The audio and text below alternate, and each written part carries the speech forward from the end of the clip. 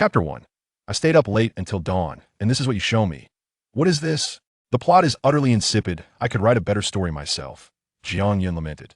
As a seasoned enthusiast of One Piece, despite a long day of work that extended into the late hours, the thought of not having watched the latest episode of One Piece compelled Jiang Yun to drag his weary body to the website. He watched the progress bar inch past halfway. Noticing the storyline remained disappointingly lackluster, Jiang Yun irritably slurped his noodles. What is this? More flashbacks?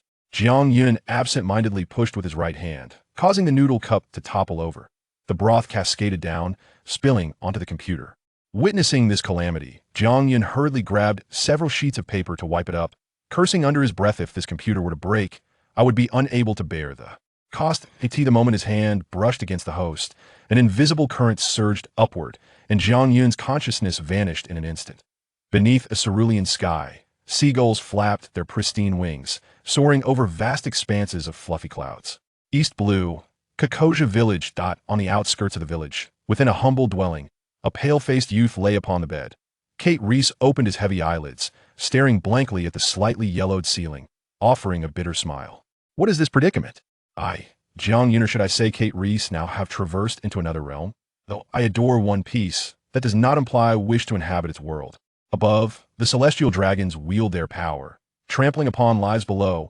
Pirates wreak havoc, threatening the safety of innocent civilians. Put it bluntly, the world of One Piece is a hell for the weak and a paradise for the strong. Here, the rule of law is virtually non-existent.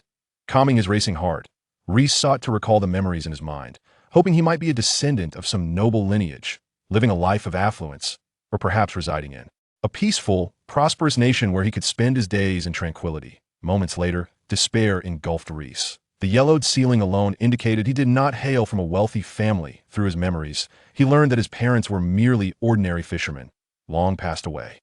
He found himself on a small island in the East Blue, residing in Kakoja Village, the very village ruled by Arlong. How am I to navigate this hellish beginning? Is there no system, no golden finger to aid me? Reese lamented. Ding!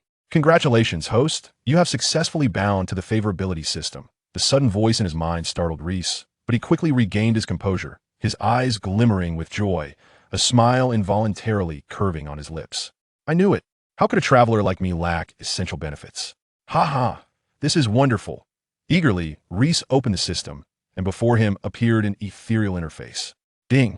Please check the newcomer guide. Rice's eyes lit up as the spectral interface revealed a passage of text. Congratulations, host, on becoming the inaugural user of this system.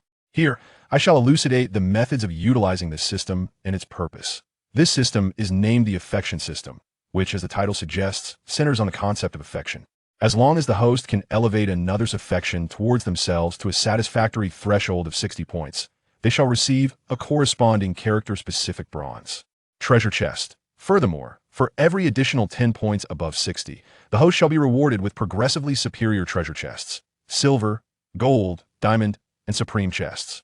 This series is known as the trust chests. The trust of others is the most invaluable treasure in the world.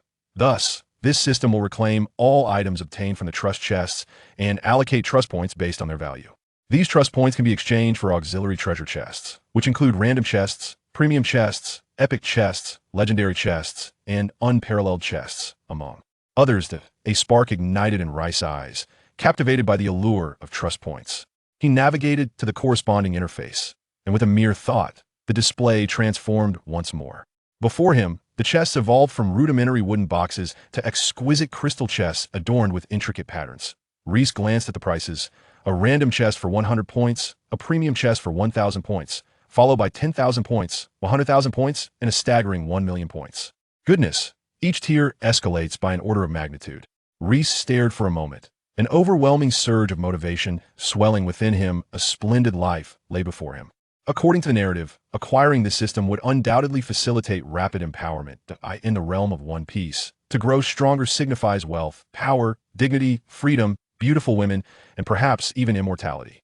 A burning ambition ignited within the youth's heart. After a brief daydream, Reese calmed himself. The foremost objective was to employ the system to enhance his strength. The key to utilizing the system lay in augmenting others' affection towards him. Closing his eyes, he began to delve into his memories, seeking a suitable target. After several breaths, Reese opened his eyes, revealing a faint smile tinged with bitterness. It turned out that the original inhabitant of this body had scarcely any acquaintances in Cocoa Village, and his relations with the villagers were rather lukewarm. This was not due to any animosity from the villagers, but primarily stemmed from the original inhabitant's reclusive and aloof nature. Nevertheless, there was one individual with whom he was somewhat familiar. Resolute, Raith decided that his first venture for wealth would be to excavate opportunities from this person. Rising to his feet, he surveyed his surroundings. This dwelling was the sole inheritance left by the original inhabitant's parents, furnished simply with only a few modest pieces of furniture, truly embodying the phrase with empty sleeves and barren walls. Fortunately, with the system at his disposal, otherwise, given these living conditions, he might have contemplated a rather drastic escape from his plight. At that moment, his stomach growled, prompting Raith to pat his belly. He rolled out of bed and rummaged through the cupboard, discovering 5 steamed buns from the previous day and 7 oranges nestled in the corner. After a hasty bite, he eagerly ventured outside, for he had a performance to prepare for. Lays opened the door, and a gentle breeze swept in. The sun shone brightly outside, casting warm rays upon him, gradually infusing color into the pallor of the young boy's face. Guided by the threads of memory, Lays ventured towards the orchard behind the village. In his recollection, it belonged to his neighbor Josen, who cultivated oranges. The village of Kikoja was renowned for its oranges, and most families, including Josen's, made a living from their cultivation. The relationship between Josen and Lays resembled that of employer and employee. This thought inevitably brought forth painful memories of the past. His parents were slain by fishmen, leaving him to survive alone in Kikoja. That period was the most arduous for the original owner of this body. In fact, it had remained so until yesterday. Had it not been for Josen offering the original owner a job, existence would have been even more challenging. That it was still early morning, with most villagers yet to rise. Lays made his way to the orchard without hindrance, observing the neat rows of small orange trees within, nodding in quiet approval. The original owner had managed the care of the trees quite well. Pushing open the gates of the orchard, Lays commenced his work. According to the original owner's memories, he needed to first water the trees and apply fertilizer before pruning the branches to prevent nutrient dispersion. As the sun ascended higher, its rays illuminated the diligent young boy's face as he wiped his brow and leaned against one of the diminutive orange trees, murmuring, "Why hasn't Josen arrived yet? It's getting late." Typically, Josen would have been there long before now. Lays felt that his early arrival and hard work were meant to impress Josen. In his recollection, the relationship between the original owner and Josen was somewhat lukewarm despite harboring gratitude for Josen. Their interactions were often stiff and devoid of expression. Lost in thought, Lays caught sight of a figure entering the orchard. It was indeed Josen. He exhaled in relief, silently acknowledging his arrival. Quickly, he resumed his labor, pretending not to notice Josen. Josen, a bespectacled young man with a slight beard, presented an air of refinement. Observing Lays laboring earnestly, he reflected that the boy was good-natured, albeit somewhat sullen and lacking in conversation. As he opened the orchard gate, Josen greeted Lays. "Good morning, Lays." Having waited patiently, Lays feigned surprise, lifting his head with a smile. "Good morning, brother Josen." Josen expressed mild astonishment. The usually expressionless and taciturn Lays seemed different today. Nevertheless, Lays' smile lifted Josen's spirits, and he nodded, picking up his tools. "I'm sorry for being late, Lays. If you're tired, feel free to take a break." Lowering his gaze, Lays struggled to conceal his joy, replying absent-mindedly, "It's all right, brother Josen. I'm not tired." As Josen approached within 5 meters, a series of voices echoed in his mind. "Intelligent life detected. Binding with the host has commenced. Ding. It has been detected that the man's trust level towards the host has reached 60, allowing for the opening of an exclusive bronze treasure chest." Slic busied himself with his tasks. His mind delved into the system. At the center of the interface lay personal information, with Lysis' expressionless photograph dominating the view. To the right, a smaller image of Chiao-san was connected by a slender white line. A brief annotation accompanied the line. "The owner of an orchard, who is also the host's employer." Lysis felt a flicker of joy as a cyan treasure chest materialized in his backpack. Without hesitation, he focused his thoughts and opened the chest. The cyan chest expanded to the center, becoming enormous, and with a shimmering display, it transformed into 10 loaves of bread, replacing the bronze chest in his backpack. Simultaneously, a phrase resonated in his mind. "A friend is someone with whom to share. You deserve Chiao-sen's bread." The greater the hope, the deeper the disappointment. Lysis was taken aback. Was it truly just bread?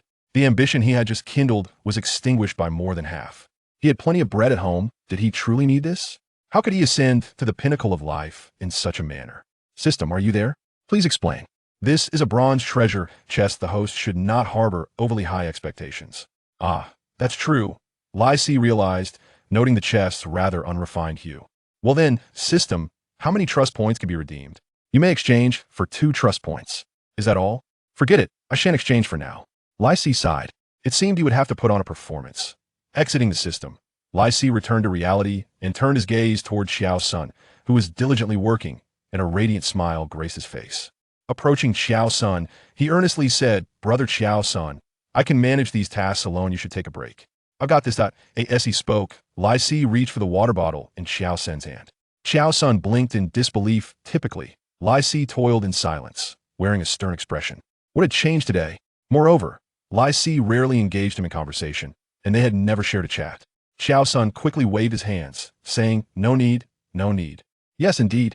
Brother Xiao's son, you're too modest. Really, it's unnecessary. Don't be so polite, let me help. What I mean is, 2 people working will be more efficient, we won't finish in time otherwise, and there's still a bag of fertilizer over there. Xiao's son could no longer contain his impatience. If they continued this back and forth, they would not finish before sunset. Seeing Xiao Sen's growing impatience, Lysi sheepishly released his grip, understanding the wisdom of moderation. He turned to fetch the bag of fertilizer set aside and began to work. With his back to Xiao San, a slight smile played on Lysi's lips. Though Xiao San had appeared somewhat irritable moments ago, his favorability rating in the system had visibly increased, which hinted at something profound. Lays held the heavy bag of fertilizer, pouring its contents while contemplating how to seize the moment and further enhance Josen's favor towards him. Currently, the affinity level in the system had risen to 65. Meanwhile, Josen watched Lay's retreating figure. A sudden thought stirring within him, he recalled that Lays had suffered from a high fever the previous day. Perhaps this was the reason for his changed demeanor. Reflecting on Lay's unfortunate past, having lost both parents at a young age and living alone in a dilapidated house, Josen felt a pang of sympathy and instinctively moved a little closer to him. The two worked in silence for a while, Josen wiping the sweat from his brow, engaging in physically demanding labor that caused him to perspire quickly, while Lay's tasks were relatively light. A small detail of Josen's quiet care for him. After taking a sip from his water bottle, Josen expressed his concern. Your fever has subsided since yesterday, hasn't it? Lays understood, recognizing that the original owner of his body had indeed suffered a high fever that lasted until nightfall and combined with a lack of will to survive this allowed Lays to traverse into this world. Just as Lays was about to respond, an idea sparked within him. Perhaps this was an opportunity. Turning to Josen, he nodded and remarked, I thought I might perish last night as the fever lingered until midnight, but fortunately, I managed to pull through. This brush with life and death has offered me some profound insights.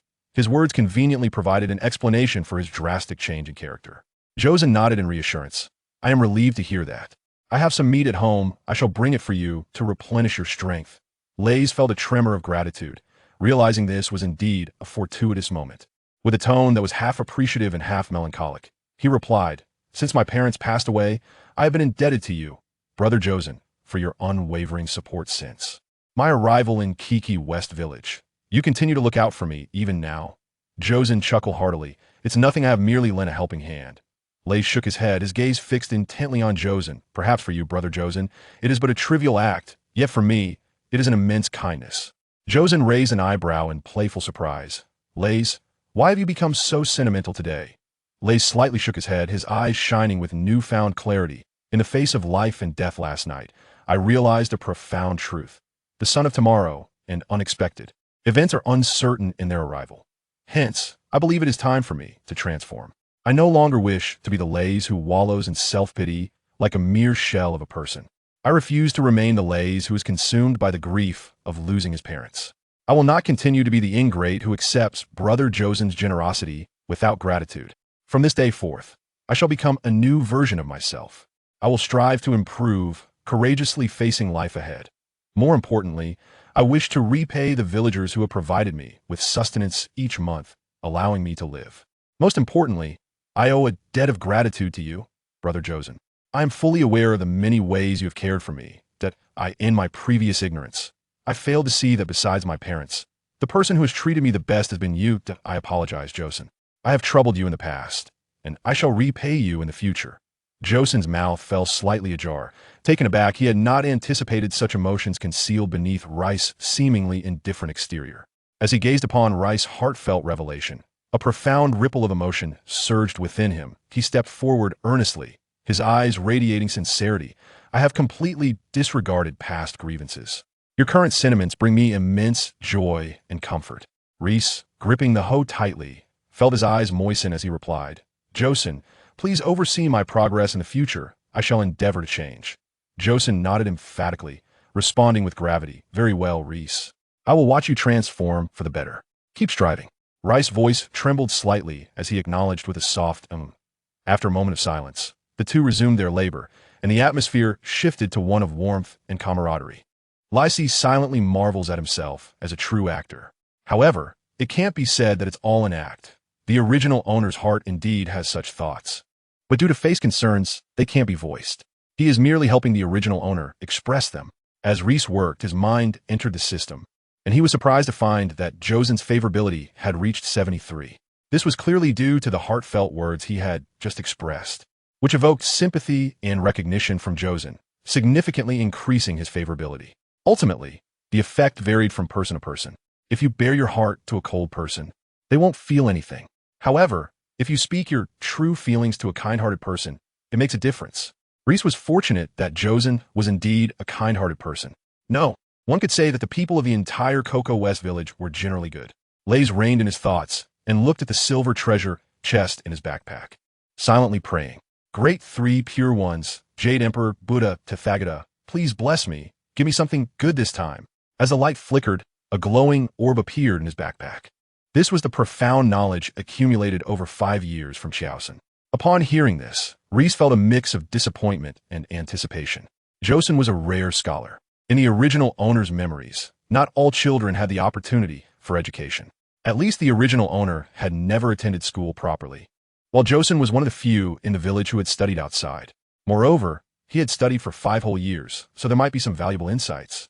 Knowledge is power, and Reese, having received 9 years of compulsory education, firmly believed in this. Lace immediately chose to accept, and the light transformed into a stream of light that drilled into Lace's mind, causing memories to surge in, making it feel as if her brain had expanded by a circle. Lace flipped through his memories. They contained some basic knowledge about mathematics, language, and history. For Lace, who had attended university in his past life, it was child's play. Therefore, it was of little use. Lace sighed, thinking it was something good, but it turned out to be this. System, can this thing be recycled? Host, what are you talking about? This piece of knowledge. 5 years of profound knowledge should be able to exchange for quite a few trust points, right? The process of knowledge implantation is irreversible and cannot be exchanged for trust points. Why didn't you say that earlier? If I had known, I wouldn't have wanted it. Lace complained. But you didn't ask, did you? The system said. Lace gritted his teeth, and unexpectedly, he was mocked by the system. Back in reality, Lace continued to work hard. 2 hours later, Lace and Josen completed the orchard work ahead of schedule. Josen gently said, Lace, why not come over to my house for dinner today? It must have been tough yesterday. Lace responded with a sunny smile, but shook his head. No need, Brother Josen. Whenever I think about how well everyone in the village treats me and how I haven't shown my appreciation, I feel really guilty. It's still early, and I want to repay everyone. Josen nodded in agreement. That's fine. Everyone is actually quite nice to you, so remember to be polite. Lace nodded and parted ways with Josen. On the country path, a young man walked briskly, his eyes glancing around from time to time. There were quite a few orchards nearby, and Lace knew that at this time, many people were still working, which was a great opportunity for him to show off. Although Josen hadn't offered anything good, Lace was not one to give up easily. After a short while, Lace arrived at another orange grove. When he saw that there were people inside, he smiled. It was time to perform. The orchard was large, more than twice the size of Josen's family orchard. An elderly man with a gray beard was seriously pruning the fruit trees, his skilled technique cutting off branches and leaves with fluidity, like art. The useless branches from the orange trees fell one by one, reminiscent of getting a haircut in a past life, making it very pleasing to watch. Lace walked over with a bright smile and said, Grandpa Leo, focused on something, only now noticed Lace's arrival. Seeing Lace greet him with a beaming smile, he couldn't help but be taken aback. Usually, this child always had a sullen face and ignored others, but today he seemed to have come to his senses. Lao, with his graying beard and a kind smile, said Lace, hello. What brings you here? Lysy laughed and said, Isn't it because I see you still busy? I thought I'd come and help. Upon hearing this, Leo smiled even more brightly and said, Haha, What a good kid, so thoughtful. Then come on. Lace shyly scratched his head and glanced around. Under an orange tree, he spotted a small pair of scissors and walked over to pick them up. Leo watched as Lace picked up the scissors, his gaze nostalgic. They were his grandson's small scissors from before. However, 2 years ago, his grandson had shouted that he wanted to be the pirate king and left the village, and he still hadn't returned. Every time Leo worked, he would carry those small scissors with him. Lacey came to Leo's side and learned to prune the orange tree like Leo did. The orange tree needs to have its branches and leaves pruned. It shouldn't be too dense or too sparse in order to ensure the quality of the oranges. Reese was carefully pruning the fruit trees, while Leo couldn't help but stop and admire Reese's profile, falling into silence. Memories of the good times spent with his grandson surfaced, teaching him to plant trees, playing in the mud, and making clay figures, each scene flashing by like a slideshow. Reese, what is so good about being a pirate? Leo suddenly asked. Lace was taken aback for a moment, then said, perhaps it's for the pursuit of dreams. Can one risk their life for the pursuit of dreams? Leo sighed. Grandpa Leo, perhaps for your grandson, dreams are more important than life. I believe he made his resolution the moment he set sail, Lace said. Leo let out a sigh and fell silent. Lace still didn't realize that he had touched Leo's emotions. He watched as the favorability in the system rose from 60 at their first meeting to 72, feeling delighted. Leo fell silent, and the only sounds in the orchard were the snapping of branches. After another half hour, the sun was high in the sky, its scorching rays shining down on the earth. Leo put away the scissors and said, Lace, that's enough for today. It's about time. We should eat. Lace shook her sore arms and returned the scissors to Leo, her smile bright. All right, I'm leaving now. Bye-bye, Grandpa Leo. Lace achieved the goal and saw no need to linger. After saying that, he ran out of the orchard. Leo stood still for a moment. Stunned, he still wanted to invite Lace over for a meal. He opened the treasure chest. A flash of light appeared, revealing a ball of light. Congratulations, host. You have gained 5 years of experience in planting orange trees. System, how many trust points can this be exchanged for? It's worth 2 trust points. Lace pondered for a moment and chose to use it for himself. Perhaps it would come in handy in the future. The light transformed into flowing light, and suddenly, Lace's mind was filled with many techniques and experiences about planting orange trees, certainly much more than he understood on his own. Next up was the silver treasure chest. A flash of light appeared, and another orb of light emerged. Congratulations, host, you have gained 10 years of experience in pruning fruit trees. What about this one? It's worth 5 points. Well, let's exchange it. Lai sighed, feeling disappointed, and exchanged it for a point of trust. It's better than nothing. Reese furrowed his brow as he walked home, feeling anxious. This is a bit different from what I imagined. The skills being offered are not very useful. How am I supposed to kick the 4 emperors, punch the admirals, and marry Nami, Robin, and Hancock to reach the peak of my life? Although I can accept this for now, considering the current situation, an individual can probably accumulate 2 to 5 trust points. With over 70 people in the village, that would be enough to gather the trust points for a random treasure chest. However, why does it feel so different from what I imagined? Before I knew it, I arrived home and plopped down on the bed. Suddenly, a spark of inspiration hit me. The key isn't in the treasure chest, but in the character itself. Lacey quickly asked, System, is what comes out mainly related to characters? That's right, but theoretically, any treasure chest could yield anything. It just depends on the probability. Host, you can see for yourself. A picture appeared before Lai, detailing the items that can be obtained from various treasure chests and their probabilities. The bronze chest has a 95% chance of yielding character-specific items. 5 for premium treasures, 0. 1 for epic treasures, 0. 001 for legendary treasures, and 0.00001 for unparalleled treasures. Subsequent chests like silver and gold will reduce the probability of character-specific items while increasing the chances of other treasures. However, the probability of character-specific items remains the highest. Even with the supreme chest, the probability of obtaining character-specific items is as high as 60. In summary, the probability of obtaining treasures is directly proportional to the strength of the character and the level of the chest. To prevent the host from being too weak, this system also includes a guarantee mechanism, ensuring that the principle of heaven rewards hard work remains unchanged, allowing the host to steadily grow stronger. Opening a cumulative total of 50 bronze chests, 20 silver chests, or 10 gold chests will trigger a first-level guaranteed reward. Opening a total of 10,000 bronze chests, 5,000 silver chests, 1,000 gold chests, or 10 diamond chests will trigger a second-level guaranteed reward. Opening a total of 5 supreme chests will trigger a 3rd level guaranteed reward. Lace was excited. This meant that as long as he opened enough treasure chests, he could not only exchange for trust points but also receive guaranteed rewards. And he even knew what they were now. Nevertheless, Lace was still not satisfied. If only my system were an invincible type. Hey, young man. Challenges are what make it more interesting. By noon, it was already mealtime. Lace took out some Josen bran bread and ate 3 pieces with water. Not to mention, it actually tasted pretty good, like bread. Lace lay in bed and accidentally saw the tattered calendar hanging on the wall. His eyes brightened, and he quickly got up and walked over to take a look.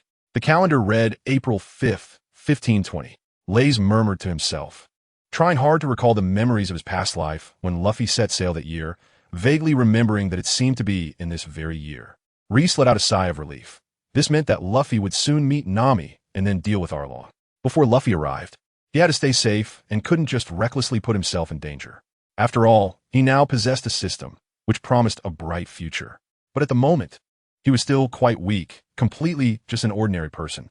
At noon, the sun hung at its highest point in the sky, shining through the thick clouds and illuminating the land. Lace had a plan and a goal in mind. Following his memory, he arrived in front of a house in the center of the village. This was a Jien's house. A Jien was the village guard of Kekaxia village. Believing that a Jien was a figure comparable to a father in Nami's eyes, Lace was confident that his treasure chest would be of higher quality than that of ordinary villagers. Help, help, help. Lace knocked on the door, and footsteps approached. A Jien, wearing his uniform, opened the door. The scars crisscrossing a Jien's body made him look fierce. They were the marks left from his battle with a fishman for Belmere. A Jien said with a stern expression, "Oh, it's you, Lace. What brings you here?" Lace knew that this was not a Jien targeting him, but that he originally had this expressionless face. At this moment, the system's voice echoed in his mind, beeping, detecting that a Jien's favorability towards the host had reached 60, and a bronze treasure chest could be claimed. Reese's heart jolted.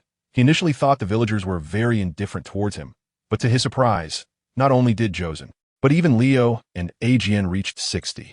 As expected, most of the people in Kekaxia village are kind-hearted. Lace kept a straight face, mysteriously lifting his foot to walk into the room. "Uncle A. Jien, I have a secret I want to tell you." A Jien raised his eyebrows, curiously saying, "Oh, come in and tell me." Lace followed a Jien into the room, which was simply furnished and appeared very plain. In the center was a dining table, worn and looking somewhat old. The two walked to the chairs beside the table and sat across from each other. Lace looked serious, glancing left and right cautiously. A Jien found it amusing, but his face remained serious. "Lace, just say what you need to say." Lace retracted his gaze, knowing that the crucial moment was about to arrive. Rest took a deep breath and said seriously to Uncle Ajien, "Uncle Ajien, you are the person I trust the most in the entire Kikishia village. But just to be safe, please take an oath that you won't tell anyone what I'm about to say." Upon hearing this, Ajien felt even more curious and at the same time, vaguely worried that something significant might happen. He immediately took the oath seriously. Lace saw Ajien take an oath and looked relieved. Ajien couldn't help but say seriously, "Can we talk about it now?" Lace nodded solemnly, as if revealing a shocking secret. "I've discovered that Nami doesn't really want to join Arlong's crew. She's enduring humiliation and hardship as Arlong's officer for us, for this village, for everyone's freedom. It's heartbreaking to think that she even made a deal with Arlong to buy Kokoyashi village for 100 million berries. How is that even possible? It's impossible. Nami, as a girl, is carrying such a heavy burden for us, Uncle Ajien." As he spoke, Lace's tone became emotional, and he seemed to be in great pain. Uncle Ajien listened quietly, his mouth slightly open in surprise. The wind outside blew gently, and the windmill above Uncle Ajien's head turned slowly. He was not at peace. Although he had long known about Nami's secret, hearing it again still made his heart ache. After the sadness, he breathed a sigh of relief, thinking it was something serious. But it turned out to be this matter. However, confusion arose again. How did Lace know? They only found out about it when they pursued Nojiko back then, and Lace had come to Kokoyashi village 3 years ago. Uncle Ajien voiced his confusion. "Lace, how did you know?" Lace observed that Ajien's emotional fluctuations were not significant, and he was not surprised. He knew that Ajien was aware of Nami's situation. Raith turned his eyes. His face slightly flushed, and he said shyly, "Once I saw Nami hiding money in the ground. Out of curiosity, I asked her, but she wouldn't say anything. So I asked Nojiko, and she told me about it." Ajien understood. It seemed that the young Aimu accidentally found out about it. But there was no need to hide this matter. Lei saw Aegean lost in thought and suddenly slammed the table, saying angrily, "Uncle Aegean, didn't you hear clearly? Nami has endured so much for everyone. She lowered herself to join Arlong's group. How painful and helpless must that have been? Don't you feel even a little heartache?" Aegean, noticing Lei's agitation, replied in a deep voice, "Do you think I don't know what Nami has done for everyone? No, I'm fully aware. But what does that change?" His tone then grew somber. Lei suddenly stood up, his eyes red, and shouted, "What's the matter? We can go and fight with Aaron's gang. Let them see our determination. Anyway, I can't bear to let Nami suffer any longer." As he spoke, he turned to leave. Aegean hurriedly stopped Lace and angrily shouted, "Are you trying to betray Nami's goodwill by going now?" Reese asked rhetorically, "So are we supposed to do nothing?" Aegean nodded. "That's right. If you care about Nami, then do nothing at all, and don't tell Nami either. When she gets tired and one day wants to leave, our expectations will become a stumbling block." The expression on Rice's face first showed astonishment, then understanding, and finally fell into silence. Luffy knows that Nami pretended to be obsessed with life and wealth to avoid worrying everyone and join Arlong. Akin and the other villagers are aware of this but pretend not to know, just so that one day when Nami wants to escape, she won't be bound by their expectations. Lai Si felt moved. Both sides were considering each other. This is true human affection. Lei sat slumped in the chair, staring blankly at the ceiling. In reality, he was looking at Aegean's affection level, which had already reached 72. Aegean had completely accepted him. What he once thought of as a pitiful outsider had now become someone akin to family. Aegean sighed and turned to comfort Lace. Lace didn't pay attention to what Aegean said, lost in thought for a moment, then got up and left. Aegean looked at Lace's dazed and disheartened appearance, and couldn't help but feel a warmth in his heart. Nami, anyone who knows your story would surely be moved to tears. Lysy walked along the village road, reviewing his actions, and concluded that he shouldn't have any flaws. This move utilized Aegean's feelings for Nami, as he expressed sympathy and indignation towards Nami's plight, leading Aegean to unconsciously resonate with him. Next came the time to reap the rewards. He opened the bronze treasure chest. "Congratulations to the host. You have obtained a fine treasure, a small windmill. Effect: it can enhance optimistic and positive emotions." Rice frowned. "A small windmill? Boutique? Optimistic mood? What a joke. System: how many trust points?" Rice said without hesitation. "Worth 20 points. Changed. Trust points, 25. Reese nodded in satisfaction. "Not bad. This is much faster." He opened the silver treasure chest. "Congratulations, host. You have obtained a brand new inferior pistol, caliber 12. 7 millimeters, effective range 50 meters, magazine capacity 7 rounds. Lei's Weishi acquired a handgun and gained some combat power. However, compared to Aaron, who rules the island, it seems more like a toy. Aaron looms over Lei's like a dark cloud, forcing him to constantly strive to improve his strength. To that end, he doesn't hesitate to act and deceive Jozen, Rio, and Aegean.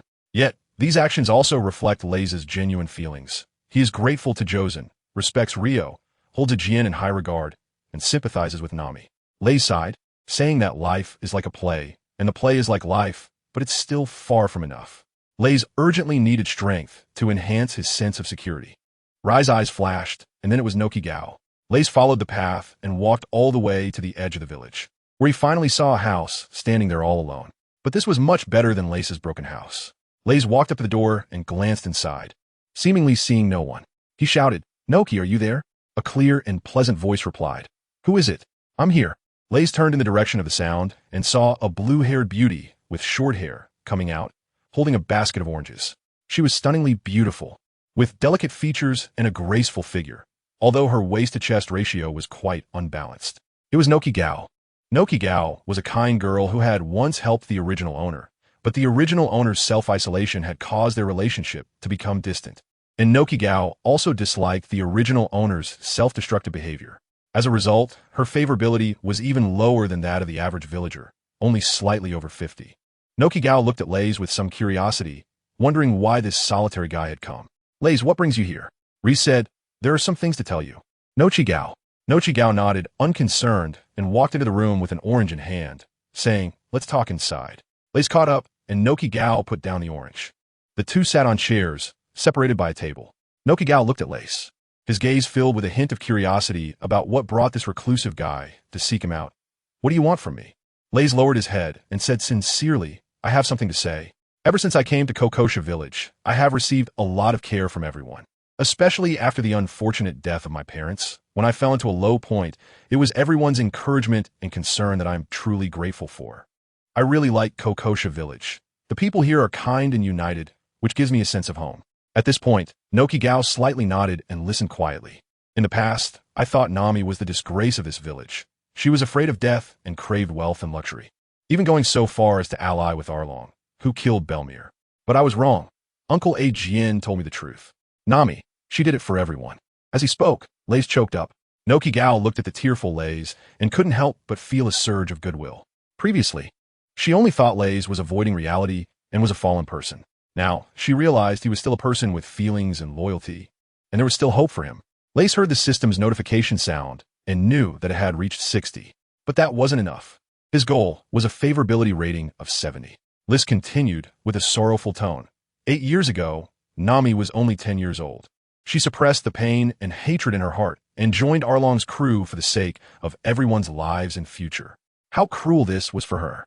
On one hand, she had to endure the pain of drawing sea charts for Arlong, the murderer of her mother, and on the other hand, she had to go out to sea to face the fierce and cunning pirates to earn berries. All of this was just because she needed to gather 100 million berries to buy back Kokoyasi village. How difficult and hopeless must that have been for Nami at that time? I wish I could take her place and bear all this pain for her. Damn Arlong. As he spoke further, Liz pounded his chest fiercely, his tone filled with anger, looking like he was standing up for Nami. Noki felt the same way, saying yes. Damn Arlong. Not only did he kill Belmere, but he also oppressed Nami, forcing her to become their cartographer. Lace slammed his hand on the table and stood up, pointing his spear at Noki, his eyes blazing with anger. Noki, you know about Nami, right? Why have you been indifferent for 8 years? Why don't you resist Arlong? Noki hurriedly explained, that's because. Liz interrupted Nokigo and said, it doesn't matter anymore. Today, I'm here to say goodbye to you. I'll challenge Arlong later. I know I'm not Arlong's opponent, but I want him to know the cost of bullying Nami. Nami is not alone. Nokigo was stunned, not expecting Liz to be so brave. At the same time, a huge ripple stirred in his heart. Could this be the feeling of one lonely person for another? Seeing Liz turn to leave, Nokigo furrowed his brow, quickly stood up with his arms outstretched to block Liz. A good person like Liz shouldn't die in vain, even if it is a bit foolish. Liz, don't be impulsive. Don't throw your life away for nothing. Liz ignored him and forcefully shook off Nokigao's hand, striding out of the room with confidence. In his heart, he silently urged, hurry and persuade me. Hurry and persuade me. Nokigao was pushed aside and leaned against the counter. Suddenly inspired, he shouted, Lays, do you really want to make Nami sad? Do you think Nami wants this? She just doesn't want anyone else to die because of it. Nami has already endured so many years of grievances and pain for this. Do you really want Nami's efforts to go to waste? Rice suddenly stopped, as if he had been moved. However, in his heart, he thought that if he was given a way out, he had to seize it, otherwise he would have to jump down later, and who knows, he might end up breaking his leg. Noki angrily said, did you not say I was indifferent? What do you understand? Blindly acting on impulse will only lead to regret. For Nami's freedom and future, all I can do is endure Arlong's exploitation and provide Nami with emotional support. Naka's tone softened, and then he advised, for now, let's endure. A true warrior dares to face the harsh realities of life, for themselves and for Nami. Lei stood still, his shoulders trembling slightly, clenching and unclenching his fists repeatedly, as if a fierce internal struggle was taking place in his mind. Eventually, he slowly calmed down. Finally, Lei sighed deeply, returned to the house, and sat down in a chair, looking dejected. After a moment, Lei seemed to come to terms with himself, and, feeling ashamed, looked at Nokigao and said, I'm sorry. I was too impulsive. I just said such things about you. Nokigao was not angry, as Lei's intentions were good. It's okay, as long as you understand. It was finally convincing this guy. Otherwise, if Nami knew that there was such a foolish person willing to sacrifice himself for her, she would be heartbroken. Nokigao looked at Leis, who didn't know what to say, picked up a few oranges, and said with a smile, why don't you eat some oranges? Leis was slightly taken aback as she took the golden orange, which was just like the sun. Lisi looked into Nuo Chi Gao's eyes, and Nuo Chi Gao smiled brightly. Oranges symbolize hope to me. As long as there are oranges, hope will always be there. I give you this orange, and I hope you will never give up on hope. Rai smiled back. Thank you, Nokigao. After bidding farewell to Nokigao, Lai Si went straight home. Lei sat on the worn-out bed, looking at the exclusive bronze and silver treasure chest for Noki Gao in his backpack, his eyes filled with anticipation. The silver treasure chest was obtained after Lace was persuaded to sit on a chair and listen to Noki Gao's comforting words. As expected, he first drew closer to Noki Gao by expressing gratitude for the village's care and his appreciation for the village, then conveyed his anger towards Nami, stating his intention to challenge Arlong and his gang, demonstrating that he is a person who values loyalty and righteousness. His questioning of Noki Gao was particularly brilliant, and in the end, he followed the advice given, showing that he is a reasonable person. This made Noki Gao feel a sense of closeness towards him. In short, there are many details, and it's recommended to watch it repeatedly. In fact, the most important aspect is Noki Gao's feelings for Nami. They're not just like sisters, but closer than sisters. Lace stood up for Nami from her perspective, which greatly won Noki Gao's favor. Lace looked at the bronze chest in the backpack and opened it with a thought. Congratulations, host, you have gained 2 years of experience with firearms. Lace was surprised that Noki Gao did not show any indication of using a gun while watching the anime. But upon further thought, it was possible, since Belmir used to be in the Navy and there were guns at home. As for the bullets, perhaps Nami would bring some back for Noki Gao. Furthermore, Noki Gao wanting to avenge her mother makes practicing with a gun a viable option. Although the chances of defeating Arlong with a gun are slim, there is still a chance. Having experience with guns is a good thing. Lace currently does not know how to use one, so that knowledge is definitely not something to be wasted. As the light transformed into flowing light, Lace suddenly felt much more familiar with guns in his mind, as if he had been using one for years. Lace eagerly looked at the silver treasure chest and opened it. Congratulations, host. You have obtained the 100-year Washmarrow fruit, a premium treasure. Effect: it can improve a person's physical quality and wash marrow and remove impurities. Oral use: Lai Si was overjoyed. This time he had truly found something great. In the novel, the cleansing fruit could transform one's body and greatly enhance one's potential once consumed. Lace did not hesitate, took it out from the system, examined it for a moment, and then took a bite. A warm current flowed from his lower abdomen, and the breath surged like floodwaters breaking through a dam, flooding into the boy's limbs and main meridians, nourishing his flesh and bones. The boy's muscles undulated like dragons and snakes, while his bones made popping sounds like exploding beans. Once the breath reached the boy's fingertips, it was absorbed into his flesh and bones. Lace raised his arms and felt the abundant power within him. It was so strong that even if he faced a ferocious beast alone now, he could kill it with a single punch. Lace stretched his muscles, and his whole body made cracking sounds. Looking down, he was surprised to see that he already had abs, and for some reason, he felt like he had grown a bit taller. It was only afternoon, but Lace felt hungry again, probably because the recent cleansing had consumed quite a bit of energy. Taking out the unfinished Joseon brand bread, Lace ate it 3 bites at a time, and before he knew it, he had finished all 7 pieces, patting his stomach, still feeling hungry. It's worth noting that Lace had only eaten 3 pieces of bread for lunch and was almost full. Eating a lot can indeed represent becoming stronger.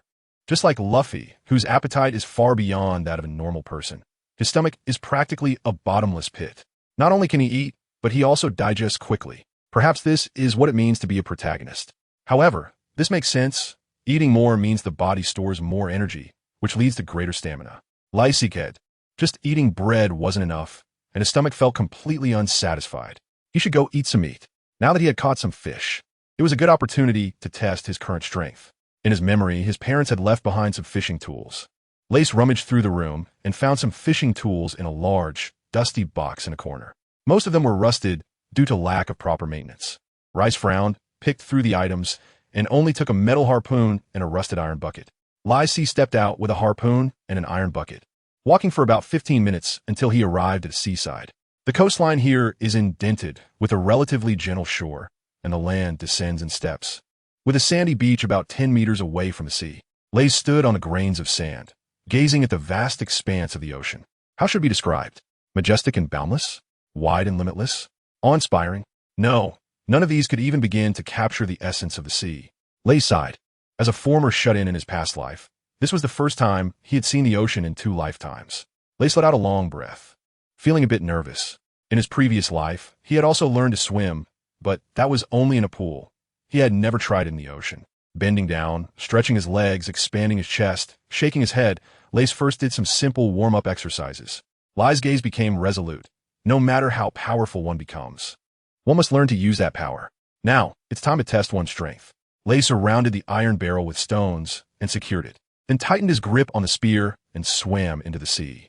As soon as he entered the water, a strange yet familiar feeling surged in his heart. Lay suddenly realized that the original owner had decent swimming skills, although he hadn't been in the water much in recent years. In this world, most people could swim, and the original owner was no exception. Lace has muscle memory and quickly masters the skills of swimming. Lace held his breath and swam deeper. The light was blocked by the seawater, and his vision became somewhat dim. There were few fish in the shallow water, but many mossy plants. Lace searched left and right, but failed to find a single fish. 5 minutes later, Lace suddenly broke the surface, gasping for air and savoring the fresh air. Holding his breath for 5 minutes exceeded the limits of most people. It's important to note that Lace was constantly moving underwater, which would accelerate the depletion of oxygen and significantly shorten the time he could hold his breath. Lace sighed, realizing that it was time to take a bit of a risk and go deeper. Lace took a deep breath and dove underwater again. After swimming for a while, Lace finally spotted a fish about 2 meters long with a long dorsal fin. Reese's eyes lit up, and it's you. The fish, instead of swimming away when it saw Reese coming, swam towards him instead. Lace raised an eyebrow and squinted slightly, still not believing that he couldn't handle a single fish. This fish was the backstab fish, known for its fierce temperament and love for killing. Its teeth were not only sharp, but also had a quick biting speed. The most formidable aspect was the sharp spines on its back, which were incredibly hard and outmatched ordinary iron. The man and the fish quickly closed the distance, and Lace positioned his spear horizontally in front of his chest, ready to strike at any moment. The backstabbed fish slightly opened its mouth, revealing its shiny white teeth, which still glimmered with a chilling light even in the dimly lit sea. In the next moment, as the distance between them shrank, Lace seized the opportunity and thrust his spear at the rapidly approaching backstab fish. The fish, unfazed, opened its mouth wide and bit down on the spear, producing a sound of metal clashing as the two collided. In the next second, the backstab fish flipped its body and aimed its sharp spines at Lace. Lace held the harpoon, propelled upwards by the strength of the backstabbing fish. Seeing the sharp fish spines waiting for him below, Lace exerted a slight force, using the harpoon as a pivot to change direction. If the backstabbing fish could use the harpoon, Lace could naturally do the same. The backstabbing fish missed its strike, and Lace spun 360 in the water. Lace forcefully pulled out the harpoon and quickly struck at the backstab fish. The backstab fish, being relatively large, couldn't dodge in time and was hit squarely. Lace ly withdrew, blood gushing out, instantly dyeing the nearby seawater red. The backstabbing fish was injured and became even more frenzied, thrashing its body, determined to bite Lace in half. Lace held a harpoon, calmly facing the situation. The backstab fish had been attacking for a long time without success, and with blood flowing continuously, its speed was decreasing. Gradually, the offensive and defensive role shifted, seeing the situation turning unfavorable. The backstab fish turned its head and attempted to escape. Lace let out a cold laugh. Still want to leave? No way. Lace no longer held back his strength. Quickly approaching the backstabbing fish, forcefully inserting the harpoon, burying it completely. The backstabbing fish widened its eyes, struggled a few times in a final flash of life, and then died. Lace stood by the shore, leaning against the rocks, feeling relieved as he rested. He had just backstabbed a fish and it bled a lot. Fortunately, there were no other fish nearby. Otherwise, if they were attracted, he would have had to run away. What Lace doesn't know is that this backstabbing fish is the dominant ruler in the area and has already chased away any threatening fish nearby. Lace smiled slightly and looked at the motionless backstab fish on the ground, thinking to herself, I'm still the more skilled one. Lace put the fish into the iron bucket. Only half of its body was inside, so he had to take it out and drag it home. By the time he returned home, it was already night, the sun had set, and the moon had risen. The soft moonlight enveloped the earth, like a layer of white veil. Lai looked up at the starry sky, the stars twinkling in the night sky, incredibly beautiful. Lai dragged the fish and opened the door. Now he was extremely hungry and wanted to have a good meal. However, looking at the stove at home, he was in trouble. The original owner usually didn't cook and mainly ate bread. So the original owner didn't know how to cook, and there were no cooking condiments available. Lai Si scratched his head, feeling that his stomach was really hungry and couldn't stand it any longer. Lai dragged the fish and, under the moonlight, arrived at Josen's house. Josen's house was the closest to Lai's in the village. Josen was married and had a 5-year-old daughter. Help! Help! Help! Lai knocked on the door and called out. Brother Josen, are you there? Josen's family was having dinner, and upon hearing Lai's voice, Josen got up to open the door. Lays looked at Josen with a sunny smile and said, "Brother Josen, look, what is this? This fish is so big. I'll share half with you guys. Can you help me cook this half? I can't cook either." Saying this, he raised the huge fish in his hand with one hand and shyly scratched his head with the other. Josen looked at the enormous fish in Lays' hand in surprise, wondering where such a big fish came from. He suppressed his curiosity and thought that no matter what, this was a good thing, so he nodded and said, "Of course. Please come in." Reese walked in and saw the full view of the room. There was more furniture than in Reese's home, and it looked much tidier. Josen's wife was named Shanae, and their daughter was named Cheery. At this moment, they were sitting at the dining table, pausing their meal to look at Reese. On the table were several pieces of bread and some vegetables, with only a small piece of ham in front of Cheery. Rice knew that in order to cope with Aaron's exploitation, the Josen family had to live quite frugally, handing over 50,000 berries every month. Shauna was a bit surprised to see Rice dragging in such a big fish. It was rare to catch such a large fish in the past. Lace explained his intention to Xiangnai, wanting to share half with the Josen family, and if possible, have the other half for dinner tonight. Xiangnai's eyes lit up as she looked at Josen, and after he nodded, she happily took the fish downstairs to prepare. Chihiko, seeing the fish, suddenly found the ham unappetizing and looked at the fish with bright eyes, bouncing with excitement. Josen gestured for Lace to sit down, a smile radiating from his face. It was not just because they hadn't had meat in a long time, but also because of the warm atmosphere.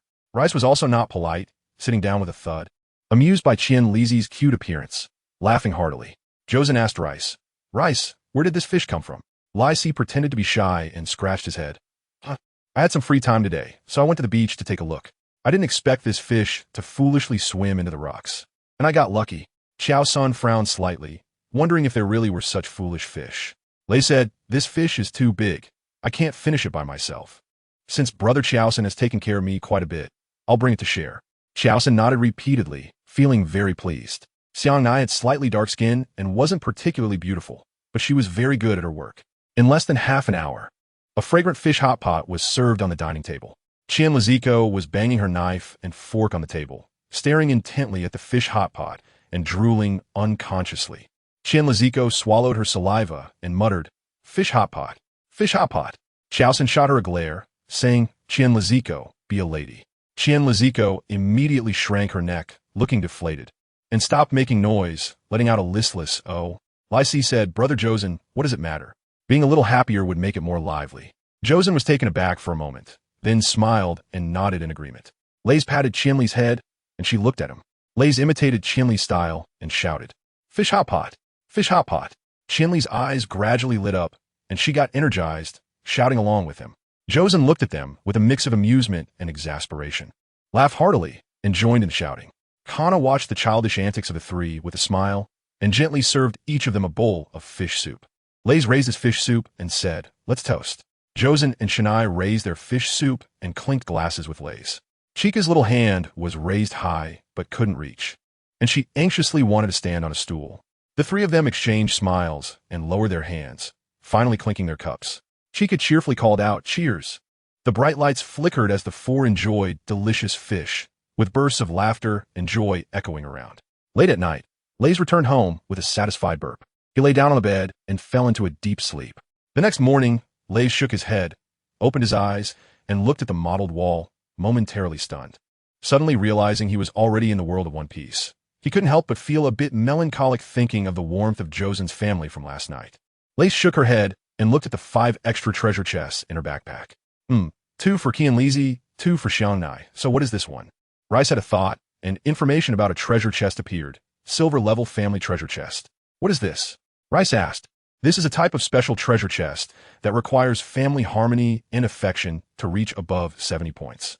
And the host must also achieve above 70 points to obtain it." Lai looked pleased, as this seemed to be a good thing. "Let's open the treasure chests of Kane and Shizuko first." Rays of light flashed one after another, revealing experience in planting orange trees, cooking experience, toys, and more preferred toys.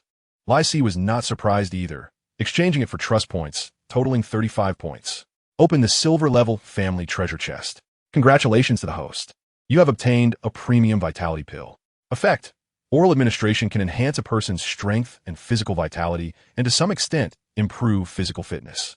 Lysy was overjoyed as he took out the blood chi pill, discovering that it was a small, red pill, only the size of a pinky finger. Lace swallowed it in one gulp and immediately felt a surge of heat rising in his lower abdomen, quickly spreading throughout his body and nourishing his meridians. In just a few seconds, Lace felt his strength increase significantly, and his body became much lighter. A glimmer of brilliance flashed in Lysy's eyes. Great! He finally experienced the joy of having a system. Today, let's continue to be a good person. Reese first went to the orchard of the Jorsons and efficiently finished the work there, leaving a note for Jorson. After all, one must not forget their roots. Next, Reese arrived at the nearby orange orchard, where already a dozen or so villagers were busily tending to the orange trees in small groups. Lace smiled. These are all treasure chests. He greeted the nearest Uncle Mitsui and walked over enthusiastically. Mitsui, with his long beard and sparse hair, couldn't help but be taken aback when he saw the beaming Lace. Where did this handsome young man come from? Lace approached. Uncle Mitsui, good morning. Do you need my help? Mitsui took a closer look and finally recognized Lace. Firstly, they didn't have much interaction, and secondly, Lace had indeed changed quite a bit. Mitsui kindly shook his head. Thank you for your kindness, but it's not necessary. Ray was in a dilemma. If he just left like this, how could he improve his favorability? But the other party said it was unnecessary. Should he insist on staying? Lace turned his eyes and said apologetically, Uncle Mitsui, I'm actually here to learn about tree planting experience. Let me help you out. Mitsui suddenly realized that Lace wanted to learn, but was too shy to say it directly, using the excuse of helping instead. He was willing to be a teacher and nodded in agreement. While working, Mitsui shared his knowledge, and Lace listened attentively, showing exceptional talent, often grasping concepts quickly and applying them to new situations. This was actually because he already had experience planting orange trees.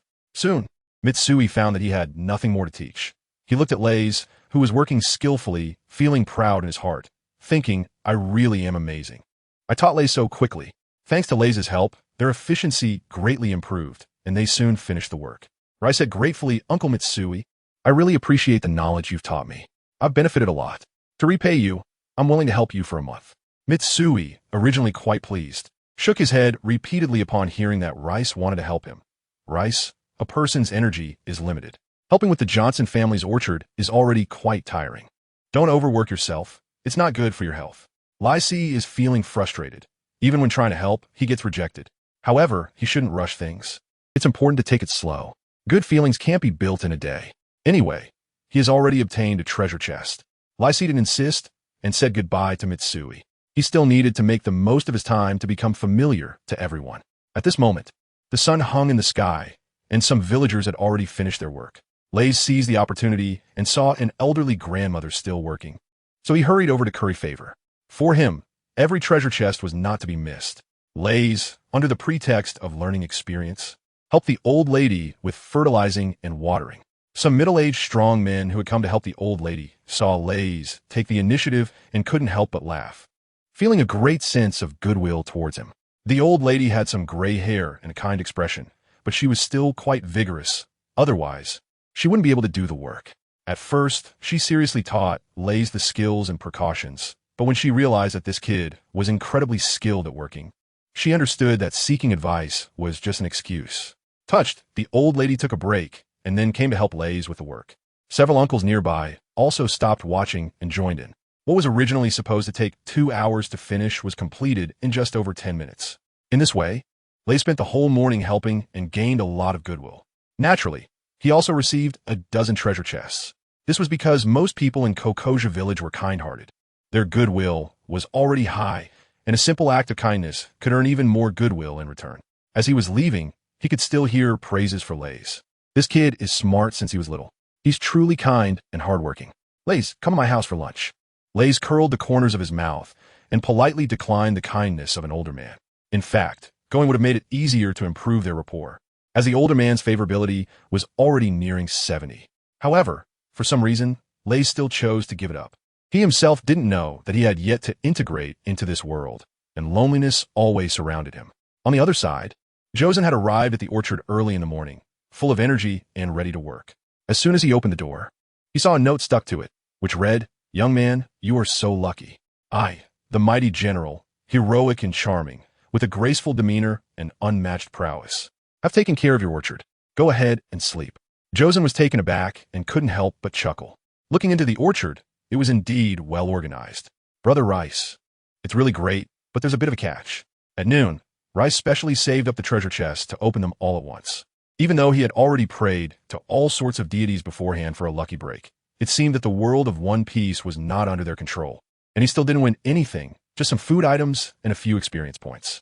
Lace picked 1 or 2 useful items and used the rest to exchange for trust points. Trust points, 70. In the following afternoon, Lace went to find Nokigo to inquire about Nami's whereabouts.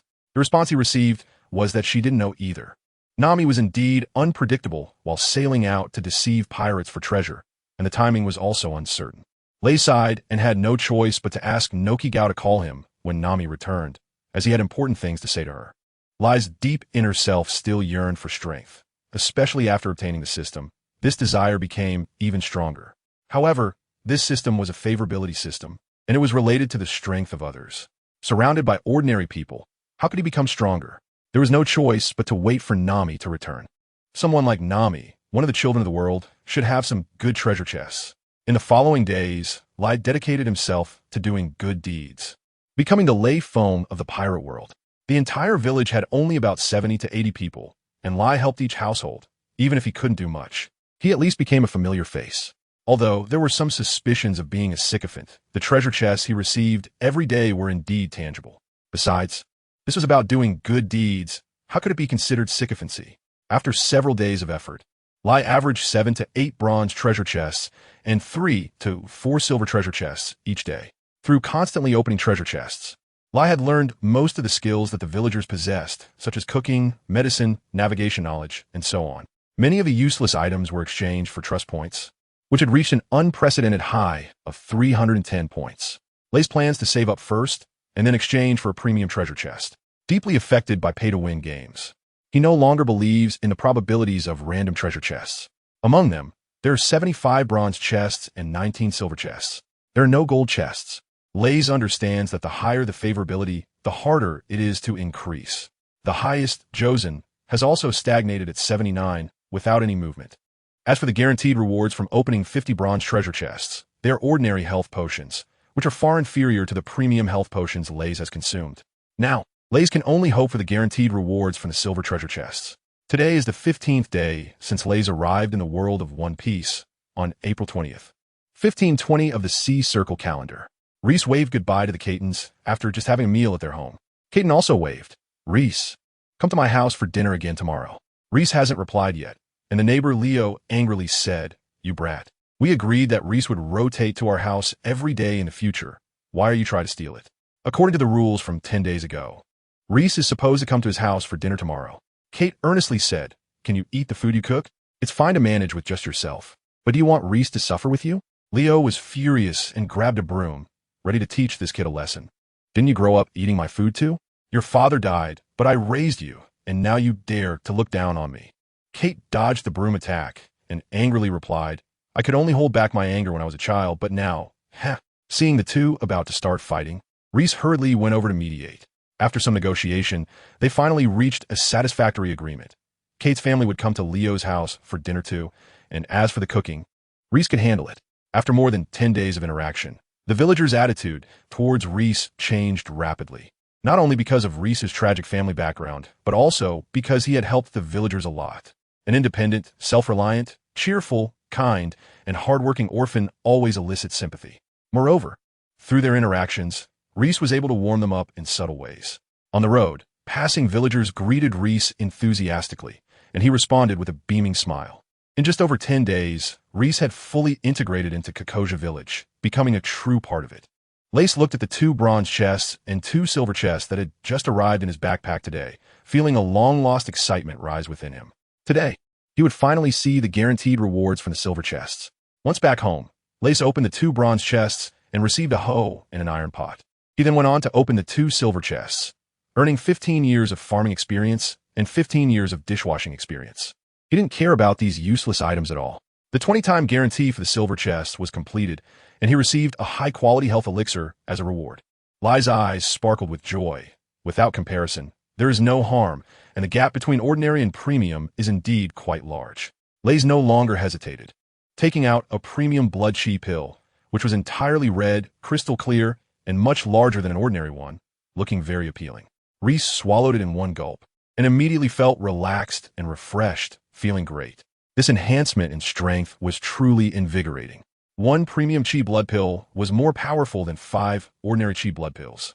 Lays clenched his fist slightly, feeling the flow of power within, and his heart was filled with joy. Perhaps with his current strength, he could defeat Eren? No, that wouldn't do. If he couldn't win, he would be finished. He was now a young man with great aspirations, possessing a system and a bright future. So he couldn't take risks lightly. However, if he couldn't defeat Eren, could he not handle his subordinates? With this thought, Lays came up with an idea. By noon, the sun shone brightly as usual, illuminating every corner.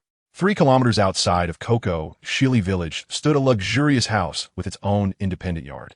Inside lived 3 fishmen. The Pai brothers, Paida, Pai Air, and Pai San. At this moment, they were lounging in the yard, relaxing on deck chairs, wearing black sunglasses, and occasionally sipping from glasses of red wine. Their task was to go to Koko, Shili village at the end of each month to collect Bailey, and the rest of the time, they could indulge themselves. In fact, each town or village had designated fishmen responsible for this, and everything was eventually handed over to Eren.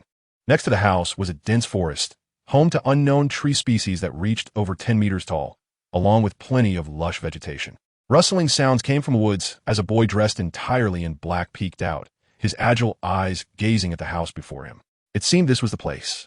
Lace covered her face, leaving only her eyes visible. Although she was confident she could defeat them, it was better to be safe and keep her face covered. If they recognized her and she didn't manage to defeat them, she could end up being blamed by the people of Kokoja village, and that would be disastrous. Reism jumped agilely and climbed over the wall. Seeing the 3 fishmen below, completely unaware, he silently took out his gun. Chambered, aimed, pulled the trigger. Bang! The sudden gunshot startled the 3 fishmen. Along with the gunshot, Pai Air let out a wail as blood poured from his chest. Second brother, Paida and Pai San exclaimed in anger. I'm fine, Pai Air said, covering his wound, his face looking very pale as he felt a sharp pain in his chest. But fortunately, it hadn't hit his heart.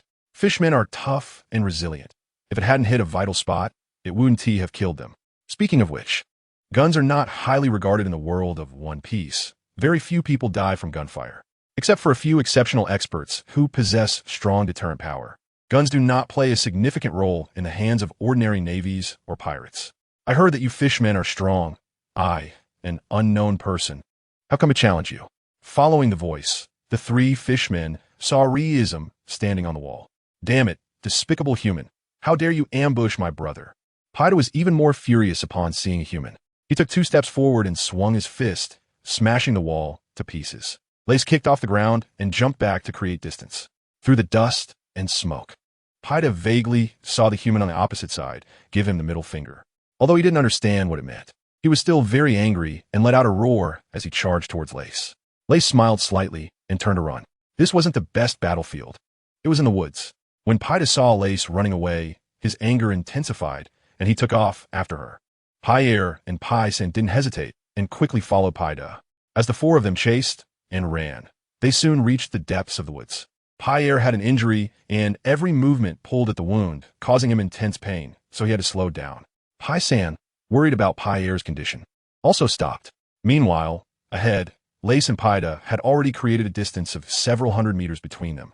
Lace controlled the speed, ensuring that Pai wouldn't fall behind.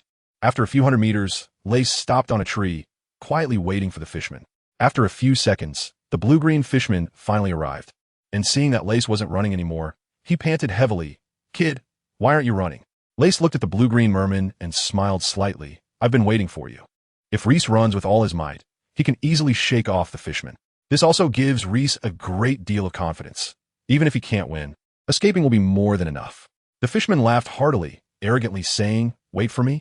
Wait to die. He strides forward, his strong blue arms wrapping around the tree at Reese's feet. The blue veins bulge on the fishman's forehead as he exerts force, but he can't pull it out. Lay stood on the tree laughing heartily. The tree was very sturdy. Even though the fishman was very strong, it was impossible to lift it. The fishman, furious and embarrassed, clenched his fists and smashed a punch into the tree, creating a large dent. Then, using his waist strength, he broke the tree in half. Rice stepped on a branch and jumped down, landing on the ground. The fisherman opened its large mouth, revealing its big yellow teeth, and pounced on Rice. Ress frowned. It's really disgusting. He rolled over to dodge the fisherman and then turned to charge at it. The fisherman missed its attack, and, seeing Ress actively rushing towards it, felt ecstatic, mocking this human for being so foolish to engage in close combat with a powerful fisherman. In the blink of an eye, the two clashed together. The fisherman raised its fist and struck towards Ress. Lace ducked down and threw a punch at the fisherman's huge belly. The fisherman grunted, feeling as if he had been struck by a giant rock. He looked at Lace in disbelief, astonished that a mere human could possess such immense strength. Gritting his teeth and enduring the pain, the fisherman raised his right hand to strike at Lace's back. Lace was well prepared. After throwing a punch, he rolled on the ground and narrowly avoided the fisherman's fist. The fisherman, panting and full of defiance, shouted as he charged again. This time, Lace didn't dodge. He wanted to test his strength. He met the attack head-on, and the larger and smaller fists collided. After a second of stalemate, both retreated simultaneously. The fisherman stepped back 5 paces, while Lace only took 1 step back, making the difference clear. The fisherman, in disbelief, tried to save face for his kind and said, I admit you have some strength, but your inferior race that can't even breathe underwater is no match for us. Lace ignored his nonsense and stepped in, landing a punch on his face. The purpose of testing strength was complete. Now it was time to end the fight with full force. Don't forget, there were 2 more fishermen behind. The fisherman was inferior in both speed and strength compared to Lace and was being pushed back relentlessly. However, Lace noticed something. This fisherman was incredibly resilient. After throwing over 20 punches and kicking him a dozen times, he still hadn't gone down. Lace decided to use this. Lace jumped, creating distance. The fisherman now had multiple bruises on his body, and his fierce momentum shifted to one of weakness and helplessness. Looking at Lace with fear in his eyes, the human before him was truly incredible, reminding him of the experiences of being beaten in the New World. Lace took the pistol out of the system backpack, skillfully loaded it, and aimed. Lace sneered. Are you ready? The fisherman widened his eyes, crossing his arms, as if his expression was saying, you don't play fair. We were just grappling, and now you've pulled out a gun. Lace did not wait for the fisherman to respond and pulled the trigger. In the heat of the moment, Lace fired 3 shots in quick succession. Bang, bang, bang. The fisherman felt a sharp pain, and then everything went dark as he lost consciousness. His fatal wound was at the temple. Reese's heart was pounding. This was his first time killing someone, even though it was a fishman, and despite the fact that he had done many evil deeds and oppressed the villagers for years. Lace took a deep breath and looked at the 2 fishmen not far away. Pai Air and Pai Sin saw Paida lying on the ground, blood pooling around him, and they couldn't help but be stunned. How could this be? How could a human defeat a fishman? Pai Air came to his senses, a surge of immense anger rising within him, and shouted, Damn human, what trick did you use to kill my brother? Lai revealed a devilish smile and raised his pistol. You'll know soon enough. Bang!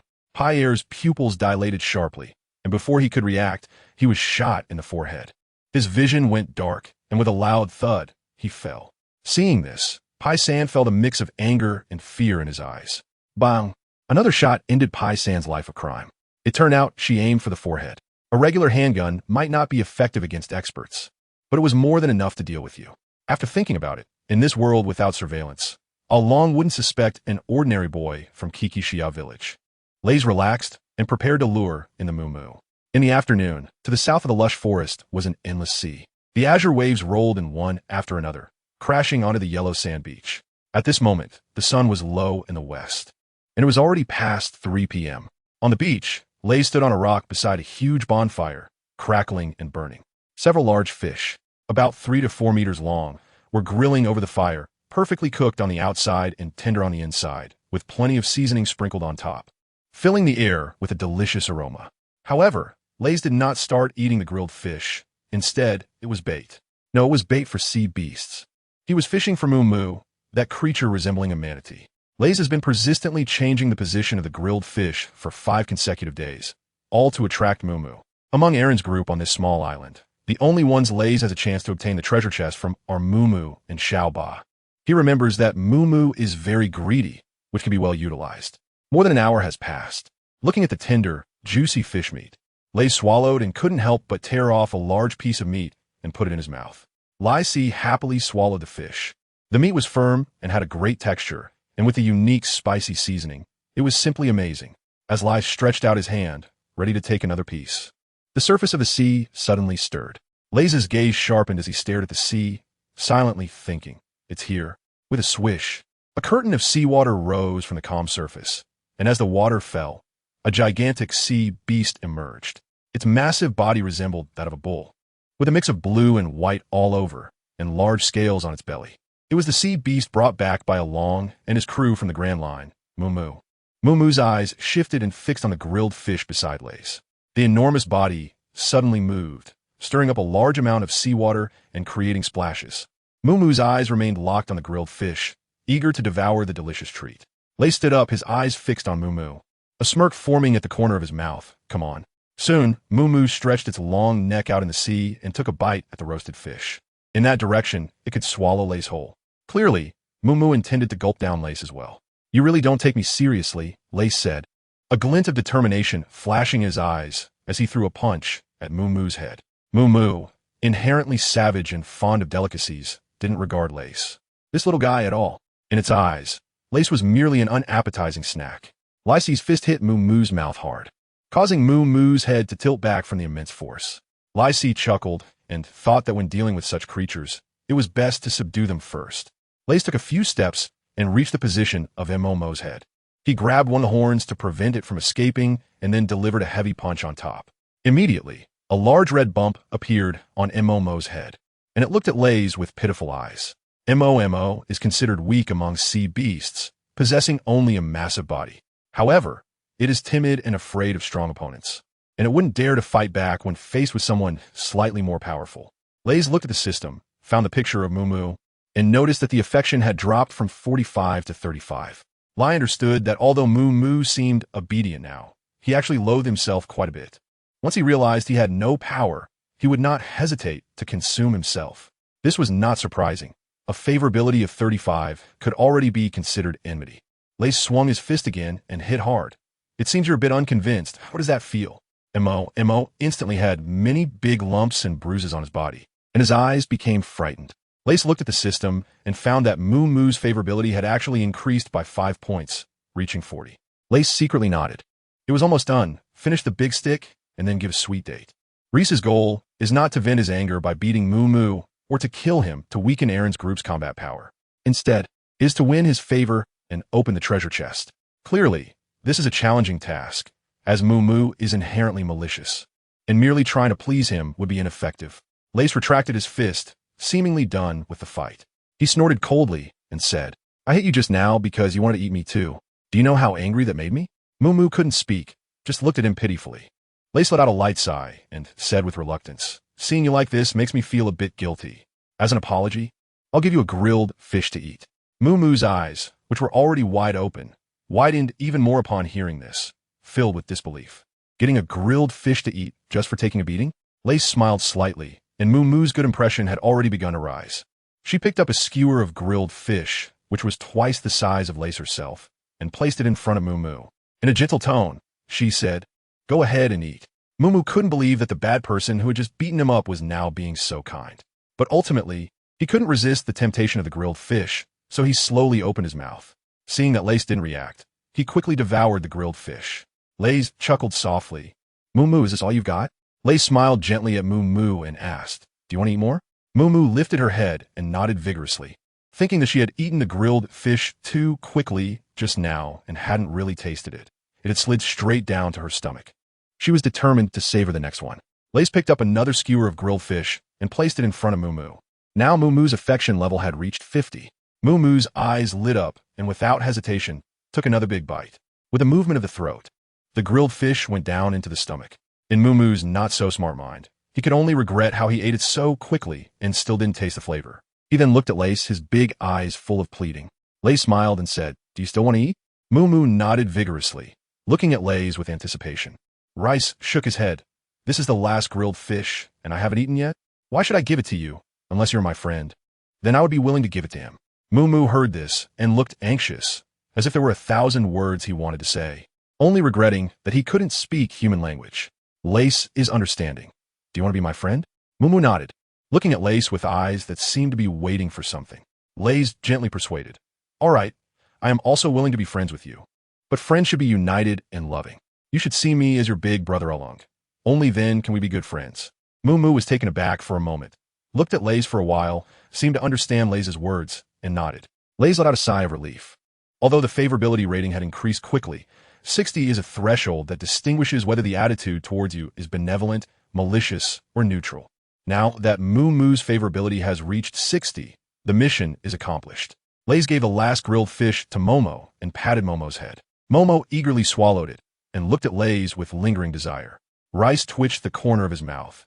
If it weren't for the system's favorability reaching 60, he would have thought that Moo hadn't had enough to eat and was going to swallow him too.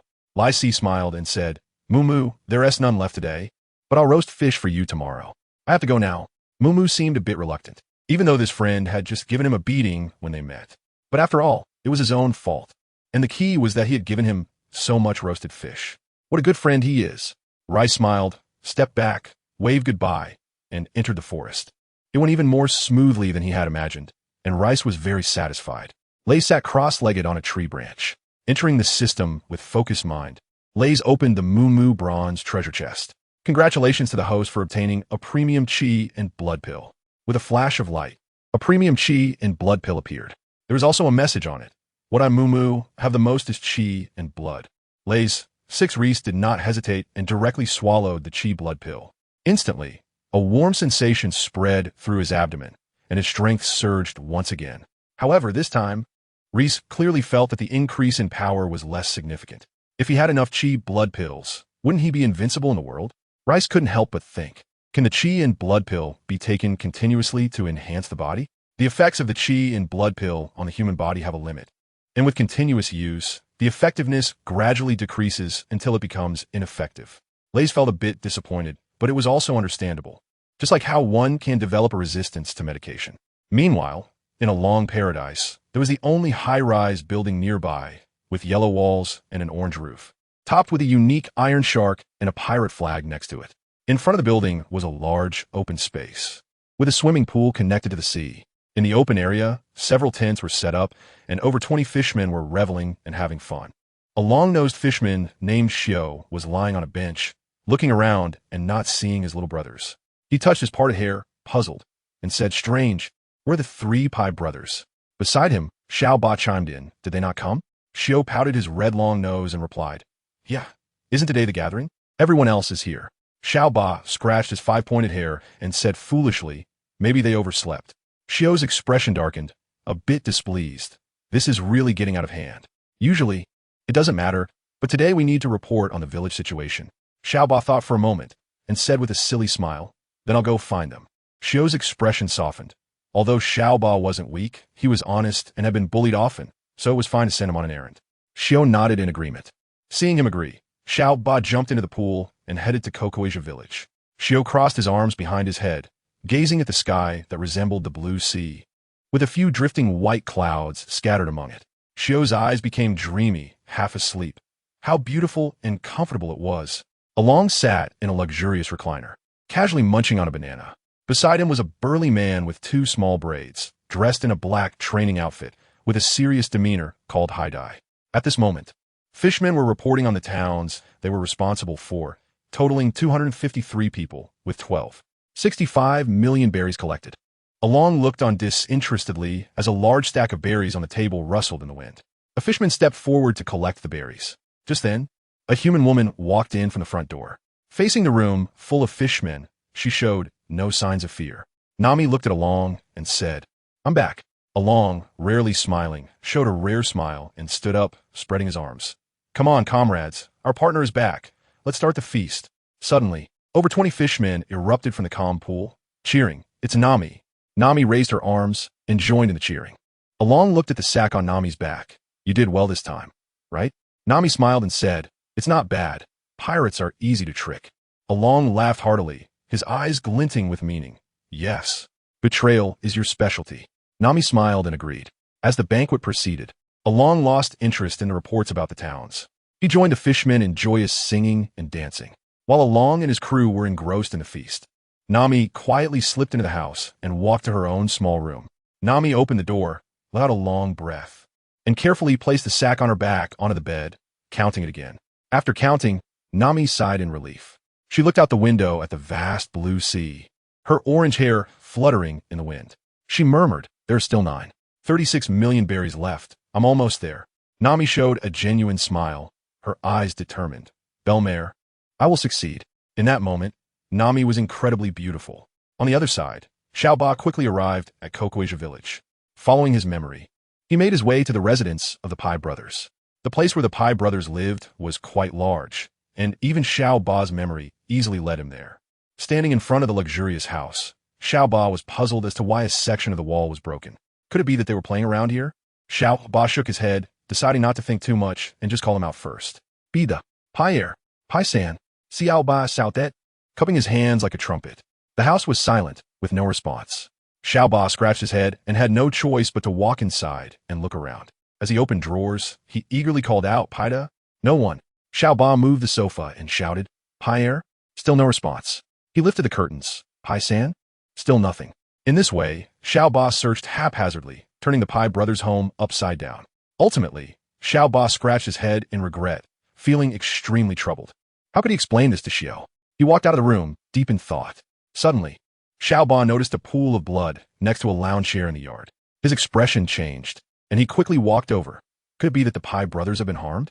Thinking of this possibility, a surge of anger rose in Xiaoba's heart as he looked at the broken wall, and suddenly, an idea struck him. Xiaoba stood up, crossed through the broken wall, and followed the trail into the forest. In the forest, he called out, "Paida, Pia, Pai-san." Birds and beasts were startled, flying chaotically into the sky. Xiaoba was very frustrated as he followed the trail of blood into the forest.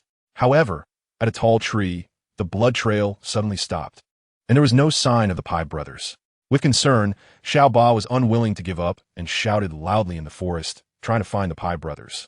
Undoubtedly, this was quite an unwise action, but in the world of One Piece, most pirates had similar levels of intelligence.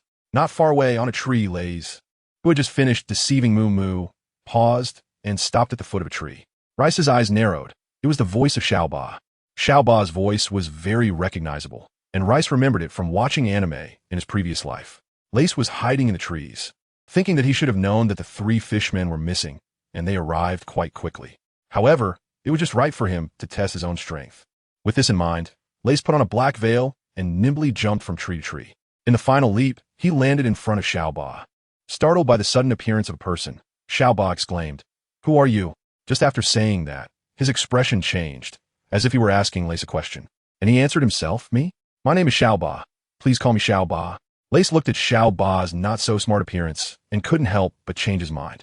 Besides the villagers, Xiaoba might be the one among the fish people whose favorability could be raised the easiest, and he could be well utilized. Xiaoba then reacted and looked at Lace. "Who are you?" Lace pondered for a moment and said, "Me? I am the masked swordsman. I am here to find a merman named Xiaoba. I've heard that his swordsmanship is unparalleled and that he wields 6 blades, making him invincible." Xiaoba Fdawen, wondering who shared his name and was also skilled in the 6-blade style. Lace secretly laughed, thinking that gaining Xiaoba's favor was quite simple. Xiaoba believed that his 6-sword style was very strong, and as long as he agreed with him, he could earn a certain level of affection. At this moment, the affection level next to Xiaoba's photo in the system was 55. Lace saw him deep in thought and couldn't help but worry about Xiaoba's intelligence. He feared that he might sell him, and then count the money for himself. Lace helplessly gave a reminder, pretending to be surprised as he said, "Could it be that you are the unmatched swordsman, Little 8? With 6 arms, it's very likely." Little 8 appeared to realize something, exclaiming, "So, it's me? One invincible reputation, unmatched swordsmanship. Ah, haha."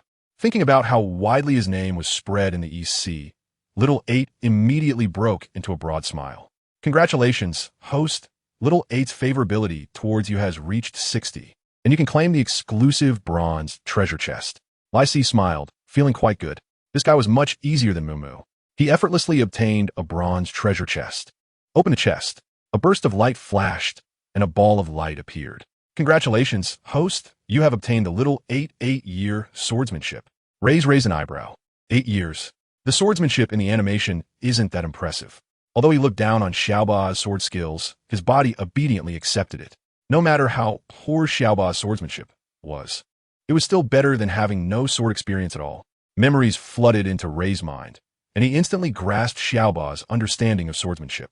Some sword techniques seemed to be etched in his mind, and Rays could easily summon them. Xiaoba was very pleased, as people in the EC had already heard of his great name and came seeking him. With a beaming smile, he said to Rays, "That's right. The one with the six-sword style that's invincible in the world is me. So how about it?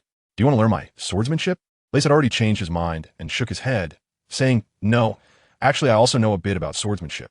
Why don't we have a spar?" Xiaoba was taken aback, pointed at Lace, then at himself, and said incredulously, "I am Xiaoba, the founder of the unbeatable six-blade style. Are you sure you want to challenge me?" Lacey nodded seriously and said, "That's right." Xiaoba's expression became serious as he said, "All right, but we must be prepared to face the possibility of losing our lives." Lace nodded with a smile. Suddenly, the atmosphere changed, and the two exchanged glances as if sparks were flying. In this tense atmosphere, Lace suddenly said, "By the way, I forgot to bring my knives today. Can you lend me a few?" Xiaoba's expression fell. How could a swordsman forget to bring their knives? What an insult to a swordsman. He must teach this guy a good lesson. Xiaoba looked displeased but still took out 8 knives and said to Lace, "You could take a maximum of 2. I won't give you any more than that." Lacey saw Xiaoba's silly appearance and couldn't help but chuckle to himself. He stepped forward and casually picked up 2 knives. The two of them took their positions again, the atmosphere tense. In the next second, they both attacked at the same time, clashing with each other. Xiaoba's 6 hands each held a knife, attacking from all directions. Rice's gaze sharpened as he searched for a good angle, using his twin blades to block the 6 blades. It must be said that Xiaoba's 6-blade style was not suitable for Rice. He only had 2 hands and simply couldn't execute the techniques of the 6-blade style. Of course, Rice also had no desire to learn the 6-blade style. In his heart, his ideal was the 1-blade style or the dual-blade style, as their blades touched and then separated. A more intense attack came rushing in the next moment. Sweat beads began to form on Xiaoba's forehead. This swordsman, who came seeking fame, was surprisingly strong, and he couldn't afford to lose. Les sharpened his swordsmanship while fighting, maintaining control of the situation from start to finish, deliberately managing his strength and speed. No matter how high one's swordsmanship is, it still requires a foundation of strength and speed, and Les's physical condition was much better than Xiaoba's. Therefore, even when his swordsmanship was lacking, he remained at ease. After a fierce battle for a moment, Les suddenly increased his strength. Xiaoba, caught off guard, was pushed back several steps by the immense force, and then a swift sword stopped right in front of his head. Xiaoba's pupils constricted, his face pale due to a significant drop in stamina, and he said despondently, "I lost." Lei stared at Xiaoba for a moment, feeling hesitant. The question of whether to kill Xiaoba was presented before Lace. Logically speaking, Xiaoba had been following along and oppressing the villagers in Kikishia village. Although he hadn't killed anyone, his death would not be regretted. Lace has a generally indifferent view of Xiaoba, neither particularly good nor bad. The main reason for this is that although Xiaoba appears infrequently in the later anime, Lace deeply understands the terrifying nature of the butterfly effect. If killing Xiaoba were to change subsequent events, it would be a loss. One must realize that one of the greatest advantages of a traveler is knowing the direction of events, making them akin to a prophet. Lai Si has made a decision in his heart. No matter how small the possibility, he must crush it in its infancy. Lace calmly retracted the knife and said, "Here, has your knife back." Xiaoba had already prepared for death, not expecting that Lace would actually refrain from attacking. "You're not going to kill me? If you hadn't lent me the knife, I might not have been your match." "This is the principle of returning the favor," Lace said indifferently. Xiaoba felt admiration in his heart. "Indeed, the swordsman who defeated me is extraordinary and principled. Congratulations, host. Xiaoba's affection has reached 70 points, and you can claim the exclusive silver treasure chest." Lace Weishi was pleasantly surprised. She opened the silver treasure chest. "Congratulations, host. You have obtained the premium ability, dual focus." Reese raised an eyebrow. "Multitasking? Dual wielding? Regardless, is undoubtedly a good thing." Rice immediately chose to accept. Suddenly, Rice felt clearer in his mind and could focus on 2 things at once. In reality, Rice nodded to Xiaoba and disappeared into the forest in a few jumps. "What a master!" Xiaoba looked on with admiration. "Did I forget something?" At the same time, Nami was walking along the path with a burlap sack on her back, preparing to return to Kokoyashi village to store the berries. Soon, Nami arrived at the village entrance and saw the smoke rising from the village, which brightened her mood considerably. "I'm back, everyone," Nami thought joyfully, feeling a sense of peace and an unimaginable drive every time she saw everyone in the village. This village was not only her refuge, but also her spiritual support. As Nami walked through the village's pathway, she felt the villagers' gazes pass over her as if she were invisible, like air. Nami couldn't help but feel a little disappointed, but she didn't blame them. They were just mistaken. Soon, this misunderstanding would be resolved. She had already obtained 90 million berries, and with just 10 million more, everyone could regain their freedom. And she could finally speak the truth. Thinking this way, Nami felt a bit better. At the same time, Nami noticed that most of the villagers were smiling, which made her curious. Usually, everyone looked worried and frowning about the monthly berries. But now it seemed like there was some happy news. However, she knew her current status, that she was disliked by the villagers, so she didn't want to make things awkward by asking them. Nami carried her questions all the way home. Nojiko was preparing lunch, which was orange omelet rice, and a rich aroma wafted outside. Nami tiptoed in and saw Nojiko focused on frying the rice, completely unaware of her presence. Nami's lips curled into a mischievous smile. She quietly approached and suddenly hugged Nojiko from behind, wrapping her arms around her waist, and whispered in Nojiko's ear, "I'm back." Nojiko was startled, and upon hearing the voice, her body relaxed immediately, and she said irritably, "You could have not come back. But you scare me half to death the moment you do." Nami laughed and said, "Come on, Nojiko, you're the best." Nojiko showed a hint of helplessness on her face and said, "All right, enough teasing. Sit down, the orange omelet rice is ready." Nami was taken aback. Those words sounded so much like Belmir's. The image of Belmir surfaced in her mind, and she fell silent, sitting down. Nojiko dished the rice from the pot into 2 plates and brought them to the dining table. When Nami saw the delicious orange omelet rice, she suppressed her nostalgia and said, "Nojiko, how did you know I was coming back and made orange omelet rice for me?" Nojiko rolled her eyes playfully. "Who made it specifically for you? I just wanted to eat it myself." "You're overthinking it." Nami smiled brightly. The portion was clearly enough for 2 people, yet she still acted tough. In fact, Nojiko usually made orange omelet rice and always prepared 2 servings. This wasn't because she liked it or could eat 2 servings, but because of Nami. The 2 enjoyed the orange omelet rice, with Nami sharing interesting stories from a recent sea voyage while Nojiko quietly listened, occasionally chuckling and understanding. Happy times are always fleeting, and the orange omelet rice was finished quickly. The 2 cleaned up the dishes together and began washing them. Splash, splash, splash. Nami's movements paused as she remembered the villager smiles and asked, "Nojiko, is there some good news recently?" Nojiko replied in confusion, "Good news? Not that I know of." "Then why does everyone seem a bit happy?" "Oh, that's because of Rice." Thinking of Rice, Nojiko couldn't help but admire him. "Rice? What did he do?" Nami asked curiously. In her impression, Rice was the kind of shy boy. Hearing Nojiko, it seemed like Rice had changed. A smile appeared on Nojiko's face as she stopped washing the dishes. "He's changed a lot. How should I put it? Kind, brave, humble, selfless? It's hard to describe. In short, he's helped everyone so much." "Is he really that good?" Nami was a bit skeptical. Really, since 10 days ago, he has gone fishing every day, and almost every time he brings back a big haul. And he doesn't keep the fish for himself. He shares them with everyone. You know, Nami, everyone doesn't have many berries, and there are few opportunities to eat meat. Nami nodded. Not only that, but Rice also has experience with orange trees and has helped several families manage their orchards. Their yield is likely to increase significantly. So he is quite a good person. Besides that, for any small or big tasks, if you ask him for help, he can get it done. Most importantly, he never asked for anything in return. You could say he's a great person. Nojiko had a hint of admiration in her eyes. She also wanted to help everyone, but didn't have the time or energy. After more than 10 days, Nojiko's impression of Rice had changed greatly. Not only was he compassionate, especially towards Nami, but he was also broad-minded and willing to help. Most importantly, like her, he had lost both parents. But unlike her, Rice had not remained despondent and had made a change. For Nojiko, Rice's actions resonated with her. Nami teased, "Nojiko, you keep talking about Rice. Are you starting to like him?" Upon hearing this, Nojiko's face flushed, and she shot Nami a glare. "What nonsense are you talking about? I think Rice likes you." Nami was taken aback, saying, "What does that have to do with me?" "You don't know? That guy Rice comes to ask me every night if you're back." Nojiko said, "Does he have something to ask me? I don't think we've ever interacted. Could it be an excuse to get closer to you?" Nami said. Nojiko was stunned for a moment, then shook her head. She knew Rice felt sympathy for Nami, but could he possibly like her? To be honest, Nojiko had a good impression of Rice, but to say she liked him was another matter. "What's wrong? Can't find the words?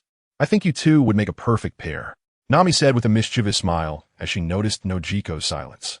Nojiko couldn't hold her ground and had to assert her authority as an older sister. "Nami, going out this time has really led you astray. Not at all.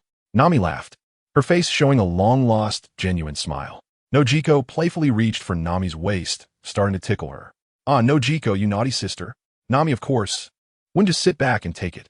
She immediately counterattacked, reaching out to tickle Nojiko back. In no time, the two girls were in a playful scuffle. Meanwhile, in the village, after a long day of work, Rice also arrived at the Rio family's home. During dinner, Rice inadvertently heard about Nami's return to the village, and his heart trembled. Nami is finally back. What good things will her treasure chest bring now? Rice looked forward to this very much.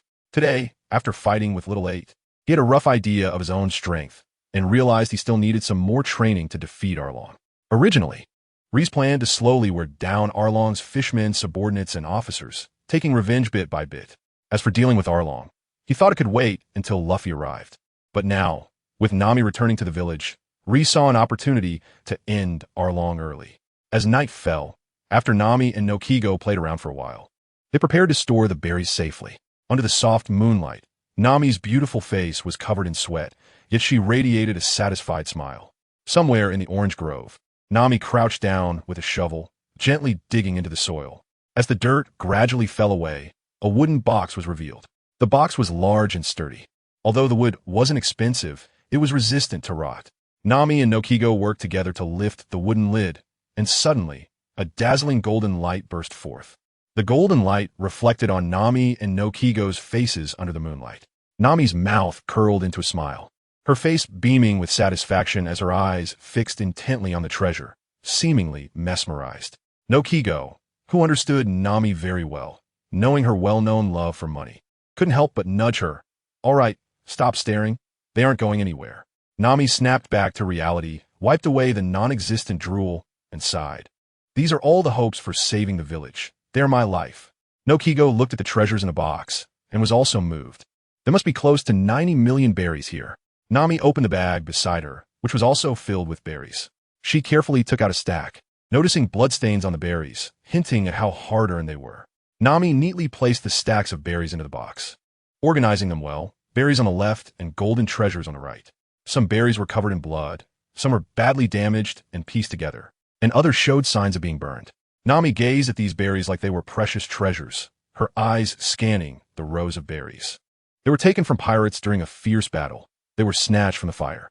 This was a major fire, and they had been seized amidst the flames. Nami's eyes sparkled with hope. She was almost there. Bellmare, I will definitely protect the village and everyone. Nokigo looked at Nami tenderly, unable to imagine how much effort Nami had put in to gather so many berries. After burying the berries, the two girls returned to their room to prepare for bed. Suddenly, there was a knock at the door, startling Nami, who looked toward the door. A male voice called from outside. It's me, Rice. Nokigo, are you there? Nokigo, who was arranging flowers in the living room, felt a stir in her heart. It seemed he had heard that Nami was back and came looking for her. Nokigo opened the door, letting Rice in. Upon hearing the voice, Nami stopped drawing the sea chart, turned the doorknob, and peeked out. Rice walked into the hall and saw someone peeking out. He couldn't help but look over and made eye contact with Nami. Nami's face was very sweet, but what attracted Rice's attention even more were her eyes. Her large, round brown eyes were lively and hinted at a mischievousness, like a crystal. This is Nami. He had only seen her in animation before, and now he was finally seeing her in person, which excited Rice greatly. Lay saw Nami at the same time. Nami was sizing up Lay's. With his tall stature and handsome face, this guy really looked good, and, coupled with his excellent character, he could barely match up to Noki. Nami opened the door and confidently said to Lays, "My name is Nami. Are you Lays?" Rice's eyes sparkled as he nodded and said, "It's me, Rice.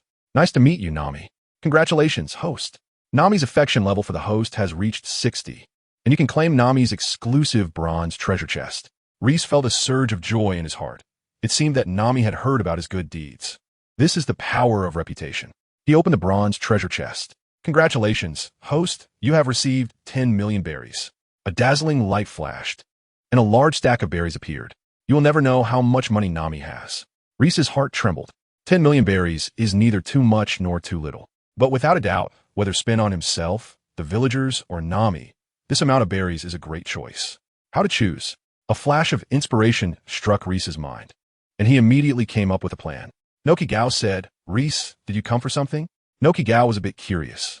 As Rice had been asking for several days whether Nami had returned, What exactly was he planning to do? Lace nodded and said seriously, there is indeed an important matter. Nami asked in confusion, what matter? Go ahead and tell me. Lace asked Nami, Nami, do you know how many berries you have saved? Nami was taken aback and blurted out, how do you know? Then she looked at Noki Gao, her eyes filled with questions. Noki Gao sighed and had to say, actually, everyone already knows. As he spoke, he shot a fierce glare at Lace, somewhat annoyed that he had brought it up. Lace responded with an apologetic look and turned to Nami. Nami looked at Nojiko, who nodded at her. Nami suppressed the turmoil in her heart, hesitated for a moment, and said, I have saved up 90 million berries. Lace widened his eyes in surprise. 90 million? Is there really 90 million already? Adding his own 10 million makes exactly 100 million Bailey. Then, Nami and Arlong are bound to have conflicts, and perhaps he could benefit from it.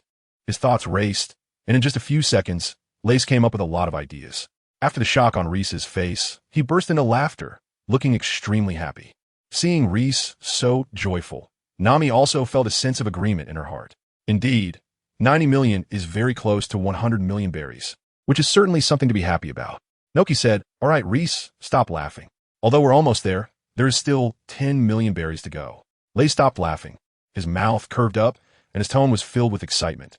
No, I already have 10 million berries. Nami frowned and said, what do you mean? Lace laughed twice and said, what I mean is I have 10 million berries, so that makes it 100 million berries. Noki exclaimed in surprise.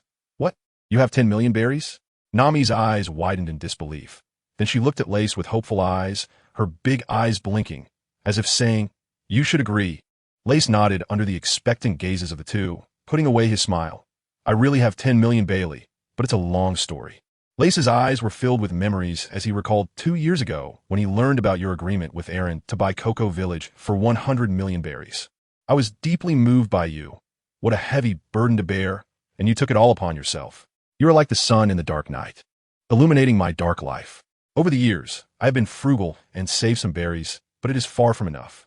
I thought of you, Nami, who can obtain berries from pirates. Why couldn't I? So, I set sail and deceived pirates to seize their treasures. Fortunately, I succeeded. But compared to you, Nami, I only saved 10 million berries in 2 years. Nami was touched. She didn't expect she wasn't fighting alone, that someone was silently supporting her.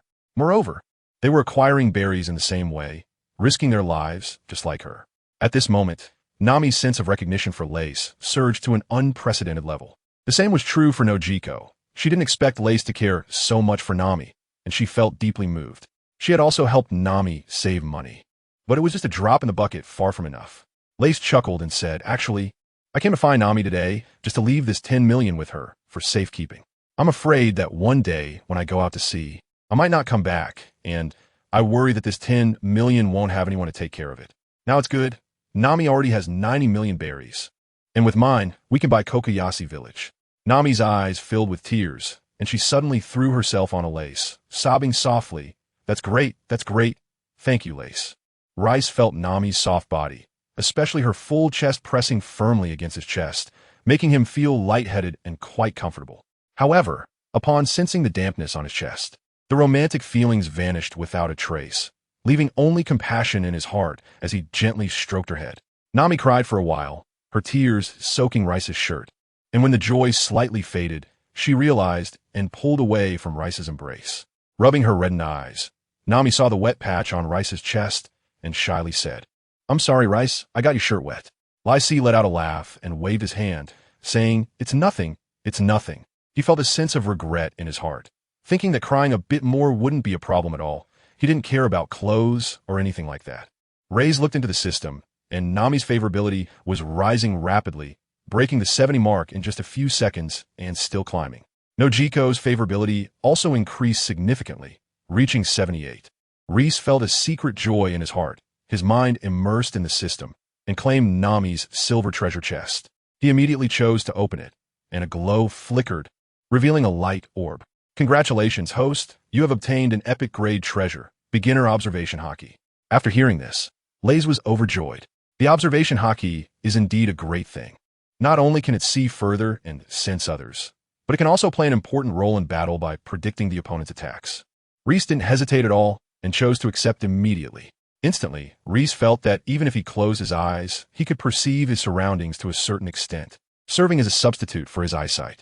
When he opened his eyes, he could even see the wings of the insects outside the window, his vision greatly enhanced. Nami felt a bit shy and couldn't sit still for a moment. She wanted to see the 10 million berries with her own eyes to feel at ease. She said to Reese, "Where is that 10 million berries? Can we go see it now?" Lace returned to reality, looking at the eager Nami, and smiled slightly. "Of course. It's right at my house." Nami quickly walked to Lace's side, her eyes looking out the door, gripping Lace's arm. "Let's go quickly." Lace was grabbed and couldn't help but leave his seat to follow Nami towards the door. Noki smiled helplessly and followed behind, feeling quite good inside. The three walked quickly on the pitch-black road, unable to see their own hands in front of them. The distance from Nami's house to Lace's house wasn't long. Just a few minutes, but Nami felt like it took a long time. With a nervous heart, they finally arrived at Lace's doorstep. Pushing open the old wooden door with a creaking sound, the three entered the room, and Lace lit an oil lamp, instantly filling the room with light. Nami and Noki looked around curiously and saw that Lace's room was simply furnished but very tidy and clean. They couldn't help but nod in approval. Nami's beautiful eyes scanned the room and landed on several wooden boxes. If one were to ask where 10 million berries were, these large boxes were the most likely place. Rice followed Nami's gaze, smiled, and walked over to the box. Nami and Noki saw Rice's actions. Their eyes lit up and quickly followed him. Lace placed his hand on the rightmost box, which was relatively clean, unlike the other boxes that were covered in dust. The box was completely empty. In fact, it used to hold fishing tools, but now it had just been cleared out by Lace. System, place 10 million belly inside. Installation complete, host. Rice's mouth curled into a smile as he slowly opened the box. Nami's eyes were fixed on Rice's hands in the box. She couldn't relax until she saw the genuine berries. As Rice moved, a corner of the box was lifted, revealing the brand new berries inside. Nami's eyes widened as she looked at the berries, her heart racing as if it would leap out of her chest. 8 years of effort and hardship were finally coming to an end. Liz completely lifted the lid, and a stack of berries lay quietly in the broken wooden box.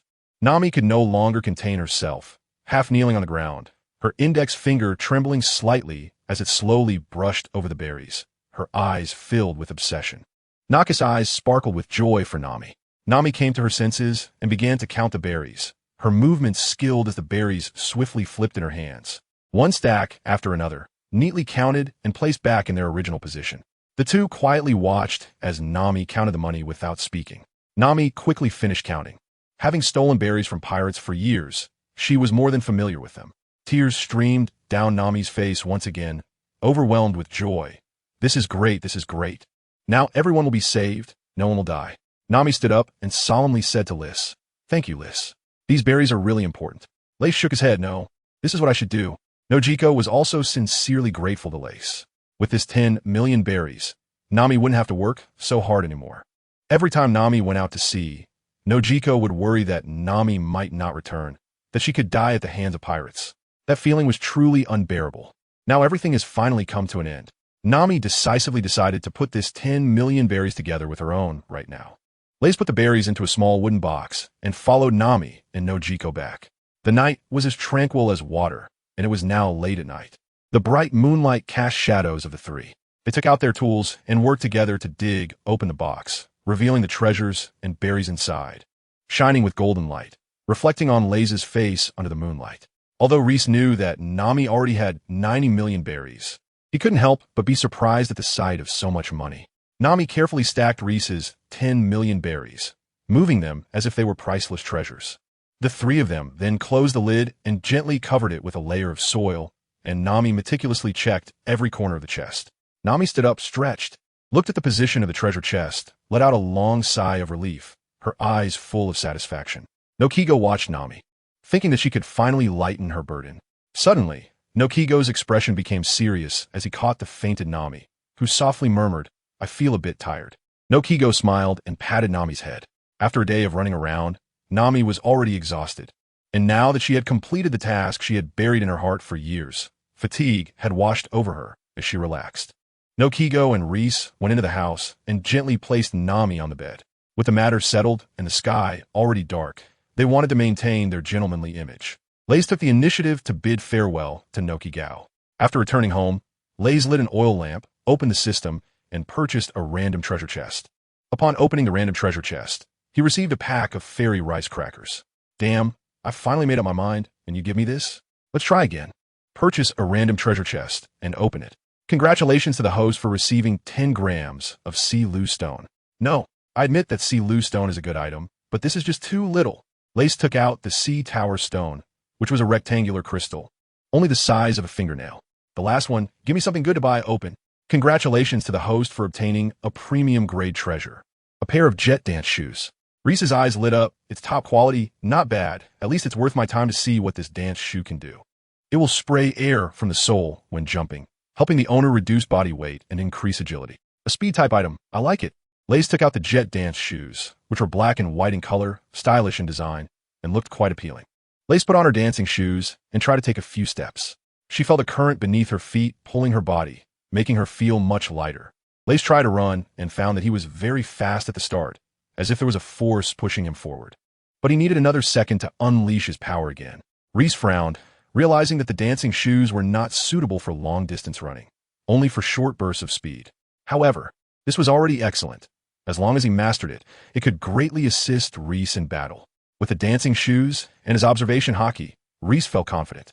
Even if he couldn't defeat Arlong, he could escape. Under the moonlight, the boy practiced until late at night. The next morning, large dark clouds floated in the sky, casting a gloomy shade. The sun gradually rose, dispelling the clouds, and the warm red sunlight illuminated the land, softly shining into the room. Nami lay in bed, her body turned to the side, revealing her beautiful figure. The blanket was kicked aside, scattered messily at the end of the ship, exposing her snow-white thighs. Nami's eyes twitched as she slept, lazily raised her hand to block the sunlight, and slowly opened her eyes. Upon waking, she couldn't fall back asleep. Nami remembered that she had gathered 100 million berries last night and couldn't help but feel happy and excited. She propped herself up with her hands and sat up, a smile spreading across her face as she thought about handing the 100 million berries to Arlong to buy Kokoyasi village. This way, everyone would be free. With this thought, Nami couldn't sit still, quickly tidying up before preparing to meet Arlong. She didn't go to call no Jiko. Subconsciously, Nami didn't think that Arlong would go back on his word, nor did she dare to consider what to do if he did. Dressed in dark blue shorts and a light green top, Nami returned to Arlong Park less than a day later. As Nami walked in, she saw Arlong lounging in a chair, his expression gloomy.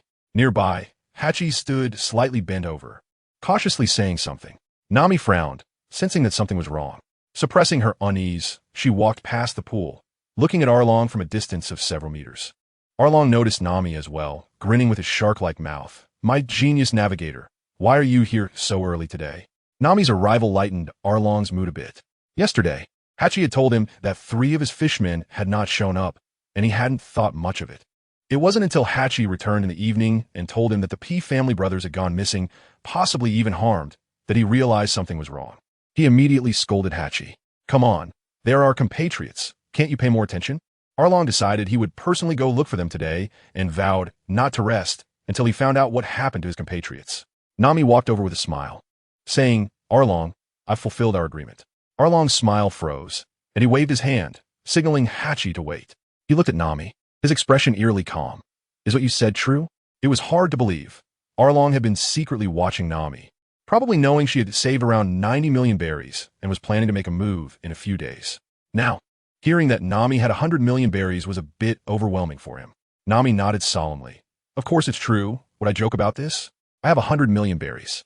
So, with that, Nami looked at Arlong expectantly. Arlong's expression darkened, his eyes narrowing slightly as he stared at Nami without speaking. Seeing Arlong's expression, Nami's heart sank. Could it be that Arlong wanted to go back on his word? She couldn't help but smile awkwardly. Arlong, you are the most trustworthy man. Arlong suddenly smiled, his narrow eyes becoming confident. Of course, rather than go back on a financial agreement, I'd rather commit seppuku. That's the kind of man I am. Nami felt relieved and very happy. That's great. Come with me. I'll give you the 100 million berries. And Kokoyasi village will be mine. Arlong laughed heartily. Of course, but don't rush. I have an urgent task for you. I need to draw a sea chart right now. Nami frowned slightly. Let's go see the 100 million berries first. I can do it later. Before Nami could finish, Arlong interrupted her. Arlong's expression suddenly darkened, his voice becoming low. Nami, this sea chart is very important to me, and I need you to draw it now. Nami's expression turned ugly, and she bit her lip, not daring to say more. For everyone's sake, what was a little grievance? What area do I need to draw? Please show me the materials quickly. Once I finish, I can fulfill our agreement. To quickly complete Arlong's task and finalize the transfer of Kokoyashi village, Nami drew the sea chart for the first time.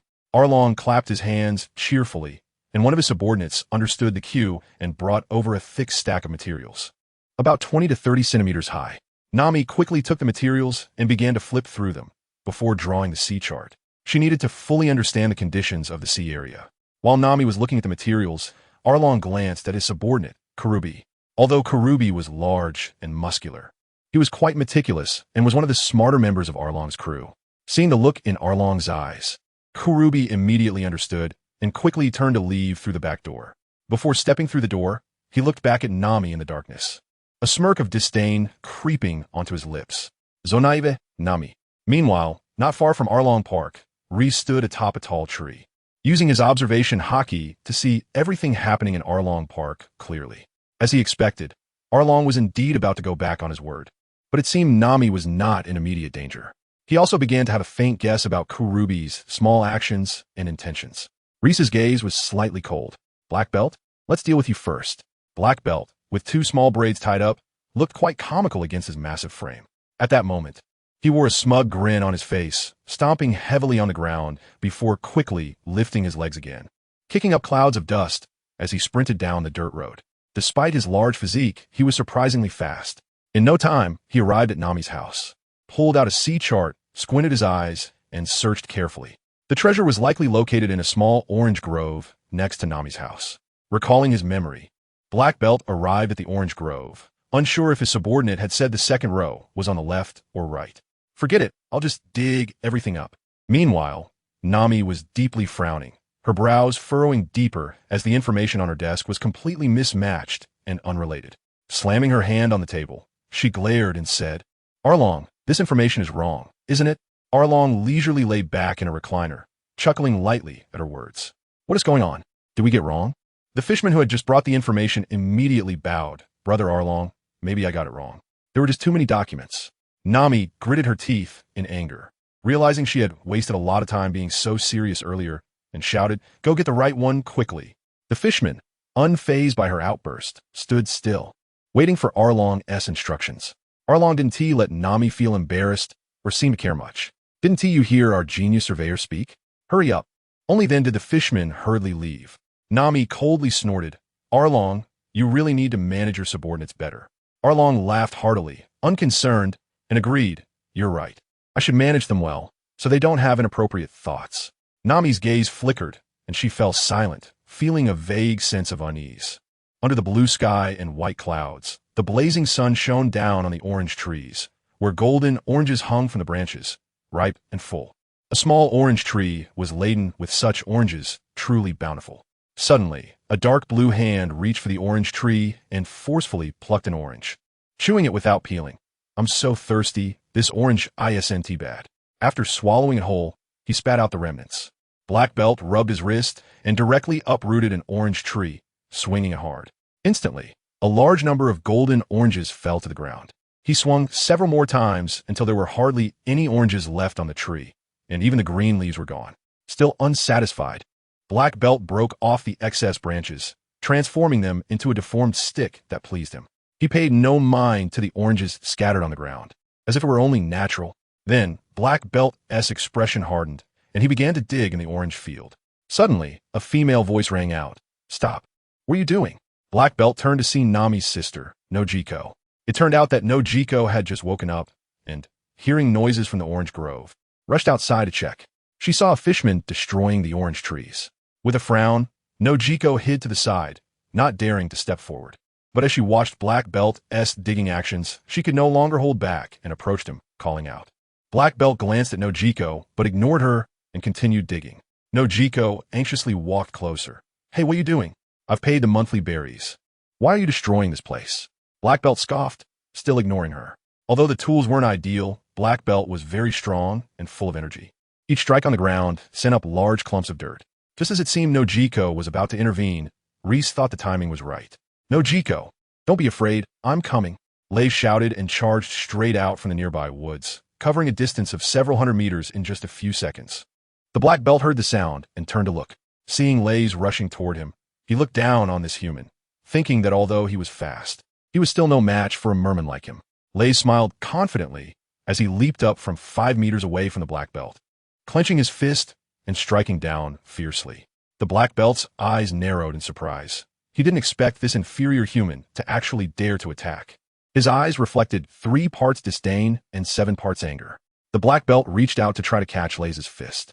At the moment their fist and palm made contact, an immense force surged through, pressing the back of his hand tightly against his face, causing his head to tilt back as he staggered several steps backward.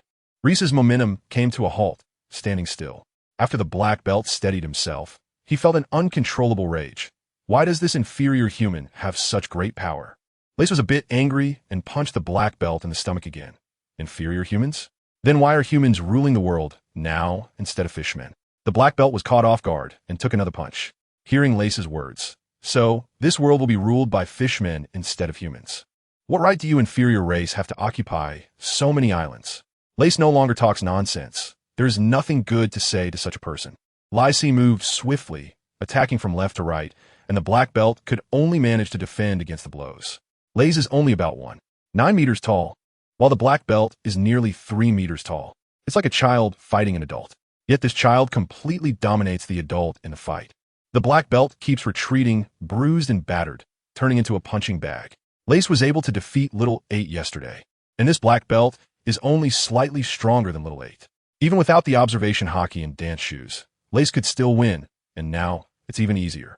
Last night, Lace's hard work paid off, showcasing speed like a leaping rabbit, combined with the predictive abilities of observation haki, making it impossible for the black belt to even touch the hem of Lace's clothes. Before long, the black belt was knocked to the ground by a punch from Lace, continuously spitting blood. Lace pulled out a gun from his bosom, the dark muzzle aimed at Haidai. I'll give you the last bullet. With the sound of a gunshot, a blood hole appeared in Haidai's chest, completely extinguishing any remaining life.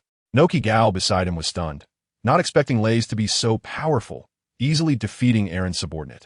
Lace, you're so strong. That was Aaron's subordinate. Aaron's subordinates are nothing like this.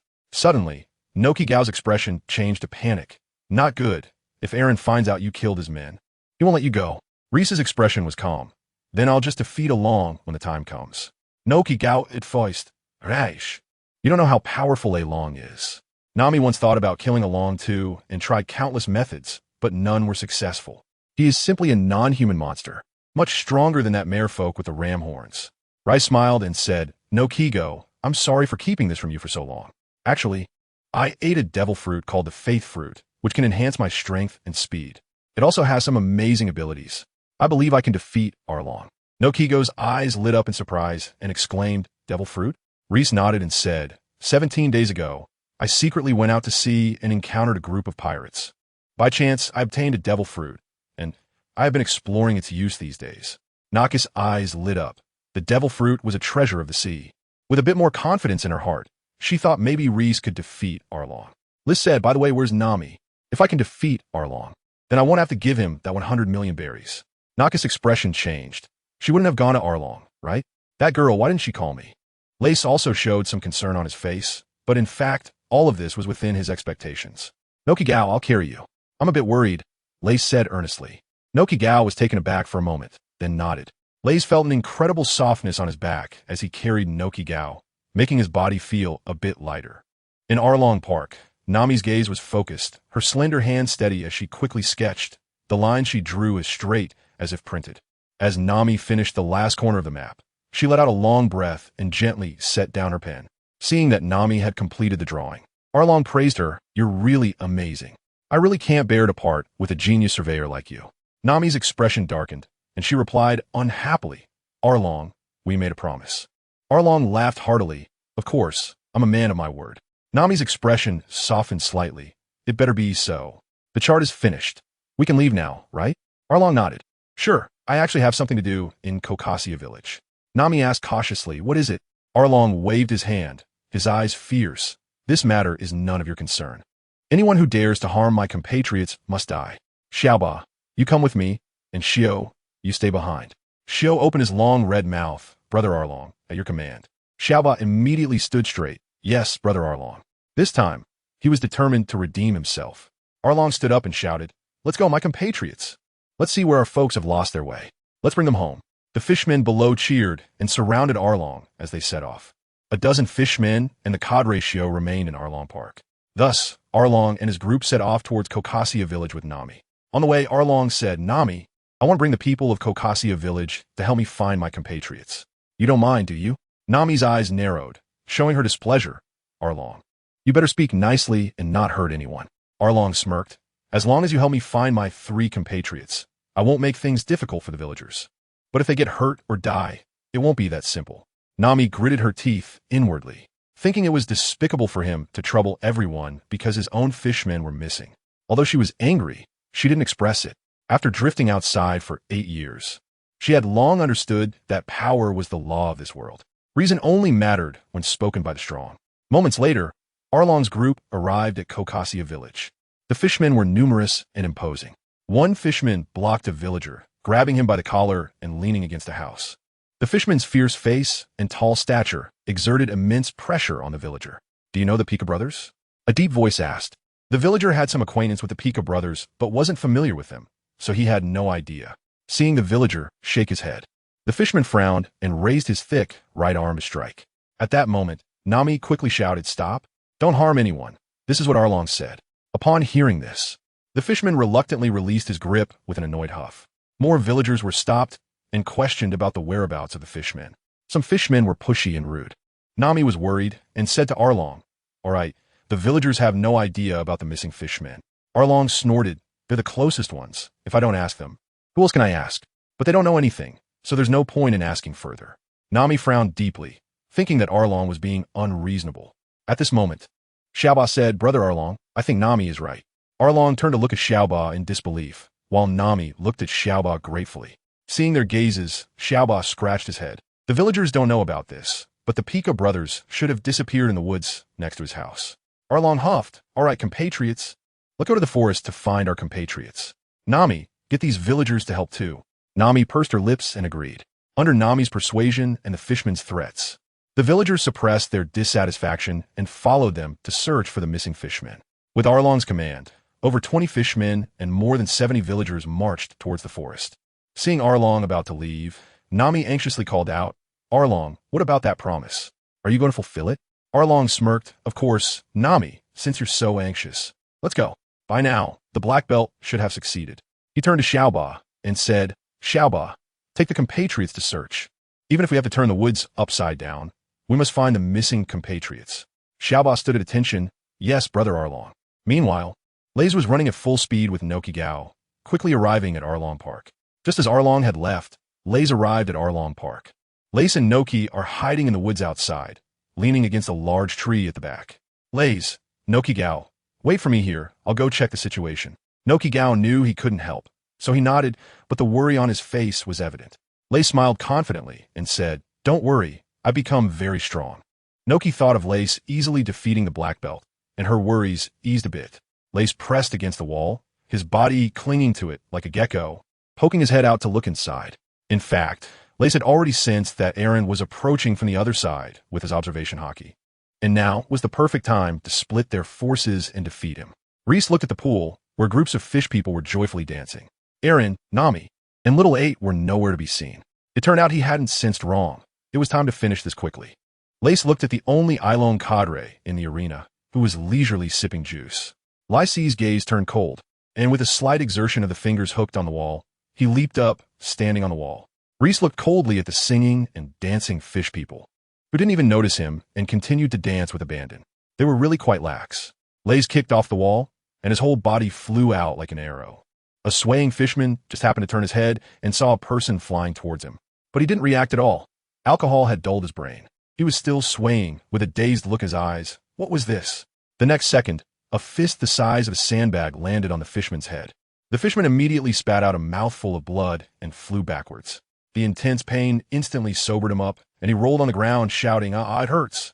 The drunken fishmen were drawn to the commotion, and upon seeing their compatriot writhing in pain on the ground with a strange human standing beside him, a chill ran through them, and their minds cleared a bit.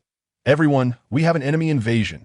Before the fishmen noticed, Reese had already found another fishman and delivered a heavy punch to his jaw, causing the fishman to instantly lose consciousness. The fishman, seeing Reese's immense strength, momentarily dared not to approach. However, even if they did not seek out Reese, he was determined to take them down. Another fishman fell to Reese's hands. Most of them not even a match for him. Shio stood frozen in place, cold sweat breaking out on his forehead. This guy was too strong, and he was definitely no match for him. But thinking about the task that Brother Eren had given him, Shio still mustered his spirit and shouted loudly, "Stop." Lays glanced at Shu, who was still busy slaughtering the fishmen. He needed to hurry back to keep an eye on Nami, so it was best to end this quickly. Seeing that Lays was ignoring him, Shu became furious, and the pride of the fishmen was ignited within him. "How dare you underestimate me? I will make you pay." Shu stretched his mouth, bent down, and plunged his mouth into the pool, watching as the water level continuously dropped and his belly grew larger. A few seconds later, with his big belly puffed out, Shu aimed at Lays' great water cannon. A torrent of water shot out from Shu's mouth, and with acceleration, the water transformed into a powerful weapon. Here it comes, Shu's great water cannon. It will definitely kill him. "Ah, big brother Shu, I'm still here." The fishmen initially cheered for Shu, but unexpectedly, he lost control, and many of the attacks ended up hitting them instead.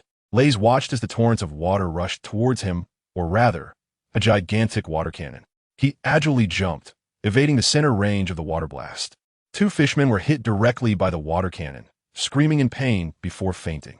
Seeing Lays unharmed while his own kin were mistakenly injured, Shio couldn't help but feel a loss of composure, shifting his anger onto Lays. "Damn you, lowly human." Shio continuously shot slender water arrows at Lays. Lays, possessing the observation haki, easily dodged as water arrows shot into the wall, creating large holes. Lays advanced left and right, quickly getting close to Shio. He raised his right fist and struck fiercely towards Shio's face. Shio didn't expect Lays to continuously dodge his water arrows. Seeing the fist right in front of him, he couldn't help but panic and step back, while simultaneously shooting out water arrows in an attempt to push Lays back. Lays dodged the water arrow with a quick shake of his head and landed a heavy punch on Shio's head. With a loud thud, Shio was knocked to the ground, feeling as if his body no longer belonged to him, his head spinning from the blow. Shio's ability to withstand hits was quite average, similar to that of an ordinary merman.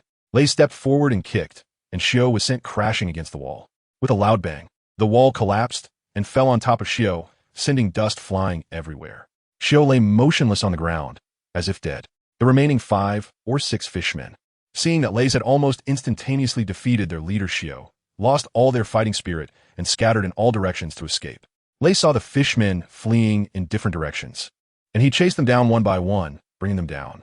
In the end, Lays casually picked up a weapon and finished off the unconscious fishmen, killing them all. Reese looked at the chaotic Eren's paradise and nodded in satisfaction, believing that Eren would surely be pleased to see this scene.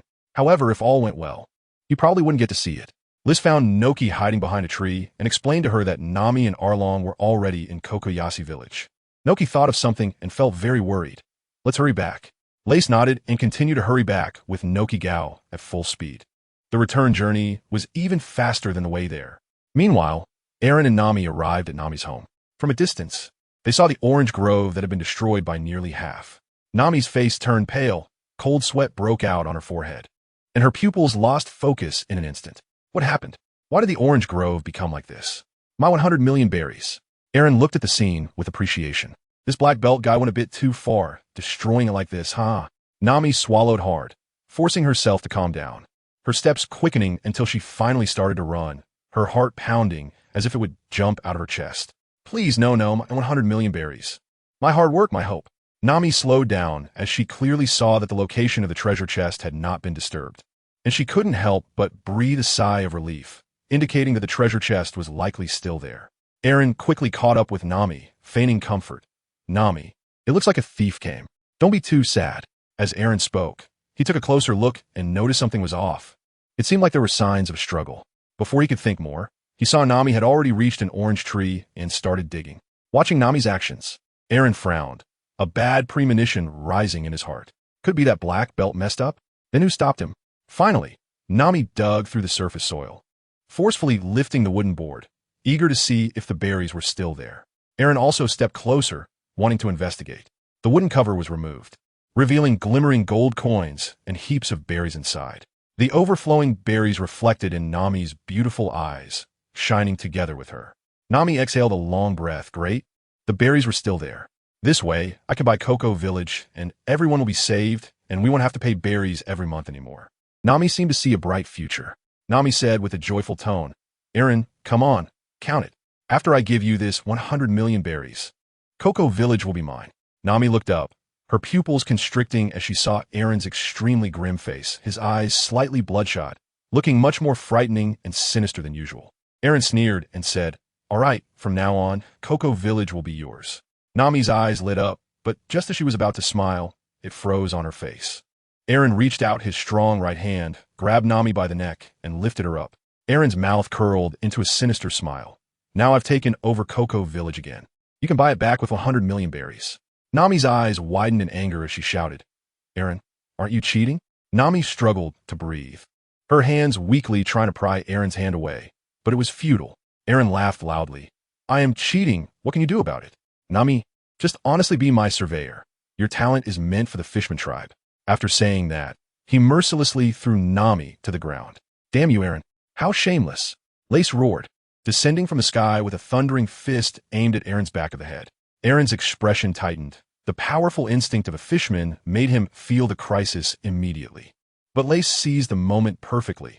He only managed to slightly sidestep before being knocked back by the punch. Lace, Nami exclaimed in surprise.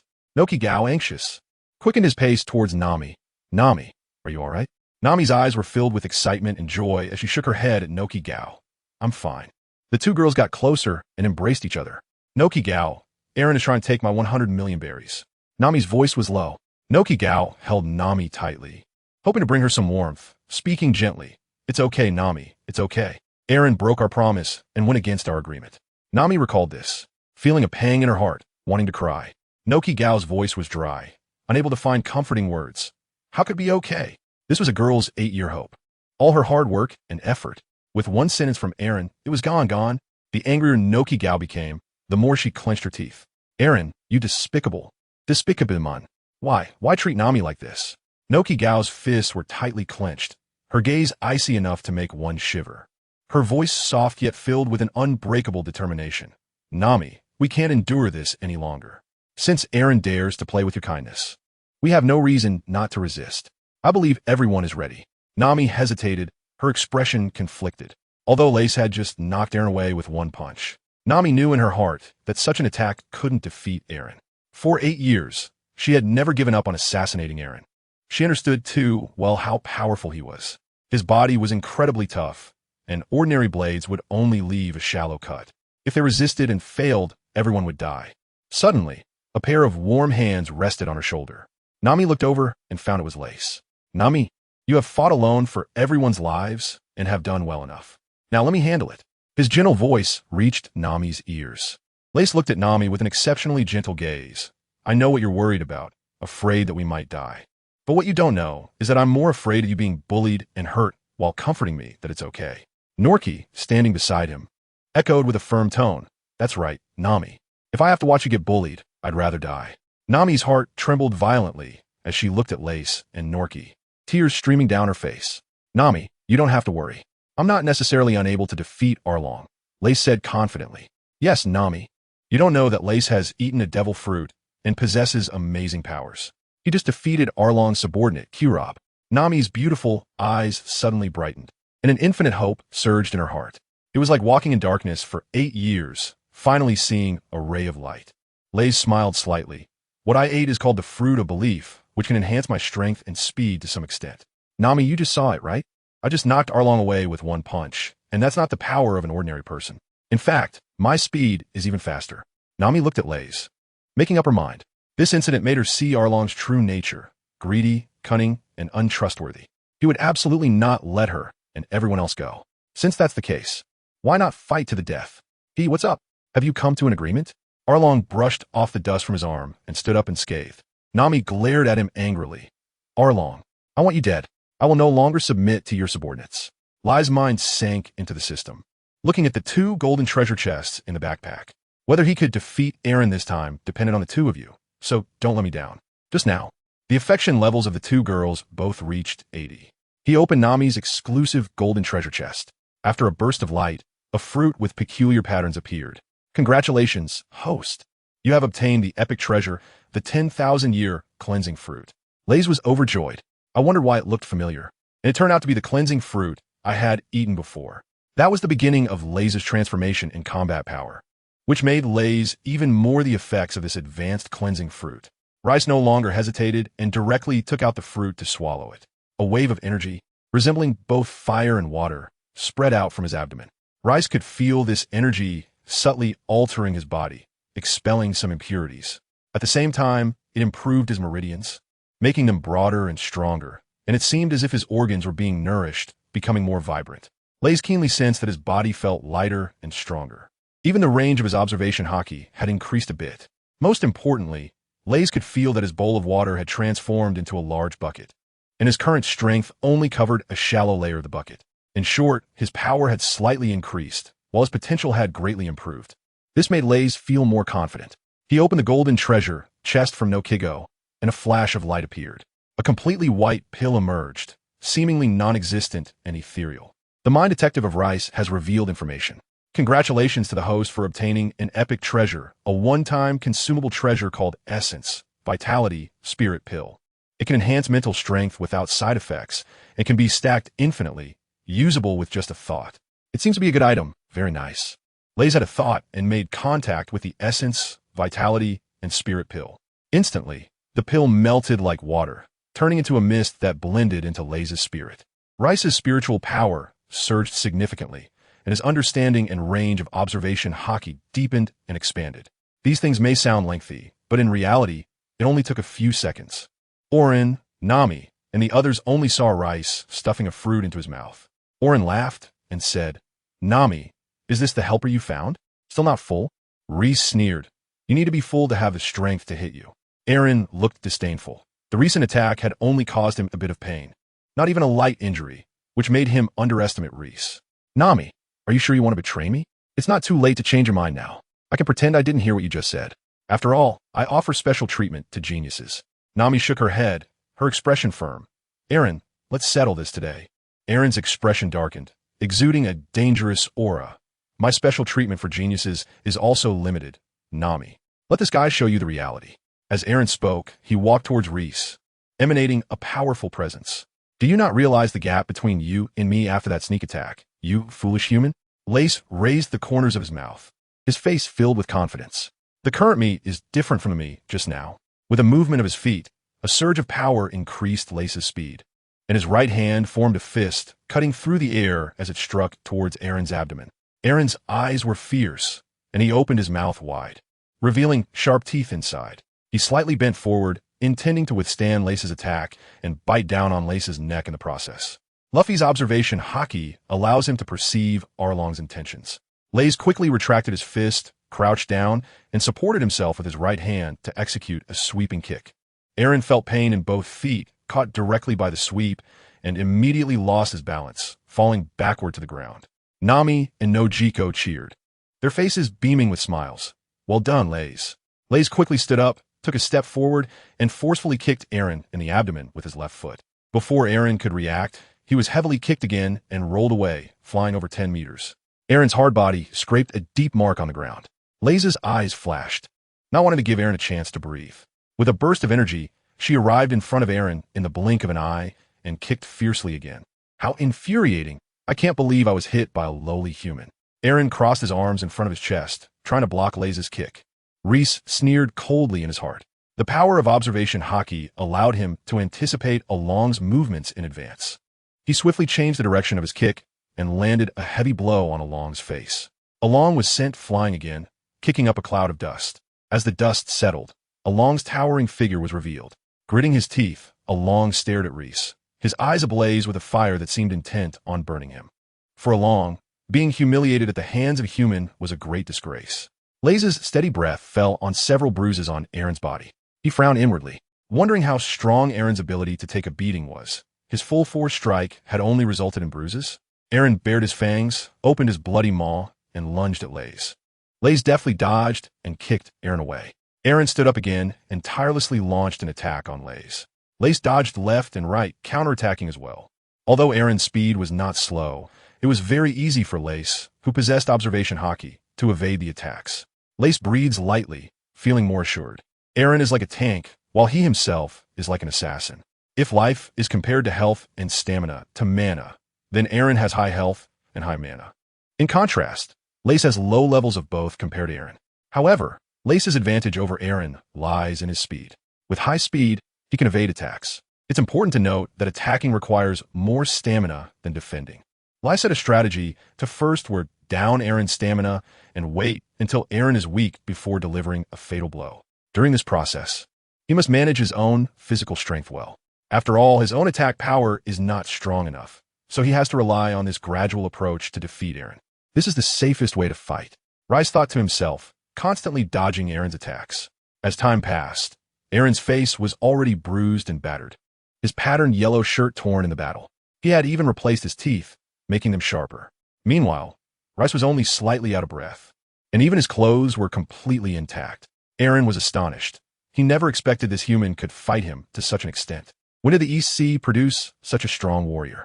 Wait, a strong warrior, the disappearance of the Pi brothers, and the black belt's unknown whereabouts? Eren glared at Raith. Did you kill the Pi brothers and the black belt? Raith's eyes flashed with surprise at Eren's cleverness. This Eren is indeed one of the smarter ones among the fish people. Raith's eyes shifted. This was indeed a great opportunity to provoke Arlong. He immediately let out a hearty laugh and said, "Did you just find out?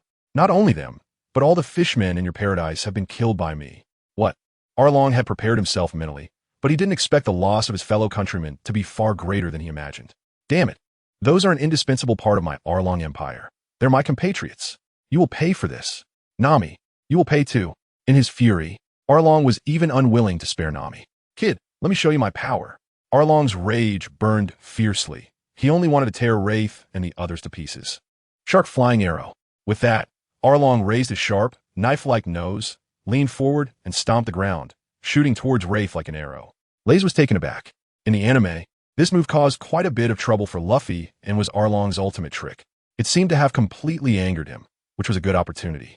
This move definitely consumes a lot of stamina, and as long as he could dodge a few times, he could secure victory. Lace watched a cold gleam flash across Eren's nose, like an arrow released from a bow rushing towards him.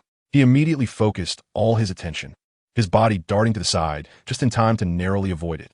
Raith was relieved that this was still on land. Otherwise, if it were in the water, Alone's speed would be even faster, and it would be hard to say whether he could dodge in time.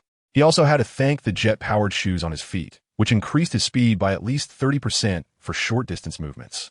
Alone thrust forward, and with a heavy stomp of his feet, he shot toward Raith like an arrow released from a bow. Raith once again sidestepped, narrowly avoiding danger. Originally, Eren, who was weak in speed, leaped ahead of Raith, becoming an overpowered hero with mobility, damage, and tankiness. The attack-defense situation shifted instantly, and Raith could only keep dodging, unable to retaliate for the time being. Nami and Noki watched Raith continuously evade without striking back, their hearts filled with worry. They anxiously observed the battle, knowing that if they engaged, they would only become a burden. On the surface, it seemed Raith was at a disadvantage, but in reality, it was not the case. As long as Eren's stamina was depleted, it would be Raith's moment to counterattack. The key lay in whether Raith could evade Eren's attacks. The answer was undoubtedly affirmative. Although Eren's speed had greatly increased, he could only charge straight ahead without changing direction. Raith, equipped with observation haki to aid in combat, could foresee the trajectory in advance. And with the boost from his dance shoes, he was able to brush past Eren each time. It seemed perilous, but Raith was quite confident. Eren continually used Shark Arrow. Lauking minha kelly, inferior creatura. He recklessly squandered the power within him, and his rapidly operating muscles quickly consumed his stamina. In no time, Eren was already panting, and his offensive slowed down. Lace noticed Eren showing signs of stopping and mocked. "Can't you do it anymore, Eren?" Eren was furious upon hearing this. "Can't do it? Who can't do it? Eren will never back down." Shark flying arrow. Eren roared, gathering his strength to launch an attack on Lace. Lace dodged and then mocked. "Is that it? Too slow, Eren. Didn't you say you were going to avenge your comrades? Is this all the motivation you have? Shut up. I'll kill you," Eren shouted, his face flushed with anger and veins bulging. Provoked, Eren pushed his body to its limits and charged at Lace again. Lace dodged. Stimulating. Kill. After several rounds of dodging, Aaron was already panting heavily, drenched in sweat. Shark flying arrow. Aaron's voice was somewhat hoarse, his legs weak and powerless. And the speed at which he flew out was much slower than before. Rai's eyes narrowed. It seemed that Aaron was reaching his limit. However, just to be safe, he decided to wait a little longer. After another few dozen seconds, Aaron had launched the shark arrow less than 10 times. He was panting heavily, completely soaked, as if he had been pulled out of the water. It was time. Lays was already convinced that Aaron's stamina was about to run out. Shark flying arrow. Aaron weakly shouted, his head feeling a bit dizzy, and according to habit, he charged at Lays. This time, Lays did not dodge, but bravely met him head-on, delivering a powerful punch to Aaron's face. At that moment, Aaron's speed had dropped significantly, allowing Lays to easily evade and counterattack. Aaron was hit hard, his mind in chaos, and his body flew backward, not getting up for a long time. So tired, so painful.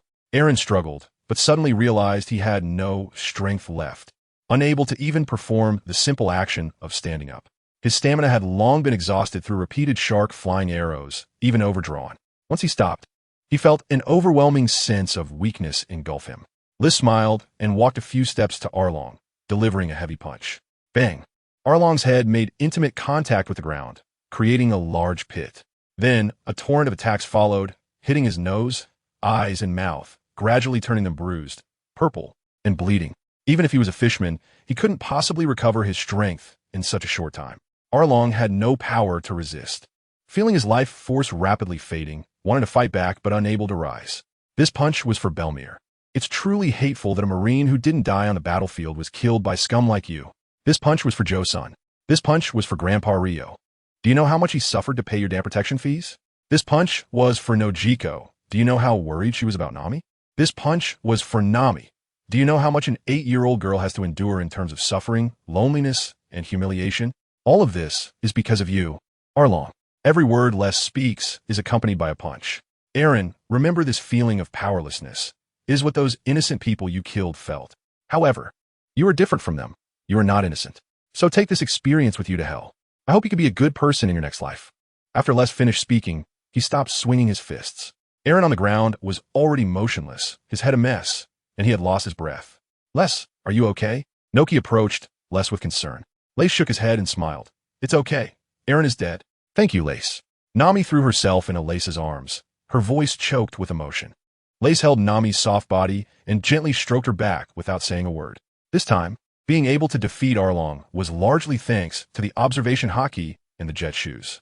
The strong male scent enveloped Nami, giving her a great sense of security. At this moment, Lace's status in her heart was only second to Belmere and Nojiko. After about 10 seconds, the two separated. Reese asked Nami, "Do you know where everyone went?" Nami's face was still stained with tears, making her look even more pitiful. Nami nodded and said, "Reese, there are still many fishmen under Arlong searching for people over in the forest. Everyone is over there too." Lace nodded, a hint of murderous intent in his eyes. "Yes, we must eliminate the evil completely. I'll go deal with them." In the forest, a few fishmen wandered about, showing little enthusiasm for finding their kin, merely shouting a few half-hearted calls before giving up. It felt more like a picnic. "Sai, what's going on? Where have the Pie brothers gone?" "Yeah, I was looking forward to going back for some fine wine, just collected from the towns under my jurisdiction." "Oh, is that so? Save me some when the time comes. I have to say, the human race isn't completely useless. At least they make good wine." "Haha, true." In the forest, a blue and a red fisherman strolled together, chatting casually. Suddenly, a fierce wind blew from behind, and the blue fisherman seemed to sense something and turned around. The next moment, a fist as hard as steel struck his face. The blue fisherman didn't even have time to make a sound before he was sent flying, landing on the ground. The imprint of Laze's fist was clearly visible on his face, with his nose visibly broken and blood seeping out. Yua, the red fisherman, was also sent flying by Laze's punch, collapsing to the ground, breathless. Lai shook his fist and said blandly, 13. Halfway there. Even he felt tired at this moment. If it weren't for maintaining his stamina during the fight with Aaron, these fishmen could have really become a big problem now. Lace's figure flashed again and disappeared from the spot. Les can kill ordinary mermen with a single strike, and the force is so great that the mermen can't even make sound. Moreover, the mermen are mostly scattered, usually in groups of 2, at most 4. This makes it even easier for Les to slaughter them. The forest is filled with the sound of bang bang as mermen keep falling. Xiao Ba scratches his head. feeling puzzled about why he hasn't seen a single compatriot for so long. Suddenly, a gust of wind blows from behind, and a warning signal rings in Xiao Ba's heart, prompting him to quickly turn his head to look. Rice furrowed his brows, and with a knife hand strike that turned into a punch, he hit Xiao Ba's face with a fist mixed with the sound of wind. Immediately after, Rice swung his left fist and struck Xiao Ba's face hard. Xiao Ba spat out blood and flew backward like a kite with a broken string. Rice walked in and found that Little Eight was still alive. "I'll spare your life, Little Eight." In the forest, Nami and Nojiko found the villagers and told them everything. When they heard that Arlong had broken his promise, everyone was furious, wishing they could tear Arlong to pieces. Upon hearing that Rice had defeated Arlong, they felt both disbelief and immense joy, growing fonder of Rice, filled with gratitude towards him. "Arlong has been defeated? That's great. That's wonderful. Arlong is dead. We are free." After some discussion, they decided to cremate the fishman. Lai Si also joined the others. A notification sound kept ringing in his mind. "Congratulations, host. You have obtained the exclusive golden treasure chest from Josen. Congratulations, host. You have obtained Leo. Congratulations, host. You have obtained a Jian." At this moment, the villagers' affection in the system was skyrocketing at a visible rate, all reaching 80. Lays continuously collected golden treasure chests, busy and happy. In the end, there were a total of 73 golden treasure chests, with a guarantee of 1 top-tier vitality pill for every 10 chests, resulting in 7 such top-tier vitality pills. 1 top-tier vitality pill is more powerful than 5 premium vitality pills. After consuming the rice, both speed and strength doubled within a few seconds. Lace can feel that at this moment, even if he were to face Eren head-on, he could easily defeat him, and a one-punch kill is not out of the question. Moreover, Lace can sense that his stamina has recovered significantly, and he has become lively again. Additionally, most of the golden treasure chests offered by the villagers contain experience abilities that Lace does not need, so he converts them all into trust points. They are worth about 7 or 8 points each, plus the original 10 points. Finally, let's declare it. Trust points, 520. In the end, outside the forest, the villagers gathered the corpses of the fishmen, including those from Eren's amusement park, as well as Shio, Eren, and the Black Belt. Their bodies were piled together. "Everyone, this fishman might know about Eren's treasure, so don't kill him just yet," Lace said to everyone. Only Xiao Ba was tied to a tree by Lace. The villagers were taken aback, then nodded and smiled. "All right, Lace is right. Eren is dead, and we still don't know where our wealth is," they agreed. "This guy should be a cadre. He should know about the treasure." "Haha, these fishmen are all manageable for Lace. How to deal with them is up to you, Lace." Ajian said. The villagers agreed. "Haha, okay everyone, let's celebrate first." Kate shouted loudly. Josen nodded and walked towards Lace. Then a crowd of villagers surged forward, lifting Lace high and shouting, "Lace! Lace!" Lai Si flies up and then falls down, flies up again, and falls down again, completely relaxing his body. Lace smiled brightly, laughing heartily. As he looked at the distant and near sky, he realized in his heart that strength is meant to protect. Nami watched this scene, tears streaming down her face. It was over Belmare. Today's sunshine is particularly beautiful. Under the blue sky and white clouds, a great fire ignited, burning the fishmen completely. After a long cheer, everyone stopped and chatted enthusiastically on their way home. Josen, who was surrounded by Lays, quietly asked, "Lays, how did you become so powerful?" "I can hardly believe it." Lai Si smiled and believed this was everyone's confusion. "To avoid any misunderstandings, let me explain." Lai Slang said loudly, "Actually, about 10 days ago, I accidentally ate a devil fruit, which allows me to enhance my strength through belief. For the past few days, I have been diligently training. Today, I finally defeated Eren."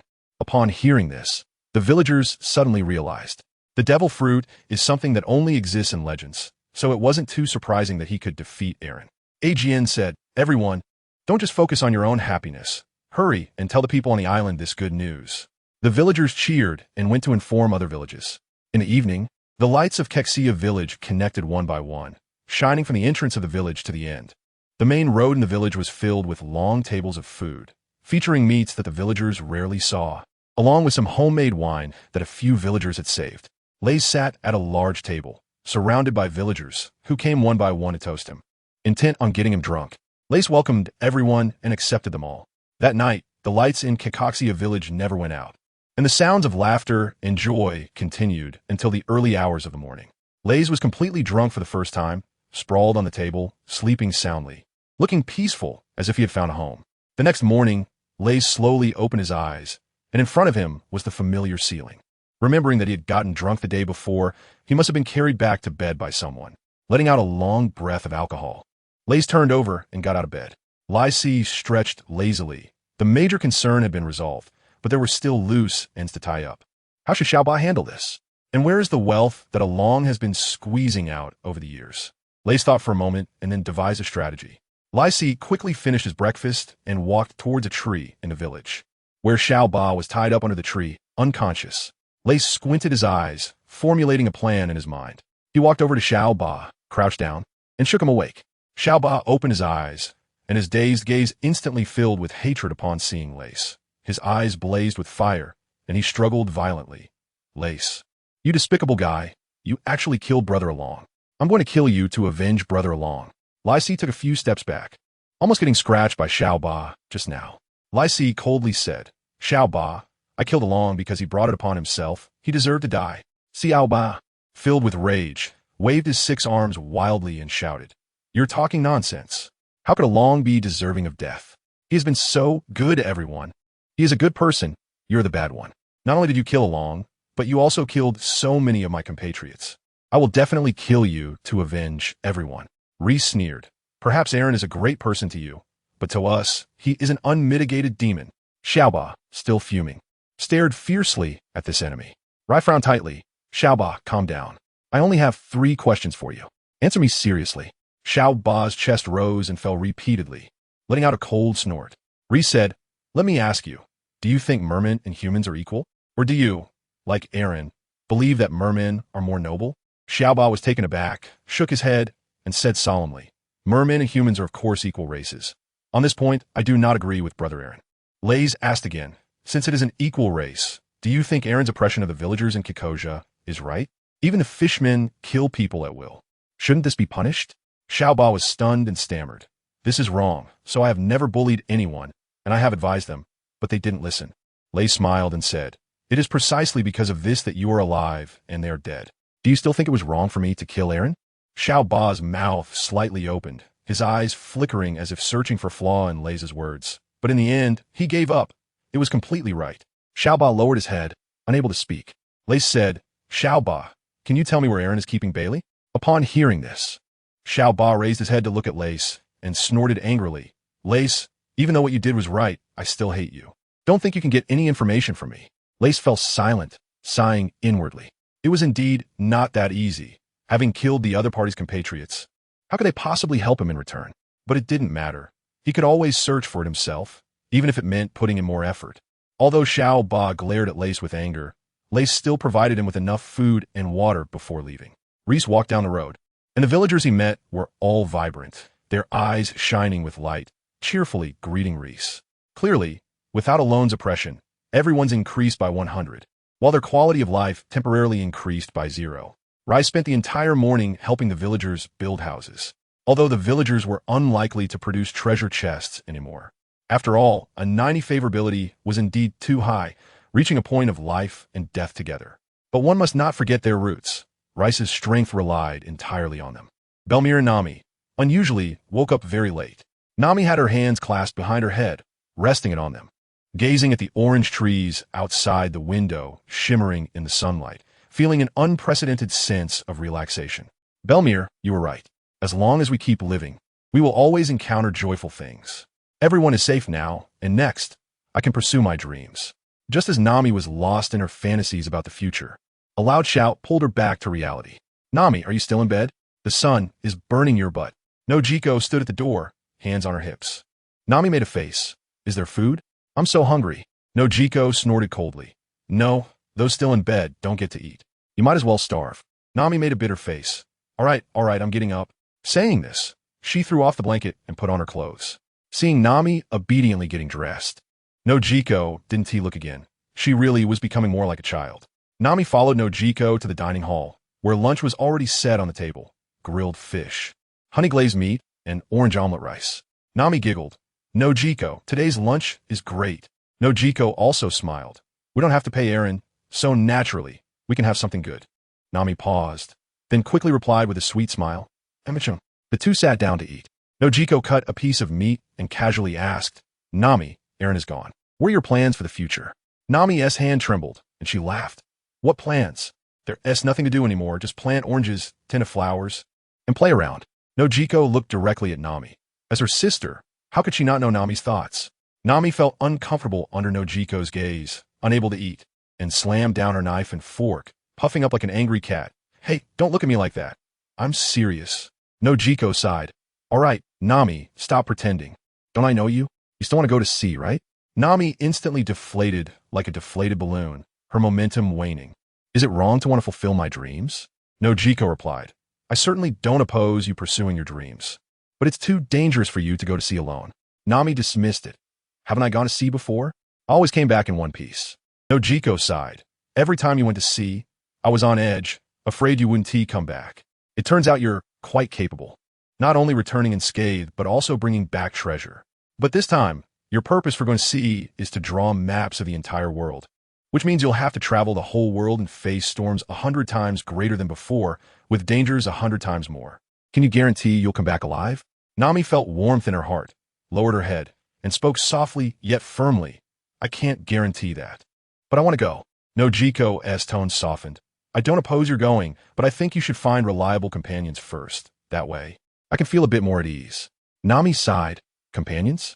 Where am I supposed to find them? Nojiko replied matter-of-factly. Rice would be a good choice. Nami paused, realizing Rice was strong and a good person, indeed a solid choice. After hesitating for a moment, she asked, would Rice be willing to go to sea? Nojiko pondered for a moment, organizing her words. Nami, I actually feel that Rice likes you. He might go to sea for you. Nami was taken aback, pointing at herself. Rice likes me? How could that be? Nojiko chuckled lightly. About 10 days ago, he came to me, saying he wanted to confront Eren for you, even scolding me for not caring about you. I had to talk him out of it. And just yesterday, when he saw you being bullied by Eren, his face was as dark as a pot. He immediately went to confront Eren. Just think about it. A man willing to risk his life for a woman. Doesn't that mean he likes her? Doesn't that mean he loves her? Nami fell silent. Recalling her interactions with Rice, it did seem he cared about her. For the first time, Nami considered matters of love. Rice, does he like me? Do I like him? Nojiko noticed Nami's troubled state and didn't rush her, continuing to eat. Nami thought for a while, feeling very conflicted. Avoiding Nojiko's gaze, she said, let us talk about this in a few days. Anyway, I don't plan on leaving right away. I need to rest for a few days. Nojiko squinted and agreed. Nami was already hesitating, clearly having feelings for Rice. Nojiko felt a sense of loss. Nami should be happy to have a good ending. In the afternoon, Lays continued to help everyone rebuild the village. With his extraordinary strength, he worked efficiently, earning cheers from the crowd. During this time, Lays also took a moment to visit Momo, exchanging 10 grilled fish for 5 points of affection, bringing it to 65. Clearly, Momo was still unaware that Eren and his group had been completely defeated by Lays, leaving only Xiaoba. Otherwise, it was uncertain how she would react. Under the sunset, beautiful evening clouds reflected in the sky. Gradually, the sunset transformed from brilliant to serene, from colorful to vast, pouring its remaining light onto the sea. After a busy day, Lays returned to his small house. After a simple dinner, he began to assess his strength and plan for his future. If calculated by bounty, he should be able to match 7 errands, roughly equating to a strength of 35 million berries. To enhance his strength, the other residents on this island were the best choice, as they could provide Lays with a large supply of vitality pills, quickly boosting his power. Special individuals included Nokigo, Nami, Jin, Xiaoba, and Momo, as well as Luffy and his crew who would arrive in unknown time. Currently, the most promising targets were Nokigo and Nami, as the rewards for capturing them were substantial. It could be said that Lay's current strength was largely attributable to the 2 women. Next came the planning for the future. First, Lays had 2 choices before him. One was to venture out to sea, which had great benefits, but also significant risks. The other was to stay on this island in the East Sea, which was safe and worry-free. After much deliberation, Lays chose option 1 for the following reasons. First, Lays is well-versed in the plot and can avoid dangers while reaping great benefits. Second, since he has the system and has crossed over to the world of One Piece, is immortality now a possibility? It may not be achievable on Earth, but perhaps it can be realized in the world of One Piece, for example, through laws Nomi, which could potentially grant immortality. Thinking of this, Lays couldn't help but feel excited. Immortality. is something that countless people dream of. Ray gradually calmed down. She still needed to stay in Cocoa Village, as according to the plot, the Straw Hat Kid, Luffy, would arrive in Cocoa Village in a little over a month. At that time, she could get close to Luffy, and, given his personality, gaining his favor would be a piece of cake. However, history had already been changed, and whether Luffy would still come to Cocoa Village remained uncertain. Lays decided on a strategy. No matter what, he would wait for Luffy for more than a month. If Luffy didn't come, he would have to set sail first. Otherwise, once the plot progresses and Luffy becomes an emperor, Lays would be left helpless. Lays thought for a long time, feeling drowsy, and fell into a deep sleep on the bed. The next morning, Lays hurried along the road, with the scenery passing by constantly. In no time, Lays arrived at the destination, a long paradise. The long paradise before him was in ruins, with crumbling bricks and tiles everywhere, leaving behind several remnants of broken walls. On the ground and on the broken walls, there were still dry bloodstains. Lace walked into the well-preserved high-rise, which had not been affected by the fighting and remained relatively intact. Lace's eyes moved as he searched through a few of the most luxurious rooms. After rummaging through everything, he found quite a bit of berries, around 70 million berries. However, this was far from the amount he had in mind. After ruling the island for so many years, Eren couldn't possibly have only this little berries. Could it be in other rooms? Lace continued to search other rooms, leaving no stone unturned. But this time he was greatly disappointed. The total came to less than 1 million Bailey. Lace furrowed his brow as he walked out of the house, the intense sunlight shining down on him, making him even more irritable. If he couldn't find the Bailey that Eren had saved, it would affect Lace's upcoming plans. From early morning until noon, Lace searched for more than 6 hours. Lace took a big bag and packed 70 million bellies into it, then returned to Kikoxia village. In the afternoon, Lace found Xiao Ba and tried to persuade him again, hoping that Xiao Ba could tell him the location where Eren stored the bellies. Xiao Ba just glared at him with anger and didn't say a word the entire time. Lace sighed and had no choice but to give up on the matter for now. Another day passed. That morning, the oldest elder in the village, Grandpa Yamamoto, brought a dozen young men to find Lace.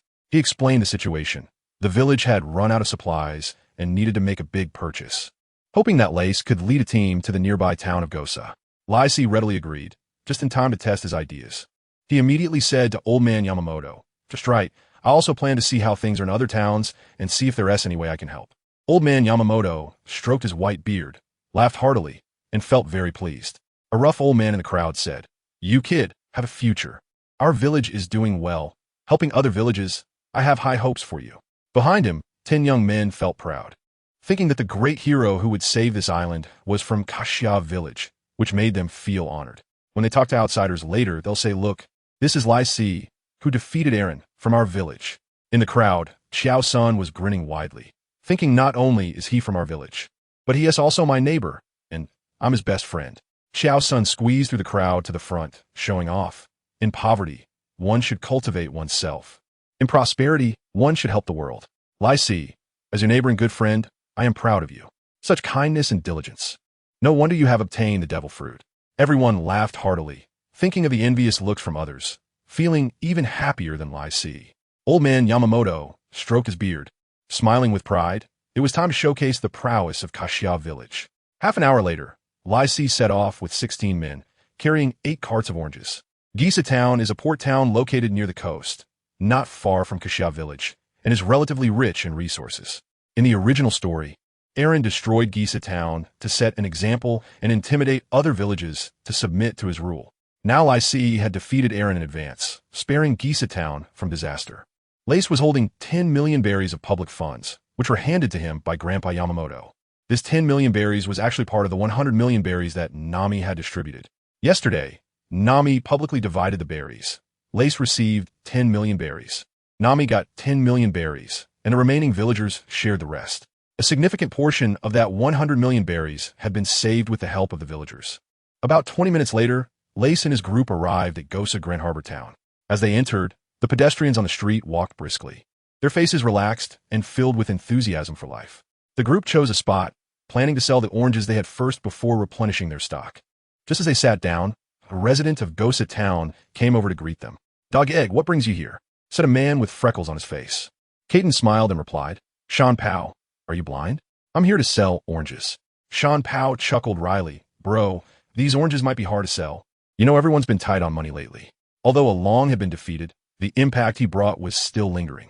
Caton's expression darkened slightly as he retorted, I know. Don't worry. I'll sell these oranges at a cheap price, all right? Sean Pow nodded in agreement. That's more like it. Caton continued, by the way. Didn't you say you wanted to meet Lace from our village? Well, he's right in front of you now. Upon hearing this, Sean Pow was taken aback and started looking among Lace's group. To be honest, Lace's appearance and height were not particularly outstanding. He looked just like an ordinary person. Lace took a step forward with a warm smile and said, Hello, Sean Pow. I'm Lace. Sean Pow's eyes lit up as he took a few steps closer, curiously sizing up the man who could defeat Along. From a man's perspective, he looked quite good, but his physique didn't quite meet Sean Pow's expectations. He had thought Lace would be one of those towering, muscular men standing 3 or 4 meters tall. Otherwise, how could he possibly defeat a merman whose strength was several times that of a human, especially the leader among the mermen? Lace noticed his gaze and was not angry. Sean Pow, do you have some free time later? Can you take us to buy some supplies? Sean Pow came to his senses and quickly nodded. Of course I have time.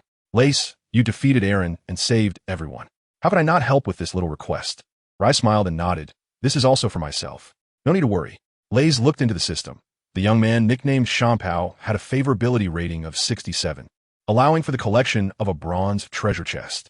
Next, Sean Pow called over a few friends to buy oranges. After hearing that Lace was buying, they immediately bought several more pounds. After returning, he told others, and word spread quickly. Soon, a large crowd flocked in, and the oranges were sold out in an instant. Once the oranges were gone, the people didn't leave, but surrounded Lace and his group, watching them intently. Lace has become a star-like figure.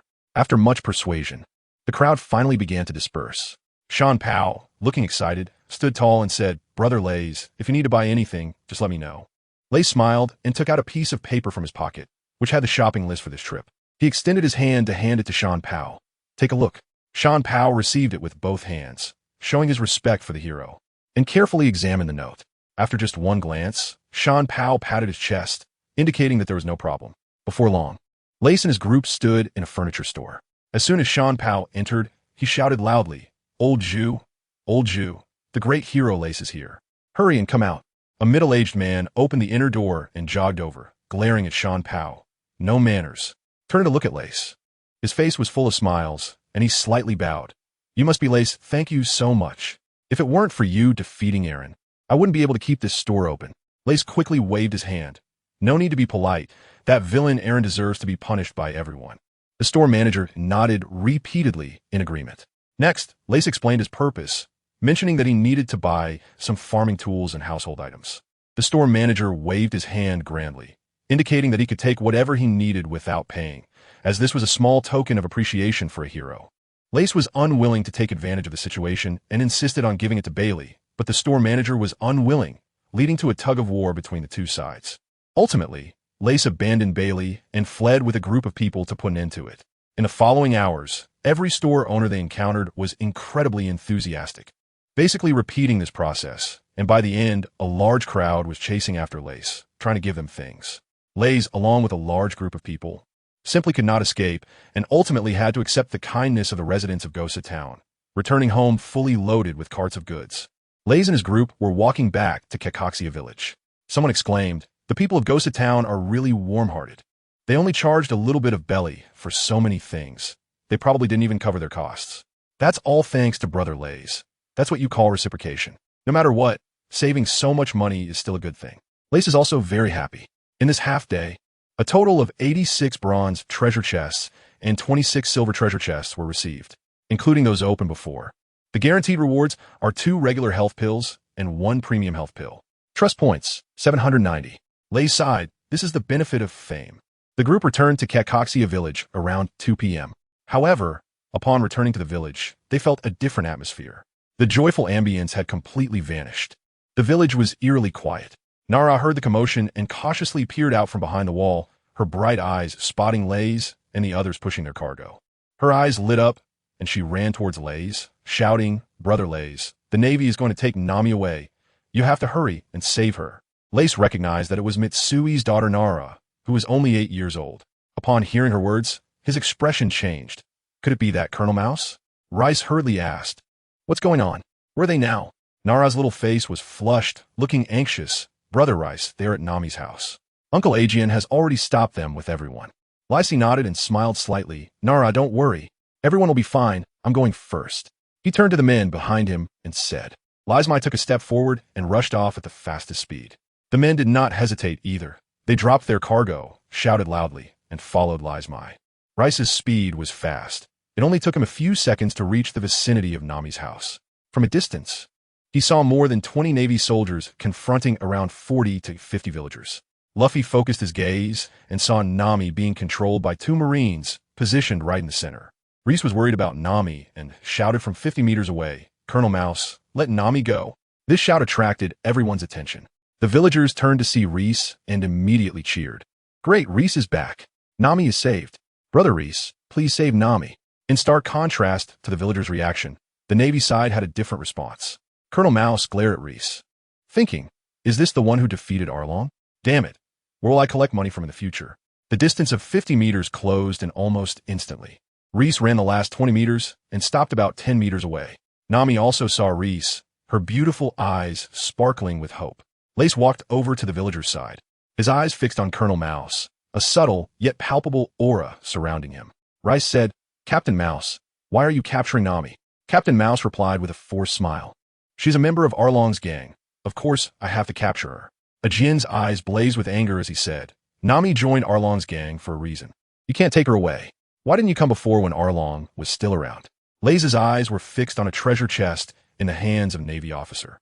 And he sneered, I see you want to steal the treasure. Colonel Mouse, having his thoughts exposed, darkened his face and said, regardless, Nami is a pirate. And as a Navy officer, I have the responsibility and obligation to take her in. As for these berries, they're ill-gotten gains and need to be taken as well. Lace was extremely angry, truly shameless. Watching the anime back then was already disgusting, and now experiencing it firsthand made him want to strangle him. At this moment, more than a dozen young men arrived and gathered together, fiercely staring at the Navy. The men understood the situation and were filled with righteous indignation. They couldn't believe that after Arlong's death, Colonel Mouse had come again. An impatient young man said, if you want to take Nami away, you'll have to get past US first. That's right. Nami has suffered so much. They can't let her be taken away. Exactly. If you want to take Nami, you'll have to step over my dead body. The villagers grew louder, united in spirit, putting immense pressure on the Navy. Colonel Mouse's expression changed involuntarily as he raised his gun, aiming at the villagers, and said harshly, are you trying to obstruct the Navy from performing its duties? I have the right to fire. The villagers were unafraid, replying, so what? I'm already prepared to die. Nami anxiously shouted, everyone don't. Arlong is already dead, and we're living good lives now. Don't do this because of me. Nojiko gently said, Nami, you still have your dreams to realize. You can't die. Saying this, she surprisingly pulled out a handgun from her pocket and quickly aimed it at Colonel Mouse, suddenly changing her tone. Colonel Mouse, hand over Nami, or I will shoot you.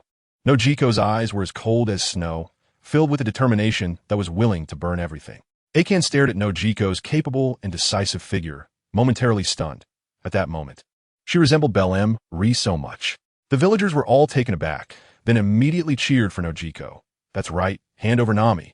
Colonel Mouse was startled, cold sweat breaking out, and said sternly, if you fire, you'll also be shot to pieces. Aren't you afraid of dying? Nojiko replied firmly, I'm not afraid.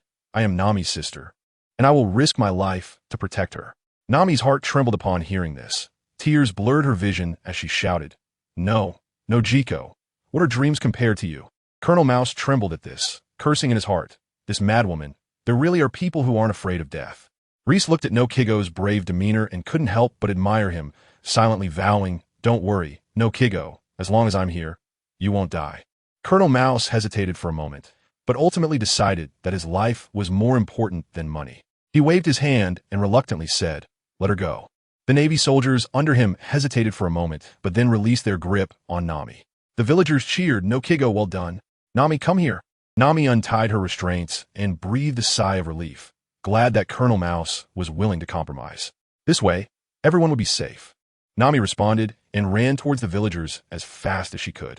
At that moment, Colonel Mouse stealthily moved to hide behind a tall Marine soldier. The villagers in Nokigo were focused on Nami and didn't notice. Lace's eyes narrowed as he guessed Colonel Mouse's thoughts. After a moment of contemplation, he didn't act immediately. Perhaps it was an opportunity. Sure enough, Colonel Mouse pulled out a gun, aimed at Noki Gao, and pulled the trigger without hesitation. He hated Noki for ruining his plans. The villagers were no threat. A single burst of gunfire could take them down. With a bang, the gun fired. But Noki reacted quickly, instinctively pulling the trigger, only to find Colonel Mouse's figure had vanished. This shot was destined to miss. Noki expression tightened, realizing he was likely in grave danger. He widened his eyes, deeply looking at Nami, wanting to remember her in his heart. Nami, hearing the gunshot midway, felt her joy freeze on her face, as if a demon were devouring her heart, filling her with infinite fear. Noki. Nami's mouth opened, but no sound came out. Ajien and the other villagers looked on in terror. They wanted to rush forward to block the bullets, but in the face of the bullet's speed, it was like a turtle crawling. Colonel Mouse's gaze was cruel. This was the consequence of opposing me. In the next second, the shot hit. Drip, drip, blood gushed out. Falling to the ground, Nami shouted Lace. The villagers also cried out, Lace, brother. Noki stared blankly at the tall figure in front of him, blood continuously flowing from Lace's feet. In a critical moment, Lace stood in front of Noki. Lace, are you okay? Noki snapped back to reality and ran to Lace to check his injuries. Lace pressed her hand against her abdomen, blood continuously flowing from it. Rice frowned slightly, feeling that something was wrong with the amount of bleeding. Noki looked at the continuously bleeding wound with concern in her voice. Rice, hurry and bandage it up, or it'll be dangerous if too much blood is lost. Lace casually said, it's just a minor injury, it's nothing. Noki couldn't help but exclaim, a minor injury? Do you know how much blood you've lost? Hurry up and bandage it.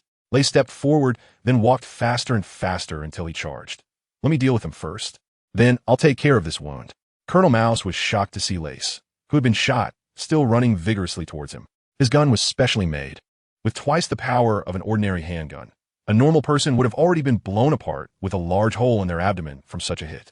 Lai's eyes narrowed, and in an instant, he closed the 20-meter distance. Taking advantage of Colonel Mouse's momentary daze, he grabbed the colonel by the neck and lifted him into the air like a small chicken. Put down your guns. Your commander is in my hands. If you don't want him to die. More than 20 Navy soldiers looked at each other, not knowing what to do. Colonel Mouse was being choked and couldn't catch his breath, feeling a great terror in his heart. What kind of speed is this? Is this the strength that defeated Eren? Ressa's gaze turned sharp, his fingers exerting pressure as he coldly laughed. Colonel Mouse, it seems your subordinates want you dead.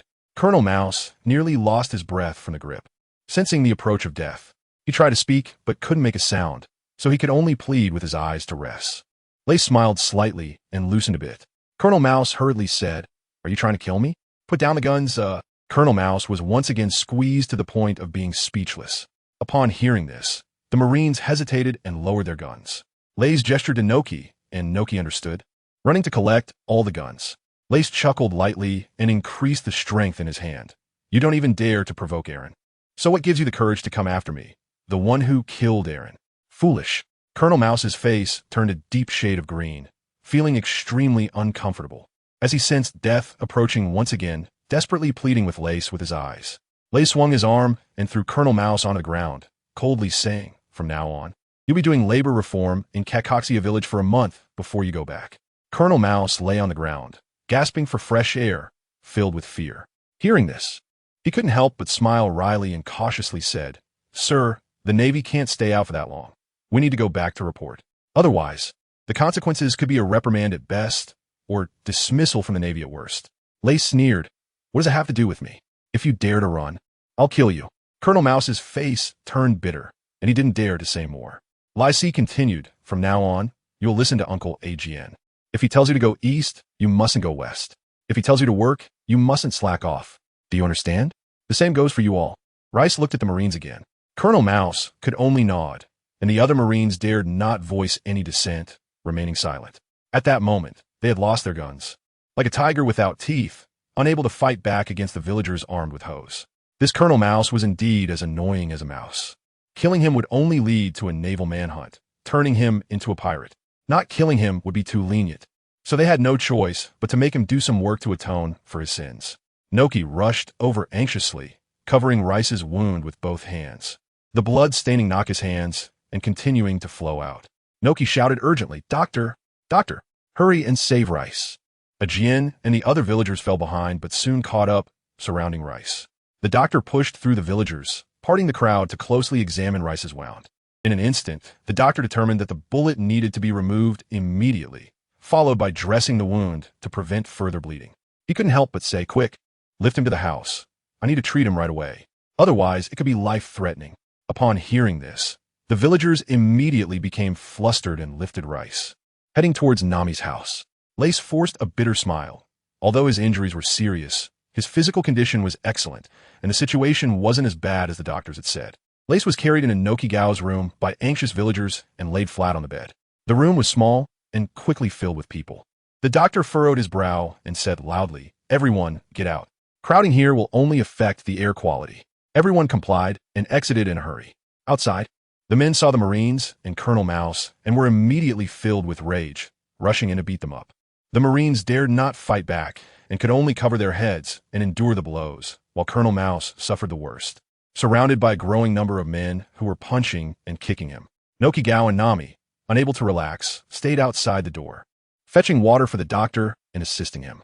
Half an hour later, the doctor wiped the sweat from his forehead and remarked, "Lace, well done. You're a tough guy." The pain of extracting a bullet without anesthesia is something most people can't endure. Lace looked a bit pale due to excessive blood loss and smiled. "It's nothing." Noki, feeling heartbroken, picked up a warm towel to wipe the sweat off Lace's forehead. Just looking at the bullet being removed was painful, and there was no anesthesia. Nami blamed herself, saying, "It's all my fault that Lace got hurt." Rai's gaze was sincere as he looked at Nami. "How can this be blamed on you? It's all because of that Colonel Mouse. He probably learned from Arlong that you possess a huge treasure and was filled with greed." Lace entered the system and looked at Nami's picture, noticing that her favorability had risen to 86. Next to it was Noki Gao's photo, and Lace was astonished to find that Noki Gao's favorability was even higher, reaching 88, just 2 points away from unlocking the diamond treasure chest. But don't be fooled by those 2 points. Increasing favorability is incredibly difficult, especially as it gets higher. This time, the hero saving the beauty increased Noki Gao's favorability by 5 points, Nami's by 4 points, and most villagers by 1 to 2 points. It seems that classics never go out of style. The hero saving the beauty still touches people's hearts the most. However, just 2 more points are needed for the diamond treasure chest, which is really making one anxious. It seems that I can only take this risky approach. Although I have no experience from my past life, I should be brave enough to go for it now, after hesitating for so long. The doctor organized the medicine box and instructed Lace, "Your injury is fine for now, but you need to rest. It will take at least 5 days, up to 15 days, to heal completely. Remember, no vigorous exercise. Otherwise, the wound may open again, and that would be troublesome." The doctor then turned to Noki Gao and Nami. "One of you needs to take care of him, changing the bandages once a day and applying the medicine I prepared." He pointed to the medicine bottles on the table. Noki Gao and Nami nodded almost simultaneously, saying in unison, "I will." The doctor smiled and left with the medicine box. As soon as the doctor stepped out the door, he was surrounded by villagers. Ajian asked anxiously, "How is Lace doing?" "Yes." "Doctor, is Lace okay?" "Doctor, you must make sure to heal Lace." The doctor raised his hand to quiet the villagers and said, "Lace is fine. He just needs to rest, so don't disturb him. I've asked Noki Gao and Nami to take care of him." Upon hearing this, the villagers felt relieved. Ajian said, "Since Lace is okay, let's all head back. After all, he needs to rest, and we shouldn't disturb his recovery." The villagers nodded and turned to leave. Josen asked, "Ajian, what about these Marines?" Ajian pondered for a moment and said, "Let them help us plant orange trees. Everyone can take a break, and we can keep an eye on them." The men all agreed, each taking a Marine back home. Inside the house, the 2 women exchanged glances, and a flush of red appeared on their faces. Nami lowered her head and said, "I'll go get some water."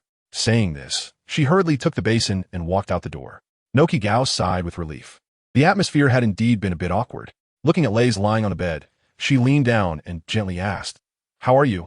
Is anything uncomfortable?" Lace shook his head. Noki Gao asked again, "Are you hungry, Lace? Do you want to eat something?" Lacey shook her head again. Noki pursed her lips and said, "If you have anything you need, remember to call me. I'll come help you." Lacey said, "Actually, there's something I need your help with, Nua Chi Gao. Are you willing?" Nua Chi Gao seemed a bit happy. "What is it? Just tell me. It's only right to take care of you, since you got hurt to save me." Rice took a deep breath, hesitated for a moment, and said, "I want you to help me deliver a message." Noki looked a bit curious, but nodded anyway. "What message?" "Go ahead, by the way. You haven't mentioned who to deliver it to yet." Lace said, "That sentence is, 'I like you. Can you be my wife?'" Noki was taken aback for a moment, then reacted and forced a smile, saying, "It's for Nami, right?" "Lace, why are you still shy? Do you want me to help you say it?" "Ha! I'll go right now. As she spoke, she turned to leave, her figure a bit desolate. Lace looked at Noki Gao's reaction and immediately felt reassured. Lacey quickly got up and, disregarding her injuries, reached out to grab Noki Gao. Noki Gao trembled all over and stopped in his tracks. Reese said, "This sentence is not for Nami. It is for you. Are you willing?" Noki remained motionless, with no reaction. Lace said softly, "No Kigo, don't you like me?" No Kigo was originally like a statue struck by lightning, frozen in place, but now, upon hearing this, he finally reacted. Lowering his head, his lips moved. I like you too, but..." Lace interrupted No Kigo's words. "But what? Isn't it enough that you like me?" Lace forcefully pulled Noki onto the bed and sat at the edge. "What are you worried about?" Noki was in a dilemma. Originally, she wanted to bring Lace and Nami together, but she didn't expect that Lace liked her, and she indeed felt a bit moved. Noki stammered, "Lace, can you promise me one thing?" Lace readily agreed. "Don't mention just one thing, even 10 or 100. I promise you." Naka's eyes sparkled as she asked Lace, "If Nami wants to go out to sea in the future, can you protect her?" As she said this, Noki lowered her head, feeling a bit shameless. Lace smiled, realizing that this matter coincided with his own intentions.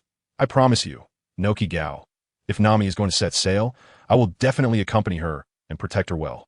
Noki Gao felt ashamed. "Thank you, Lace. I really don't know how to repay you." Lace chuckled lightly. "Repay? Isn't giving myself to you enough?" Noki nodded in agreement. Her eyes filled not with shyness, but with determination. "Since you are willing, Lace, I am willing too." Lace looked at Noki's affection level in the system, which hadn't changed, and sighed. It wasn't that Noki was pretending to agree with him. Rather, she was genuinely willing, making it difficult to increase the affection level. Lacey's eyes flickered as she looked at the charming Noki Gao, her heart racing. "Noki Gao, are you really willing to be with me?" Noki Gao nodded, her eyes filled with tenderness. The originally bold girl became gentle and lovely when it came to love. Reese smirked and said, "I don't believe it, unless Noki Gao kisses me to prove it." Noki Gao let out an ah, feeling a bit shy, but quickly nodded her head, with her bright eyes looking at Reese. She hesitated for a moment and leaned down, preparing to kiss him. Lace looked at the approaching beauty, feeling a surge of excitement, his heart racing several beats. Was he really about to lose his first kiss? Naka's heart also raced, her face flushed. Seeing Lace staring at her intently, she couldn't help but close her eyes and leaned in to kiss him. Sweet and soft, their lips touched and quickly parted, leaving Lace wanting more as he licked his lips. Noki brushed her hair back, her cheeks red as if she had been drinking. Reese noticed No Kigo's shyness and awkwardness. Realizing that she needed to adapt slowly, he coughed lightly and said, "No Kigo, I'm a bit hungry." No Kigo blushed and quickly stood up, almost fleeing the room as she said, "I'll go make you some food." When No Kigo came out, Nami, who had been quietly watching at the door, was startled and hurried to the living room, pretending to have just returned. No Kigo felt shy yet sweet inside and didn't notice Nami. Next, No Kigo focused on cooking. Nami, seeing the situation in the room, was unsure how to interact with Reese, so she helped No Kigo. The sun cast its last rays of light as night fell. To take care of Reese, No Kigo specially brought the meal into his room. Dinner consisted of the thigh of an unknown beast, which No Kigo had cut into small pieces and seasoned to look very delicious. No Kigo picked up a piece of meat, brought it to her red lips, gently blew on it, and after it cooled a bit, placed it into Reese's mouth. Lai took a bite of the grilled meat that Noki had sent to his mouth, the juices bursting in his mouth. Tender and delicious with a perfect balance of fat and lean meat. Lacey swallowed a few bites and exclaimed, "Noki, this barbecue is really delicious. Whoever marries you is so lucky." "Ah, it turns out I'm the lucky one." Noki chuckled at his teasing and brought another piece of barbecue to her mouth, saying, "All right, hurry up and eat." Lace chewed and shook his head, saying, "Delicious, delicious. This is something that should only exist in the heavens. It's hard to come by on Earth." Noki was amused by Lace's exaggerated manner and playfully said, "You're being too dramatic. It's not that good." Nami, eating dog food on the side, felt inexplicably unhappy. She suddenly swept the food on her plate and stuffed it into her mouth, finishing it in one go, and said to the two, "I'm going out for a walk." Nami quickly walked out of the room and onto the night path, feeling indignant. "That stinky Noki, she doesn't care about me at all, only knows how to feed Lays. Humph, and that stinky Lays I cooked, but he doesn't even know to praise me." After walking for a while, Nami looked up at the starry sky and saw the countless stars, suddenly feeling calm. She shouldn't be angry. Isn't it nice like this? Noki and Lays are together, and they love each other. They will surely become happy in the future. As for herself, she would be going out to sea soon to fulfill her dream anyway. Lost in her thoughts, she unknowingly walked to Burmer's grave. The moonlight shone on the tombstone, but there was no sense of horror. In Nami's eyes, Burmer's face appeared, making her feel warm. Nami looked at Burmer's tombstone and smiled. It was just right to have a chat with Burmer, just like when she was a child. She squatted in front of the grave and murmured, "Burmer, do you know? Noki seems to be in love. It's a guy named Lace. Don't worry, Burmer. He's a good guy, strong and kind-hearted. He's just about enough for Noki. As for me, I'm planning to chase my dream in a few days, Burmer. I will succeed, right?" At that moment, Noki stepped out from the shadow behind her. "Nami, does that mean you're not planning to bring Lace along?" Nami was startled and turned around. "Noki, how are you here?" Noki chuckled, not mentioning it was Lace who sent her. Instead, she said, "I saw you seemed a bit angry, so I followed you out." Nami puffed her cheeks and stubbornly said, "I'm not." Noki laughed triumphantly. "Nami, you're jealous, aren't you? Ha ha ha." Nami could no longer maintain her composure and angrily retorted, "Who's jealous? I'm not. Is there even an older sister like you?" Noki shrugged and helplessly said, "What can I do? After all, Lace confessed to me." Nami turned her head dismissively. "I don't care. I can achieve my dream without a man." Naki's smile faded, and she said seriously, "I told Lace about your dream, and he is willing to accompany you." Nami was taken aback and asked, "What about you? What will you do?" Noki smiled. "Me? I'll wait for you to return in Cocoa Village." Nami angrily replied, "Noki, you're really bold. Aren't you afraid I'll steal him away?" Noki smiled. "Not afraid." Nami crossed her arms and, exasperated, said, "I don't want that. I can go by myself. Lace can stay with you, the lonely person." Noki sighed. "Nami, do you know how shameless I had to be to make that request to Lace? Can't you let me worry less?" Nami stood up. "I don't need you to take care of me. This is my own business." Saying this, she stormed off in a huff. Noki looked dejected. Her eyes filled with concern. "Nami." The two women returned home one after another, silent. Lace had gone to bed early and didn't notice the tension between the two. It was only when the sun was high in the sky that Lace slowly woke up. Lace was about to get up when she suddenly felt a sharp pain in her abdomen. Rice frowned, but it was still within an acceptable range. Clearly, Rice's injury was recovering much faster than the doctor's expectations. Lace endured the pain and got out of bed, pushing open the door, only to find the hall empty, with the sunlight outside slightly blinding. At that moment, Noki Gao walked in from outside, holding a basket of oranges. Upon seeing Lace appear in the hall, he was taken aback, casually dropped the basket, and rushed towards Lace, not caring about the oranges scattered on the floor. "Lace, how did you get out of bed? Didn't the doctor say you should rest?" Noki Gao's voice was filled with urgency and a hint of reproach. He supported Lace and intended to lead him back inside. Reese smiled wryly. "Nokia, you underestimate me too much. I am the man who defeated Eren. I'm not that weak." Nokia still looked anxious. "You're injured. Just rest well. If there's anything, just call me."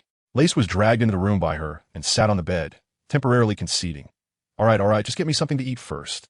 Noki shot Lace a glare and hurriedly brought in some rib noodles for Lace to eat. Lace swallowed a few bites and praised Naki's excellent cooking skills. Noki squinted her eyes, feeling very satisfied. After eating 3 large bowls, Lace let out a long sigh of contentment. Noki sat next to him, tilting her head to watch Lace eat the noodles. Seeing that Lace had finished another bowl, she asked, "Would you like another bowl?" Lace rubbed his belly and shook his head, saying, "If I eat any more, I'll burst." "Noki Gao, I need to step out for a bit." Noki Gao, who had been smiling, suddenly turned gloomy upon hearing the second half of the sentence. "You can't go." Seeing Noki Gao's terrifying appearance, Lacey couldn't help but chuckle awkwardly. "Noki Gao, I have something very important to do." Noki Gao said coldly, "Your most important thing is to take care of your health." Lacey sighed. "I need to ask Xiaoba where Along put everyone's money. It's very important." Nuo Chi shook his head. "I'll go ask for you. You just rest here." Lace helplessly said, "My injury has almost healed, and I can walk without any issues." "Really?" Noki, seeing that Lace was insistent, sighed and said, "Fine, but I want to go with you." Lace nodded with a smile. "Of course, that's good." The two went to the location of Xiaoba, which was originally the residence of the Pai family brothers. It wasn't right to keep Xiaoba tied under the tree, so they decided to move him. On the way, they encountered many villagers who expressed concern for Lace's health, and the two had to work hard to brush it off. Xiaoba was still tied up, this time to a large pillar. When they entered the room, they saw Xiaoba. Xiaoba looked dispirited and said, "Lace, you're here again?" Lacey nodded, his expression serious. "Xiaoba, do you know? The residents on the island are living very poorly right now." Xiaoba lowered his head and remained unresponsive. Lacey continued, "Do you know why this is? It's all because of Eren. It's all Eren's fault." Xiaoba couldn't help but raise his head to argue. What does this have to do with Brother Eren? Lai Si's eyes blazed with anger as he said, this is still not Eren's fault. Over the years, Eren has extorted and drained everyone's savings. Now everyone is living in poverty, and it's all thanks to Eren. Xiaoba remained silent. This was an undeniable fact, beyond dispute. Xiaoba, are you not ashamed? Because of your selfishness, not revealing the location of Bailey, everyone is suffering. Can you truly bear this? Are you the kind of person who disregards the bigger picture for personal grievances? Xiaoba opened his long mouth and stammered, his eyes flickering. Of course I am not. Lai Si said, since it's not the case, you should tell me the location and not let our personal grudges affect the people on the whole island. Xiaoba took a deep breath, thought for a moment, and replied in a deep voice. All right, I'll tell you the place where Brother Along put the Bailey. It's the 5th tile in the 2nd row of the left swimming pool. Lace let out a sigh of relief, finally getting Xiaoba to speak up. The difficult situation of the residents made Xiaoba feel guilty, leading to a sense of wanting to make amends, which highlights that Xiaoba still had a conscience. After obtaining the location, Lace took Noki Gao to a loan paradise. According to Xiaoba, they withdrew all of the loan savings. After Noki Gao counted carefully, he was shocked to find that there were 35 billion berries, which was an astronomical figure. Lace was not surprised. A village in Kixia contributed about 5 million belly to Eren in a month, which amounts to 42 million belly a year, and after 8 years, it totals 336 million belly. Not to mention that Eren has 20 such towns. The wealth he has extorted is simply terrifying. After all these years, having over 2 billion belly is not bad at all. The two of them place the over 2 billion belly into a box and push it away with a small cart. Lace does not intend to monopolize this bounty. He has other clever uses for it. The two returned to Xiaoba's place. Lai Si said, Xiaoba, thank you for letting me know. I have already taken Eren's Bailey, so everyone can live better. Xiaoba responded indifferently, with his eyes lowered. It's just helping Brother Eren pay off some debts. Lai Si smiled as he drew a knife, its cold gleam shining, sharp and unmatched. Xiaoba, since that's the case, then you. Lei spoke, raising the knife toward Xiaoba. Xiaoba looked at the glinting blade, swallowed hard, and showed a calm expression as if ready to face death. Noki couldn't help but tug at Lei's sleeve, unable to bear it, and said Lei's. Lei swung his sword down and uttered the last 2 words, let's go. Noki closed her eyes tightly, unable to bear the sight. In her view, although Xiaoba had aided the tyrants, he had never bullied the villagers, and his crime did not warrant death. A cold light flashed, and the rope split into 2 segments. Xiaoba opened his eyes in confusion, looking at Lei's, not understanding why Lei's did not kill him. Lei's chuckled lightly. Xiaoba, although you are a fishman, you are friendly to others. Now that you are redeeming yourself, I will let you go. You can choose to leave or come back for revenge. It's up to you. Xiaoba stood up and looked deeply at Lei's. At this moment, he had grown a lot. Lei's, I know I can't defeat you right now. Once I return to Fishman Island to find Brother Jinbei and learn martial arts, I will come back to seek my revenge. Xiaoba decided to no longer use a knife and instead learn Fishman karate. Lei smiled and said, sure, I'll wait for you. After receiving the answer, Xiaoba raised his head proudly and walked out of the house, the sunlight shining on him as if he had been reborn. Xiaoba then left the village of Kakaxia, leaving the East Sea behind, and headed for the Grand Line. By noon, the two returned home. Nami saw them coming back together and asked, where did you two go this morning? Luffy laughed and said, Nami, do you know how much money Arlong has saved? Nami's eyes lit up, and she got excited when it came to money. Arlong? How could I forget? He has been squeezing us for so long. He must have a lot of belly. Luffy pulled out a chair and sat down, yeah. Nami, can you guess how many berries Arlong has? Nami excitedly said, 500 million berries? Liz shook his head. Guess again.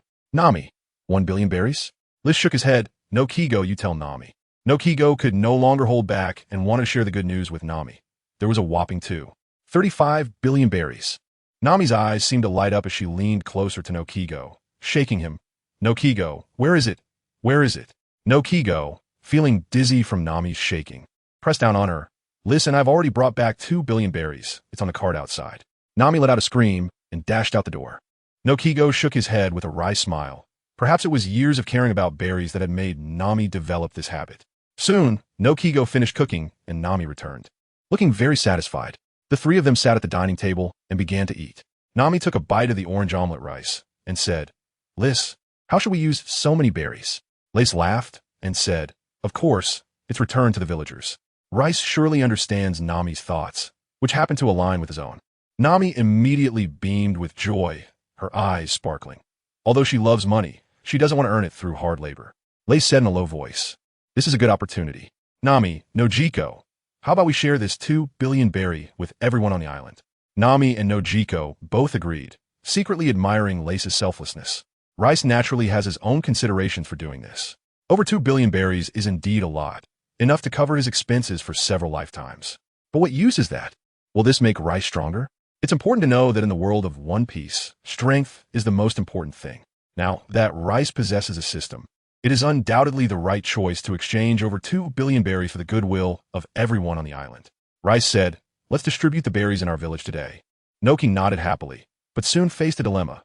How much berry should we give everyone? Eren had already spent some of the money. It's impossible to return the full amount to everyone. Nami frowned and said, "We need an account book for this." "Raith, do you have an account book?" Raith is meticulous and has already considered this issue, so he has long searched for the account books of all the villages. Lace said, "In my room." Nami nodded. "Then let's go get it after we finish eating." The three quickly finished their meal and went to Lace's cabin to retrieve the account book. Nami carefully looked it over. There were a total of 450 people on the island, with a total of 35 billion berries, meaning each person could receive around 62 million berries. After calculating, the three gathered the villagers and publicly distributed the berries at Nami's doorstep. In Kakoja village, the villagers gathered upon hearing that Lace had found Arlong's treasure. Ha! Lace is really amazing. He was able to find the treasure hidden by Arlong. Yeah, he's thinking of us too. I think Lace doesn't even need to share with us. After all, Lace defeated Arlong, and we can't repay him, so these berries can be our small token of appreciation. Haha, I heard there are quite a few berries. You don't want it, but I still want to improve my life. The villagers were chattering excitedly and lined up. Lace pressed his hands down and said, "Everyone, quiet down and listen to me for a moment." The villagers instantly fell silent, demonstrating Lace's authority. Lace said, "I found a total of 35 billion berries, but I can't give all of it to our village." Upon hearing this, the villagers gasped, surprised that there were so many berries. They had no objections to Lace not being able to distribute all the berries. Lace continued, "I checked Eren's account books, and there are a total of 450 people on our island, which means each person would receive 62 million Bailey if divided equally." The villagers nodded slightly. They were not selfish people. And since this also included the hard-earned money of residents from other towns, there were no objections. Lace smiled and said, "All right, now we begin. When I call your name, please come up to receive your 620,000 berries." Katine, Nami, and Nojiko had already counted out a sum of 620,000 berries and handed it over to Katine. Reese called out names one by one, and everyone came up to collect their berries. Soon it was all distributed, and everyone was beaming with smiles. Last time, each person received around 1 million berries, which means they had regained half of the savings accumulated over the past 8 years. Lace's mind sank into the system, and the favorability of most villagers did not change, while a small number of people increased by 1 or 2 points. Lace is not surprised, as the initial level of affection was already very high, making it difficult to increase further. Lace looks forward to being seen as a hero by the residents of other towns, bringing them the much-needed Bailey as a timely help. He wonders how high his favorability will reach. After all this commotion, it is already afternoon, and Lace has given up on the idea of going to other towns. Lace walked to the seaside, with Noki closely following him. Lace took out the grilled fish, preparing to bond with Moo. However, after a long time, Moo still hadn't shown up. Noki found it strange and asked, "Lace, why are you holding on to the grilled fish?" Lace gazed at the sea. "Let's go back for now. Maybe my friend has something to do today." In the evening, Nami's house was brightly lit. Suddenly, Nami felt a strong urge to set sail. She frowned, pondering for a moment, but ultimately decided to follow her heart, hoist the sails, and pursue her dream. Then she thought of Lace and Nojiko and sighed, wondering how to convince Nojiko. Lace lay on the bed, hand behind his head, watching Nuo Chi Gao carefully unwrap the bandages. Lace chuckled and said, "No, Chi, you can just do without worry." Nochi replied with a bright voice, "No way. What if the wound again?" Reese fell silent, admiring Noki Gao's beauty. Her delicate nose, plump and rosy lips, long eyelashes, and those enchanting eyes that shimmered with a soft glow, all combined to create a seriously captivating appearance. At that moment, the door suddenly opened and Nami walked in. Due to the angle, she could only see Noki Gao very close above Reese's abdomen, which led her to misunderstand the situation. Stammering, she said, "Sorry to interrupt." and hurriedly closed the door. Noki Gao, hearing the noise and seeing Nami push the door open and then shut it again, couldn't help but feel confused. Raith understood that Nami had misunderstood and secretly laughed. After a moment, Noki found Nami, and the misunderstanding was resolved. Nami sat on the side with a red face. Raith said, "Nami, is there something you need?"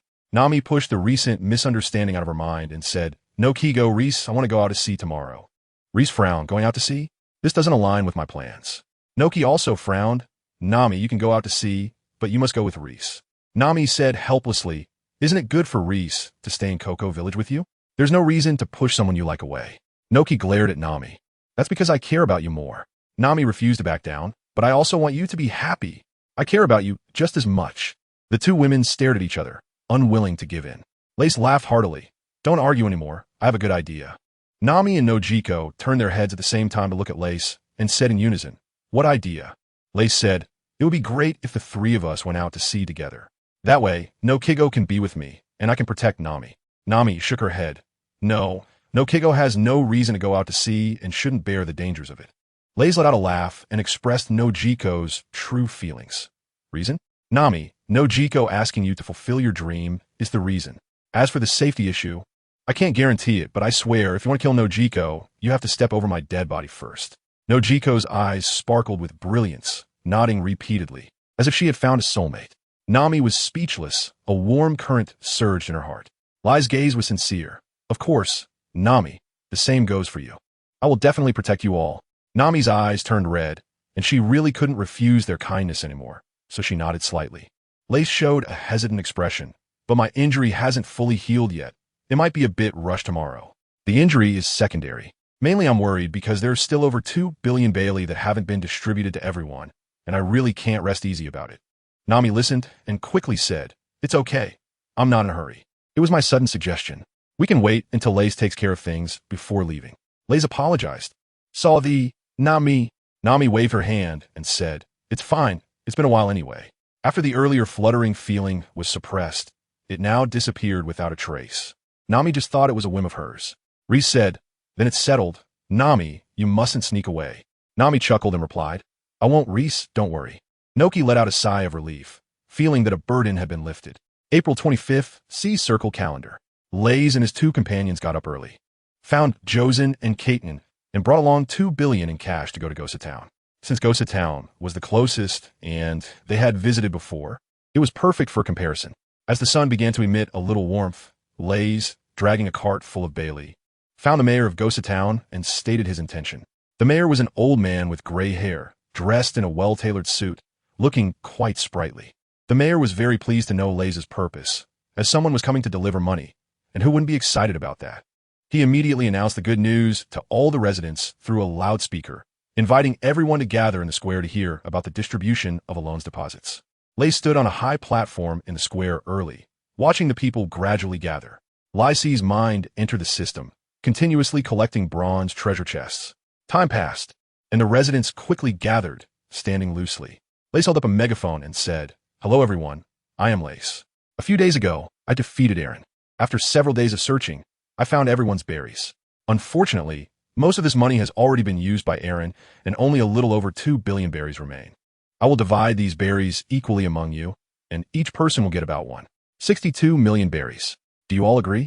The residents of Gosa Town erupted in cheers, the sound deafening, and they enthusiastically shouted, "Agreed." Lace chuckled. "All right, next, please come up when I call your name."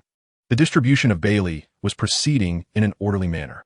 In the audience, the atmosphere was lively, with residents discussing among themselves. Lace is really a great person.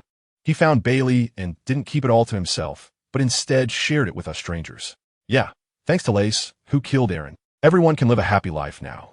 That's great, 1.62 million Bailey. Even without any income, it's enough for my family to live well for several years. As the distribution of Bailey continued, Lace noticed the goodwill of the residents of Gosa Town rising steadily, with almost everyone reaching a goodwill score of 70. Unlocking the silver treasure chest. While Reese personally distributed the berries, he also collected treasure chests, which can be considered a win-win situation. There were about 100 people in Gosa Town who shared nearly 200 million berries, received 80 silver treasure chests, and 20 bronze treasure chests, resulting in a guaranteed reward of 4 high-quality health pills and one ordinary health pill. Since he had visited Gosa Town last time and collected a batch of treasure chests, there were a few less this time. At around 10:30, Reese and his team hurried to the next village. They had a quick lunch on the way, and, upon arriving at the village, distributed berries again, harvested treasure chests, and received guaranteed rewards. After finishing, they politely declined the village chief's invitation to stay and quickly headed to the next village. By the time they distributed the berries there, it was already 6 p.m. The 5 of them were on their way back to the village. The road was muddy, and the light was dim, making it quite difficult to walk. Suddenly, a cool breeze swept through, refreshing the weary group. Josen reflected on the day's experiences and said, "Seeing their happy and content faces makes it all worth it. No matter how tired I am today." Caton nodded in agreement. Yes, today a family had been out of food for many days, and this money is truly a lifesaver. Nami thought for a moment and still felt angry. It's all because of that despicable Arlong that everyone is living so poorly. Noki sighed and said, "Fortunately, the nightmare is over, and everyone will surely be able to return to their previous way of life." Lace spoke up. "So what we're doing now is truly meaningful, handing over the Bailey in our hands to those in need as soon as possible." Back in the village, Lace and the other two returned to Nami's home. Lace carefully examines today's harvest. The bronze and silver chests themselves yield nothing of value. However, the guaranteed health elixir is what Lace needs. Currently, Lace still requires the large number of health elixirs to increase strength. In the afternoon, there were 4 premium and 2 regular health elixirs received. System: can the health elixirs be consumed by others besides me? Of course, all items produced by this system can be used externally. Raith was overjoyed, as this would allow him to enhance the strength of Nokigo and Nami. The sea is dangerous, and he cannot guarantee that he can protect the 2 women without fail. So improving their strength is very important. Rice waved his hand, signaling Nami and Nokigo to come over. He took out a regular blood replenishing pill, ground it into powder, divided it into 6 portions, and poured it into 6 cups of water. Seeing Rice's actions, Nami laughed and said, "Rice, if you're going to drug someone, you should do it secretly. Besides, I'm your sister-in-law. What do you mean by this?" Nokigo poked Nami on the head with his hand and said unhappily, "What are you talking about?" Nami playfully stuck out her tongue at Nokigo and made a funny face. Lace let out and said with anticipation, "This is the all-purpose tonic I've concocted. You will become stronger after taking it." Nami was surprised and asked, "How is that possible? Won't there be any side effects?" Lace said seriously, "I got stronger because of it, and there are absolutely no side effects. Trust me, give it a try." Noki looked at the powder, which sank to the bottom of the water and didn't dissolve. Although it seemed unreliable, Noki didn't hesitate and picked up the cup, tilting her head to drink it in one gulp. Nami exclaimed when she saw Noki drink it all at once. "Noki!" Nami glanced at Lace, but still chose to believe him, picked up a cup, and gulped it down as well. Rice was somewhat moved. If the contents were poison or an aphrodisiac, the consequences for Nokigao and Nami would be unimaginable. Nokigao swallowed the powder, and within seconds, a warm current rose in his abdomen, flowing to his limbs and body, making him feel tingly all over. Nami waved her arm, exerted a little force, and lifted the table, exclaiming in surprise, "My strength has increased. This really works." Nokigao also had a look of joy on his face as he turned to Rice and asked, "What is this stuff that can change a person's body?" Reese shook his head. "I don't know either, but as long as it's useful, that's fine." Nami exclaimed excitedly, "Reese, do you have more? If you eat more, won't you be invincible?" Lace laughed and said, "What do you think this is, Candy? I can only synthesize 3 pieces a day, and you can't eat them indefinitely. Everyone's body has its limits. Once you reach the limit, no matter how much you eat, it won't increase your strength." Nami's excitement faded a bit, and she nodded slightly, realizing this was indeed more realistic, but was still good. Nokigao said, "Synthesize? Is this your devil fruit ability?" Lysy nodded, deciding not to expose the system and just push it onto the fruit. Reese pointed at the remaining 4 cups of water. "Well, if you feel you can get stronger, go ahead and drink the rest." Noki and Nami exchanged glances, and each drank 2 cups of water, their strength increasing once again. Lace magically took out another blood-replenishing pill and divided it into 6 parts again. They continued to eat until they felt they could no longer grow stronger. Noki followed suit and stopped after drinking 2 cups, shaking her head and saying, "I feel like it's not effective anymore." Nami drank the remaining cup that Noki had left, but still didn't reach her limit. Luffy took out another fruit, divided it into 3 parts, and handed it to Nami. After eating 2 parts, Nami stopped and shook her head, indicating that she had reached her limit. Reese will eat the remaining portion, barely feeling any increase in power. It's not that he has reached his limit, but rather that the effect is too weak for him. In the underground passage of Raith, it seems that Nami's talent is significantly higher than Noji's. This is understandable, as Nami has been out in the world since she was 10, honing her physical abilities, so her potential is naturally greater than that of Noji, who has spent many years in the village. Raith stretched and said, "Noki, help me change the bandages." After becoming stronger, Noki was in a good mood, nodded with a smile, and went to get the medical box. Raith walked into Noki's room and lay down on the bed. To be honest, Raith felt that the injury had healed. By noon, he could no longer feel any pain. This was far from the doctor's estimate, as the doctor did not understand Raith's physical vitality. With Raith's current physical strength, minor injuries heal in a day, and serious injuries in 2 days. Noki walked in, placed the medical box by the bedside, and began to unwrap the bandages. Nami sat beside her, resting her chin on her hands and watching with interest. Noki lifted Raith's shirt, revealing a layer of white bandages. With nimble hands, she gently untied the knot and carefully unwrapped the bandages, exposing Raith's strong and muscular abdomen. Noki was a bit surprised. The wound on Raith's abdomen had completely scabbed over and seemed to be fully healed. Raith glanced at his wound, and sure enough, it had already scabbed over. He said to Noki, "It seems my injury has healed, so I won't apply any medicine today." Noki pondered for a moment and nodded in agreement. Having experienced the power of Chi blood pill, Noki understood that Raith could not be judged by common standards. Lysla took off her clothes, covering her 8-pack abs, and with her hands behind her back said, "It's getting late. Everyone should go to bed early." Nami frowned and complained, "Raith, your injury is healed. Why are you still sleeping on Nojiko's bed? You should go home and sleep." Raith glared. "What relationship do I have with Noki? What's wrong with sleeping here? It's fine for Noki to sleep with me, right?" He turned to ask Noki. Noki's face turned slightly red, and she lowered her head and murmured in agreement. Nami rolled her eyes, angrily stomped her foot, stood up, and walked away, muttering under her breath that Noki was really in love. Hearing the noise, Noki raised her head and saw that Nami had already left. After hesitating for a moment, she stood up and walked to the door.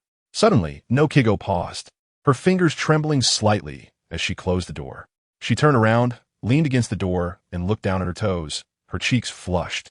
Raith saw Noki close the door and looked at him in confusion. Noki still lowered his head, his voice tense. "Raith, can I sleep here tonight?" Raith picked up on the hint and looked at the blushing Noki. His heart skipped a beat. "Noki, are you serious?" Noki took a deep breath and spoke her heart. "I love you, Raith. From the moment you took a bullet for me, I fell in love with you. Let's be together tonight, and from now on, I belong only to you." Raith was stunned when Noki confessed. "Really?" Noki's voice became even lower, more shy. "Of course it's true. Do you still doubt my feelings?" Lysi quickly shook his head. Chi had already done so much, and if he didn't show any sign of appreciation, it would be unreasonable. Raith stood up and gently hugged Noki, softly saying, "I love you too, Noki." Raith felt the warmth of Noki's flushed cheeks against his chest, igniting the flames within him.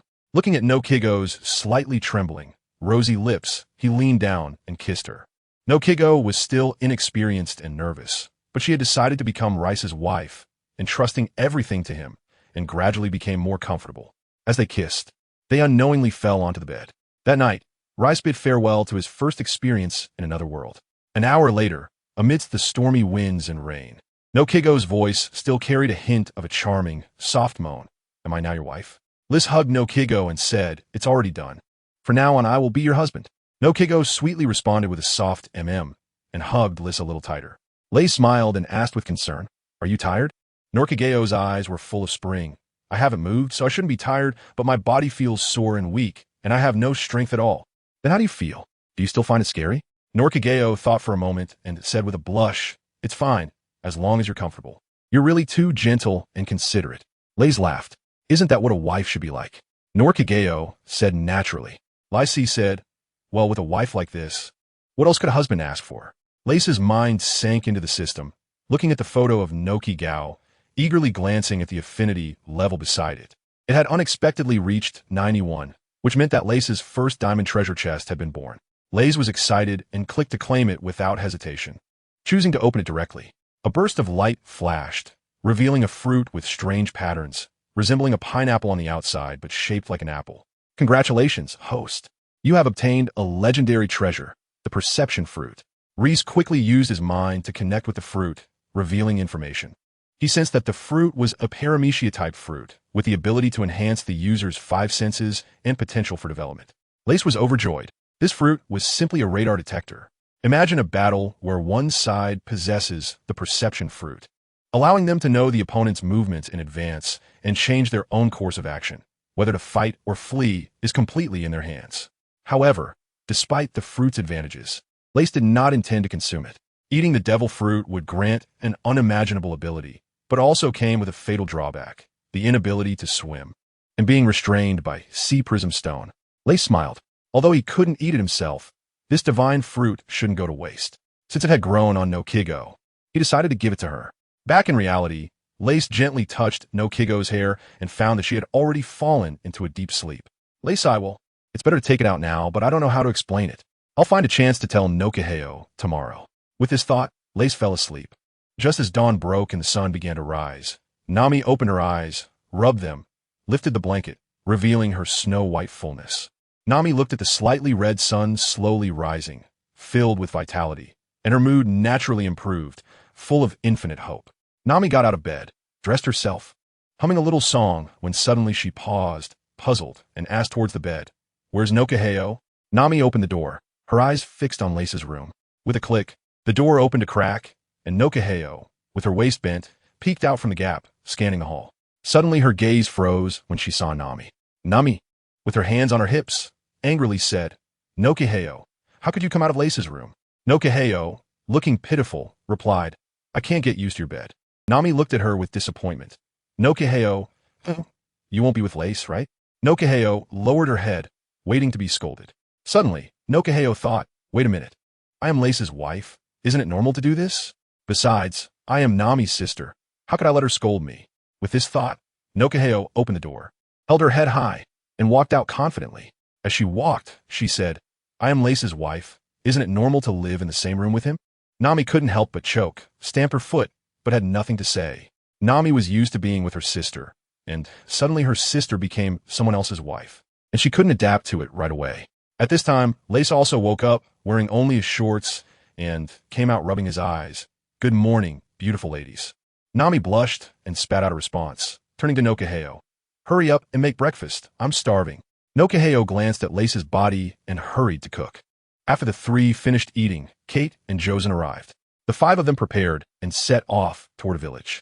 Today's task was to deliver Bailey to 3 villages. At 10:30 in the morning, the 5 had completed the distribution of Bailey to the first village. At this moment, they were on the road to the next village. The road was lined with trees on both sides, with lush green leaves, appearing vibrant.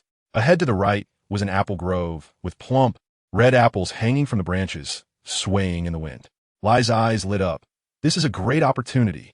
Lai said to the 4, "I'm a bit thirsty. I'm going to pick some apples to eat. Do you want some?" The 4 all nodded, feeling quite thirsty after working all morning and with the hot weather. Eating a few fresh and juicy apples would be nice. Lays nodded, quickened his pace, broke away from the group, and entered the orchard. He casually picked 4 apples, took out a devil fruit from the system, mixed it in, and walked towards the 4 people. Seeing Lays holding the bright red apples, the 4 couldn't help but swallow their saliva. Lays handed normal apples to Nami, Triss, and Josen, and gave a striped devil fruit to Nokigao. Nokigao looked at the apple in his hand, feeling very curious. Although it was also red and the size was consistent with an apple, its outer skin resembled that of a pineapple. Lays winked at Nokigo and said with a smile, "Nokigo, go ahead and eat." Trusting Lays, Nokigo took a bite, only to feel as if they had tasted the most terrible food in the world.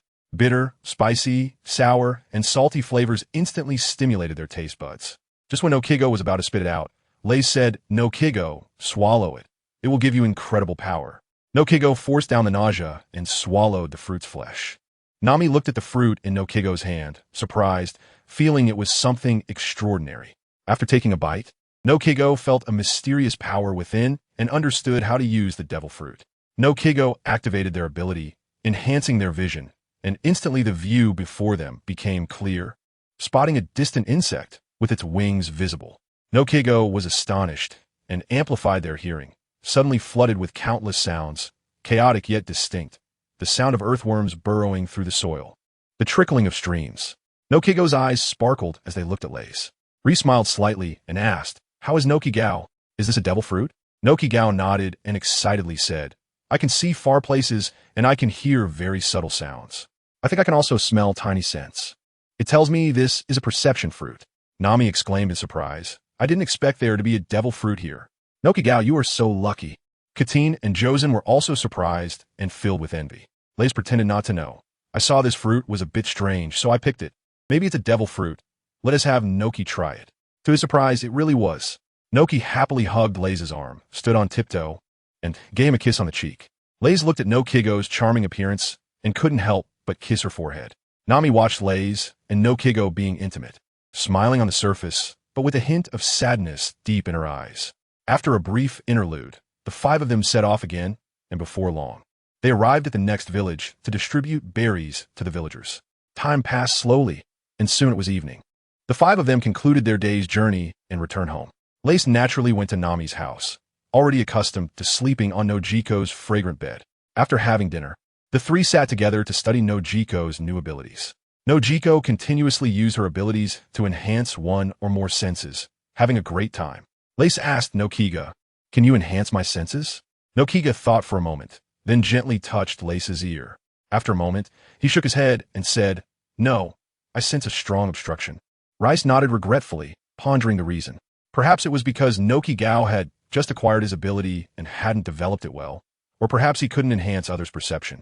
If it were possible, not only would his detection ability greatly improve, but Noki Gao would also have a means to combat enemies by increasing their pain perception.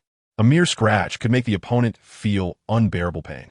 Nami, unwilling to give up, said, "Noki Gao, come try it on me." Noki Gao complied and touched Nami's ear. In the next second, Noki Gao looked at Nami in surprise, as it had just worked successfully. Nami's eyes were filled with astonishment. In an instant, her hearing had increased several times, which was truly a wonderful experience. Nami exclaimed excitedly, "Noki Gao, I can hear it." Noki Gao also sensed it and nodded happily. Next, Noki Gao tried enhancing Nami's eyes, nose, tongue, and the overall skin, which meant touch. Nami alternated between screaming in excitement and listening quietly, her eyes sparkling with joy as she thoroughly enjoyed the experience, feeling the happiness of Noki Gao. Only Rice felt frustrated, wondering why he was the only one who couldn't do it. What was the difference between him and Nami? Riceling suddenly realized that the biggest difference between him and Nami was their strength. Their strengths were at least 10 times apart. He recalled what Noki Gao had said and felt a strong obstacle preventing Noki Gao's abilities. This explained everything. Rice's strength was too overwhelming, while Noki Gao's fruit abilities were too weak to amplify Rice. On the other hand, Nami and Noki Gao had similar strengths, which allowed Noki Gao to affect Nami. Understanding this, Rice began to look forward to Noki Gao's future. If in the future she could enhance pain perception on the opposite side, it would be a tremendous boost. The two played for a long time until Noki Gao was exhausted. As night fell, Rice glanced at Noki Gao, winked, and then entered the room. Noki Gao understood Rice's meaning, and her face instantly flushed. The taste from last night lingered in Rice's mind, causing him to become infatuated. Noki Gao's face turned crimson as she followed closely behind. Nami's eyes darted, and she grabbed Noki Gao's hand, saying loudly, "Noki Gao, let's go to sleep." Noki Gao, feeling shy, struggled slightly, but was surprised that Nami's grip was too tight to escape. Sensing Noki Gao's slight resistance, Nami simply let go and pretended to be tearful, saying, "Sister might have found a new love and doesn't want her sister anymore." Noki Gao sighed helplessly and hugged Nami from behind, realizing that she had indeed neglected Nami these past few days. She could only look apologetically at Rice. Reese gritted his teeth and thought to himself that sooner or later, he would end up on my bed. Nami walked into the room with Nojiko, and after Nojiko entered, she even made a face at Reese. Lace felt a bit frustrated. It seemed he needed to conquer that girl sooner rather than later. The three of them went to sleep, and the two girls whispered to each other. Without a beauty by his side, Lace had no choice but to force himself to sleep. Over the next 5 days, Lace took the four of them to every village on the island, distributing a total of 2 billion berries. During these days, Nami kept secretly sabotaging him, not allowing him to get close to Nojiko. It was only 2 days ago that Lace finally found an opportunity to steal a kiss. In the system, he accumulated and obtained 50 premium blood recovery pills and 20 regular blood recovery pills. Lace has taken a total of 65 pills, one a day, and his strength has increased several times. It can be said that now Lace can easily hold Aaron down with one hand and rub him. Lace felt that his strength could still be improved through blood-boosting pills. However, he had only 5 high-quality ones left, reserved for Noki and Nami. After distributing the berries and collecting the treasure chests, Lace's days became boring. Usually, he would help do some good deeds to maintain his persona, bully Colonel Mouse for some fun, and engage in a battle of wits with Nami, while also getting close to Noki. Life went on simply yet fulfilling, and after a few leisurely days, time passed.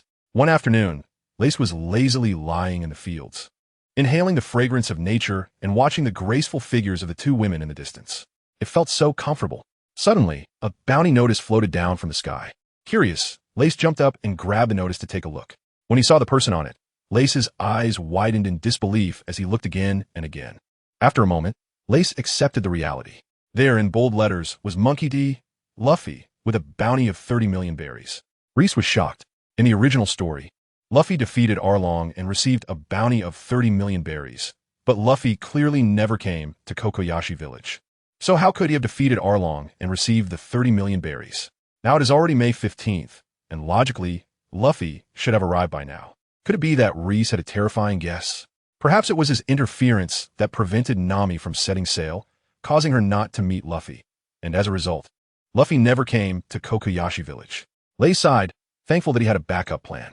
Time was of the essence. He needed to reach Alabasta before Luffy. At this moment, the sun was high in the sky, radiating its scorching light. Lace shouted Nami. Noki. The 2 girls responded and came over, their faces beaming with smiles. Nami saw Lace from a distance and said, "Who is that? Lying there not working?"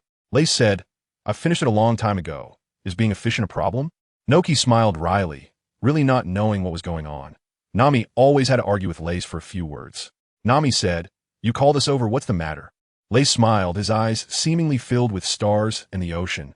"Nami, it's time to realize your dreams." Nami was taken aback. She had indeed been very happy these past few days, temporarily suppressing her dreams deep within her heart. But Nami had never thought of giving up on her dreams. And at this moment, Lace brought it up, making her feel touched, realizing that Lace had not forgotten about her dreams. She thought this in her heart, but on her face, she pretended to be proud and huffed. "So you do remember, huh?" Lace stood up and walked in front of Nami, a strong masculine aura overwhelming her, causing Nami to instinctively take a step back. Rice reached out and gently patted Nami's head, smiling softly. "How could I forget? This is your dream." Nami suddenly blushed, swatted Rice's hand away, and turned her head to the side. Nojiko, seeing this scene, didn't feel jealous. Instead, she crossed her arms and squinted her eyes with a smile. In the afternoon, a piece of news swept through the entire village, spreading wildly. That is, Nami Nojiko. And Rice will set sail tomorrow. Lace then arrived in front of Colonel Mouse. In a wasteland, Colonel Mouse and a dozen Navy soldiers were loosening the soil with hoes. The ground was hard and difficult to cultivate. Colonel Mouse was sweating profusely, feeling sore in his back and waist. Under a shaded area, several villagers saw Lace coming and shouted loudly, "Hey Lace, come over here to cool off." Lace waved and called out, "No need, Brother Sean. I have something to discuss with Colonel Mouse." A few villagers heard this and walked out of the shed towards Lace. Lace walked up to Colonel Mouse, looking at the now thinner Colonel Mouse, and said, "Colonel Mouse, our village of Kekaxia really knows how to host guests, right?" Colonel Mouse wiped his sweat and flattered. "Your village not only has beautiful scenery, but also outstanding people, especially you, Lord Lace, who is truly a dragon among men." A few villagers who had come over couldn't help but laugh and said, "You bastard actually got one thing right." Colonel Mouse smiled and replied, Yes. Lace said, "These Marines have almost atoned for their sins. I'm ready to let them go." A few villagers naturally had no objections. Brother Sean said, "That's good. It's easier for me if they leave. Watching over them every day is like herding sheep and a waste of time." Colonel Mouse felt as if a big pie had fallen from the sky, hitting him right on the head, and hurriedly nodded and bowed. "Thank you, Lord Lace. For your generosity, please let us go." Lycee's gaze was deep. "However, it's not to your base, but to Rogue Town." Colonel Mouse was taken aback and flattered, saying, "Wherever you wish to go, my lord, I will go." Lycee looked at several villagers and said apologetically, "I will be going out to sea tomorrow and want to experience the beauty of the ocean." The villagers were taken aback. "What, going out to sea? This? The villagers thought about the impending farewell and suddenly found themselves at a loss for words. Lace patted a few people's shoulders. His eyes filled with sadness. You'll come to see me off tomorrow, right? Of course. But Lace, your departure to sea is so sudden, we weren't prepared. Huh. It's better to have a short pain than a long one. Don't worry, my name will resonate across the sea. In the evening, everyone in Kokasia village learned that Nami, Nojiko, and Lace were sailing out the next day. A grand farewell banquet was held in the streets. Tables were set up outside, filled with food and drink, the aroma enticing. However, a somber atmosphere enveloped the diners. Everyone had little appetite and instead drank frequently. Josen wore a worried expression, sipping from a small cup and sighing. Rio, on the other hand, ate meat heartily, looking sulky. Thinking of Lace setting sail reminded him of his grandson who had yet to return from the sea. Kaiten had a gloomy face, continuously drinking. Akiyama, expressionless, found the food tasteless, a hint of worry in his eyes. Clearly, in the minds of the people of Kokasia village, being a pirate was not a good thing. Perhaps they would never see them again. Lace noticed the atmosphere was off, stood up, raised his glass, and said with a smile, "Everyone come, let us drink to a smooth voyage tomorrow." However, few responded, as everyone was immersed in the sorrowful mood. Lace raised his wine glass, frozen in the air, and joked, "Everyone seems so gloomy. Is it because you think I will meet my end in the sea and you'll never see me again?" Xiang Nai worriedly said, "The sea is so dangerous. Why do you want to go there, Lace?" Lace smiled confidently, a surge of ambition rising in his chest as he said, "The sea is vast, mysterious, and holds incredible scenes and unimaginable races.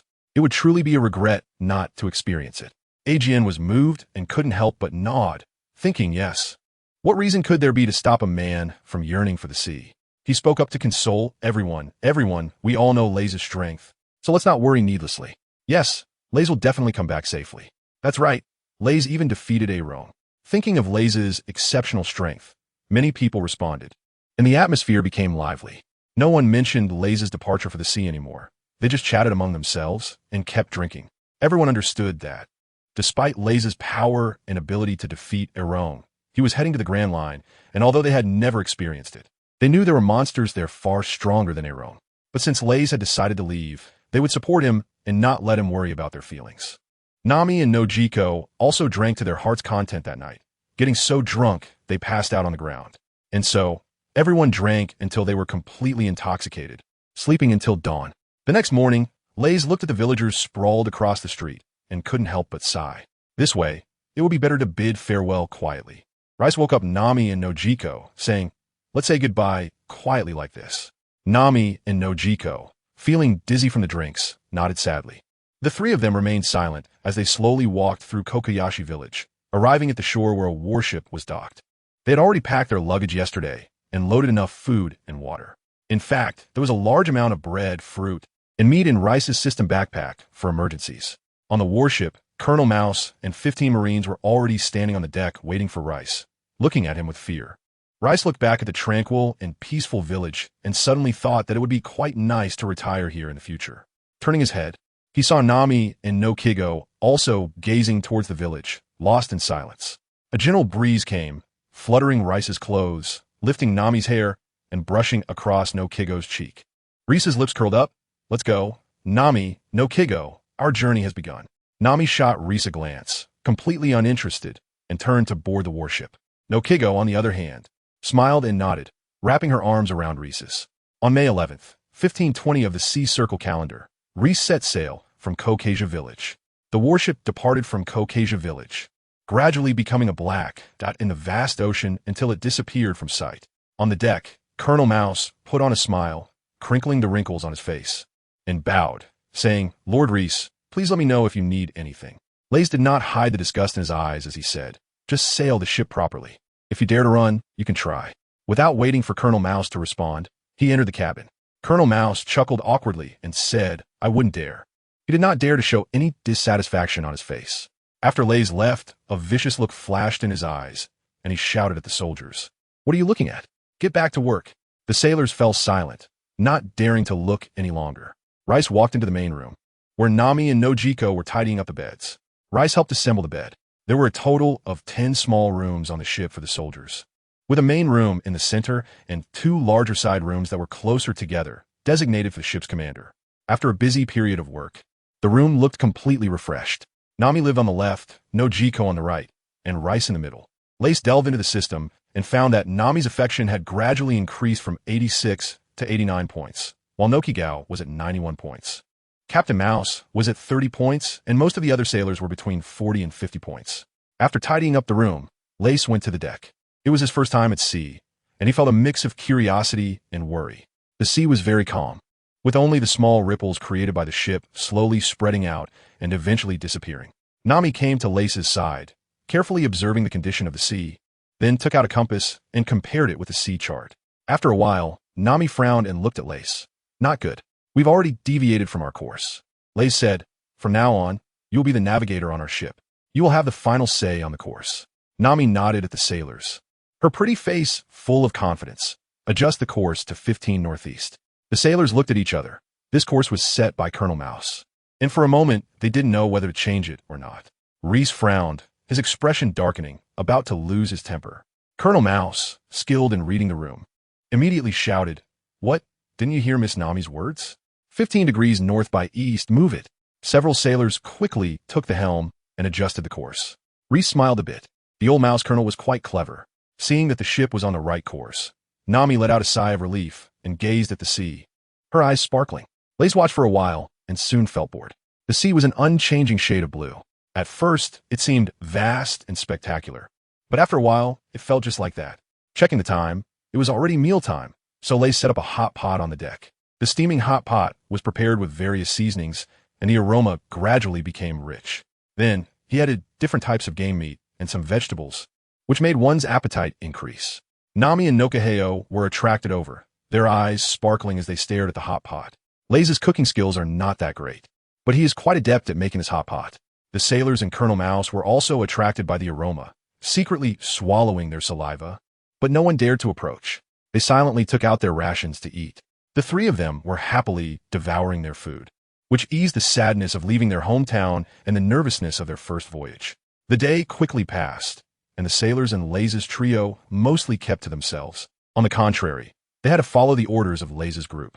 The night sky was dotted with stars, and the night scene in the world of One Piece was extremely beautiful, looking very pleasant to the eye.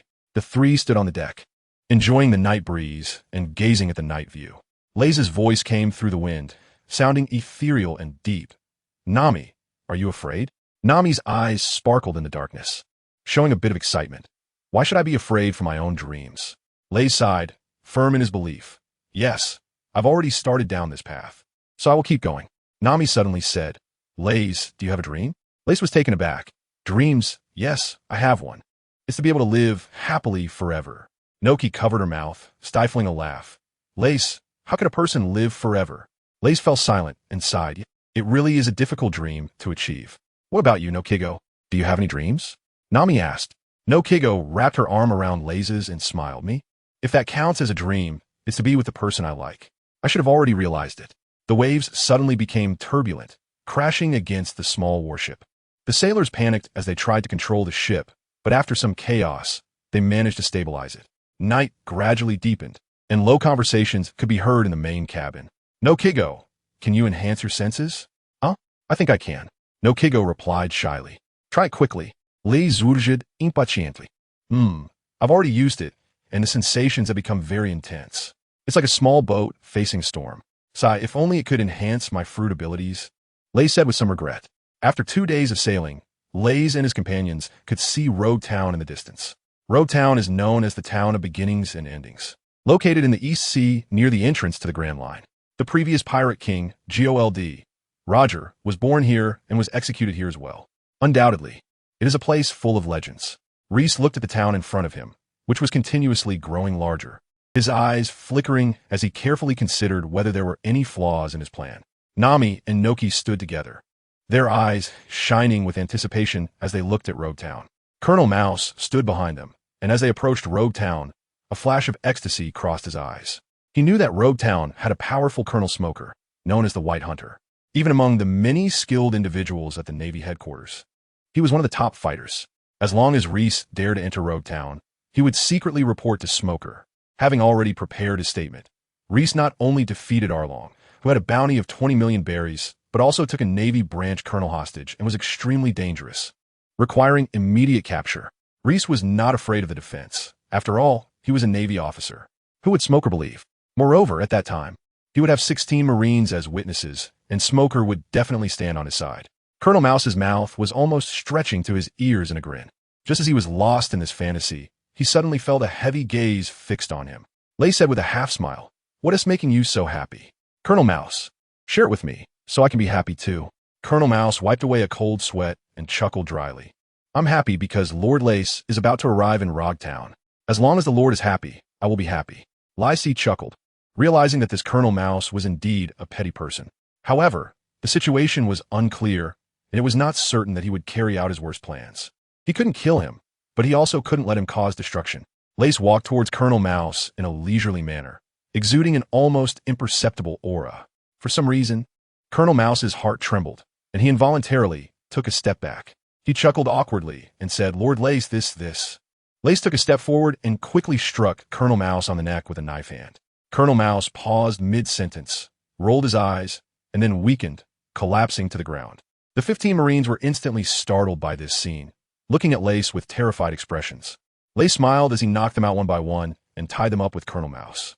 Lace clapped his hands and dragged the Marine into the cabin, explaining, "These people bear a grudge against us. Let's knock them out first to avoid being pursued by the Navy in Rogue Town, which would hinder our actions." Nami nodded, looking at Lace with suspicion in her eyes. "Why do I feel like you're hiding something from us?" Lace smiled, truly worthy of being a little thief, as he noticed his own slight oddity. Now that they were all on the same side, Lace began to elaborate on his plans in Rogue Town. "What? Is it really necessary to do this?" Nami asked, confused. Lace smiled wryly. "If it's not available on the market, then it has to be this way. Trust me, Nami, it's very important on the Grand Line." Nami also understood the importance and sighed. All right. Nojiko remained silent. Although Lace's plan was somewhat crazy, she chose to support Lace unconditionally. Rayleigh smirked and said, "Let's have a big fight." Nami frowned and replied, "I hope not." The warship slowly approached the shore and docked at the port of Rogue Town. Lace, Nami, and Nojiko disembarked and looked at the bustling Rogue Town. The noisy sounds rushed towards them, with cries of vendors, shouts, and conversations continuously filling their ears. Shops lined the streets, displaying a dazzling array of goods that all looked like fresh novelties. Pedestrians came and went, creating a lively atmosphere. Nami excitedly said, "Liz, you go ahead and execute the plan. Nojiko and I will go for a stroll." Nojiko also nodded, looking very interested.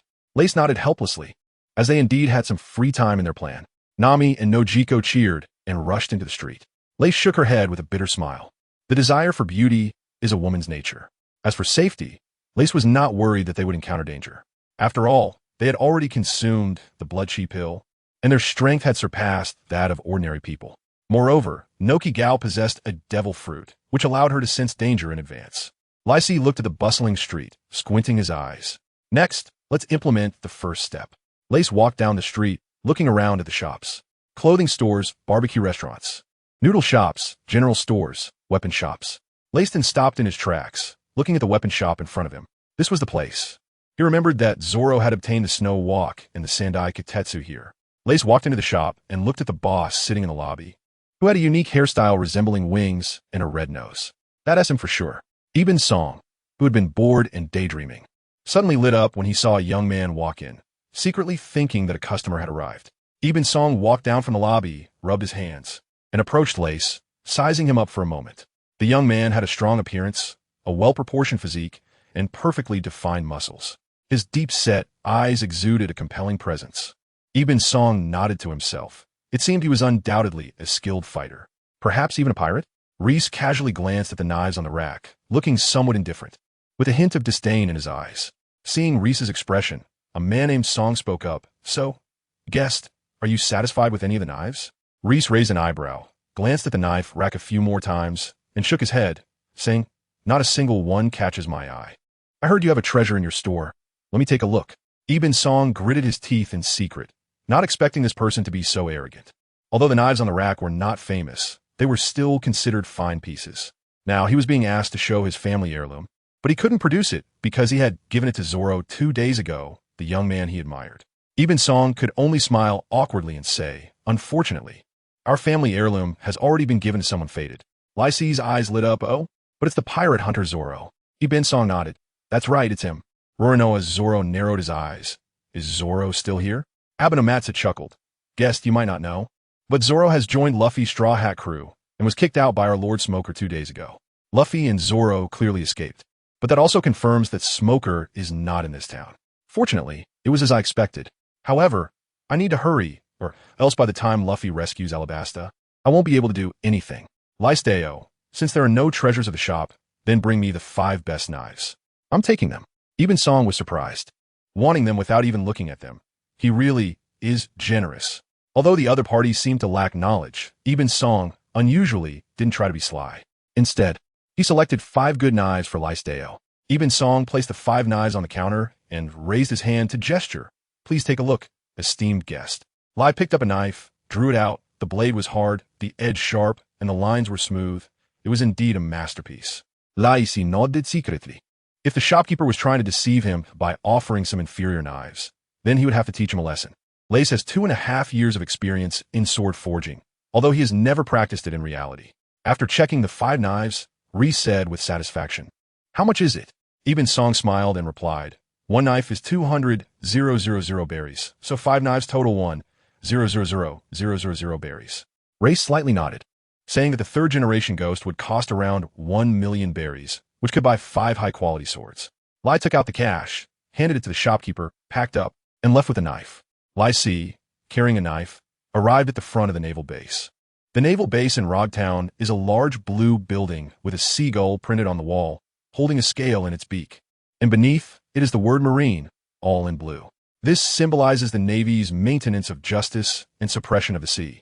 2 soldiers in Navy uniforms stood straight at the entrance, their eyes revealing a sense of authority. Lai C stepped forward, and 2 soldiers immediately reached out to block him. Looking serious as they said, "Sir, this is a naval restricted area.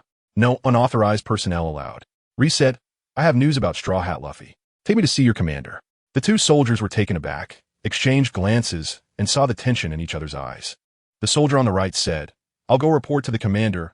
You wait here for a moment." Lace nodded, and the soldier hurried into the hall. Before long, the soldier returned to the doorway and bowed to Lace. "Sir, please come in. Our commander wishes to see you in person, and we hope you haven't lied." Lace chuckled. "Of course not." Following the soldier on the right, he entered the hall. As the 2 walked down the corridor, they encountered naval officers, all of whom were hurried and tense. Rogtown, as a necessary stop on the great route of the East Sea, saw its fair share of pirates. Therefore, the naval affairs were quite busy. The soldier led Lace to the 4th floor, stopping in front of a door. The soldier raised his hand and knocked. A deep male voice came from inside. "Come in." The soldier gently turned the doorknob and stepped into the room, with Lace following. A middle-aged man draped in a justice cloak sat in the main seat. He had an ordinary appearance, with a clean-shaven face, yet exuded an air of authority. In front of him was a wooden desk piled high with documents. The soldier raised his hand in a military salute, reporting, "The person has been brought." Colonel Mord lifted his head, glanced at Lace, and waved his hand. "All right, you can go." The soldier stood straight, responding with full vigor, "Yes." After saying that, he turned and exited, gently closing the door behind him. Lace sighed, remarking that Smoker's subordinates were quite good and had a great spirit. Mord straightened his back and raised his hand, signaling, "Please have a seat, sir." Lacey sat down on the wooden chair across from him, her expression calm. Major Maude smiled kindly and said, "I am Major Maude. How shall I address you, sir?" Lace smiled and said, "My name is Lace." Maude nodded and asked, "Mr. Lace, you said you have information about Straw Hat Luffy? What is it? If it's true, we can give you a reward at our discretion." Lace opened his mouth and said, "Before I tell Straw Hat Luffy the news, I want to know if you are currently the highest commander of Rogtown." Emoda frowned slightly, feeling a bit displeased, and nodded. "For now, I am indeed the highest commander of Rogtown." Lace took a breath. It wasn't until now that he was sure Smoker was no longer in Rogtown, which made things easier. Although he might not necessarily be unable to defeat Smoker, it was best to avoid a fight if possible. After all, if he lost, there might not be another chance to turn things around. Lace relaxed and said, "Colonel Maude, Straw Hat Luffy is currently heading to Alabasta and is expected to land there in a few days. I hope to be able to go to Alabasta along with my companions." Maude frowned and asked, "Heading to Alabasta? Mr. Lace, do you have any evidence to prove that what you said is true?" Rice shrugged helplessly and said, "Not really." Maude sighed, viewing Rice as someone trying to deceive Bailey. He helplessly said, "Mr. Rice, if there is no evidence, we will need to verify first. I will notify you when we have results. Moreover, Pursuing Straw Hat Luffy is Colonel Smoker's responsibility, and I cannot dispatch a warship to Alabasta, let alone take you along. Lace looked regretful. So, does this mean we can't go to Alabasta? Colonel Mode nodded. Let's ask Mr. Lace to wait for news. I will send someone to verify. Lai sighed, looking regretful. There's nothing we can do about it now. He thought to himself that Plan A had failed. Rice's gaze began to become somewhat reckless as he laughed and said, Colonel Maude, I have a request that I hope you will agree to. I need a permanent pointer and a recording pointer to Alabasta, as well as a good warship. I wonder if you could sell them to me? Colonel Maude doubted his ears. A sale? What does this guy think he is? A merchant? Moreover, 2 pointers and a warship were not something he could decide on. Colonel Maude's expression turned ugly. Mr. Rice, you must be joking. Laze's expression became serious. I am very serious, Colonel Maude. Colonel Maude grunted in anger. Sorry, Mr. Laze. I am a soldier, not a businessman, and both the compass and the warship are not for sale. I cannot fulfill your request. Lace frowned and asked, Then what if I only want the pointer? Colonel Maude replied unhappily, Mr. Lace, didn't you hear me clearly? The pointer is not for sale. He thought to himself that the pointer could only be applied for when on a mission, so how could he possibly have one? Even if he did, he couldn't sell it. That would be a grave offense punishable by expulsion from the military and a court-martial. Hearing Maude's firm refusal, Lace let out a sigh. Plan B had also failed. As expected, the worst-case scenario had occurred. Lace waved his hand and sighed. Since that's the case, I'm sorry, Colonel Maude. But I really need a pointer, and I'm in a hurry. Colonel Maude became alert, furrowing his brows as he looked at Lace, sensing an ominous premonition. Lace suddenly stepped forward and threw a punch at Colonel Maude. Colonel Maude was taken aback, not expecting Lace to actually take action. Without having time to think, his body instinctively crouched down and quickly rolled to the side to take cover. Lace smashed the desk in half with a single punch. His gaze hardened as he quickly lifted his foot to kick at Maude. Maude crossed his arms, only feeling an immense force hit him, slamming him against the wall, his insides shaking. Immediately, Maude was grabbed by the throat by Lace, struggling continuously. Lace coldly looked at Maude, delivering several harsh knee strikes to his abdomen, causing Maude to spit out large mouthfuls of fresh blood. Maude felt like he was about to vomit bile. His whole body was extremely uncomfortable, and under Lace's knee strikes, all his strength was rapidly draining away. After a dozen knee strikes, Lace stopped when he sensed Maude's resistance was growing weaker, pulling out a nylon rope to tie his hands and feet. In just a few seconds, Lace had captured Maude. Maude, with blood frothing at his mouth, weakly asked, Who are you? What do you want? There are no strong people like you in the EC. Lycee said helplessly, I just want to do a good deed. And Maude remained silent. Who would believe this? Would a good person beat up the Navy at a naval base? Lysteo, Colonel Maude, where's the pointer to Alabastan? Maude's face was pale, covered in cold sweat, and at this moment he managed a wretched smile. Lace, I don't have any permanent pointers here. Lace frowned. In that case, Colonel Maude, please call for rescue and have your superior come to redeem you. Remember to have him bring the recording pointer and the permanent pointer of Alabastan. Maude remained silent. As a proud member of the Navy, he could not compromise with the thugs. Lace noticed his silence, a fierce light flashing in his eyes, and he threatened in a deep voice, Colonel Maude, if you do not cooperate, I will have to be unkind to your subordinates. Colonel Maude suddenly raised his head, staring intently at Lace. He had originally planned to sacrifice himself rather than let this thug enter the Grand Line. But he didn't expect the other party to be so despicable, actually using the lives of Navy soldiers to threaten him, causing him to hesitate in his heart. At this moment, a knock on the door sounded. Colonel Maude, what happened? Someone outside was asking. Just now, a loud noise had been heard, and the nearby sailors noticed the commotion. The leader, Kevin, came over worriedly to inquire. Colonel Maude's eyes narrowed as he recognized that it was the voice of his secretary. Kevin. Lace chuckled and said, Here it comes, Colonel Maude. Colonel Maude's eyes flickered, and a strong sense of foreboding surged in his heart. Straining his strength, he shouted, Kevin, hurry up and go. At this moment, Reese had already abandoned Maude and charged straight for the door. Kevin leaned against the door, hearing Colonel Maude's warning. But before he could think further, a tremendous force struck him in the stomach, and the door before him was shattered into pieces. Kevin spat out blood and fell heavily to the ground, losing his ability to move with just one blow. The Navy soldiers behind Kevin looked on in shock at this scene. Then, they were filled with rage. How dare someone strike a Navy officer at a naval base? They picked up their machetes and rushed forward, ready to bring Reese to justice. A fierce light flashed in Rice's eyes as he moved swiftly, dodging a Navy soldier's strike with a machete. He then landed a punch on the soldier's chest. Instantly, the soldier flew backward like a kite with a broken string, spitting out blood, and knocked down several other Navy soldiers behind him, collapsing to the ground unconscious. Even Kevin, who was several times stronger than them, was no match for Rice in a single encounter, let alone these ordinary Navy soldiers. To Rice, facing them was like an elephant facing ants, with a light strike. He could crush them. Reese's figure flickered, weaving through the naval soldiers, as one after another fell, their pained cries short and continuous. 5 minutes later, all the naval soldiers at the base had collapsed. Lace strikes with great precision, and the soldiers merely fall to the ground, groaning incessantly, losing their ability to move. Lay spoke up. Don't worry, they're still alive. With a blank expression, he picked up Kevin and walked over to Colonel Mode, his powerful aura suffocating Kevin. Kevin's eyes widened in disbelief at the existence of such a strong person in the EC. Hundreds of Navy soldiers were like toys in Lay's hands, manipulated at will. Lay said coldly, "So, Colonel Maud, can you make the call now? Otherwise, more innocent sailors will suffer because of you." Colonel Maud's eyes were filled with anger as he stared fiercely at Lay's, and he spat out a few words. "Fine, I'll do it." Lay's found the fallen phone bug on the ground at Colonel Maud's gesture, pressed the button on top of the shell, and the phone bug started to make a bloop-bloop sound. The sound of the phone bug quietly echoed in the room, stirring Lay's and Maud's emotions. With a beep, the phone bug connected. "Hello, Maud, what's the matter?" A deep voice came from the other end. Lace held the din mushy and said, "If you want to save Colonel Mode and the Navy at Roadtown, bring the permanent pointer and the record pointer to Alabasta in exchange." Brigadier General Monlu was taken aback and slammed the table angrily. "Who are you? Where's Colonel Mode?" "My name is Lace, and as for Colonel Mode, let him say hello." Lace brought the din mushy to Colonel Mode's mouth. Colonel Mode's voice was weak, and he said shamefully, "Brigadier General Monlu, I'm sorry. The Roadtown Naval Base has fallen, and I've been taken hostage." Brigadier General Monlu couldn't believe it. "What is going on?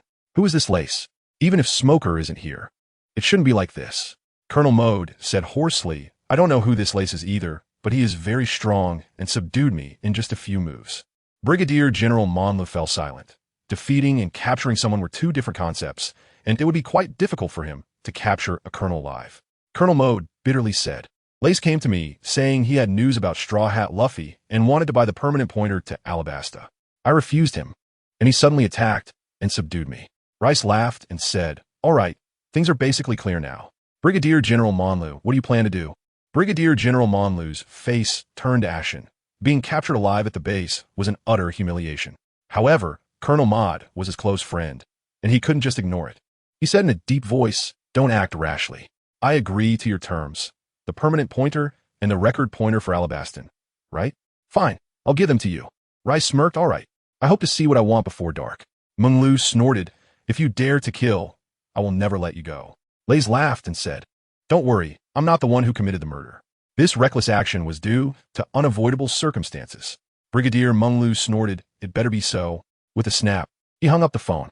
Menglu stood up, his face dark, and said to his aide beside him, "Go call someone to bring the permanent pointer to Alabastan and a recording pointer. We're going to Rogtown." The aide responded and went down to prepare. Lace hung up the phone, sat in Mode's seat, and crossed his legs. Mode's eyes flickered. Heavily injured, he wanted to escape, but couldn't muster the strength to rise. He glanced at Kevin, who lay nearby, also on the brink of death, while the surrounding Navy personnel were either unconscious or groaning softly. Mode sighed, casting a look at the relaxed Lace in the main seat. It was truly a disgrace. Below the naval building, a man buying vegetables happened to pass by and noticed that the Navy soldiers who stood guard every day were missing. Curiosity got the better of him, and he peered into the hall, which left him in shock. Inside, Navy soldiers lay sprawled in disarray, their fates unknown. Frowning, the man fought against his fear and walked into the hall, propping up one of the Navy soldiers. The soldier's eyes were tightly shut, his face pale. The man trembled as he held his hand to the soldier's nose, only to breathe a sigh of relief upon feeling warm breath. He checked each soldier one by one, and without exception, every soldier was unconscious. By the fifth soldier, he finally encountered one who was conscious. "What happened?" he asked with concern. "I don't know. I was knocked out in an instant. All I know is that a young man seems to have invaded the base." The man was astonished, exclaiming, "What? Just one person?" The soldier nodded weakly and said no more. What kind of person could challenge a naval base alone? The man couldn't imagine it. "What do we do now?" he asked, trembling. The soldier shook his head. "I don't know." The man's face turned ashen, feeling a deep sense of helplessness. If this person wanted to slaughter Road Town, there would be no power to resist. At that moment, in a clothing store, Nami and Nojiko were trying on clothes, receiving frequent compliments from the store manager. So elegant. This customer, it suits you perfectly. So well tailored. They piled a large stack of clothes on the counter. The store manager rubbed his hands together, smiling eagerly. Do you want all of these? Nami grinned mischievously. No, we don't want any of these. With that, the two left the store, and the manager, tears in his eyes, forced a smile, welcome again. As Nami and Nojiko walked down the street, preparing to buy some long-lasting food, they sensed an unusual atmosphere. People hurried by, looking tense, whispering about something. What? The naval base was attacked by pirates. How is that possible? Colonel Mud. Alas, Lord Smoker has left. The pirates are too rampant. I heard it was a young man. He shouldn't be a pirate, right? Huh. He's attacking the naval base. What else could he be? Listening to the discussions around them, Nami and Nojiko exchanged glances. It seemed Lace had already executed the plan, and it was Plan C, the craziest one. Fortunately, things were still going relatively smoothly. Nami felt nervous and thought they needed to pick up the pace. Panic spread through Road Town. The once bustling streets became deserted, and every household closed their doors tightly. Such a scene was rare for the residents of Road Town. Despite the strong pirates passing through, the Navy station here was among the strongest in the EC, and such events were seldom witnessed. At 3 o'clock in the afternoon, 5 warships slowly approached the shore, more than double the size of Lace's ship. Brigadier General Monlu stood on the deck, with rows of straight-standing Navy soldiers behind him, exuding a fierce and intimidating aura. They were all elite troops from the Grand Line.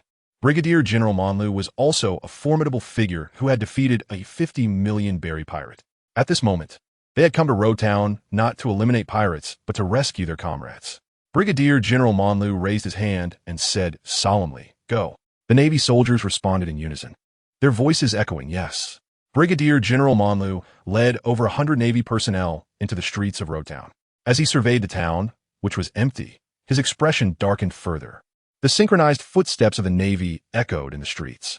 The residents couldn't help but tremble. A child quietly opened a window and saw the imposing soldiers in Navy uniforms. His eyes lighting up. Turning to his parents, he exclaimed, "It's the Navy! Father, Mother!" His parents came over, and through the gap in the window, they saw the Navy marching down the street, feeling a sense of relief and calm. The mother clasped her hands together on her chest, saying, "Great! Thank goodness!" More and more residents opened their windows, seeing the Navy come to their aid, their faces filled with excitement. Despite this, they chose not to go outside, merely cheering for the Navy from within their homes. Brigadier General Monlu arrived at the base building and saw soldiers sprawled across the first floor. His brow furrowed as he hurried forward, squatting down in front of one soldier and placing his hand in front of the soldier's nose.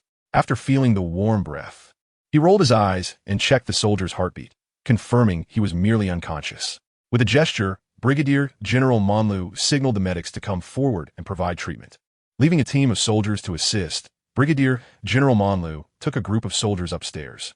As he walked, he encountered more soldiers lying in disarray on the ground, and he had to direct his subordinates to treat them one by one. By the time they reached the 4th floor, only 2 of his aides and a dozen soldiers remained with him. Lace had already heard the commotion and knocked Mode unconscious, holding him in his grasp. Menglu stood at the doorway, looking calmly at Lace.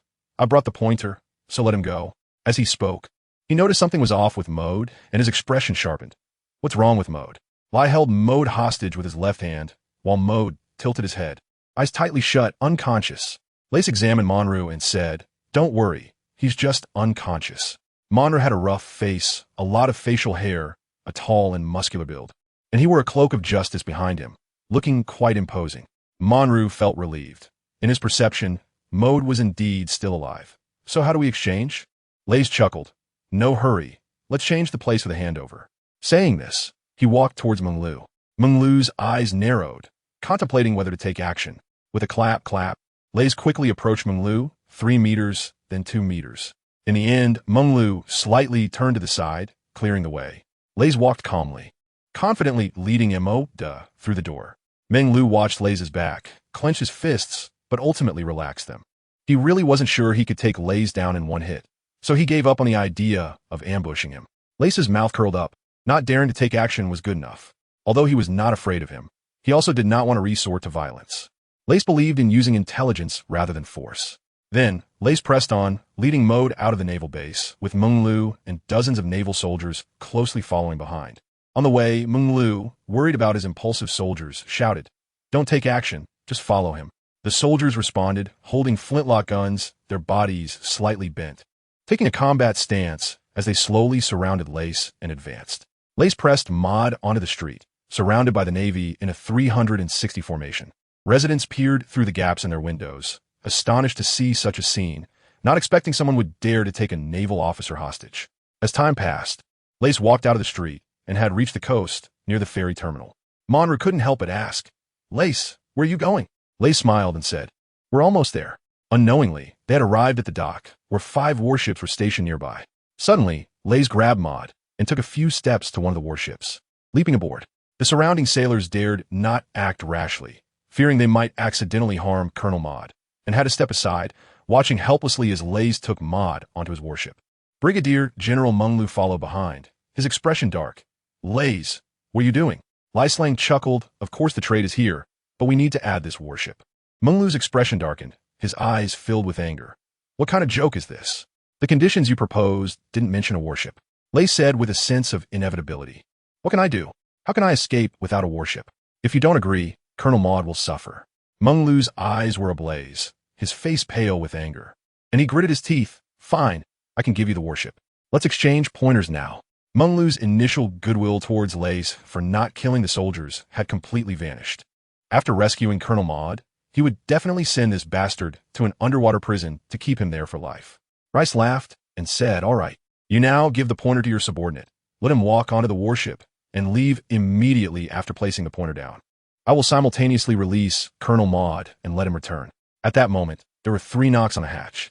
A smile crept onto Rice's lips, and he felt quite pleased. Montrose thought for a moment and nodded in agreement. "All right, I hope you won't pull any tricks." Montrose handed the 2 pointers to the colonel beside him, a fair-skinned young man who looked weak and fragile. But in reality, he was agile and strong, and his appearance was very deceptive. He leaned in and whispered, "You will place the pointer down and then take the opportunity to bring Maud back." Daiko calmly nodded and took the 2 pointers. Lay saw the other party send a pretty boy up to deliver the pointer, but he didn't take it lightly. Being entrusted with an important task said a lot. The cave-in walked steadily and powerfully, step by step, onto the warship. After boarding the ship, he glanced at Lays and then bent down to place the pointer on the deck. After standing up, he didn't leave, but looked at Lays, indicating for Lays to release the person. Lays sneered and said, "You all step back 50 meters. I'll let Maud walk over by himself." Meng Lu pondered for a moment and agreed. 50 meters was still manageable for rescue. The group of Navy personnel stepped back 50 meters. Reese was finally satisfied and woke up Maud. He said, "Your superior has come to rescue you. Let's go." Maud slowly opened his eyes, heard Reese's words, and saw a group of sailors on the shore, among them his old friend. Maud gritted his teeth secretly. His whole body was in pain, and walking was somewhat difficult, but he could only endure it in silence. He took a deep look at Reese, and then slowly walked step by step toward the shore. Lays put his hand in his pocket and took out a gun from the system, pointing the dark muzzle at Maud, saying, "As long as you don't shoot, I won't shoot either." Maud, severely injured and moving slowly, was absolutely unable to escape under the gun's threat. Meng Lu's face turned pale. He had to be cautious and said loudly, "Lays, don't worry. I will keep my promise. I hope you don't do anything foolish." Daikaw had already disembarked as agreed and could not help Maud out of danger. Lays would not allow Daikaw to stay on the ship either. Maud walked slowly, having done his best. For him, it felt like enduring torture, being held hostage and escaping in a humiliating manner under the gaze of his colleagues. Such shame would be etched in his bones. The sunlight at sunset was warm and gentle, but Maud found it glaringly bright. He struggled down the deck, gasping for a moment before continuing to move forward. Meng Lu's eyes were sharp like an eagle as he watched Maud for a while, then turned to his deputy and whispered, "Contact the people on the ship and have them sabotage the ship's starting device." The deputy beside him looked grim. "Brigadier General Meng Lu.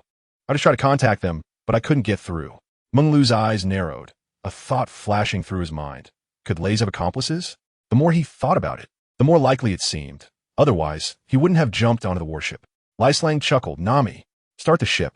The warship responded and slowly began to move, heading towards the sea. Meng Lu's face turned ugly. How infuriating he had been tricked by this kid. However, he still dared not pursue recklessly, as Maudo was still within Lay's shooting range. Reese picked up the pointer and smiled proudly. Thank you. Colonel Maud turned around, his eyes filled with resentment. The warship quickly moved away from the shore, creating a distance of nearly 100 meters. After confirming Maud's safety, Brigadier General Menglu immediately waved his hand, board the ship. Pursue. His naval officers responded in unison, charging toward the warship like wolves, as they too were holding back their anger. 2 medics supported Colonel Maud and took him aside for treatment. Reese stood on the deck, personally steering the ship. Nami and Noki walked out from the cabin and stood beside Reese. Liz said with a smile, Nami, Nojiko, well done. Nami huffed and proudly replied, of course. Nojiko laughed and said, Nami is still clever, sneaking in and catching them off guard. Nami smiled and said, no, it was Nojiko who told me the guards' positions, which made it possible. Lysy laughed and said, all right, stop the mutual flattery. Nuachi asked in confusion, mutual flattery? Rice said, it's about complimenting each other. Nami reached out and pinched Rice's waist, smiling. What do you mean? Eladesa shukulad. No, I mispuka. Nami huffed, proudly letting go of her hand. Noki covered her mouth to hide her laughter, her eyes curving with delight. Lays turned around and saw that the Navy was already in a flurry, hastily boarding the ship. The faster ones had already started the vessel, slowly accelerating to chase after Lays' warships. Lays smiled and became serious, saying, let's set sail with all our might and shake them off. Nami and Nokigo both nodded, nervously watching the Navy warships. An endless chase unfolded on the vast sea. A warship sailed ahead, closely pursued by 4 other warships. The pursued warships skillfully avoided the hidden rocks and reefs ahead, moving through the sea like a familiar fish. The 4 warships behind were frequently hindered by the reefs, widening the distance between them. With Nami's superb navigation skills and Nokigo's devil fruit ability to foresee danger, they perfectly avoided all hazards on the sea. As time passed and the distance between the 2 sides increased when they could no longer see Lace's side through the telescope, Brigadier General Monlu sighed. Monlu looked reluctantly in the direction Lace had disappeared, picked up the transponder snail, and dialed. Beep beep. Hello, Brigadier General Monlu? What's the matter? Smoker said while smoking. Smoker, your base was attacked, and Colonel Maud was taken hostage. They extorted 2 permanent pointers and a warship from me. The other party is called Lace, a young boy. While you're pursuing Straw Hat Luffy, also capture him. He should be heading to the Grand Line. He may go to the Alabasta Kingdom, so pay attention. What? The base was attacked? Smoker exclaimed. Then, his anger surged, and he said fiercely, what is that guy Maud doing? Lace, huh? As long as he enters the Grand Line, I will take him down. I will notify Tina, and you will act together. This Lace is not weak. Conservatively, he has the strength of a colonel from headquarters, Monlu reminded. Hee, a colonel from headquarters? All right. I hope you don't let me down, Smoker said, showing a bit of interest. Okay, I've sent you the photo. Monlu hung up the phone. Monlu then picked up another transponder snail and pressed the button. Soon the call connected, and a crisp female voice came through. What is it? Hurry up. Tina is very busy. Several black lines appeared on Monlu's forehead as he helplessly said, Colonel Tina, someone just caused a ruckus at the Rogtown base and has now fled to the Grand Line. Tina replied, what does that have to do with me? Monlu said solemnly, he threatened me to take the permanent pointer to Alabasta. Isn't that your managed seat area? Pay attention when the time comes. I have already notified Smoker, who is pursuing Straw Hat Luffy and will cooperate with you. Tina answered briskly, okay, Tina understands. I've sent you the photo, he said before hanging up. Monlu frowned deeply, gazing at the sea, thinking that this time he would personally pursue and let Smoker block the front while Tina lay in wait. He couldn't believe he wouldn't catch you, Lace. Monlu had a lot of confidence in Smoker and Tina, although their ranks were slightly lower than his.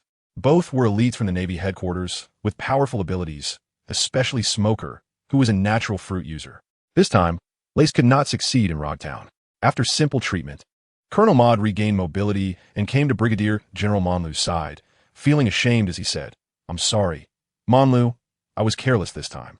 Brigadier General Monlu loosened his frown, smiled, and patted Colonel Maud on the shoulder. All right, when did we become so estranged? This time, let me take revenge for you. Mol smiled bitterly. I really embarrassed myself this time. Monlu comforted him. Okay, who hasn't experienced shame? Knowing shame and being brave is what a man is. Mol nodded, his dejected eyes recovering a bit of confidence. Lace, I must catch you with my own hands and redeem my shame. On the Grand Line, a Navy warship was floating on the sea. Smoker stood on the deck, shirtless, smoking 2 cigars, muttering, "Straw hat Luffy lace. Oomph. Those guys should all go to the undersea prison." Saying this, Smoker exhaled a large puff of smoke. Behind him, Tashigi walked over with a photo in hand. "Colonel Smoker. Here's the photo sent by Brigadier General Monlu." Smoker took the photo, glanced up, and saw that lace in the picture looked handsome and sunny, with a smile like a neighborly big boy.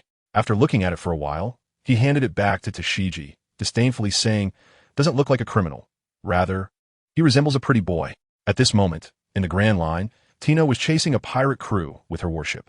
Zango hurriedly brought Lace's photo to Tina's back. Trying to curry favor, "Colonel Tina, this is Lace's photo."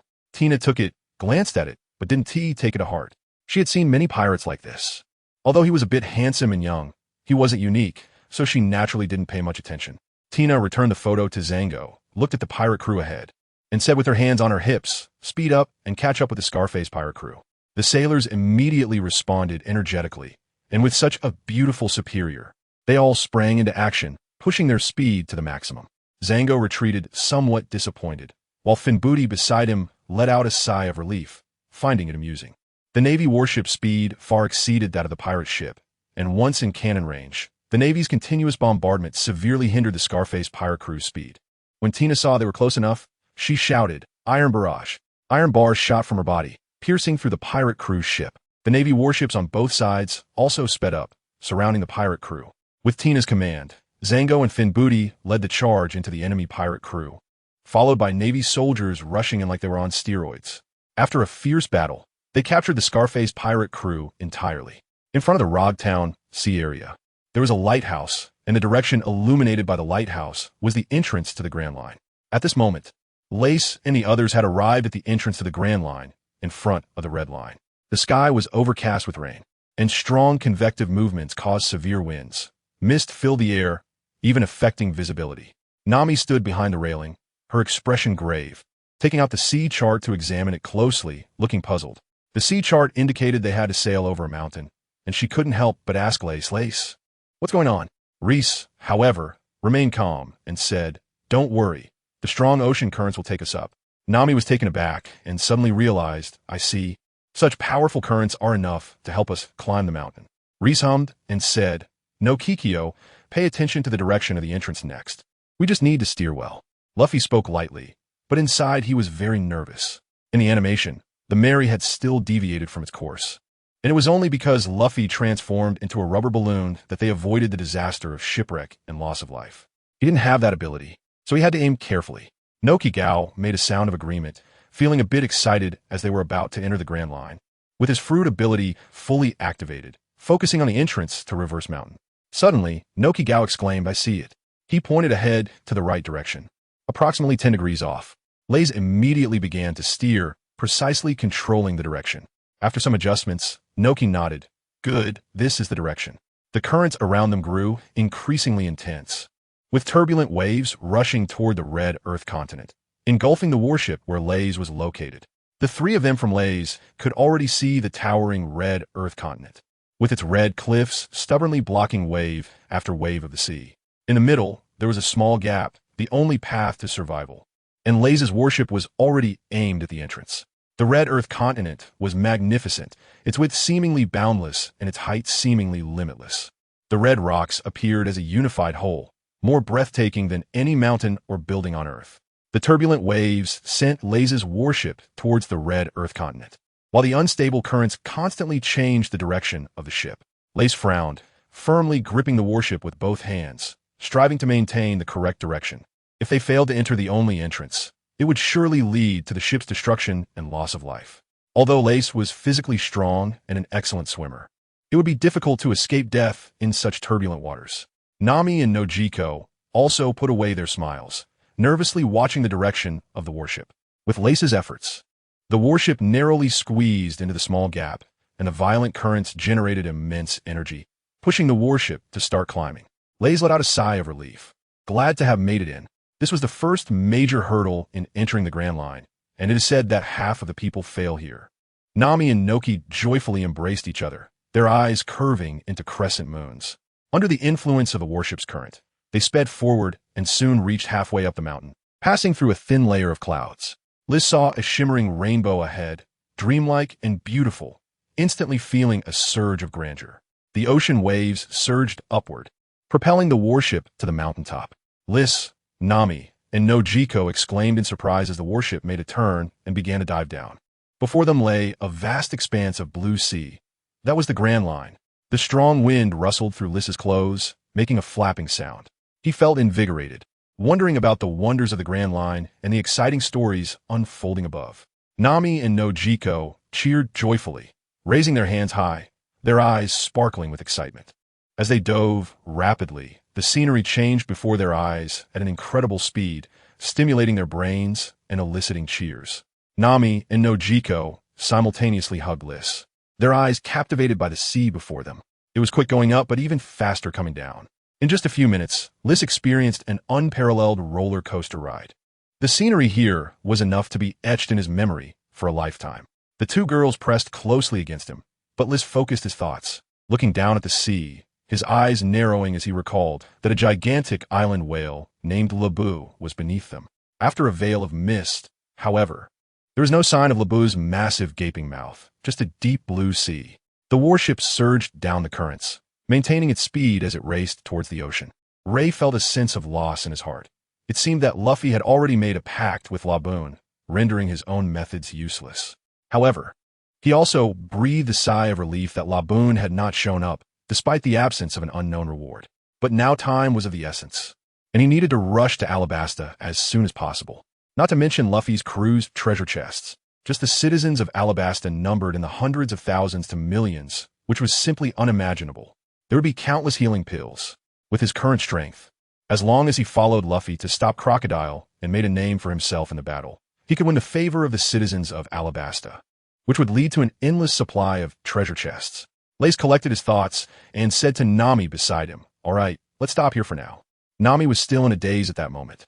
Hearing the voice, she hurriedly let go of Lace, her cheeks slightly flushed, and lowered her head, feeling a bit at a loss in place.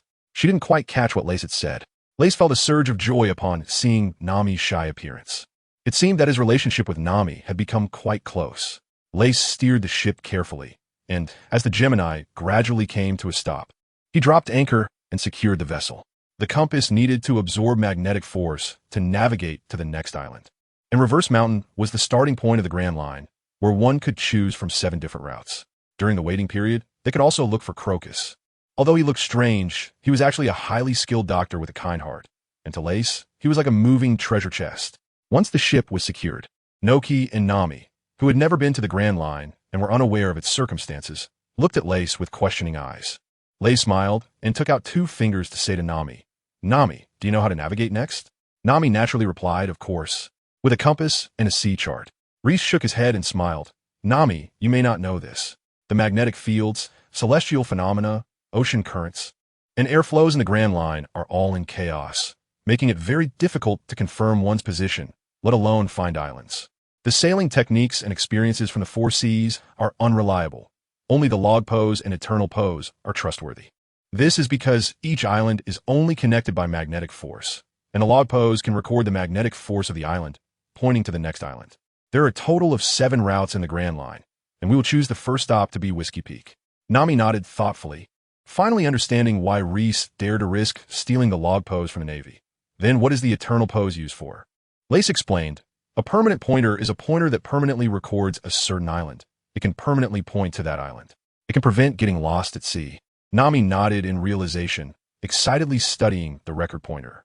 For Nami, the appearance of the record pointer was undoubtedly a new door to nautical knowledge. However, Noki had another question. "Lace, why do we need the permanent pointer for Alabasta? Is there something special about it?" Reese's expression changed, and he said solemnly, "I found a confidential letter on Colonel Mouse's warship. A coup is happening in Alabasta, and the people there are in dire straits. Let's go see if we can help the people of Alabasta." Naka's eyes lit up as she looked at Reese with admiration. Her mother, Belmere, was in the Navy, and Reese's actions undoubtedly aligned with Naka's values. Nami asked in confusion, then Reese, "Why should we use a record pointer instead of a permanent pointer to go directly to Alabasta?" Reese remained expressionless and said, "Alabasta is along the route of the record pointer, which is relatively safer. If we use the permanent pointer directly, there may be unknown dangers along the way. We don't know how far the kingdom of Alabasta is from us, and we might need to replenish water and food on the journey. The islands that the record pointer passes through will also be relatively more. Nami and Nico Robin listened to this and agreed, nodding in approval. Saving others also requires considering one's own strength first. Most of what Lai said is nonsense because he has ulterior motives. Lays out off the ship and looked around, but did not find Crocus. Time passed quietly, and by the afternoon, the recording pointer was already filled with magnetism. Lace had no choice but to give up the search. The three of them boarded the ship, stowed the anchor, and set sail. Nami, with her extraordinary talent, aimed in the direction of Whiskey Peak and said to Lace, 30 degrees northeast. Lace turned the ship's wheel as instructed, deviating the direction by 30 degrees. The warship was back on the correct course, and the three of them completely relaxed. At 5 in the afternoon, as the warship entered a certain sea area, the weather suddenly turned gloomy, with strong winds picking up, soon followed by heavy rain. The fierce wind blew the warship off its course. Naturally, the three could not sit idly by. Lace struggled to control the direction in the pouring rain, while Nami and Nokigo quickly took in the sails. And Lace hurried down to the bottom of the ship to patch up leaks. After a flurry of activity, all three were drenched, completely soaked. However, after a moment, the sky cleared up again, and the sun broke through the clouds, shining down on the sea. The three of them had a preliminary understanding of the unpredictable weather of the Grand Line. By evening, the excitement of Nami and Nokigo arriving at the Grand Line had faded, and they settled down. After dinner, the three began to pack their luggage and supplies. The ship already had a large amount of food and fresh water for dozens of naval soldiers. For the three of them, they could eat and drink for several months without worrying about supplies for now. The layout of the military ship's rooms was the same. Reese still slept in the main room in the middle, while Nami and Nokigo slept on either side. Late at night, the night was as calm as water, and a dark veil enveloped everything. Nami and Nokigo had already gone to sleep. Reyes stood alone on the deck, lost in thought. Upon reflecting on his decision, he couldn't help but feel a bit hesitant. After all, to reach Alabasta in the shortest time possible, he should use a permanent pointer instead of a record pointer. However, the two giants in the little garden were undoubtedly excellent treasure targets, and perhaps they could enhance his combat power. Lace squinted his eyes, carefully plotting. He dared to act this way also because of this warship, which was faster than the Mary. Meanwhile, Luffy and his crew still had to encounter bounty hunters at Whiskey Peak and Miss Wednesday at Little Garden. And they might also need to go to Drum Island to recruit Chopper as a companion. It would only take about a day's time. In his memory, Luffy still had a trek through the desert, and there should be a few days left before Crocodile launches coup. It should be just in time. Just as Lace was lost in thought, Nami patted him on the shoulder and said helplessly, Lace, my dear captain, where are you trying to take the ship? Lace suddenly came to his senses and glanced at the compass, realizing that he had only been daydreaming for a moment. Yet they had already deviated from the course by more than 50 degrees. Nami sighed and said, "So let me keep an eye on it." Rest shook his head while steering. I just spaced out for a moment. Nami, don't worry. I'll keep the direction under control. Nami pressed her lips together in frustration. Looking at Rest, how about we take a break? Is it really necessary to keep moving day and night? Luffy sighed and said, Nami, you still don't understand the dangers of the Grand Line well enough. What if no one is watching the ship and see beast attack at night? Nami fell silent. Indeed, this was no longer the East Blue, and just the natural disasters were already headache-inducing. Nami said, I'll stay with you for a while. Lysy was taken aback for a second, then agreed and dragged out 2 lounge chairs from the room. After all, the long night was endless, and they couldn't stand all the time. They just needed to glance at the clock occasionally. The two of them lay on the lounge chairs, gazing up at the faint stars in the sky, falling into silence. Ray hesitated for a moment and broke the silence. Nami, do you have any thoughts about me? Nami asked curiously what thoughts. Lace felt a bit embarrassed and said, what do you like about me? Nami widened her eyes and laughed angrily. Oh, Lace, finally you've revealed your true colors. Nami snorted coldly. Lace, isn't Nojiko good to you? Are you trying to seduce me? Lace laughed and said, Nami, you don't know, do you? It's actually Nojiko who asked me to ask for your thoughts. Nami was taken aback, initially a bit angry at Lace's disloyalty to Nojiko. She now felt her anger dissipate upon hearing this, her beautiful eyes widening. How is that possible? Nojiko, Lacey said, actually, Nokigo has always wanted to bring us together. However, I confessed to Nokigo first, which delayed things. Nami remembered what Nokigo had said to her. And indeed, there was such a thing, which made her believe it a little. Lace seized the opportunity and said, Nami, no matter whether you like me or not. I like you. Nami's eyes sparkled as she shyly replied, I like you a little bit too. Luffy breathed a sigh of relief. There was no doubt that Nami liked him, but Noki was in the way, forcing Nami to suppress her feelings. Lays reached for Nami's delicate hand, holding it in his own. Nami struggled slightly, but then allowed Lays to lead her. Rice felt the warmth of Nami's palm and couldn't help but feel a bit nervous. Sweating slightly, Nami's face flushed slightly as she gazed at the few stars in the sky, unsure of what she was looking at. Suddenly, the night sky changed, replaced by Rice's face, and the warm male aura beside her cheek made her ears tingle. Nami's heart raced, feeling as if she had a heart condition. And when she looked at Rice, who was so close, she fearfully shut her eyes. Under the moonlight, Nami's beauty became dreamlike, resembling a goddess in the moonlight. Lysy leaned down slightly and kissed. Their lips touched, sweet and wonderful. Rice couldn't hold back any longer. He opened his mouth and fiercely pulled her lips into his, sucking them with fervor. Nami whimpered and struggled, pounding her fists against Rice's back, but he wrapped his arms around her, greedily taking and ravaging her lips. After what felt like an eternity, Rice finally released her. Nami gasped for breath, as if she had nearly drowned, barely managing to utter a single word. You, before Rice kissed her again, devouring her lips as though savoring the most exquisite delicacy. A long while later, Nami's face flushed as red as an apple. Pushing Rice away with a coquettish glare, she panted, I feel like I'm suffocating. Lace took a breath, chuckled, and gently stroked Nami's beautiful face. Nami, let's be together. Nami turned her head away, stopped talking, and closed her eyes. Reese watched Nami as if she were a flower to be picked at will, and couldn't help but feel a surge of desire. He kissed her as he removed her clothes, and under the moonlight, Nami's beautiful figure was mesmerizing. Reese picked up Nami, entered the room, and pressed Nami onto the bed, removing her clothes. With a soft moan from Nami, the two became one, and the sturdy, wide bed inevitably swayed. After a long while, they finally finished their battle. Nami curled up on the bed, her eyes closed, already deep in sleep. Lace smiled wryly as he touched the bloodstains on his back, which clearly bore the marks of Nami's nails. Lace cast a loving glance at Nami, put on his clothes, and went out to continue the night watch. As he walked out the door, he was startled to see Noki standing on the railing with his back to Lace. The sound of footsteps caught Noki's attention, and he turned around, looking at Lace with a smile that seemed neither here nor there. Lysy felt guilty and couldn't help but chuckle. Noki, you've been up for a while, huh? Noki snorted and slowly walked up. I actually haven't slept at all. I just watched a good show. Lysy's face changed, and he immediately knew he could no longer hide it, feeling the embarrassment of being caught in an affair. Lace lowered his head. I'm sorry. Noki, it's my fault. Noki walked up to Lace, adjusted his clothing, and seeing the guilt on Lace's face, chuckled. All right, I didn't mean to blame you. I'm also okay with Nami being with you. I just hope you can cherish us and not abandon us. Lace reached out and embraced Noki, his heart full of happiness, thinking that with a wife like this, what more could he ask for? After hugging for a while, Lace said, let's go back soon. It's windy outside. Don't catch a cold. Noki shook her head and replied, I'll stay with you. Lace smiled and nodded. The two stood on the deck, embracing each other, filled with a warm atmosphere. Reese the mine detective entered the system and looked at Nami's photo, and his affection level had reached 93 points. With a thought, he claimed Nami's exclusive diamond treasure chest. He clicked to open it, and a dazzling light appeared, revealing a peculiar fruit.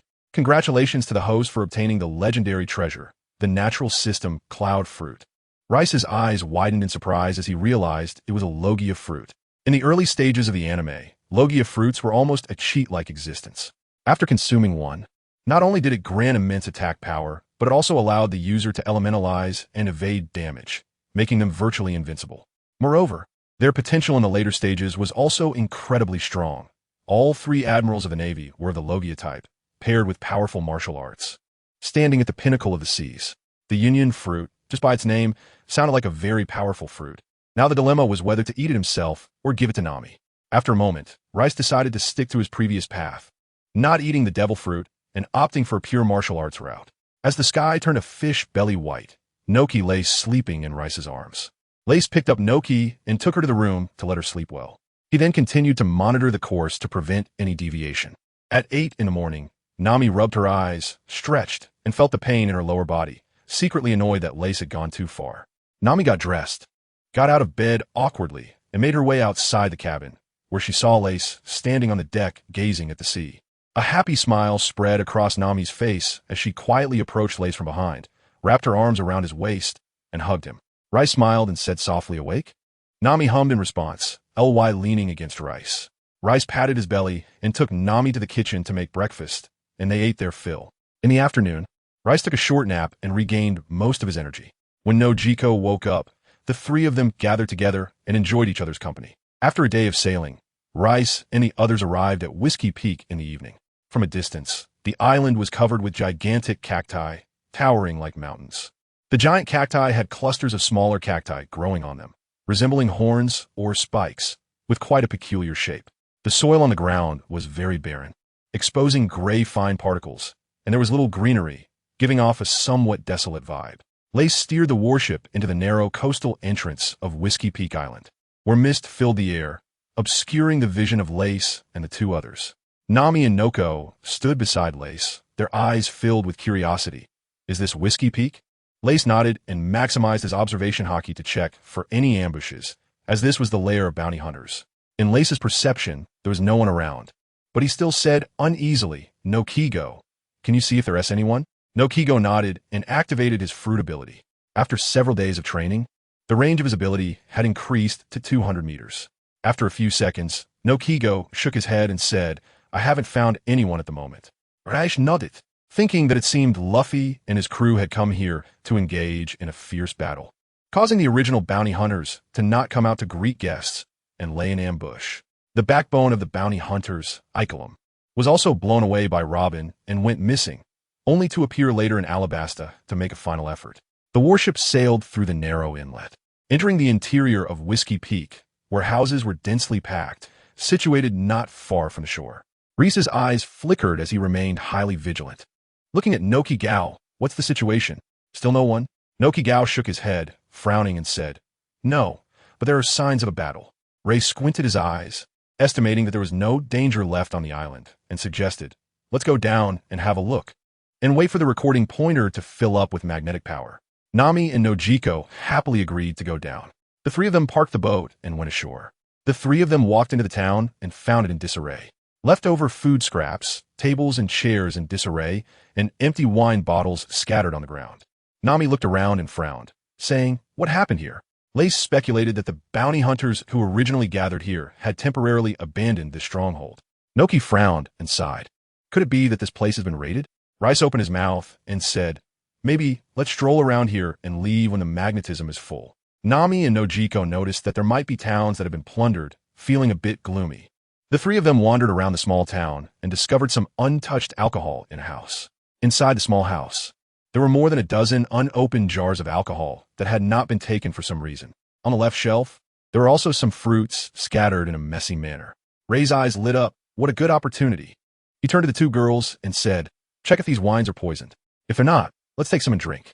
Nami and Nojiko nodded and stepped forward to open the wine jars. Lays walked to the fruit rack, facing away from Nami and Nico Robin, with his palm open. Suddenly, a fruit in the shape of a white cloud appeared in his hand. Lace put the cloud fruit into it and stirred it randomly, causing the cloud fruit to mix in. Nami took out a silver needle. It didn't turn black, and she smiled. "Lace, it's not poisonous.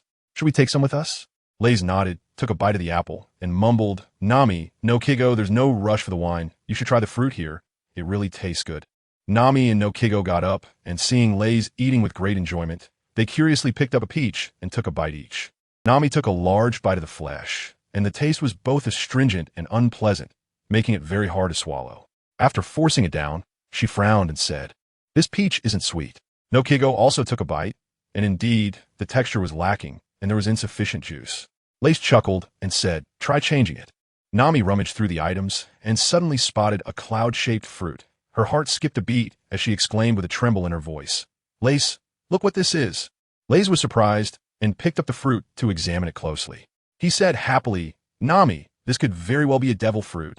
Nami also widened her eyes, scrutinizing the fruit, and felt joy in her heart upon hearing Lace's words. Raised her, "Nami, why don't you give it a try? Nowadays, both Reese and Nokigo have devil fruits, and only Nami doesn't, so naturally, Nami should eat it." Nami swallowed hard, her eyes sparkling, and her gaze became firm as she took the union fruit and took a small bite. Instantly, an indescribable taste filled her mouth, unpleasant and hard to swallow. Nami knew the rumors about devil fruits, and despite feeling nauseous, she forced herself to swallow it down, taking a few big bites, and eventually consumed the entire fruit. Nami took a breath, and within seconds, she felt her body undergoing a tremendous transformation. With a thought, her arms turned into white clouds, her legs, waist, and head all transformed into clouds, becoming a mass of mist floating around in the sky. Noki and Raith stared in astonishment as Nami, transformed into clouds, darted around in the sky. Noki murmured, "What kind of fruit is this? It can actually turn into clouds." Raith smiled knowingly and said in a guessing tone, "Maybe it's the cloud fruit." Suddenly, a cloud in the sky dove down, encircling Raith and Noki, and clouds rose beneath them, slowly lifting Raith and Noki into the air. Raith felt a wonderful sensation as he floated in the air, with a large fluffy white cloud beneath his feet, incredibly soft. Beside him, the white cloud transformed into Nami's figure, standing shoulder to shoulder with Raith. Nami rode the cloud, taking the two of them soaring through the sky. The aerial view was expansive, as they flew swiftly through the clouds, experiencing a unique landscape.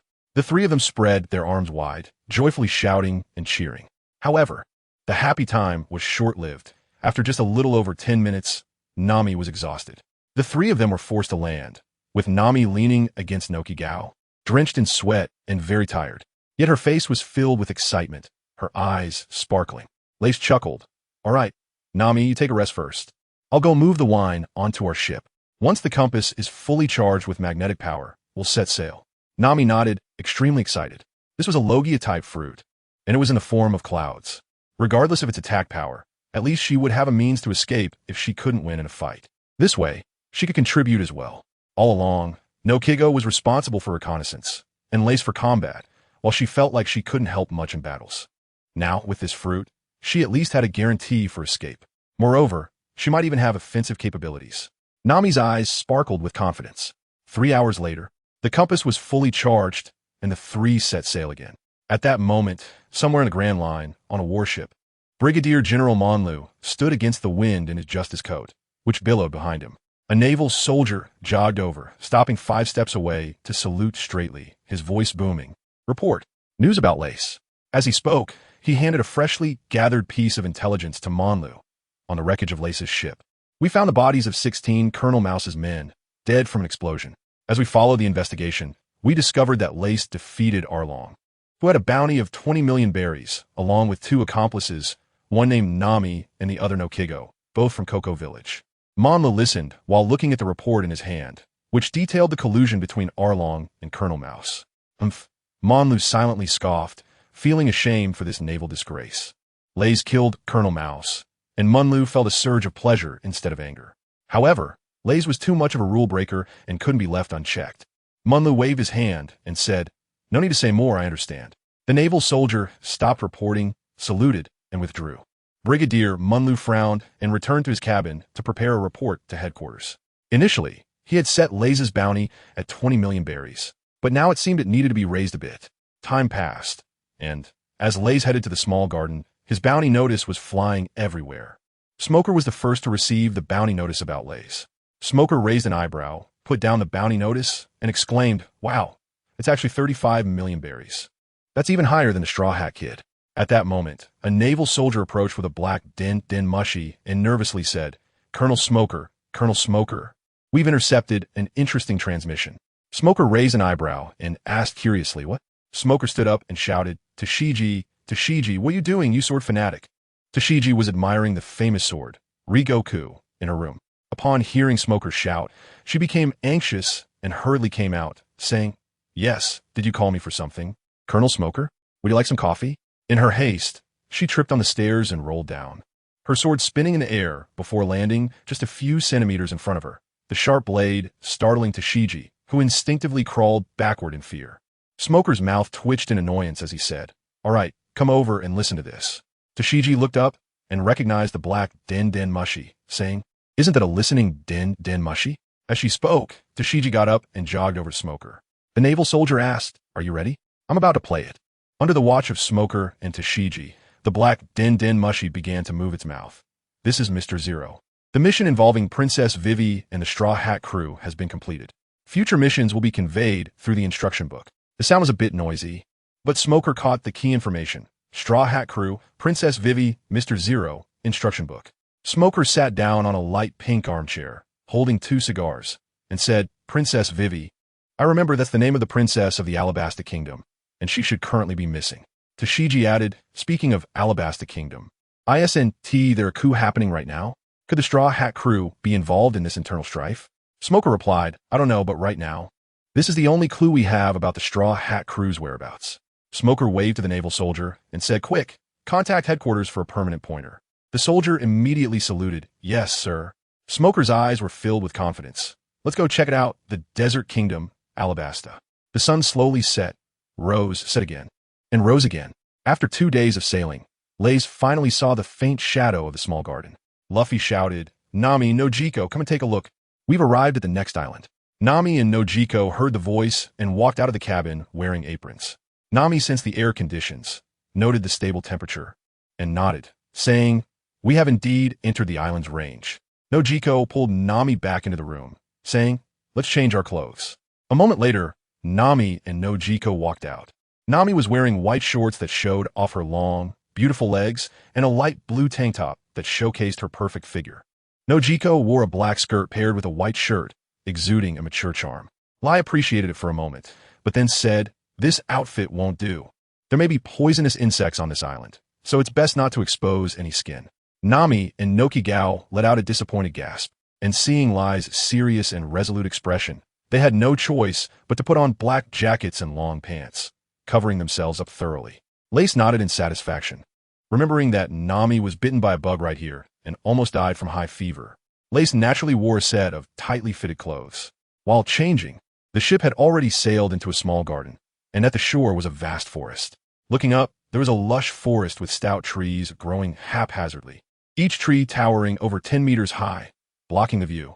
The depths of the forest were shrouded in darkness, making it hard to see clearly.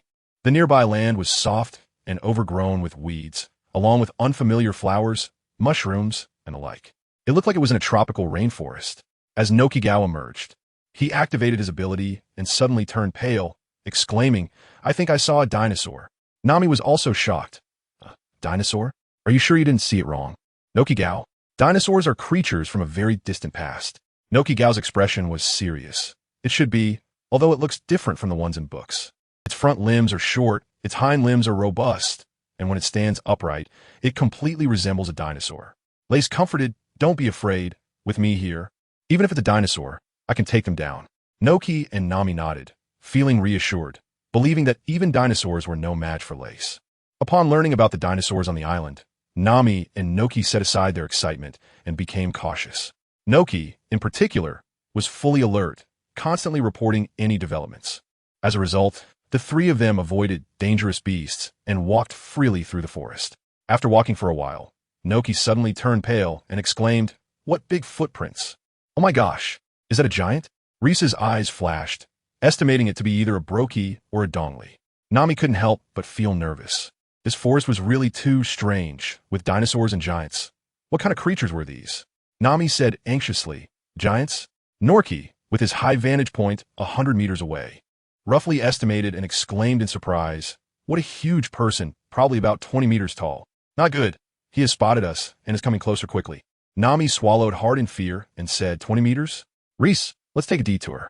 Norki gasped, such speed. It's already less than 50 meters away. We need to hurry. Nami and Norki looked tense, pulling Reese along as they prepared to run.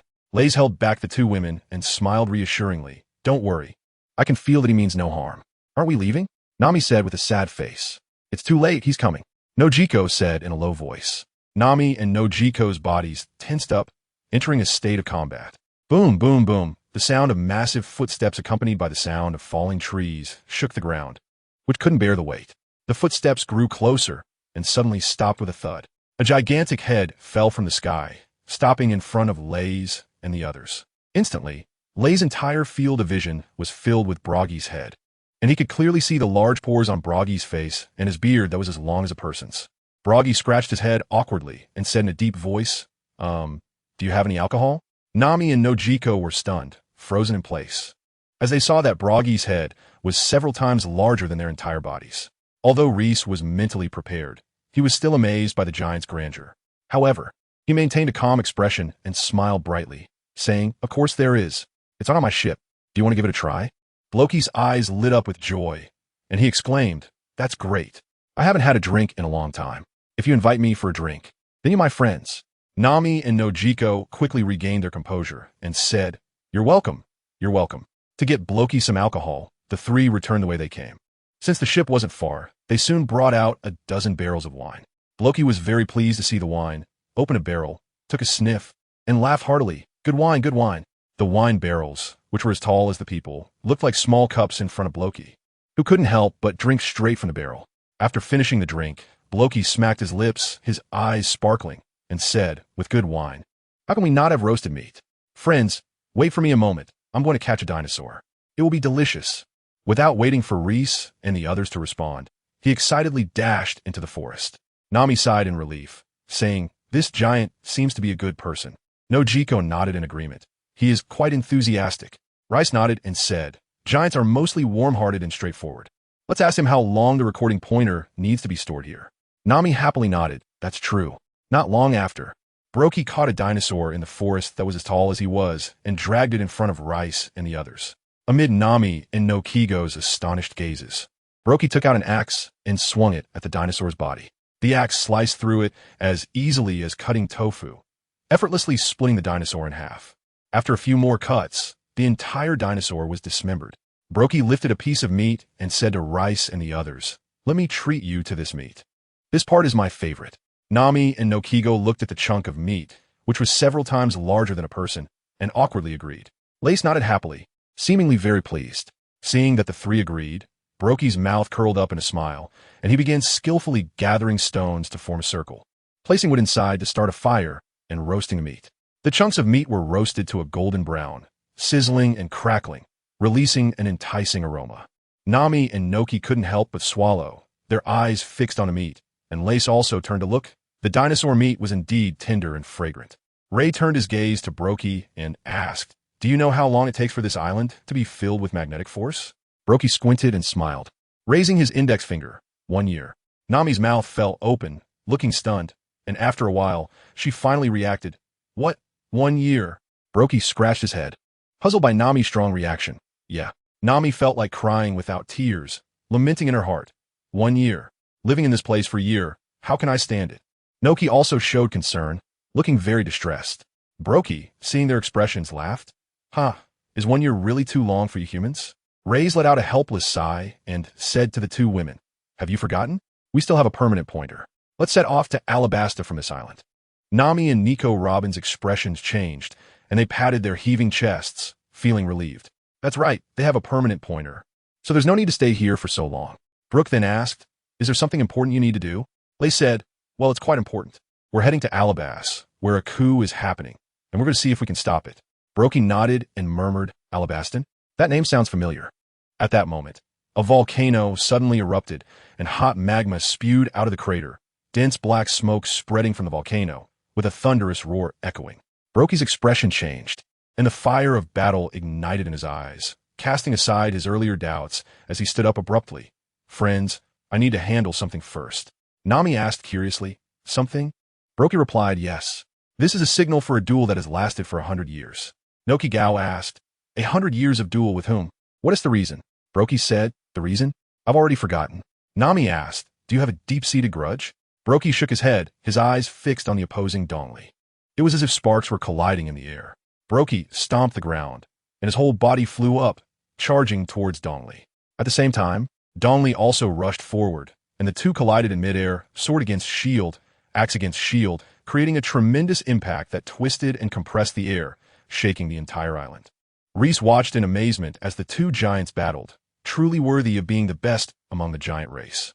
Although both were massive in size, they moved with agility, each movement carrying tremendous power that shook the earth. Despite being friends, their attacks were fierce, targeting each other's vital points with every strike. Back and forth, they exchanged dozens of blows. Though Dongli had sustained internal injuries the day before, he remained incredibly brave, unleashing powerful and sweeping moves. Brokey was equally unyielding, directly withstanding many avoidable attacks, just to strike back immediately. After hundreds of exchanges, their weapons were knocked away, and they stood hundreds of meters apart, locking eyes and breathing heavily. In the next moment, both let out a roar and swung their fists, nearly simultaneously hitting each other, twisting the expressions on their faces. Brokey was exhausted. 73, 467 tied. 1 win. Donley also pushed himself to the limit. 73, 467 tied. 1 loss. Saying this, both collapsed at the same time, kicking up a cloud of dust and laughing heartily. Brokey lay on the ground, gasping. Donley, did you know? We have guests today, and they brought wine. Donley replied, Really? That's great. Share some with me. After a brief rest, the two got up and walked a few steps to Brokey's home. There, Donley saw Raith and the others. Smiling, Hello, I am Donley, the strongest warrior of Elbaf village. Upon hearing this, Brokey became indignant, glaring. The strongest warrior of Elbaf village is clearly me. Brokey? Donley snorted, but did not argue. Lace laughed and said, My name is Lace, and I am an explorer. Nami said, My name is Nami. Noki Gao said, My name is Noki Gao. Lace grabbed a barrel of wine from the ground and threw it up into the air towards Dong Li with all his might, saying, Brave warrior, drink. The barrel soared into the sky and landed right at Dong Li's chest, which he caught with his hands. Despite having experienced treachery, he poured the wine into his mouth without hesitation. Dong Li gulped down the entire barrel of wine in one go, for his giant size. It was like a mere morsel. Dong Li laughed heartily and said, It tastes great. Lace threw a bucket of wine up and asked with a smile at the corner of his mouth, Have you seen a boy wearing a straw hat?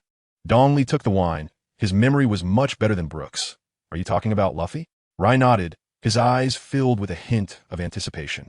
Dong Li said, I've seen him, what's up? Lai showed an anxious expression. I am his friend, but I don't know how long he has been gone. Dong Li responded, saying, It seems to be more than a day. Ray nodded and thought that maybe Luffy was already close to Alabasta. Brokey said, What's up? Do you have something to discuss with Luffy? Lace shook his head, lost in thought. Dong Li glanced at Lace and said, You seem pretty strong. Are you interested in sparring a bit? Reese was taken aback for a moment, then smiled and nodded. This was exactly what he wanted. It was a great opportunity to test his strength. Dong Li laughed heartily, appreciating Rai's straightforwardness. Raith. Nami and Noki looked at Reese with concern. Lace nodded to the two women, signaling them not to worry. We are here. His voice was very loud. Dong Li took a few steps and walked hundreds of meters away. This was the battlefield he and Blokey had established. Reese nodded, a fighting spirit igniting in his eyes. With a movement, he quickly darted through the woods, covering several hundred meters in just a few seconds. The two exchanged glances and charged at each other. Bang! Their fists collided, the intense force bending nearby trees. Both roared as they unleashed their full strength once again. In the next moment, their fists separated, and the powerful recoil caused them to step back 5 paces simultaneously. Ha ha! Your strength is enough to rank in the top 10 among humans I've seen, Dong Li said, his face filled with fighting spirit. Is that so? That's pretty good, Reese replied. In the next instant, the two clashed again. Their vastly different sizes resembled an elephant and an ant grappling. They exchanged blows, facing each other's fists capable of shattering large rocks without flinching. After a moment, a victor emerged. Lace won. However, it wasn't an easy victory for Lace. His clothes were torn, and he had several large bruises on his body. On the other hand, Dong Li was in worse shape, with several large bumps on his head and numerous red spots all over his body, all of which were injuries left by Lace. Seeing Lace in this battered state, both women rushed over, looking at him with concern. Lace smiled at the two women and said, Don't worry, I'm fine. Didn't you see that Dong Li is even worse off than I am? Why don't you dodge? Your speed is much faster than Dong Li's. Nami didn't quite understand. Fighting like this is a man's romance, Lace said. However, Lace didn't truly believe that. He only said it for the two giants to hear. Just now, Lace had fought against the giants by leveraging his own weaknesses against their strengths, and he had suffered greatly. But Lace knew that to gain the giants' recognition, he had to defeat them head-on and win with overwhelming strength. Sure enough, upon hearing Lace's words, both giants laughed heartily, and their fondness for Lace increased significantly. Rice laughed and said, Friends, let's have a feast. Upon hearing the word feast, Brokey was overjoyed, dancing with excitement and looking forward to it. Great, let's have a feast. Dong Li, hearing about the feast, couldn't help but reminisce about the scene of feasting with giants a century ago, feeling a wave of emotion. After a moment of contemplation, Dong Li also smiled and nodded, his eyes filled with nostalgia.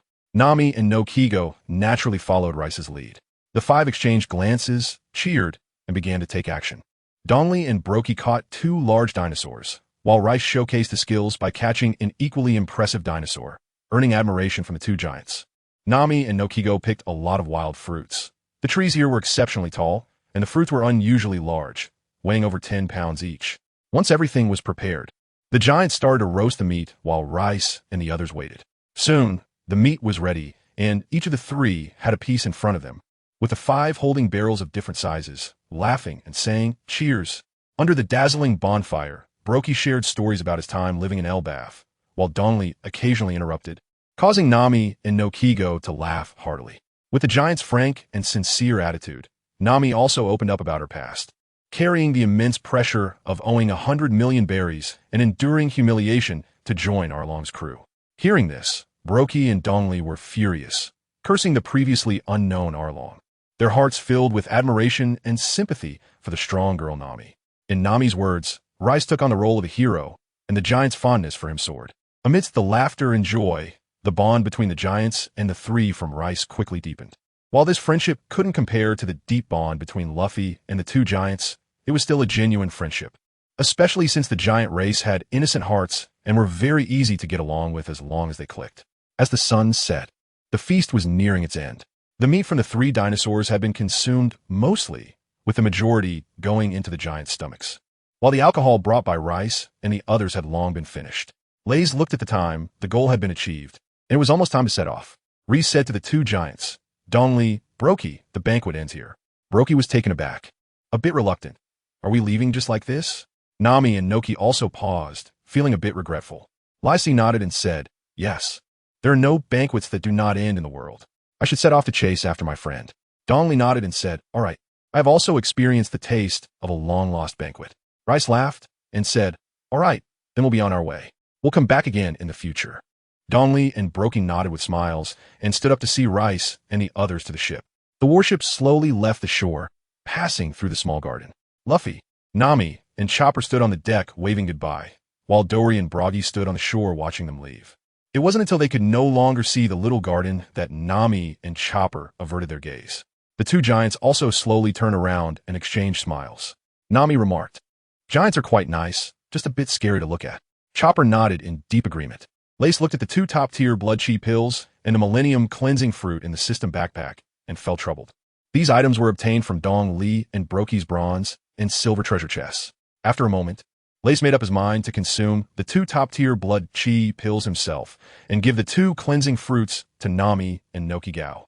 Lace took out two cleansing fruits and held them in his hand, saying, "Nami, Noki, come here, I have something good for you." Nami and Noki walked closer, and Nami saw the strange fruit in Lace's hand and asked, "What is that?" Rice smiled and pushed the cleansing fruit in front of the two women. "You'll know once you eat it." The two women rolled their eyes at Rice, took the cleansing fruit, and bit into it without hesitation. After eating, both felt their bodies heat up as if being transformed, their skins pores slightly opened, and impurities were continuously expelled from their bodies. Nami and Nokigo, seeing the changes in their bodies, couldn't help but exclaim and rushed into the room. "Moments latte." The two emerged after taking a shower, wearing bathrobes. Nami and Nokigo ran excitedly in front of Rice, leaning their faces close to him. Rice looked quickly. "My skin has improved." Lays leaned in for a closer look, and indeed, her skin had become as smooth as cream, pale with a rosy tint. Although Nami and Nokigo originally had good skin, it was not as fair and tender, resembling that of a newborn baby. Lays watched for a while, couldn't help but kissed one of them, and hugged the two girls, saying, "Don't you feel like you've become a bit stronger?" Nami and Noki were taken aback for a moment. They had only noticed that they had become more beautiful and hadn't paid attention to anything else. Now, as they carefully felt it, they indeed sensed that their bodies had become a bit lighter and their strength had increased significantly. Lays took out 4 high-quality blood-replenishing pills and handed them to the two women. Nami and Noki Gao's eyes lit up as they swallowed them, feeling their physical abilities rapidly improve. Noki Gao asked, "Where did these fruits come from? They're really powerful." Lays laughed and said, "This is the result of my fruit combined with the power of faith from Dongli and Byeloki." Nami exclaimed, "The power of faith? Lays, your devil fruit is so amazing." The underground tunnel of Rice, that's not just any way. After all, it's the big system. Reese said, "Our next island is the desert kingdom of Alabasta. where a coup is happening, and it's very dangerous. So during this time, I will train with you to improve your strength as much as possible." Nami and Noki nodded in agreement. They indeed had great potential, but lacked training to develop it. The warship began to head full speed towards the kingdom of Alabasta. On the deck, an intense battle between one man and two women was taking place. Lei said, "Noki, speed up a bit more." "Nami, your strength isn't enough." Noki gasped for breath while crossing his arms to block Lei's kick. Lei's just kicked Noki Gao away, and his body was immediately trapped by the clouds. Completely engulfed in high-density clouds, Lei's suddenly exerted force, tearing the clouds apart with both hands. At that moment, a lightning bolt suddenly struck down from the sky, hitting Lei's. Rice's clothes were instantly charred by electricity, and a current flowed through his body, causing him to tremble involuntarily. Nami revealed a smile, and Nojiko activated her ability to increase Rice's pain sensation, while she took the opportunity to strike him with lightning. It was indeed effective. The two women coordinated seamlessly and were adept at seizing battle opportunities. Rice was secretly astonished by Nami and Nojiko's combat talent. Their teamwork was indeed causing him trouble. It seemed he needed to increase the difficulty. As Rice stepped onto the deck, he charged forward, reaching out with one hand towards Nami, who was sitting on a cloud. His speed was nothing short of remarkable, and he even managed to touch Nami's delicate hand. But in an instant, he felt as if he had grasped a mass of clouds. Nami appeared 5 meters above Rice's head, her heart racing as she patted her chest. Realizing she had nearly been caught, Lei sighed. The nature-type fruit was indeed powerful. Just now, he had clearly caught her, yet Nami managed to evade using her abilities. It was truly difficult to fight without Haki. Given the significant power gap between Nami and Lei's, even if Nami had eaten the cloud fruit, she shouldn't have been able to dodge his attacks. However, after Nami consumed the intermediate cleansing fruit and blood essence pill, her strength had significantly increased, allowing her to better utilize the powers of the cloud fruit. Noki Gao took a kick from Lei's, but didn't feel any pain because she had dulled her sense of pain. She was merely knocked back. But her injuries were very real. Noki Gao maintained her expression, yet a fighting spirit arose in her eyes as she charged towards Lei's with firm steps. Rice frowned slightly, feeling a bit reluctant in his heart, but he hardened his resolve and swung his palm towards Noki Gao with a whoosh. Noki Gao seemed caught off guard and rushed straight towards Rice. Just as Rice was about to strike, he secretly reduced his strength, intending to gently push Noki Gao back with a light palm. However, to his surprise, Noki Gao sidestepped at the critical moment, avoiding Rice's palm. At the same time, he threw a punch towards Rice's abdomen. Lei's let out a sound of surprise, twisting his body to dodge Noki Gao's punch, and once again struck out with a palm. This time at double the speed of the last. Noki Gao's eyes were calm, his mental focus highly concentrated, and he nimbly dodged Lei's palm once more. This time, Lei's had a suspicion. It could be said that with Noki Gao's raw strength, it was absolutely impossible to evade. But Noki Gao seemed to possess foresight, predicting the direction of Lei's attack in advance. This resembled the power of observation Haki. Lei's increased his speed again to launch an attack, but was still easily dodged by Noki Gao. It wasn't until Lei's exerted 50% of his strength that he managed to injure Noki Gao. Lei's couldn't help but say, "Nokigo, have you mastered observation Haki?" Nokigo was taken aback. "Observation Haki? What is that?" Lei's exclaimed, "How did you evade my attack?" Noki explained, "I just used my ability to enhance my sixth sense, allowing me to faintly sense the direction of your next strike, which is how I was able to dodge." Rice's eyes lit up as he said, "Fruit ability? That's something I didn't expect." It seems that Naki's fruit can also be developed for offensive purposes, which is somewhat similar to the power of observation Haki. Nami saw them chatting and collected the clouds to descend. Noki nodded and asked, "So Rice, what is this observation Haki you just mentioned?" Liz smiled and said, "Observation Haki is a latent power that all humans possess in this world. This power is an innate ability, similar to presence and intimidation, existing like an instinct. It sharpens the 5 senses, allowing one to detect the presence of surrounding creatures and changes in their emotions. It can also be used to anticipate and avoid danger. These are the basic abilities of observation Haki, with range and intensity varying from person to person. When mastered to the highest level, it can even foresee the future." Nami and Nojiko listened with wide eyes, exclaiming, "What an amazing ability." Lei's laughed and said, "The ability of the devil fruit that Noki Gao just used is very similar to the observation Haki. It can evade my attacks." Hearing this, Noki Gao nodded thoughtfully. Lei's chuckled, "All right, let's continue." After Nami and Nokigo nodded, Lace took the initiative to launch an attack. He first made a lunge towards Nokigo, throwing a punch. Nokigo tilted his head just in time to narrowly avoid it, but a relentless series of attacks followed. Nokigo had no choice but to fully activate his devil fruit powers, concentrating his mental energy to constantly anticipate Lace's movements in order to evade the attacks. Nami was already airborne, occasionally using clouds to interfere with Lace, but she refrained from using lightning. This was because Lace and Nokigo were too far apart. If she struck with lightning, it would hit Lace but also affect Nokigo. Under Lace's fierce onslaught, Nokigo, despite not being hit directly, was drenched in sweat and his physical and mental stamina began to decline significantly. In just 5 minutes, he was exhausted and ultimately defeated. Raith saw Noki exhausted and turned his gaze to Nami, but instead of attacking actively, he beckoned to Nami with his finger in a provocative manner. Nami hovered high in the air, and Raith, lacking the ability to fly, couldn't even reach her. Nami let out a delicate huff, crossed her arms, and stood in the sky, continuously attacking Raith with clouds and lightning, creating large holes on the deck one after another. Lace's movements were as agile as a monkey. Nami's lightning and cloud speed were already very fast, but she still couldn't catch up with Lace.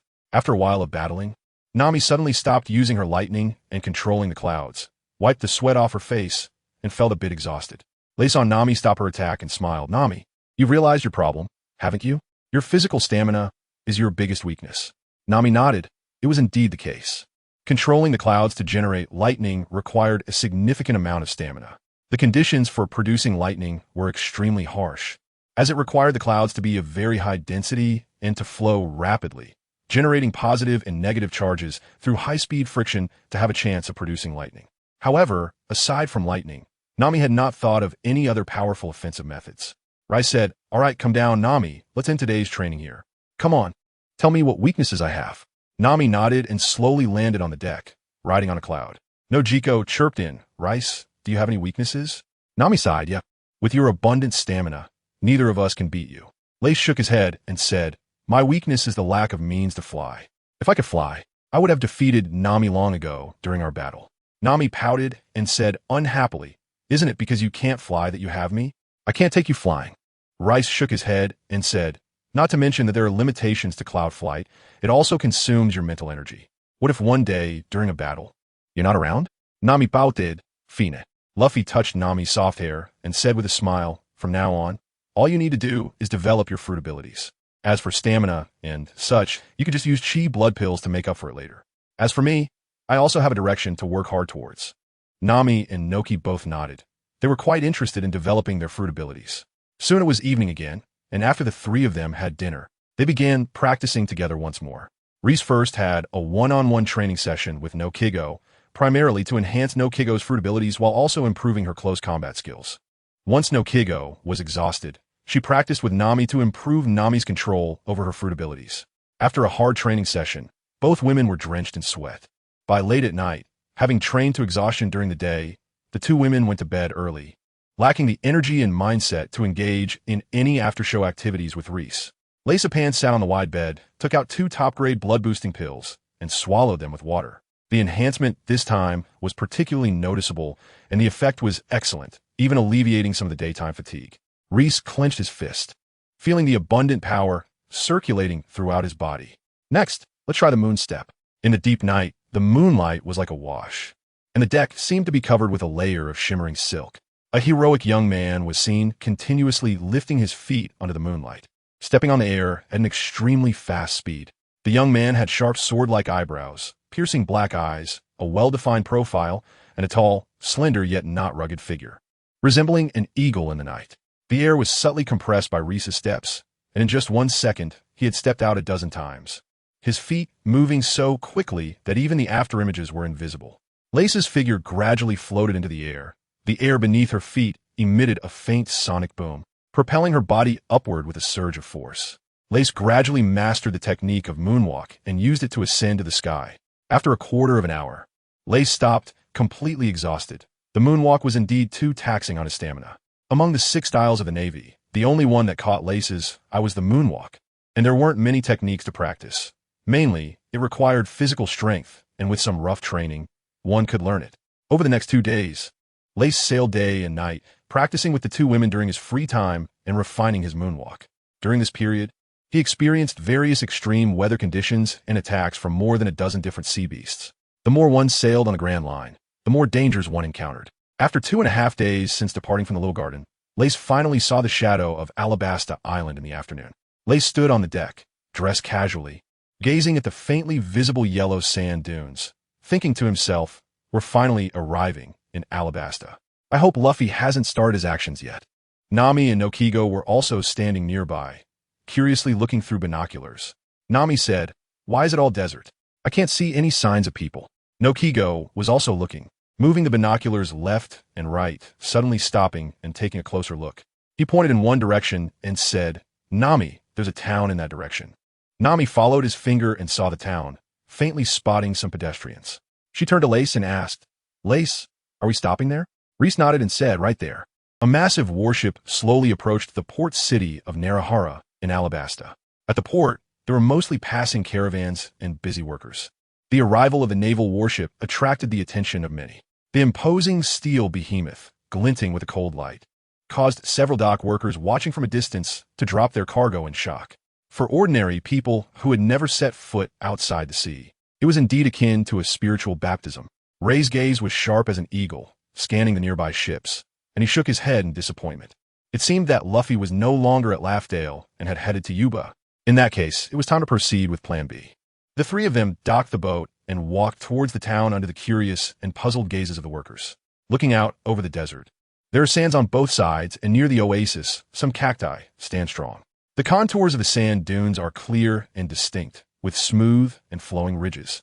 The windward slopes resembling water, and the leeward sands flowing like a cascade. The heat waves in the desert are overwhelming, as if burning with fierce flames.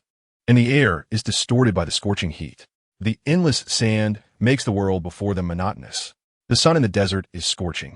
An exposed skin can easily get burned. The three have come prepared, wearing thick clothing as they walk through the desert. Lays looked at the only oasis in the desert, Narahara. As one of the few oases in present-day Alabastan, Narahara stands strong in the desert thanks to trade with the outside world. The three entered the town and were greeted by a bustling scene. There are fruit sellers, bread sellers, meat sellers, and tool sellers, everything one could ask for. Lace said, "From the documents, I learned that the rebel army is in Katlia, and we need to go there to stop this rebellion." Nami hummed in agreement. "It's a great merit to save millions of people." Noki laughed loudly. "Nami, is it only about merit? Don't you want to ask the king of Alabasta for a reward?" Nami's eyes turned. "Isn't that obvious?" Lace smiled and said, "We are now in Narahara, and we need to cross the desert to get to Catalia, so we need to buy some supplies." A moment later, Lace found a caravan and bought a sandboat for more than double the price. The sandboat is a means of transportation in the desert, utilizing the fluidity of sand and powered by wind. Lace went to a historic shop to buy a map of Alabastan. The map shows a river flowing into the sea that divides Alabastan into two halves. Lace is currently located at the bottom right in Narahara, while Catalia is situated in the middle right, very close to Narahara. Lace took food and water and set off on the sandboat. The temperature in the desert was very high, reaching up to 50 C, and the intense sunlight could burn the skin. The three of them rowed on the sandboat, powered by Nami's clouds, gliding through the sea of sand like a motorcycle. They were all dressed in thick clothing. Despite their extraordinary bodies, they were still inevitably affected by the environment, feeling as if they were burning and sweating profusely. Katlia was very close to Narahara, and with the help of the sandboat, they arrived at Katlia in less than half an hour. A vast expanse of yellow stretched out before them, with yellow sand covering the plains for miles, and sandstorms raging violently, sweeping across the land.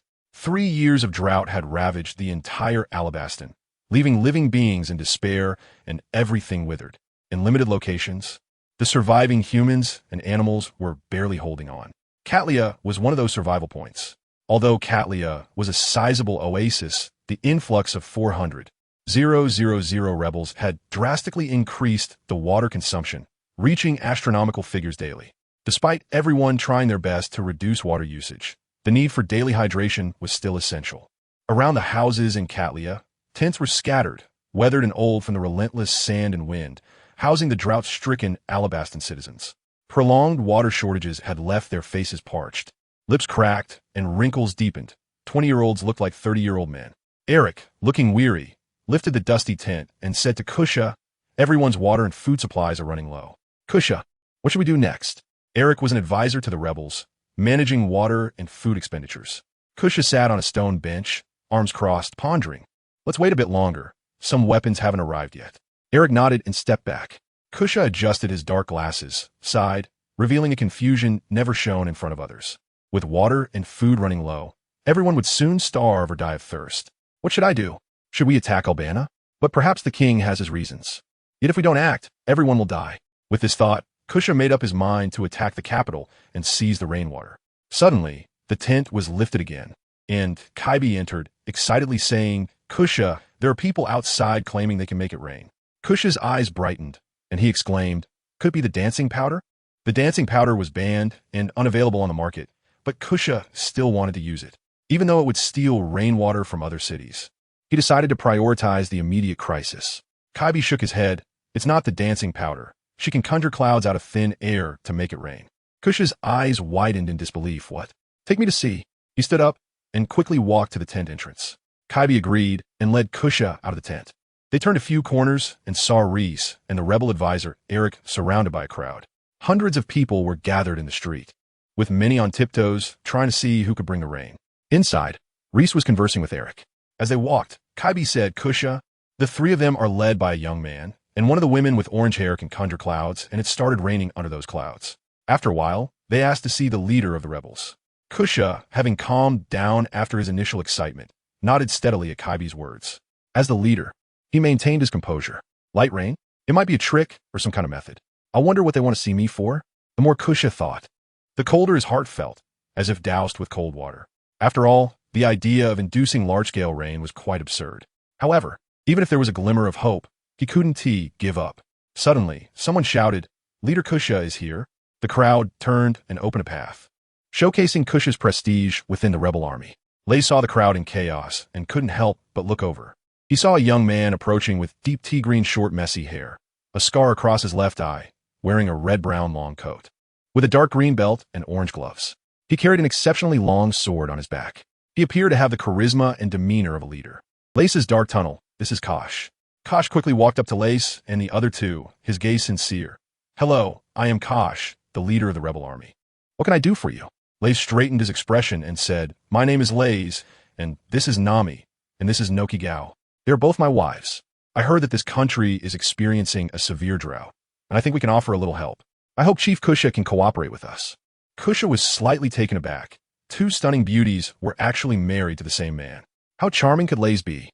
However, this was not the time to think about that. What mattered was whether they could bring rain and how much rain they could bring. Kusha's face showed gratitude as he said, "I don't know what Mr. Lace plans to do, but I will cooperate fully." Then his expression darkened. "To be honest, this city has very little water left, and I don't know if it's possible to bring rain now to alleviate our urgent situation." Lace possesses the observation haki, easily noticing Kusha's probing. But he doesn't mind. With a slight smile, he says, "Of course, I came to help everyone. Nami, create a light rain to cool everyone down." Hearing this, Kusha looks at Nami on Lace's left with an expectant gaze. Nami's arm gradually becomes ethereal, transforming into clouds that float into the sky and gather into a cloud mass. Kusha's expression changes, his eyes widening as he watches this astonishing scene, pondering in his heart. Could it be the power of a devil fruit? A secret treasure from the sea? The surrounding crowd also shows excitement, astonished, their eyes glued to the spectacle. Clouds continuously drift from Nami's arm, gathering in the sky, and soon form a cloud with a radius of 20 meters. The formation of the giant cloud attracts even more attention, with many people drawn in. The entire street is blocked, and more people in the distance gaze at the clouds, captivated. Then, white clouds keep merging into it, but they no longer make the clouds larger. Instead, the white clouds gradually turn black, transforming into dark clouds. The moisture within the dark clouds condenses and compresses, and finally, water droplets can no longer bear the weight of gravity and slowly fall. Rain pours down, a light drizzle pattering onto the parched earth. A single raindrop lands on a boy's face. He reaches up to wipe the droplet and licks it with his tongue. He joyfully exclaims, "It's water! It's water!" Kusha watches the rain fall. Although it's sparse, it is indeed rain. The people under the clouds look up as the rain pours down, unable to contain their joy. Raising their hands, cheering, jumping, and embracing each other in celebration. Oh my God! Thank you, heavens! A miracle! A miracle! Is this the great person of the sea sent to save us? The crowd shouts excitedly, for they have not seen rain for such a long time. Kush's young face is filled with shock, his heart pounding, and the light rain before him seems like life-saving holy water. After a moment of daze, Kusha quickly reacts and urges Lace, "Brother, hurry and let Miss Nami gather the clouds. It's such a waste to let it rain here."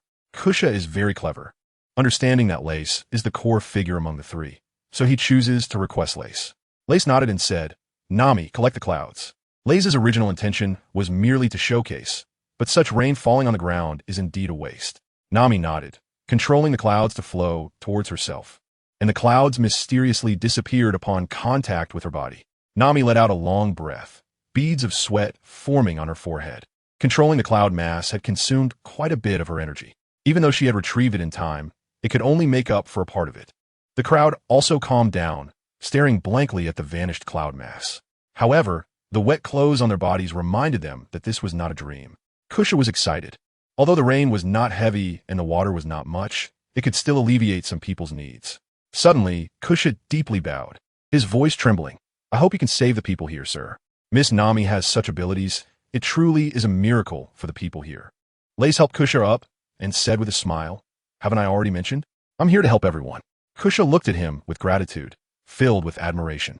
He understood Lace's words, but he couldn't believe that someone could be so kind, and this matter was truly important to him and the people here.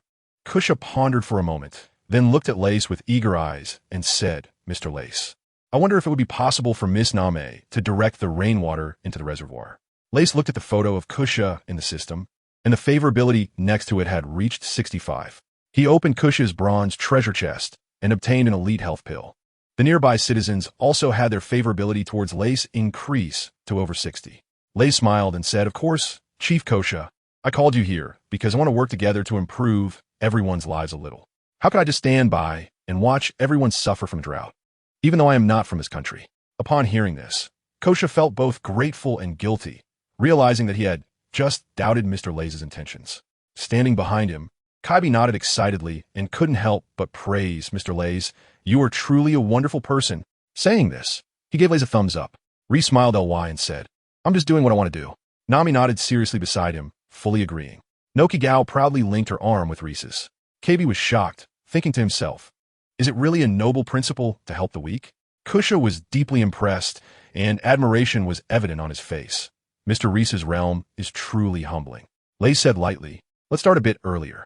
Kosh nodded eagerly and looked around, saying, "Everyone, please make way and let Mr. Lace go to the reservoir to gather water." Upon hearing this, the crowd parted the road, allowing Kosh and Lace's group to pass.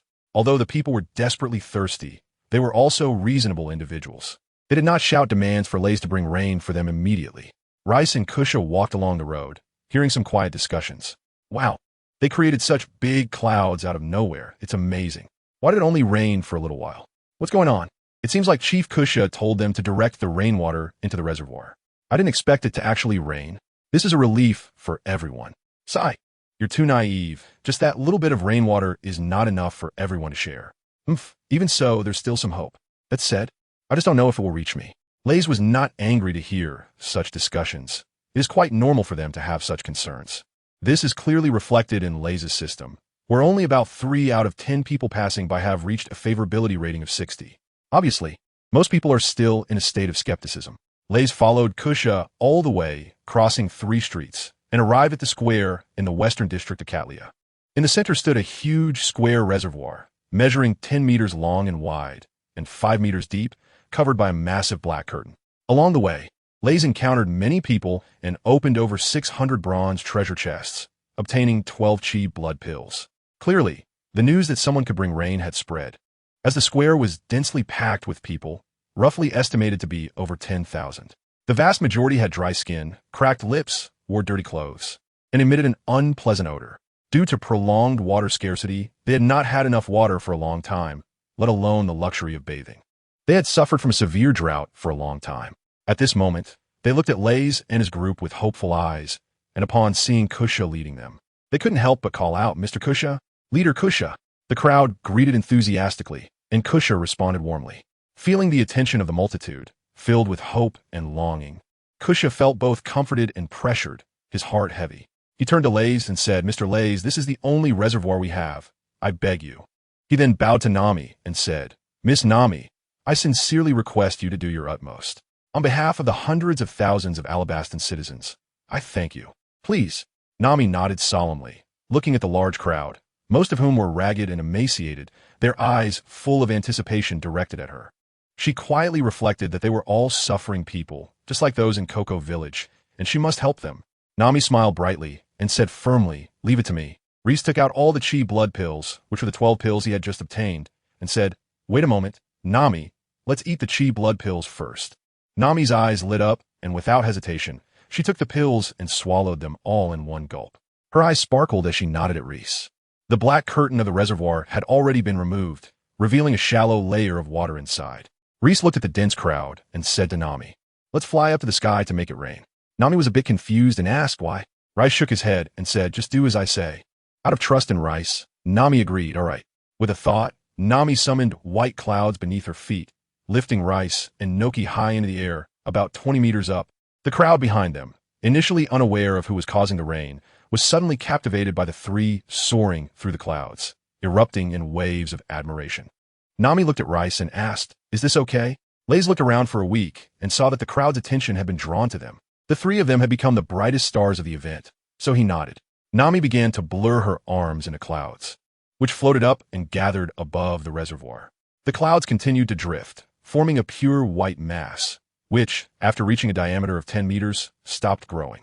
As more clouds flowed in, the mass gradually darkened, turning into dark clouds. Thousands of people stared at the cloud mass, their eyes filled with anticipation and hope. Slowly, the color of the dark clouds changed from light to black, becoming as dark as ink. A large amount of moisture condensed within the cloud mass, attracting each other to form droplets. Finally, the first drop of rain fell, barely noticeable as it landed in the reservoir. More and more moisture condensed into droplets, falling down, first as a light drizzle, then suddenly intensifying into a torrential downpour. The crowd watched the continuously falling droplets, the sight of the heavy rain, and couldn't help but erupt into thunderous cheers, as if shaking the heavens.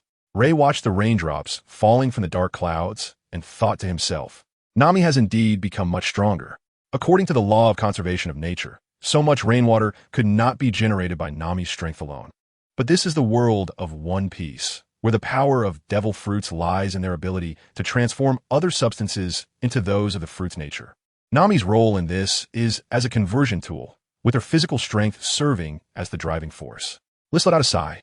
The low humidity in Alabasta made Nami's efficiency in transforming clouds even lower, requiring more physical strength. Sweat beads appeared on Nami's forehead again as her arms continuously transformed into clouds, merging into the dark clouds to maintain the rain. Drip, drop, raindrops fell into the reservoir, creating ripples, countless circles interacting, affecting, and disappearing. Kusha's eyes lit up as he watched the pouring rain, hope igniting in his heart. If it could rain a little longer and more heavily, perhaps he could save the 400,000 rebel troops following him. It might even save the country, so everyone wouldn't have to sacrifice. As the rain continued to pour, the water level in the reservoir slowly began to rise, and Nami was gradually growing weary.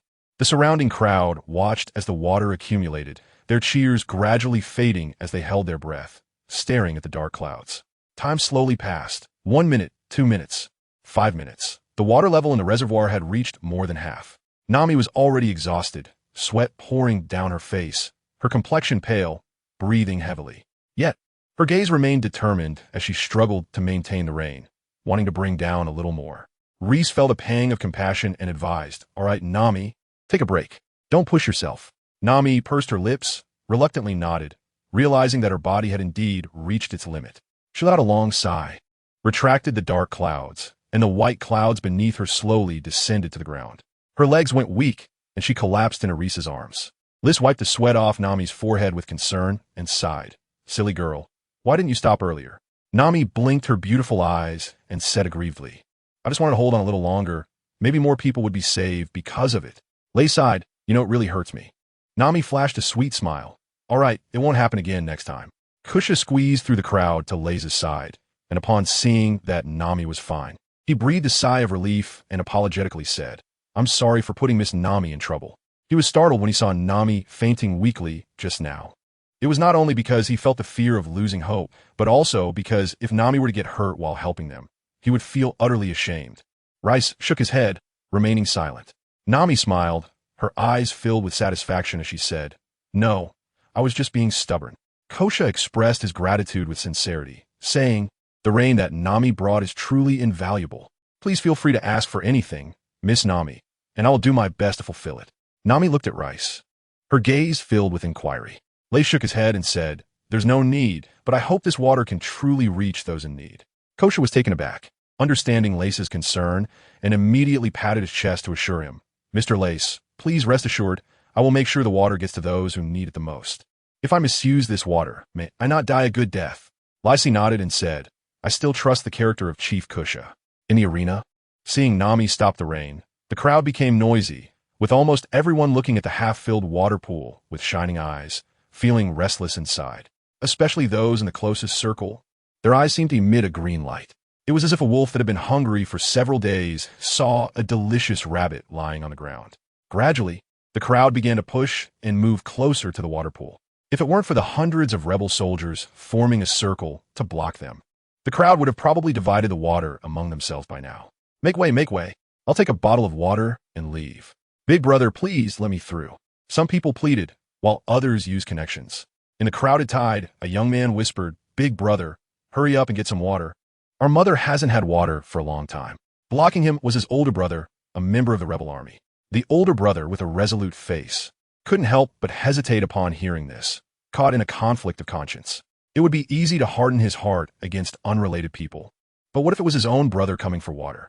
What if it was to save his own mother? The rebel soldiers were also human, and they were facing a difficult test at this moment. Kosha furrowed his brow, clearly understanding the thoughts of the crowd. He quickly ran to a high platform and shouted, everyone, listen to me for a moment." Kosha's voice attracted everyone's attention, and they looked towards him. "I know everyone is very short on water right now, but I hope you can line up properly one by one and not rush to grab it." Kosha's authority was quickly established, and his words were reasonable, so not many people opposed him. Kosha pondered and directed, "Eric, Cabby, you two organize people into 20 stations. Each person gets 1 cup of water, no more, no less." Cabby and Eric agreed and started to get busy, each taking their trusted followers to begin the operation. The rebel soldiers maintained order, and the residents began to line up to receive water. Raith nodded secretly. The reason he sought Kosha was precisely this. Doing good deeds is not an easy task. Not to mention other issues, just managing the division of water is a big problem, not to mention the troubles caused by disturbances. Kosha could help Raith solve these problems very well. Seeing that order had been restored in the arena, Kosha's serious expression relaxed. Noticing that Raith and the others were about to leave, Kosha hurriedly caught up and kindly asked Raith, "Mr. Raith, are you looking for a place to stay?" Raith nodded and said, "I came in a hurry and haven't found a hotel yet." Kosha smiled and said, "Haha, that's perfect. I have a friend whose family runs a guest house, and they have a small house available. It's not far from here. Miss Nami needs to rest, so if you don't mind, you can go there." Raith looked at Nojiko and Nami, and seeing that they had no objections, nodded as well. It was not a big deal. Kosha happily nodded and quickly led the way ahead. In a narrow alley, a man in a black suit watched Raith and his group leave, pulled out a bounty notice from his pocket, and upon seeing the bounty on Raith, his expression changed. He's quite a big fish. This contribution won't be small. The man chuckled darkly, then coughed to clear his throat and adjusted his voice. He took out a snail phone and began dialing. "Brew, brew, brew, brew. What is it?" A cold, elegant voice came from the other end of the line. The man unconsciously bent slightly, bringing the snail phone to his mouth, and whispered, "Report, I have discovered that the pirate Kate Rice, with a bounty of 35 million berries, has appeared in Kartlia. What? Do you have plans for him? If you can capture a pirate with a bounty of 35 million berries, I will promote you to a senior agent." The man chuckled awkwardly. It's not that I'm hunting him, but I have other matters to report. There's a woman beside Raith who appeared among the rebel army today and reduced the water level in the reservoir of the Western District by half. The previously calm voice showed a ripple for the first time. "What? She can make it rain?" "Be clear, what method did she use to make it rain?" The man replied respectfully, "I estimate it's a devil fruit. She transformed her arm into a cloud, and then the clouds gathered to form dark clouds, which caused continuous rain." After a moment of silence, the voice returned to its usual calmness. "Good, keep an eye on them." Report any movements to me. If you handle this well, I'll promote you one level. The man smiled broadly and repeatedly agreed. Yes, I guarantee completion. In front of a beautifully crafted 3-story house. Kosha stopped and cupped his hands. This is it. Mr. Rice, Miss Nami, Miss Nojiko, please take a break here. Lays nodded slightly, surveying the house. It was indeed exquisitely designed and made with exceptional materials. It was likely one of the top buildings in the city. Kusha bowed deeply again, expressing gratitude. Mr. Lays' great kindness is something Kusha will never forget. Miss Nami, this rain may save countless people. Lays waved his hand and said, Chief Kusha, there's no need for that. Once Nami recovers, she will bring rain for everyone. Kusha was overjoyed upon hearing this, feeling an overwhelming sense of gratitude. Although they were strangers, Mr.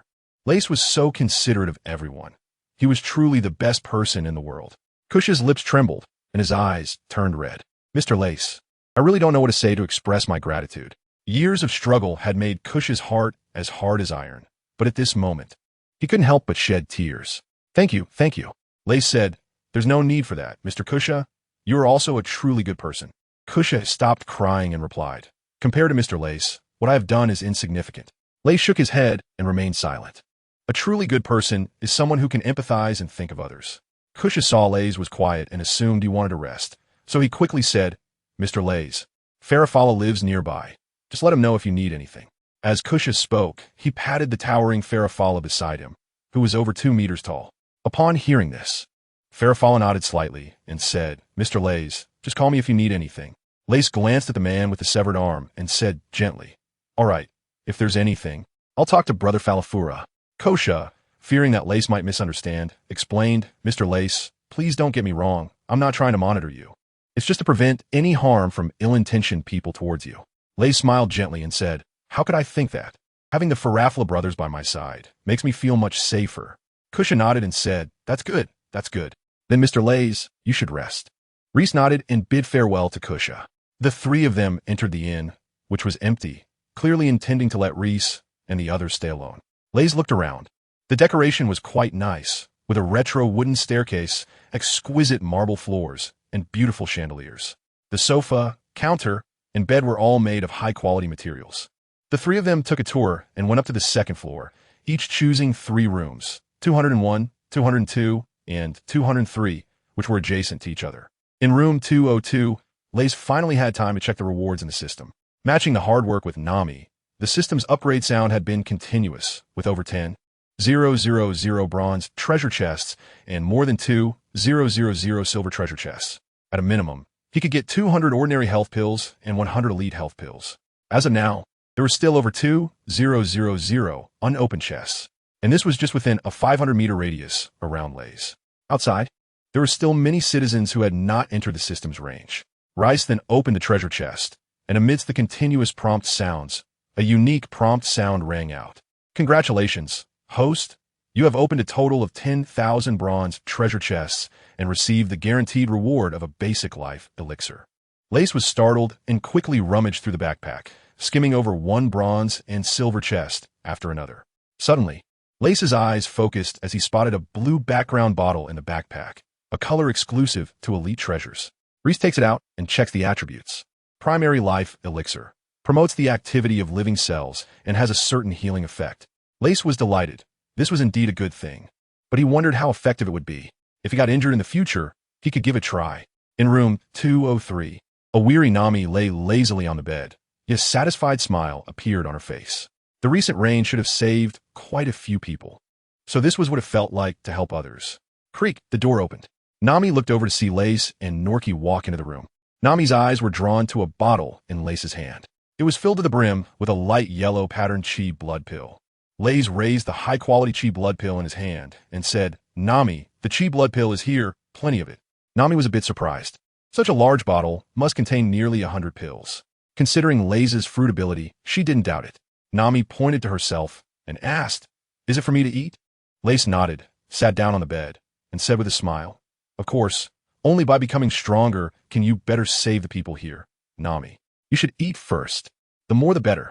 Nami hesitated a bit, but Lace performed a trick and took out 2 bottles of vitality pills. All right, now you don't have to worry. We won't run out of vitality pills in the future. Just eat as much as you want. Of course, Reese could eat everything himself, but prioritizing Nami is the best choice right now. It's like an investment. The stronger Nami becomes, the more treasure chests she will bring in.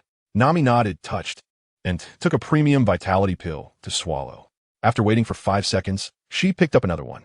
Nami ate them like candy, getting faster and faster, and before she knew it, there were only 10 pills left in the bottle. Nami stopped, a smile spreading across her face, and said, "I feel so strong. The premium vitality pills have had such a minimal effect on my improvement." Lays silently estimated that he had consumed around 100 premium chi and blood pills.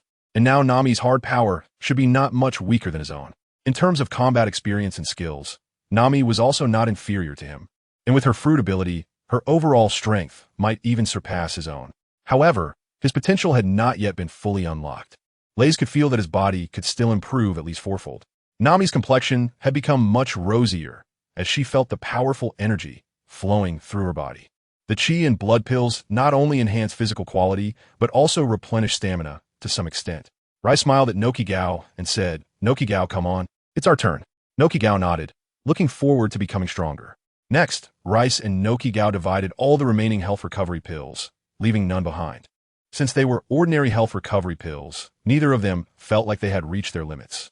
Lays is looking forward to what his strength will be when he reaches the limit of the advanced washing fruit. In the system, there are also Kosha's silver and gold treasure chests, which Lays has intentionally saved to open last. After all, Kosha is quite an important figure in the Alabasta coup. It's time. After a tremor, the silver treasure chest transformed into a cloud-like mist. Congratulations to the host. You have obtained the beginner leader charisma, which can to some extent make people convinced. Leader charisma. Now that's interesting. Lays' mind stirred, accepting the basic leader's aura. As a cloud surged in, an indescribable feeling emerged in his mind. Lays couldn't figure it out, so he stopped paying attention. He then opened the golden treasure chest. A vast light flashed, revealing a fragmented treasure chest. Congratulations, host. You have obtained a fragment of the exclusive treasure chest from the Alabasta Kingdom. Collection progress 110. Lysy was slightly taken aback. A treasure chest exclusive to the kingdom? This was something he had never seen before. System, what is this? Does the kingdom also have treasure chests? The kingdom, which has carried 1,000 years of history, also possesses a certain sense of life in the unseen. It is composed of royal members, cultural relic ministers, and common citizens. Reese's eyes flickered deep in thought. In a restaurant, 2 young men with bright eyes sat at a table, waiting for lunch to arrive. Mike sighed with a frown. How much longer do we have to stay here? This country is just too hot. Geyser said seriously. We just need to wait until Colonel Smoker catches Straw Hat Luffy and Reese. Mike complained, damn it, this country is too big. Who knows where Straw Hat Luffy and Reese will show up? Geyser replied helplessly. That's why Colonel Smoker had us spread out in different cities. Someone like Straw Hat Luffy definitely won't be able to stay quiet for long. He caused a scene. Our job is to notify Colonel Smoker as soon as they make a move. Mike nodded, that's true, but I just don't know when these pirates will stir things up. At that moment, the outside suddenly became noisy, with the crowd surging in one direction, as eager as if it were market day or students rushing for a meal. Quick, go see. Miss Nami is going to make it rain again. What? That's great. I missed it last time. I have to see it this time. Hearing this, the customers in the restaurant hurriedly abandoned their food and rushed out to join the throng. Mike, overhearing their conversation, became interested. Lieutenant Geyser, let's go take a look too. We didn't get to see it this morning. I want to see who can control the clouds. Geyser nodded slightly, his gaze steady. All right, let's go take a look. Who knows, some pirates might join in the fun. Geyser stood up, his voice authoritative. Everyone, follow me to check the situation. The 8 people at the 2 nearby tables immediately stood up, saluted, and said in unison, yes. Geyser nodded and led the way out of the restaurant, with 9 soldiers closely following him, merging into the crowd. The 10 of them, with their strong physiques honed in the Navy, managed to secure a good position in the West District Square. The crowd in the square was so dense that it could be said to be shoulder to shoulder. From above, it looked like a mass of people. If a grenade were thrown into the crowd at that moment, it would certainly kill a large number of people. However, this level of density was exactly what Reese was hoping for. Seeing that the crowd was nearly gathered, Reese thought to himself, it's time to make an appearance.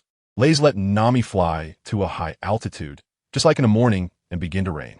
Nami moved around the square to help Lays collect more treasure chests. Nami was completely obedient to Lays, raining while manipulating the clouds around the square. The water in the reservoir had once again reached the bottom, and with Nami's reign, the water level began to rise. The crowd below erupted into deafening cheers, shouting Nami's name. At that moment, Nami had become a star. This time, Nami was very relaxed, only slightly sweating on her forehead. 10 minutes later, the reservoir was filled, and Nami gradually withdrew the dark clouds. Raith was in a good mood, as this time the earnings included 3 times more treasure chests than in the morning, and importantly, the proportion of silver chests had significantly increased. This meant that the premium health pills would rise sharply. Although only Nami was reigning, Raith stood by her side, and under the affection people had for Nami, they also held a favorable impression of Raith. The 3 descended from the clouds and began to exit amid the support of the rebel soldiers. Eric and Cabby made their way through the crowd and gratefully approached Raith and the others, saying, "Mr. Raith, we are truly grateful." Lace waved his hand. "It's nothing. It's what we should do. By the way, have the other reservoirs been organized?" Eric was taken aback. Given the situation in the morning, he originally thought 1 reservoir would be enough, so he hadn't gone to organize. Cabby scratched his head and said apologetically, "Not yet. I'm sorry, Mr. Lace. I overlooked it." Eric thought to himself, considering the current situation, could it be that Miss Nami didn't give her all this morning? Or was it Mr. Lace's intention? He tentatively said, "We'll go organize it right away. I just didn't expect Miss Nami to be so capable." Lace smiled gently and said, "It's okay. It's still time to go now. The rain this morning was because we traveled a long way, and Nami is still a bit tired." Eric was stunned, unable to suppress his feelings of shame. How could he think of Miss Nami this way? And what kind of person was Mr. Lace? He felt he was really inadequate to atone for his mistakes. Eric quickly said, "Cabby, come with me to organize the water reservoir." Cabby was taken aback and replied, "If you want to go, then go. I still want to stay by Mr. Lace's side." Eric didn't care about his thoughts. He couldn't bear to stay in front of Mr. Lace any longer. Without further ado, he grabbed Cabby and left. Lacey squinted his eyes and watched Eric dragging Cabby away. "Fortunately, I am clever. Otherwise, I would have been suspected. However, I still don't have enough treasure chests." Raith shifted his gaze and suggested, "Let's go for a stroll." Nami and Nojiko were naturally happy to oblige, as they hadn't had a proper chance to explore the city since their arrival. Raith turned to Falafra again and asked, "Mr. Falafra, can we go for a stroll?" Falafra was slightly taken aback, not expecting Raith to seek his opinion, and quickly replied in a flustered manner, "Mr. Raith, feel free to explore. I will ensure your safety." Raith nodded slightly and left the square with Nami and Nojiko, heading towards the street. In the square, the crowd began to disperse slowly. Mike exclaimed in disbelief, "Is that Raith?" Geyser, with a serious expression, nodded, took out the bounty notice he had, compared it, and confirmed, "Yes, it's him. There's a woman with him, and the information checks out." Mike asked in confusion, "I didn't hear that Raith had crew members who could manipulate clouds." Geyser replied calmly, "They just set sail, and we still know too little about them. Besides, hidden abilities among pirates are not uncommon. However, this girl's ability is quite extraordinary." As he said this, Geyser's eyes sparkled. As a naval officer, his vision was naturally exceptional, and he could tell that Nami was very likely to have consumed a Logia-type fruit. Mike, excited at the thought of capturing a pirate, said, "Let's report to Colonel Smoker quickly. We can't let them get away." Geyser clenched his fist and nodded. This is nature. If he dares to kidnap our Colonel Maud from Road Town, he won't escape punishment. Bring. "Hey, Lieutenant Geyser, what's up?" Smoker asked, stopping his motorcycle in the desert and lighting up a cigar. "Colonel Smoker, report. I found Raith in Cartelia. His companion can manipulate clouds, suspected to be a Logia-type user." Geyser said, "What? A Logia-type user? Are you sure?" Smoker asked in surprise. "I can't be certain, but the other party can turn their arm into clouds." "Okay, I understand. Keep an eye on him. I'll be there soon."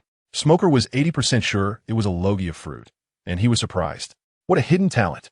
Smoker threw away the cigar, hopped on his motorcycle, and made a sharp turn. Dasky asked in confusion, "Colonel Smoker, what's wrong? Aren't we going to Rain Base?" Smoker paused, recalling their original plan to wait in Rain Base for developments and seize Luffy when the opportunity arose. But now that Raith had appeared in Cartelia along with a rare Logia-type user, he frowned, feeling troubled. A voice came from the transponder snail, "Great.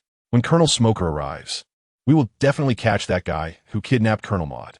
Smoker narrowed his eyes, a dangerous glint flashing as he thought about how easily the enemy could come and go from Road Town, causing anger to rise in him. "Forget about Straw Hat Luffy for now. This Raith guy is too much. We need to capture him first. Let's go." Dasky reflexively saluted and shouted, "Yes." Smoker revved the engine, and the motorcycle shot out like a wild horse, kicking up a cloud of sand. Suddenly, Dasky hesitated and said, "Should we notify Brigadier General Monlu? They might have arrived in Alabasta. We can leave Reese to them. We can go after Luffy's group." The motorcycle screeched to a halt as Smoker shouted angrily, "Why didn't you say so earlier?" Dasky, clutching her sword, dared not speak further and shrank back like an ostrich. Fortunately, Smoker didn't continue to explode with anger and contacted the transponder snail. Bring. Colonel Smoker, this is Brigadier General Monlu." After receiving the information, Monlu said, "Reese's group has appeared in Carterlia, and one of his companions is a Logia-type user. If you're in Alabasta, you can go directly to capture them." "What? A Logia-type user? You're not joking, are you?" Monlu exclaimed. "If my subordinates are lying to me, then it would be a joke," Smoker replied irritably. "All right, I've arrived in Alabasta and am resupplying at Roera. Where are you now?" "Me? In the desert." Monlu's forehead twitched with irritation as he said, "You should come over too. It's not easy to capture someone with a Logia." "Okay, I'll be there soon," Smoker sighed. On the other side, Monlu at Roera had a grim expression as he hung up the phone, grumbling, "This Smoker, no wonder so many people at headquarters don't like him." Mod nodded in agreement, feeling the same way. Working under Smoker is tough. This guy only knows how to fight. I end up handling so many affairs for him. Mod thought sadly. But soon, Mod's fighting spirit reignited, his eyes burning with fire as he said, "Brigadier General Monlu, let us set off." Monlu glanced at the impatient Mod and shook his head. "Reese's group has an additional Logia-type user. I haven't mastered Haki yet, so if we act rashly, the chances of them escaping are high. We'll wait for Smoker to arrive before taking action." Mod nodded regretfully. If it weren't for running into a few pirate crews on the way, wasting some time, we could have caught Reese at sea. Monlu comforted him. "If you're really anxious, we can go check the situation first." Mod's eyes lit up. "All right." Monlu disguised himself, bringing his trusted aide Dickovin and Mod to head towards Carterlia. The remaining navy was managed by his deputy, and they followed behind. Carterlia is divided into 4 major areas: southeast, southwest, northeast, and northwest, with the area where Nami previously caused rain being the western district. Reese walked down the street with Nami and Nojiko. Due to their popularity, residents often greeted them enthusiastically. Farafura stood nearby, tense and on high alert. The shops on the street were quite ordinary, selling daily necessities.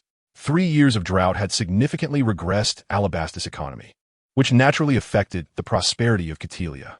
As the 3 walked, they gradually moved towards the northern district, where the number of passers-by greeting them noticeably decreased. Catelia was large, and some people had only heard about someone who could make it rain, but had never seen it with their own eyes. Therefore, they did not recognize Nami, let alone Reese. Once they entered the northern district, the number of people who did not recognize Nami and Reese increased, although they felt goodwill towards Nami, who could make it rain, and her companions Reese and Nojiko. Reese did not receive any treasure chests. This was due to the system's mechanism. Others had to see and recognize Reese for it to count as goodwill towards him and for him to claim the treasure chest. This was also the reason Reese had Nami fly high into the air to make it rain, not to show off, but to increase their chances of being seen. Moreover, the system had spatial range limitations, and Reese discovered that this was linked to his own strength, having expanded from the original 5 meters to 700 meters. Lace realized that the treasure chest in the backpack was a loss, and that he had been too hasty. The 3 of them strolled around for a while, buying some local specialties from Alabasta and some unique clothing.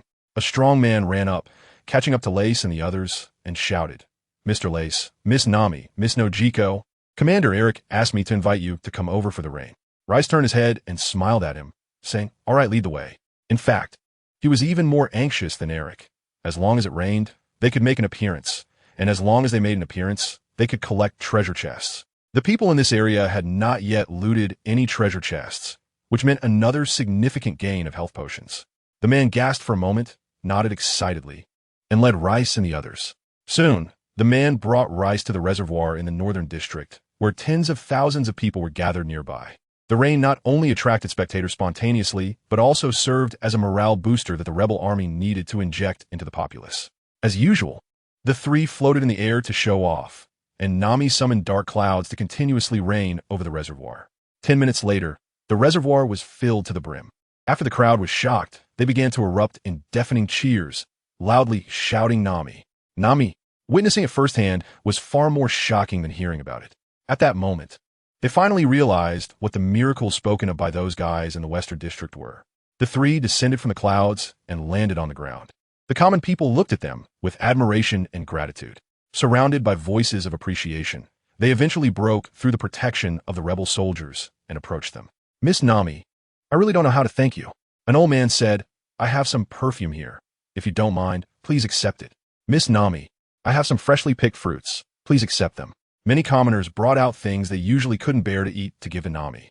Nami felt the same frustration she had when Rice defeated Arlong. Overwhelmed by their kindness, she could only accept some fruits and perfume. Nami's eyes turned slightly red. This was the purest kindness from the depths of people's hearts. The three were surrounded by the enthusiastic citizens of Alabasta, making it nearly impossible to move. After quite a while, Eric and KB managed to talk their way through and rescue them. The five slowly left the scene under the escort of the rebel soldiers. Eric apologized. "I'm sorry, Miss Nami, for the trouble." Nami shook her head and sincerely replied, "Not at all. I feel very warm." Eric nodded slightly, smiling, and his fondness for Nami grew even stronger. Eric said, "Mr. Rice, the reservoir has been completely cleaned up. If you have time, you can go take a look. If you don't know the way, you can let Farafura take you." Rice nodded. "No problem. By the way, is there enough water for today?" Eric replied gratefully. "Thanks to Miss Nami, the water from the two reservoirs is enough for everyone in the city." Lays asked, "Do we know how many people live in Cartelia?" Eric estimated and replied, "There are probably about 250,000 indigenous people, plus our main rebel force of 400,000. So roughly around 750,000. Lace's eyes flickered. 750,000 people can indeed only drink, and it probably isn't enough. Eric was being polite. Liz understood the depth of Nami's abilities and smiled, saying, "Don't worry. Nami can handle 3 water reservoirs in a day without a problem." Eric quickly replied, "If it would be too much for Miss Nami, then let's not do it. The rainwater that Miss Nami has already brought is a blessing from the heavens." Reese winked at Nami and said with a laugh, "Haha, don't worry. Nami is quite persistent." Nami's lips curled up in a proud smile as she replied, "Of course." Reese pondered for a moment and said, "How about this? From now on, it will rain in a cycle across 4 areas. Every morning at 8, in the afternoon at 1, and in the evening at 6. Tonight, it will rain in the East District at 6. Eric naturally had no objections and felt even more grateful to Reese and the other two, in a good mood. The 5 parted ways at an intersection, and Reese and the other 3 returned to the hotel to rest. By a residential house, the disguised General Monlu sighed. "I didn't expect Reese to be so popular in Alabaston." Mode remained silent, unable to imagine that this was the same person who had the audacity to breach a naval base. Dickovan looked puzzled, curious about what kind of person Reese truly was. Monlu sighed again. "Regardless, it is an undeniable fact that he intruded into a naval base, and threatening the Navy is unforgivable. It is our responsibility to capture him and send him to the underwater prison, making him understand that order must not be broken." Dickovan nodded. "That's right. One thing at a time. This guy is indeed doing good now, but that doesn't excuse the wrongs he did before." General Monlu said solemnly, "We'll act when Smoker arrives. The opponent has flying capabilities, making it trickier than I imagined." Colonel Mode remained silent, but felt a flame of fighting spirit ignite within him. "The humiliation inflicted upon me must be cleansed." In room 202 of the hotel, Reese took out the freshly made chi blood pills from this afternoon.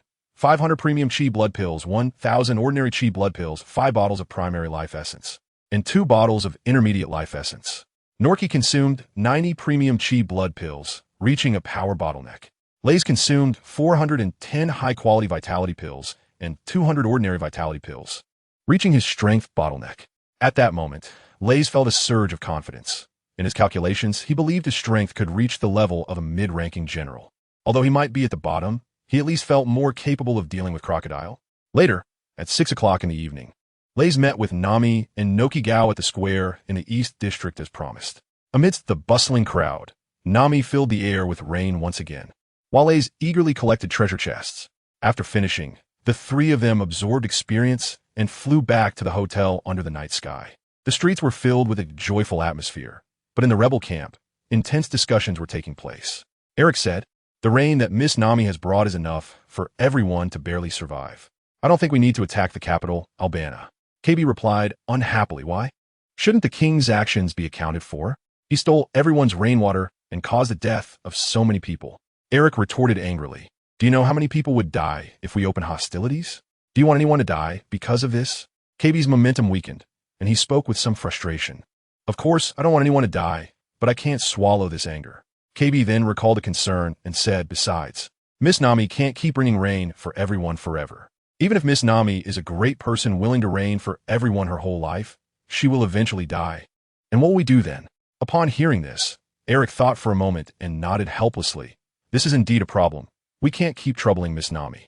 Kusha sat on an old bed, listening to the debate between the two, and sighed with a headache. All right, let's put this matter aside for now and observe how things develop. Because Nami's reign had alleviated the survival pressure of the rebels. The question of whether to attack the capital, Albana, once again made the rebels hesitate. Under the night sky, Nami rode the clouds through the streets of Kartlia. Riding the night breeze, Nami spread her arms, squinted her eyes, and beamed with a smile, letting out a laughter like silver bells. Nami's laughter infected Lays and Noki Gao, who couldn't help but smile as well. Suddenly, Noki Gao ceased his laughter and said, Lays, I sense 5 powerful auras near the hotel. Rice's expression changed slightly as he asked, how does the aura compare to mine? Is there an aura of a devil fruit? Noki looked focused and replied, if we consider you as 1 is around 0. 8, another is around 0. 5, and the others are between 0. 1 and 0. 2.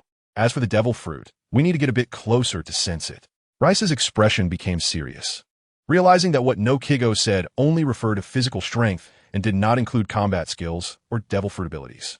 With such a high level of physical strength, the person could either be Smoker or Crocodile, and with so many subordinates around, it was highly likely to be Crocodile. However, he didn't expect Crocodile to be so impatient as to boldly bring his subordinates to kill him directly. It was also understandable, as his actions had indirectly hindered Crocodile's plans.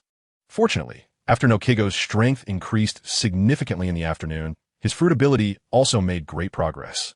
Not only had the range increased to several kilometers, but he could also sense the physical strength and presence of others, as well as whether they had a devil fruit. Otherwise, it would have been dangerous this time. After all, the opponent was a powerful individual with strength comparable to his own. If they also had a devil fruit, it would be quite troublesome. While Rice was deep in thought, Nokigo said, they're talking. Rice and Nami were startled and looked at Nokigo. Colonel Smoker, let's wear masks. Wear masks? Why? We're going to capture Rice and his crew, who are very popular with the people here. It wouldn't look good to do it as the Navy. But we are the Navy. Damn it. What kind of Navy wears masks? Hee. It was just a suggestion from Dickavan. If Colonel Smoker is unwilling, that's fine. Oomph. Then I'll capture that girl who uses clouds first, and you all can catch Rice. We need to act quickly and try not to let anyone notice. Don't worry. With my strength, I can take down the opponent as soon as we meet. My Sea Prism Stone 6 hands are just right to counter devil fruits.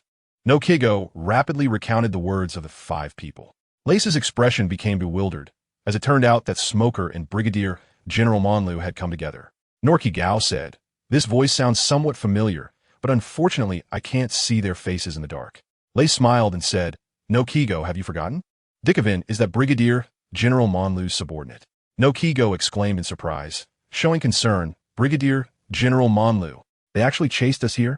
Nami said, Lace, what should we do now? I'm counting on you. Reese smiled slightly and said, what should we do? Of course, we fight them. Nami and Nojiko widened their eyes. Shouldn't pirates avoid the Navy? Why was Reese taking the initiative to attack? Lace noticed their surprised and insecure expressions and said, you probably don't realize how strong you are right now. You just lack battle experience. The opponent is slightly weaker than us, so how can we let such a good opportunity slip away? Nami nodded, agreeing that Lace made a good point. Since her strength had greatly increased, she hadn't had a proper fight yet. Nokahai's eyes also ignited with fighting spirit as she clenched her fists. Rice smiled at the corner of his mouth. Wait a moment. Let's hide by the wall of a low residential building next to the hotel. The 5 of them concealed themselves in the darkness beneath the wall, silently waiting. Like a cheetah waiting for its prey to walk into a trap before delivering a fatal strike. Smoker frowned, feeling a bit of humidity in the air, a faint sense of crisis lingering in his heart. Suddenly, a thunderous roar echoed through the sky, and at the same time, lightning split the night sky, illuminating the area within 100 meters. A bolt of lightning, as thick as an arm, struck their position at an incredible speed. Boom! With a loud explosion, the building collapsed, but fortunately, it had been abandoned for a long time and was uninhabited. Dashki trembled from the electric shock, her eyes blank. With Smoker's strength, he could have elementalized to avoid damage before the lightning struck. However, out of concern for Dashki, he took the brunt of the lightning and at this moment, his entire body felt numb, making Smoker even doubt whether he was cooked. Thanks to Smoker's selfless act, Monlu, Dickovin, and Maud only suffered minor injuries. In the next moment, after the lightning struck, two figures shot out from the shadows, delivering powerful punches to the chest of the still slightly dazed Brigadier General Monlu and Major Dickovin. The two moved in perfect harmony, as if they had been carved from the same mold. After landing their strikes, they swiftly retreated to a distance of several dozen meters. Monlu and Dickovin were sent flying by the thunderous blows, sliding along the ground for dozens of meters before finally coming to a stop, their life or death unknown.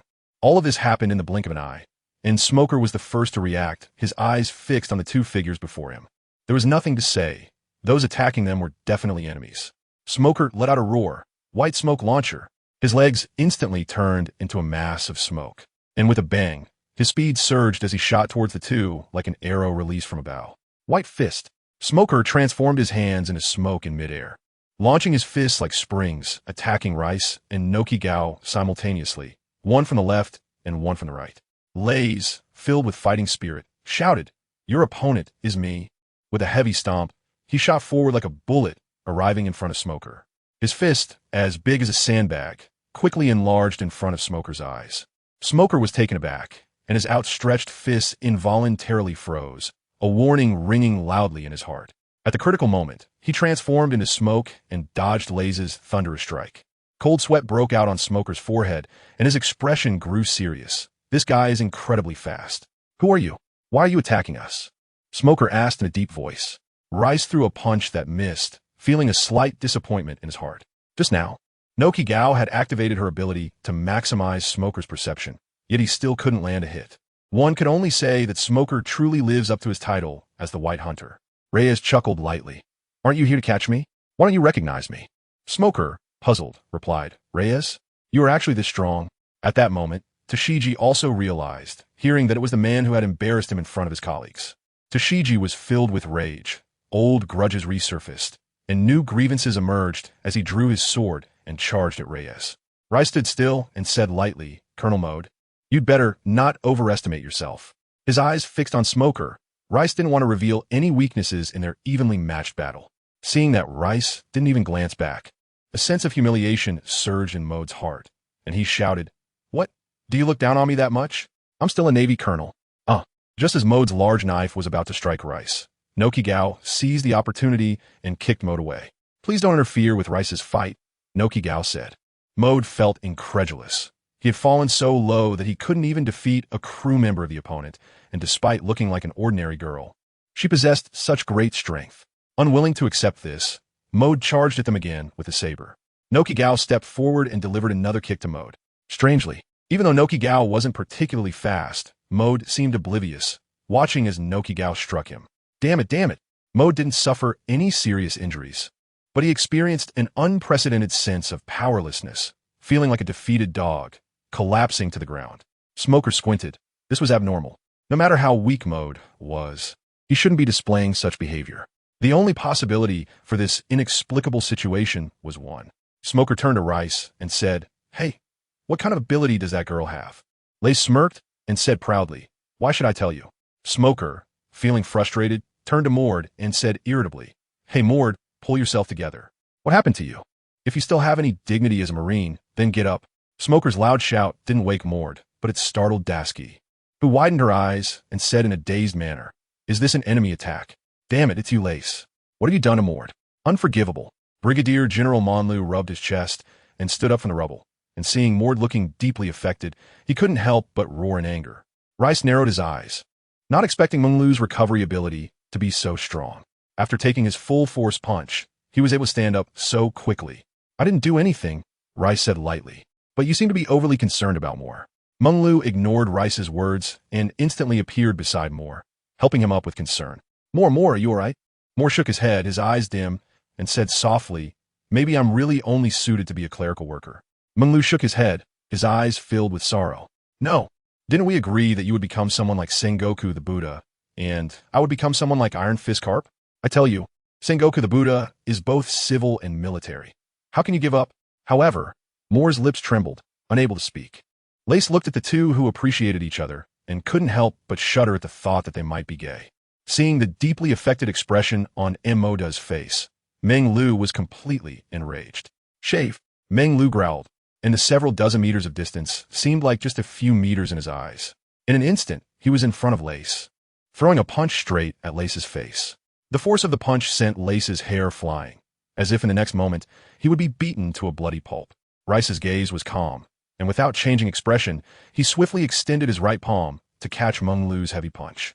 Brigadier General Meng Lu's arm trembled slightly, unable to advance or retreat. Brigadier General Meng Lu, with such speed, you cannot hit me. Lace spoke as he swung his left fist, once again sending Monru flying over 100 meters away. What? In Monru's horrified gaze, Lace's fist kept enlarging, and then the intense pain hit, sending him flying high into the air. Boom! Taking advantage of Lace's moment of striking Monru, Smoker transformed his legs into smoke, bursting forth with tremendous kinetic energy towards Nami in the sky. Smoker knew that in order to capture the opponent completely, he first had to catch Nami. As for Brigadier General Monru, he wasn't worried at all. Damn it, if anyone comes at me, don't you dare touch my woman. Lace let out a roar, his feet quickly stepping on the air as he flew into the sky, performing the moonwalk. Smoker glanced at his fallen teammates, and then at the relentless Lace behind him, cursing, what a godlike opponent and pig-like teammates. Nami saw Smoker coming after her and recalled Lace's instructions. If confronted, do not resist, just use clouds to block him. Nami waved her hands, creating large clouds that formed a massive wall in front of Smoker. Unable to stop in time, he plunged into the clouds, as if trapped in a swamp, with immense resistance holding him back with every move. Meanwhile, in the air, a chase was happening as Monru revived fully and charged in, only to find Lace's figure had vanished. He then turned his attention to the only enemy left, Nojiko. If he could capture her, he could threaten Lace. Monru's gaze grew dangerous as he turned to attack Nojiko, who sensed a strong wind coming and skillfully ducked to avoid Monru's heavy punch, countering with a precise strike to his abdomen. Monru was pushed back a few steps, incredulous as he looked at the girl before him. It was understandable that Lace, as captain, was powerful, and Nami, being a Logia user, was strong too. But what was up with her? I'm a rear admiral, yet I can't land a hit on her. Monru's eyes sharpened as he regrouped and unleashed his strongest martial arts against Nojiko. Soru. Monru used his signature skill, appearing before Nojiko in an instant and throwing a punch aimed at her face. Nojiko's eyes sparkled like gems, reflecting Monru's incredulous expression as she predicted his move, leaning to the left and narrowly dodging the punch, then swiftly kicking Ma to the side. Monru seemed to feel no pain and still could not believe he was losing to Nojiko, unleashing a barrage of punches like a machine gun. Despite the ferocity of Monru's attacks, Nojiko evaded them all, occasionally countering and interrupting his combos. In summary, Nojiko held the upper hand. With the power of the perception fruit, she could not only weaken her opponent's perception, indirectly enhancing her own strength, but also predict Monru's attacks. As long as she conserved her stamina, she would remain undefeated. Monru, on the other hand, was peculiar. Despite taking Nami's lightning strike, Lace's full-powered punches, and dozens of attacks from Nojiko, he remained lively as if completely uninjured. I'll assist you, Rear Admiral Monru. Dasky saw that Monru was at a disadvantage and quickly drew her sword, Shiyu, to slash at Nojiko. Nojiko remained unfazed, jumping back to evade the strike while quickly dodging Monru's fierce assault. As long as her opponent wasn't overwhelmingly powerful, she could stay undefeated. Rear Admiral Monru. I'm coming to help. Daika also regained his mobility, stretching his numb limbs before leaping onto the battlefield, constantly launching guerrilla attacks on Nojiko. Although he only held the rank of major, he was faster than most colonels. Nojiko moved gracefully, dodging attacks at critical moments and standing firm against the trio's relentless assault. She furrowed her brow slightly, realizing that Monru was the main attacker, Dasky was supporting, and Daika, was flanking, forcing her to focus entirely on evasion instead of counterattacking. Meanwhile, her stamina and mental energy were draining rapidly. As the battle on the ground raged on, a fight also unfolded in the sky. Smoker erupted from the cloud, transforming into smoke and weaving through it, dispersing the clouds while charging at Nami with sea stone in hand. However, just a few steps out, he was struck by a punch from Lace, who had been waiting outside the clouds. Smoker quickly turned into smoke again, reconstituting himself, his face darkening as he realized this guy was severely hindering his speed. He had to deal with him first. In the sky, Lays, using his observation haki, had a clear view of the battlefield below. Seeing the three attacking Nojiko, he couldn't help but frown and shouted, "Nami, go help Nojiko. I'll handle this guy." Nami responded and dove down to join the fray. "Cloud binding," Nami yelled, summoning countless clouds from her body that transformed into circular rings, attacking the three below. White blow. Smoker's arm turned into swirling smoke as his legs exploded forward towards Lays. Lays regained focus, using his observation haki to predict Smoker's trajectory, stepping to the left to dodge, then forcefully crushing the air beneath him to charge at Smoker. It wasn't his style to just evade. This time, he provoked Smoker to test his strength and also try out the newly acquired basic life essence. Smoker pursued Lays closely with his white blow, and upon seeing Lays charge at him, a grin spread across his face as he laughed heartily. "Just what I wanted." White gale. With that, his entire body transformed into a massive cloud of smoke, enveloping Lays completely. Reston held his breath, uncertain whether Smoker had any attacking methods in this regard. But being cautious was never a mistake. Ray's eyes darted around, but they were shrouded in thick fog, making it impossible to see the scene before him. He had to rely on his observation haki to compensate for the lack of vision. Suddenly, Ray's warning bells went off, and he quickly tilted his head to avoid the sudden appearance of a sea-stone hand. At the same time, he crossed his arms in front of his chest. The next moment, Smoker's heavy punch landed on Ray's arm. Rayleigh frowned deeply. The natural system was really disgusting. Without armed color haki, he couldn't even land a hit. "Kid, pretty alert, aren't you? But how many of my attacks can you take? A few? 30 times in one night isn't enough." Smoker fell silent. What was this kid saying? He seemed to understand a bit, but was also quite confused. Lays kept jumping in the air, rushing in one direction, trying to break out of Smoker's encirclement. Smoker snorted coldly, realizing Lays' intentions, and the massive smoke moved quickly, closely following Lays and leaving no chance. "Heh, Smoker, why you waste time here with me? Your colleagues are going to collapse," Lays said while moving at high speed. Smoker's expression changed as he focused his awareness on the ground. Monlu seemed to be evenly matched with Nami, but Das Bones, Moji, and DiCaprio were being pushed back by Nojiko, looking defeated. Damn it. Smoker furrowed his brow deeply. It seemed that a quick resolution was necessary. Ray felt a chill in his heart as his observation haki informed him that Smoker would launch a powerful attack in the next second, starting with his abdomen. Ressa's gaze sharpened as the sea prism stone's 10 hands suddenly appear before him, controlled by smoke. If Ress hadn't possessed observation haki, he would have collided directly into it, hitting his abdomen. At the same time, he sensed Smoker's next attack in his mind. However, it was no longer necessary. In an instant, Ress extended his hand, bracing against the immense impact to grab the sea prism stone's 10 hands. A sharp pain surged through him, causing his hands to swell and turn red instantly. Ress gritted his teeth and held onto the sea prism stone's 10 hands tightly, understanding that this was the key to victory. Smoker was taken aback as the smoke rapidly contracted into a humanoid form, engaging in a struggle with Ress. In smoke form, his strength was nearly non-existent, and he couldn't match Ress at all. Rice's muscles tensed as he suddenly exerted force, pulling the Hailu stone's 10 hands back a bit. Smoker was taken aback, his bright white teeth clenching tightly as he pulled with all his might, his legs turning into smoke, puffing out in a rather comical manner. Rice smirked and unexpectedly released his left hand, throwing a punch towards Smoker's arms. Smoker was startled and immediately found himself in a dilemma.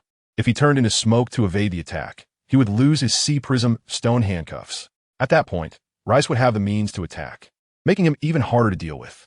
On the other hand, if he didn't let go and took the attack while trying to retrieve the handcuffs, he feared his arms would be ruined before he could get them back. Smoker had no choice but to opt for a compromise, extending his right hand into a tight fist to meet the attack. Bang! The fists of the two collided in midair, both exerting force and holding their ground. "You think I'm afraid of you, Brat Rice?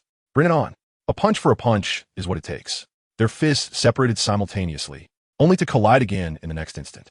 In the blink of an eye, they exchanged dozens of punches, their speed so fast that afterimages appeared. Lays intentionally let his left fist slide past Smoker's right fist, then landed a heavy punch on Smoker's chest. Smoker's eyes sharpened, and it was too late to block. He retaliated with a powerful punch to Lays' chest. Both of them shuddered simultaneously and let out a muffled groan, their eyes filled with fighting spirit as they looked at each other. In the next moment, they swung their fists again, leaving marks on each other's faces and chests. At that moment, their observation haki and elemental abilities lost all effect. Due to the need to seize the crucial weapon, the Sea Prism Stone.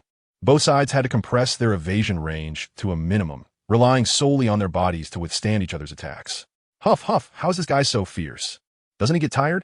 Smoker thought seriously, feeling his stamina gradually depleting. Rice was also breathing heavily. Although he was stronger than Smoker in terms of physical skills, his strength was still limited. Below, a faint noise could be heard. A large crowd of civilians and rebel soldiers had been attracted by Nami's thunderous strike. And with the constant sounds of collapsing structures, anyone with common sense could tell something was wrong. Farafura led a team of rebels, running at the forefront, praying in his heart, "Miss Nami, please don't let anything happen to you." Sweat fell to the ground with the wind as Farafura shouted from a distance. What scoundrel dares to be reckless here? Brigadier General Monlu felt the tremors beneath his feet, his expression darkening as he began to have second thoughts. Stop fighting. Let's retreat for now. Brigadier General Monlu shouted, not even daring to call Smoker by name. If it were to be spread by someone with ill intentions, it would be too embarrassing. He also felt a sense of guilt for capturing their hero in front of the people of Alabasta. It was hardly something the Navy, which was supposed to uphold justice, should do. Smoker glanced away and saw a dark mass of people approaching from hundreds of meters away. Bang! Smoker was hit hard in the face, leaving a clear fist imprint. Dare to be distracted while fighting me? Take my mighty punch. Smoker felt a surge of anger as the veins on his forehead throbbed, blocking the so-called mighty punch from his opponent. Damn it, this terrible character. Is this guy only worth a bounty of 35 million berries? Bang! Down below, Daika-1 was kicked away by Nokigo and trembled as he stood up. Bang! Mode was also sent flying, crashing into a building, dust obscuring his figure. Nokigo pointed his foot at the panting Dasky, his eyes filled with admiration. Even a hint of camaraderie. If it weren't for following Rice, Nokigo would have liked to be a Navy officer like Belmere, perhaps like the girl before him. Full of spirit. No, it was more about perseverance, fighting until the very last moment. Just as it was about to be Dasky's turn, Smoker sighed inwardly, fearing that tonight's operation would fail. Without hesitation, he abandoned Rice, transforming into smoke and diving down, sweeping up Dasky, Daika-1, and Mode, fleeing in one direction. Lace stared at the sea stone in his hand, frozen in place. Indeed, weapons are no match for women. Menglu watched a wisp of smoke fly away into the sky, and couldn't help but be dumbfounded. At that moment, he really wanted to say, "Boss, please take me with you." "All right, Nami, stop now. I believe Major Menglu has no intention of fighting anymore." Major Menglu took a deep look at Lace, said nothing, and disappeared into the darkness after a few leaps. "What the heck, Lace? You said you were the one fighting, but you also let them go. What's going on?" Nami pretended to be dissatisfied. If you and Noki Gao wanted to spare their lives, you would have gone all out long ago, right?" Lace landed on the ground and said with a smile, "I didn't tea. That guy's like an unkillable cockroach. I really did my best." Nami replied, unhappily. Upon hearing this, Rice was somewhat surprised, but then realized that Menglu probably had some kind of devil fruit as well. They were not bad people. It would be a shame for them to die in my hands. Noki also came over to explain. Reese knew deep down that Nami and Noki didn't truly believe that the justice-maintaining Navy deserved to die. Therefore, when he was certain he had the absolute upper hand, he wouldn't go for a lethal strike. But this wouldn't do. The battlefield is ruthless. If he showed mercy, it would not only put himself in danger, but also endanger his teammates. Lays asked, "What if they want to kill me?" Noki Gao's eyes flashed with killing intent. Her face as cold as snow. "Whoever wants to kill Lays, I will kill them." Lays was shaken. The fact that someone as kind as Noki Gao could have such killing intent only proved her love for him. Rice held Noki Gao's hand gently and said, "I knew my Noki Gao cares about me the most." The cold expression on Noki Gao's face melted like ice and snow. Her fair face slightly flushed as she lowered her head. Nami took Rice's hand and placed it in her palm, saying, "Don't worry, I know what you want to say. We know our limits." Reese was slightly taken aback, then immediately smiled. Indeed, Nami and Noki Gao were not the kind of indecisive women, and he should trust them. Wait a minute, were we talking about why Reese let them go? If Reese had taken action, that smoke man wouldn't have gotten away so easily. At the very least, Menglu could have been kept. Instead, how could it be that I and Noki were blamed for being lenient? Nami suddenly realized, her gaze sharp. Noki Gao also turned to look at Reese, feigning a bit of anger in her eyes, her delicate hand quietly reaching for Reese's waist, waiting for his response. Reese chuckled and said, I also think it's a pity for them to die here just like you. Moreover, although the Navy considers us pirates, I never see it that way. We're just explorers traveling the world. If we were to kill them, we would probably never have a peaceful day again. Perhaps satisfied with the answer, Noki quietly withdrew her delicate hand. Nami snorted, wanted to say something more. Farafura finally arrived, followed by a squad of 100 soldiers. Seeing only Reese and the other two standing there unharmed, he couldn't help but ask, "Mr. Reese, what happened here?" Lace frowned slightly. The surrounding area was full of signs of fighting, which was really hard to explain. He could only make up a lie. "We just encountered a few mysterious people and had a fierce battle, but they have already escaped." Farafura looked at the dozens of collapsed houses, secretly lamenting the intensity of the battle, while feeling grateful that Miss Nami was safe and sound. He apologized, saying, "I'm sorry, Mr. Lace, it's all my fault for not arriving in time." Of course, Lace wouldn't say that it was useless for him to be there at that moment. Lace laughed and said, "There's no need to take it to heart. We were the ones who rode the clouds first. It has nothing to do with you. By the way, take this money to repair the collapsed houses. It's getting late today, and I'll apologize to them tomorrow." Farafura hurriedly replied, "How can that be? Compared to Mr. Lace's life-saving grace, this small matter is nothing. I'm sure they will understand. As for the collapsed houses, just leave it to me. Mr. Lace, you should take this money back. It was my negligence in the first place." "How can I accept it?" Rice unceremoniously handed Baylis over to Falafala, a look of guilt on his face as he said, "If I don't offer some compensation, I won't feel at ease." Falafala was shaken. This was a man who had kindness ingrained in his life creed. "Mr. Falafala, please explain to everyone. I'm a bit tired." Falafala quickly nodded. "Mr. Rice, you go ahead and rest. I guarantee there won't be any more attacks." Lace nodded slightly and returned to the hotel with Nami and Nojiko. As they went upstairs, Nojiko tugged at Lace's sleeve and said with concern, "Lace, your face is injured." Rice had already felt the fiery pain on his face and chest, and he didn't need to look to know that his appearance had been ruined. "Damn Smoker, he must be jealous of my handsome face."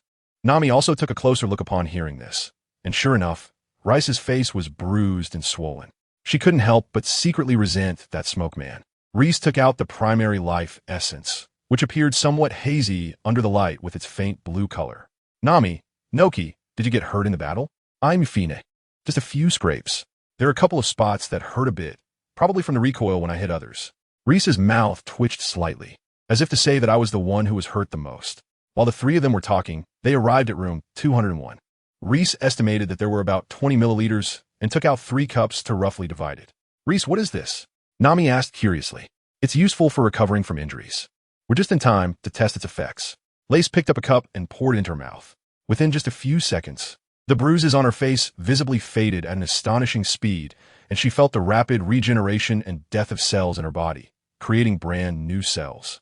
After a dozen seconds, all the slight pains throughout her body vanished.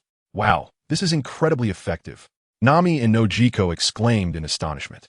Luffy laughed and said, "You guys should give it a try." Nami and Nico Robin both shook their heads and said, "No thanks, it's too wasteful to eat such a good thing right now." Rice said, "It's okay, I still have some here. You guys should try it quickly. It not only helps to heal injuries, but also has certain benefits for the body." Nami and Nojiko nodded and drank it separately. Nojiko said, "I feel like I've gotten a little stronger. It feels somewhat similar to the cleansing fruit." But the increase feels very small," Nami said. Rice nodded and said, "It seems that while restoring our bodies, we also improve them a bit." Hoo-hoo. The strong wind constantly slapped Menglu's face in the darkness. Menglu jumped over a rooftop and suddenly stopped, letting out a sigh of relief. "I thought you had abandoned me." Smoker stepped out from the darkness and said, "It seems you're not seriously hurt?" Menglu replied irritably, "Not at all. Come help me. I'm afraid I won't recover in less than 10 days or half a month." Smoker's expression tightened as he stepped forward to support the slumped Menglu. His gaze serious. "I didn't expect that girl to be so strong." "You're not her match?" Menglu sighed. "If it weren't for my repeated use of the devil fruit abilities, I might have been done for." Smoker recalled the rumors about Rear Admiral Menglu, once a useless person, who rose to some fame after obtaining a healing fruit. It seems he truly is still useless. What a waste of such a good fruit. Smoker picked Menglu up and transformed into smoke, arriving at their temporary base. The hero's inn. He opened the window and tossed Menglu inside, then ducked in himself. "Ah, Smoker, you bastard. I'm injured." Menglu cried out in pain. Smoker said nothing, scanning the 3 injured on the bed, and sat down in chair, pulling out 2 cigars to smoke. After taking a couple of puffs, Smoker frowned slightly. Even this small action caused waves of pain on his face. This long-lost feeling reminded Smoker of his days in the training camp. Meng Lu, having released his abilities, was now utterly exhausted and couldn't even stand up. He struggled on the ground for a while before giving up. Fortunately, Dickovan had the presence of mind to help Rear Admiral Meng Lu settle down. Seeing Meng Lu's weak state, Dickovan couldn't help but exclaim, "Rear Admiral Meng Lu, did you use a devil fruit?" Dickovan knew that Meng Lu had previously relied on the devil fruit's powers and had even defeated Commodore, gaining a reputation for his daring style. Meng Lu nodded, his voice hoarse. That girl named Nami has probably reached the level of a Commodore solely with her physical skills, plus her Logia abilities, making her quite troublesome. Commodore-level physical skills. Logia fruit. If this were at Navy headquarters, she'd definitely be a future naval star. Dickovan thought to himself. At this moment, Smoker said, "It seems I was influenced mentally earlier, which made me lose my fighting spirit." Rear Admiral Meng Lu let out a sigh of relief. It was good that his old friend's spirit was still intact. Dickovan speculated. It must be that girl named Nojiko's ability, right? I noticed that you started to perk up when she was attacked by the three of us. Rear Admiral Meng Lu said, and she has quite formidable physical skills, as well as sharp insight. Her overall strength is probably above that of Commodore. Humph, you fool, it's not that simple. Why were they able to detect us in advance? Didn't you notice that our perception dropped significantly during the battle? Smoker exhaled a puff of smoke fiercely. Rear Admiral Meng Lu gasped. What a terrifying devil fruit. Her abilities are truly frightening. As for their captain, Rice, I won't say much more. We need to discuss what to do next. Smoker said slowly. What to do? Without at least 10 days of rest, I can't hope to recover my fighting strength. And in my view, those three are no longer something we can handle. Seeking help from headquarters is the only solution, Meng Lu said with a bitter smile. Hearing this, Smoker fell silent as well. It was indeed unrealistic for him alone to capture Rice. Dasky, what do you think? Me? I don't have much of an opinion. That sister doesn't seem like a bad person. She's quite nice, Dasky replied hesitantly when suddenly called upon. Smoker's forehead twitched with a few black lines. He shouldn't have asked this idiot swordswoman. All right, everyone should rest for now. We'll ask headquarters for their opinion tomorrow. At that moment, in the rain-soaked rain feast, the largest casino, a huge shadow loomed outside the luxurious floor-to-ceiling glass in the basement. It's the banana crocodile. Crocodile stood in front of the glass, his expression cold, smoking a cigar. A tall and elegant woman stood beside him, reporting work. It was Nico Robin. Is the implementation of the plan set for noon 2 days from now? Is everything arranged? Crocodile asked. Yes, there's been no delay. 150 billionaires are already on standby in Naroha, and I have recalled Mr. 2. As it seems he hasn't caught Mr. 3 yet. The high-level agents will gather tonight at 8 o'clock at Spider-Man CAF. Robin replied methodically. Crocodile lazily said, Good job, but there is one thing I need to report. This might affect our plan. Robin hesitated for a moment and said. Crocodile took a puff of his cigar and let out a smoke ring, calmly asking, What is it? Today, 2 men and 1 woman arrived in the rebel army. They are newcomers from the EC. Captain Rice has a bounty of 35 million, while the other 2 crew members are unknown. What does that have to do with us? Although the bounty isn't low, I already have enough subordinates, Crocodile replied. No. What I want to say is that 1 woman in Rice's group can create clouds and bring down rain. According to the latest intel, she can fill 3 reservoirs in a day, which greatly alleviates the rebel army's water shortage. This will seriously affect their morale. What? Bring down rain? Where did these newcomers come from to ruin my plans? Crocodile's face darkened, his expression displeased. He paced a few steps in the empty room, then sat down heavily on the leather sofa, lightly rubbing the crocodile's skin, his gaze sharp and ruthless. The plan is near. No one can obstruct it. Robin, I remember assassination is your forte, right? This time, you'll go personally and kill that woman who can bring rain. Robin remained calm inside, lowering her eyes, and replied, Understood. Crocodile threw the finished cigar to the ground, his voice low. By the way, have you found the billionaires who were wiped out in Naroha? The replacements have already been arranged. I have sent the orders to the new billionaires through the neck runner, Robin replied, looking at the deep water tank, her voice calm. Crocodile said, You may go. Before you complete your mission, start the final battle plan. Robin's voice was cold as she said, All right. I will complete the task as soon as possible. In the ancient and grand palace of Alabasta, hurried footsteps echoed, and Cobra heard the sound and looked toward the door. Knock, knock. Come in. Cobra's authoritative voice came through. Gaka hurriedly stepped forward, bowing and reporting. King Cobra. There is news from Cartelia that Raith and his companions have been attacked. Cobra was startled, standing up abruptly, and asked urgently, "What's the situation?" Gaka reported, "Currently, Mr. Raith, Ms. Nami, and Ms. Nojiko are all safe." Cobra sighed in relief. "That's good. Although they are pirates, what they're doing is saving this country. Even if I die now, they cannot die." Gaka said anxiously, "This is not acceptable. You are the king. This absolutely cannot happen." Cobra slowly shook his head. "What impact will my death have on this country? It's just about selecting a new king. What Raith and the others are doing is saving millions of people. As long as there are people, there is a nation." Jaka fell silent, deeply moved by this man's spirit. He resolved in his heart that this was the king worth his life to follow. Jaka said, "Since they are so important, should we invite them to the palace?" Cobra pondered for a moment and shook his head, saying, "No, the people no longer trust me. If we invite Raith and the others to the palace, rumors will surely spread again." Jaka hesitated, then sighed, "I understand." Cobra smiled and said, "The current situation is already good. The rebel army has had rain, and they probably won't attack Albana now." Jaka nodded in agreement. Cobra continued, "Send another squad of soldiers to protect Raith. Tell Bell to provide secret protection without disturbing them." Jaka silently nodded and replied, "Yes." That evening, Luffy and his crew finally arrived in Yuba after a long journey and met Dado, who was defending Yuba. After some conversation, Luffy's crew learned that the rebel army was actually in Caterlia, and after being shocked, they decided to go to Caterlia the next day to stop the rebel army.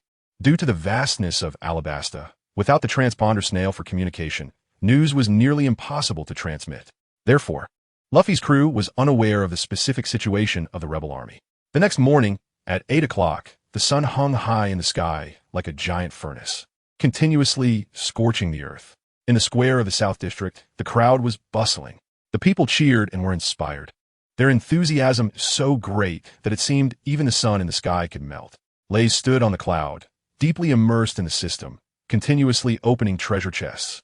Since his strength had significantly increased, the range for collecting treasure chests had doubled to 1,000 meters, which could be said to roughly cover the entire square. 10 minutes later, the three of them left under the grateful and admiring gazes of tens of thousands of people. The morning's treasure had been received: 2,000 ordinary health recovery pills, 3,000 premium health recovery pills, 10 bottles of basic life essence, and 12 bottles of intermediate life essence. Along with the harvest from last night, there were a total of 4,000 ordinary health recovery pills, 5,000 premium health recovery pills, 24 bottles of basic life essence, and 20 bottles of intermediate life essence. Looking at the fully stocked supplies in his backpack, Lays felt a strong sense of security. After just one day, the reputation and appearance of Lays and the other two spread rapidly throughout the city. If it were on Earth, they would at least be considered popular stars. Lays' plan is to collect all the treasure chests in Cartelia today, as there may not be much time left afterward. The three of them rode on clouds and first went to the collapsed house from yesterday. There were already workers busily working there, making considerable progress. Lays found the homeowners, apologized, and then took out a large sum of money to compensate them. The homeowners were originally reluctant to accept it. After all, they were their benefactors. However, since Lace offered too much, they had no choice but to graciously accept it. After settling things here, Lace and the others began to stroll around Cartelia, starting from the East District and wandering through the streets and alleys, essentially shopping in a comprehensive manner. Along the way, Noki Gao said, "Lace, I found the people who attacked us yesterday." Lace nodded slightly and said, "Let's stop for now and listen to what they have to say." Noki sweetly nodded and began to synchronize the conversation. In the Good Man Inn, the five stood with serious expressions, waiting for a response from headquarters. "What? This all right? Yes, I understand." Brigadier General Menglu first exclaimed in surprise, but quickly accepted it. Click. The phone bug was hung up. Seeing the four look at him, Brigadier General Menglu sighed and said, "Headquarters is taking a wait-and-see attitude." "What wait-and-see? Why?" Smog asked in confusion. "There are several reasons for this. First, the headquarters is stretched thin in terms of combat power. The pirates in the New World are very active, and we really can't spare several vice admirals for joint operations. Second, Lace and his group have not yet done anything to threaten peace." Smog sighed. "It's really troubling to have power in the hands of such morally ambiguous people." Colonel Smog, I am a good person." Lace suddenly appeared by the window, smiling. The five in the room were startled, their eyes fixed on Lace and his companions. Smog's face was still bruised. Seeing Lace now, he gritted his teeth and said, "You dare to appear in front of me?" As he spoke, His left hand instinctively reached for the sea stone handcuffs on his back, only to find nothing. Suddenly remembering that the sea stone handcuffs had been taken by Lace yesterday, his expression darkened even more. Lace took out the sea stone handcuffs from behind him and smiled. "Colonel Smoker, are you looking for this?" Smoker's eyes were blazing with anger, and he was about to charge forward. "Calm down." Brigadier General Monlu quickly reached out to stop him, but to his surprise, he had only regained a little strength and was knocked down by Smoker. However, this made Smoker calm down as well, and he said in a deep voice, "What do you want to do?" Lai shrugged his shoulders helplessly and said, "I just came to explain and to apologize to Colonel Mode." Colonel Mode was taken aback, feeling it was absurd and laughable. "What are you talking about? Apologize?" Lays nodded and said, "Do you remember when I kidnapped you and demanded the permanent pointer to the Alabasta Kingdom? My goal was to reach Alabasta as quickly as possible to save the hundreds of thousands of suffering people here due to drought." The crowd was stunned. It was incredible that a pirate had such a compassionate heart. Mode's eyes widened in disbelief as he said, "Are you saying that you broke into the Navy base and kidnapped the Navy commander just to help the people of another country?" Lice nodded. "Yes." Colonel Mode chuckled and questioned, "Then why didn't you just explain it to me directly? I might be able to report to my superiors to send warships to take you over." Reese sneered. "After you finish your report and the commander makes a decision, let's not even mention the time wasted in between. How do I know that the Navy will definitely help us? In my hometown, many Navy members are even more detestable than pirates. Instead of trusting the Navy, it's better to do things my way." Nami and Noki nodded continuously, expressing their agreement. The 5 people felt ashamed and lowered their heads, fully aware that some lower-ranking Navy members were inactive, and even more so, some were outright pirates in Navy uniforms, ruthlessly exploiting the people. Although Reese's approach was somewhat extreme, his intentions were undoubtedly commendable. For a moment, the 5 were shocked by Reese's self-sacrificing spirit. Dasky murmured, "Why is this determination to uphold justice found in pirates?" Dickovin's eyes trembled, wondering when he could be like him. Brigadier General Monlu thought to himself, even if one bears the name of a pirate, must they still uphold the justice in their heart? What a profound realization. Smoker narrowed his eyes, finding it ridiculous that pirates seemed more like just people than the Navy. Maud raised his face, arguing, "Maybe there are inactive Navy members, but my Rod town is definitely not one of them." Lace nodded and said, "This is also the reason I am willing to apologize. From the fact that you traveled thousands of miles to pursue me, I can see that you are responsible Navy officers, but a bit inflexible." "What? Inflexible?" "Humph." Brigadier General Menglu snorted arrogantly and said nothing more. "All right, I hereby sincerely apologize to Colonel Maud and the Navy personnel I harmed in Roadtown. I'm sorry." Colonel Maud was silent for a moment and then said with relief, "As long as it's for justice, then it's fine. Fortunately, no Navy soldiers sacrificed their lives because of this. I accept your apology, Lace." Rice said, "Of course, I have always controlled the strength in my hands. They will be fine after a few days of rest." Brigadier General Monru sighed and said, "If only we could trust our Navy a little more, Rice, do you know? Even if you have your reasons, the bounty is unlikely to be canceled. So we are still enemies." Smoker, who had already held Rice in high regard, was displeased and said, "Why not? Can't we just explain this to headquarters?" "Hee, do you think the government would release a statement saying, 'We made a mistake'? This is not a pirate, but a good person who traveled thousands of miles to bring warmth to the Alabasta Kingdom? That would deal a huge blow to the Navy's credibility." Smoker's face darkened as he angrily cursed, "Those old men who were just sitting there and doing nothing." Lace smiled indifferently. "Explaining to you is just something I can't get over in my heart. As for whether I'm a real pirate or not, the government's words don't mean much, and besides, I'm not that concerned." Smoker couldn't help but look at Lace with renewed respect. "It would be great if you joined the Navy." Remembering something, Smoker quickly changed his mind. "No, maybe it's better if you don't." Lace laughed heartily. But does identity really matter? As long as it doesn't hinder the justice I want in my heart. That's all that matters." Nami and Naki's eyes sparkled as they wrapped their arms around Lace's, their faces filled with immense pride. Smoker lowered his head, seemingly enlightened.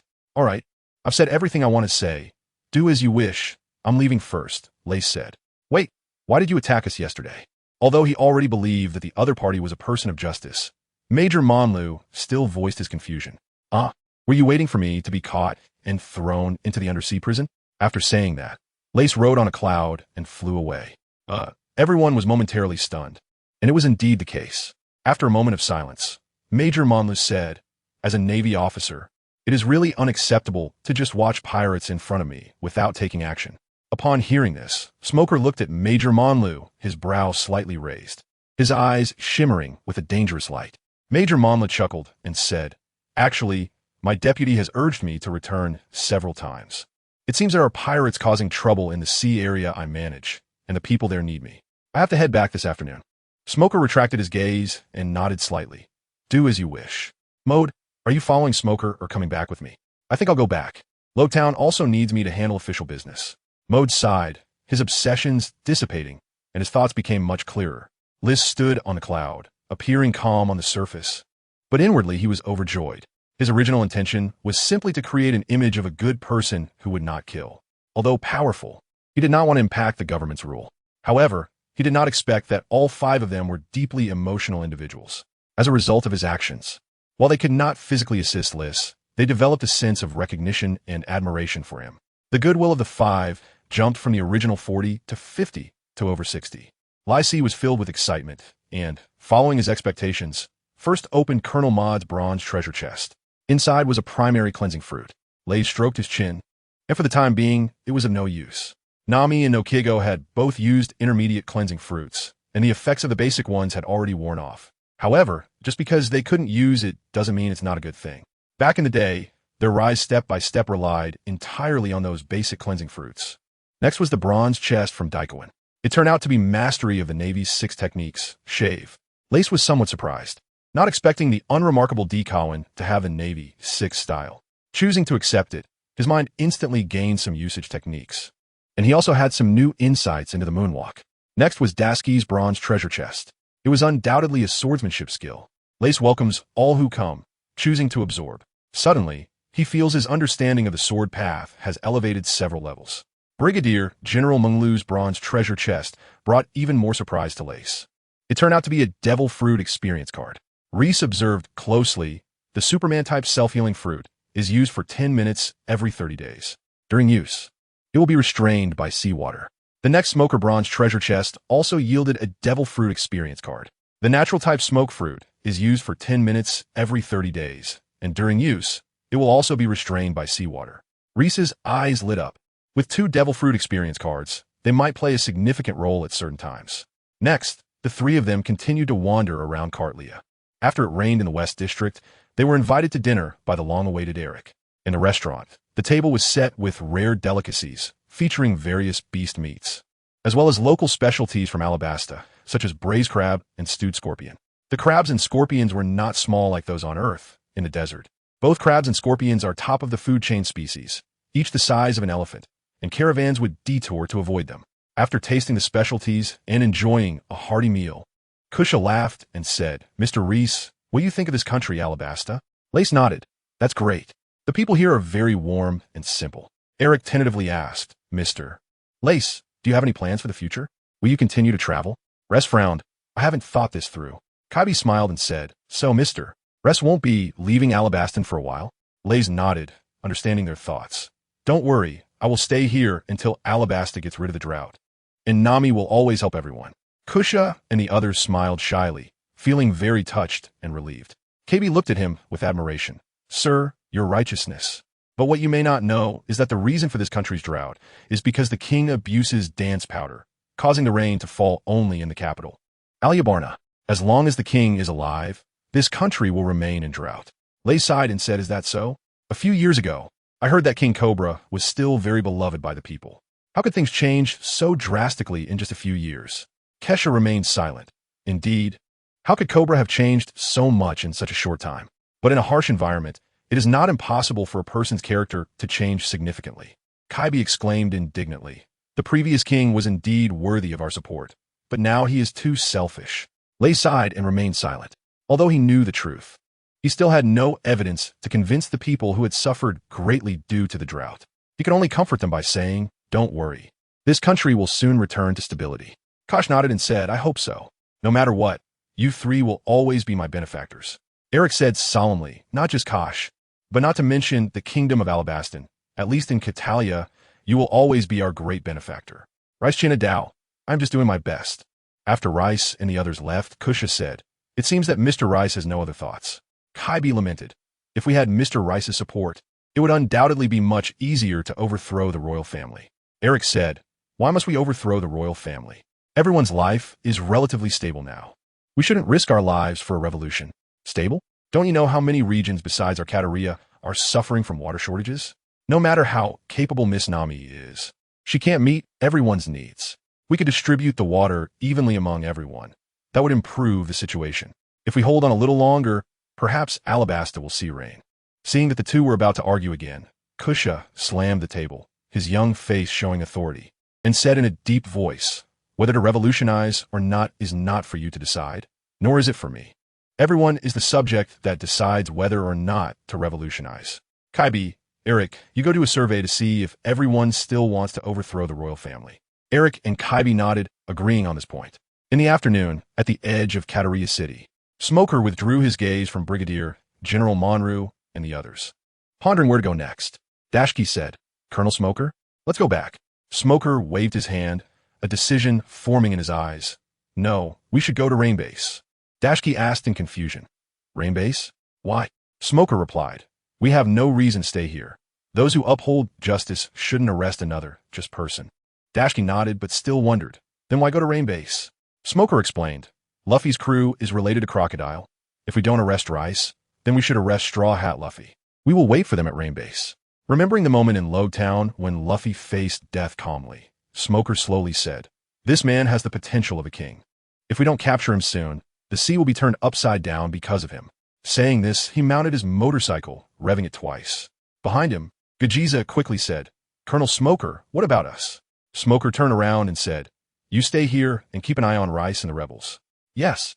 Gajiza felt disappointed in his heart, unable to fight alongside Colonel Smoker anymore. By the way, ask headquarters for another Sea Prism stone handcuff. It's really a bit uncomfortable to be without weapons.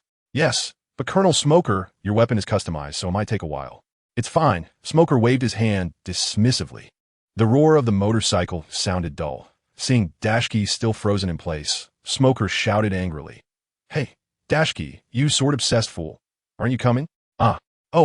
They didn't notice.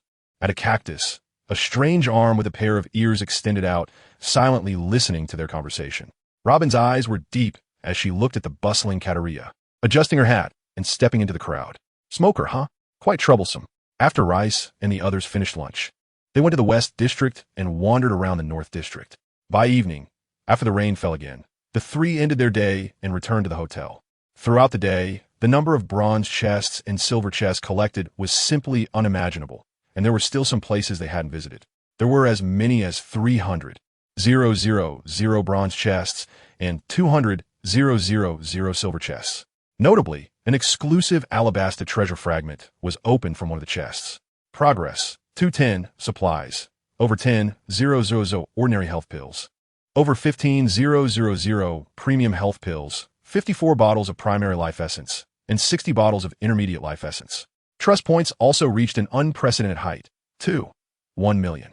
The power of the people is limitless. The ancients truly do not deceive me. Lace made a firm decision to purchase the supreme treasure chest. Open it. Congratulations, host. You have obtained the supreme treasure. Life restoration complete. Lace felt a bit disappointed. Is that it? Life return?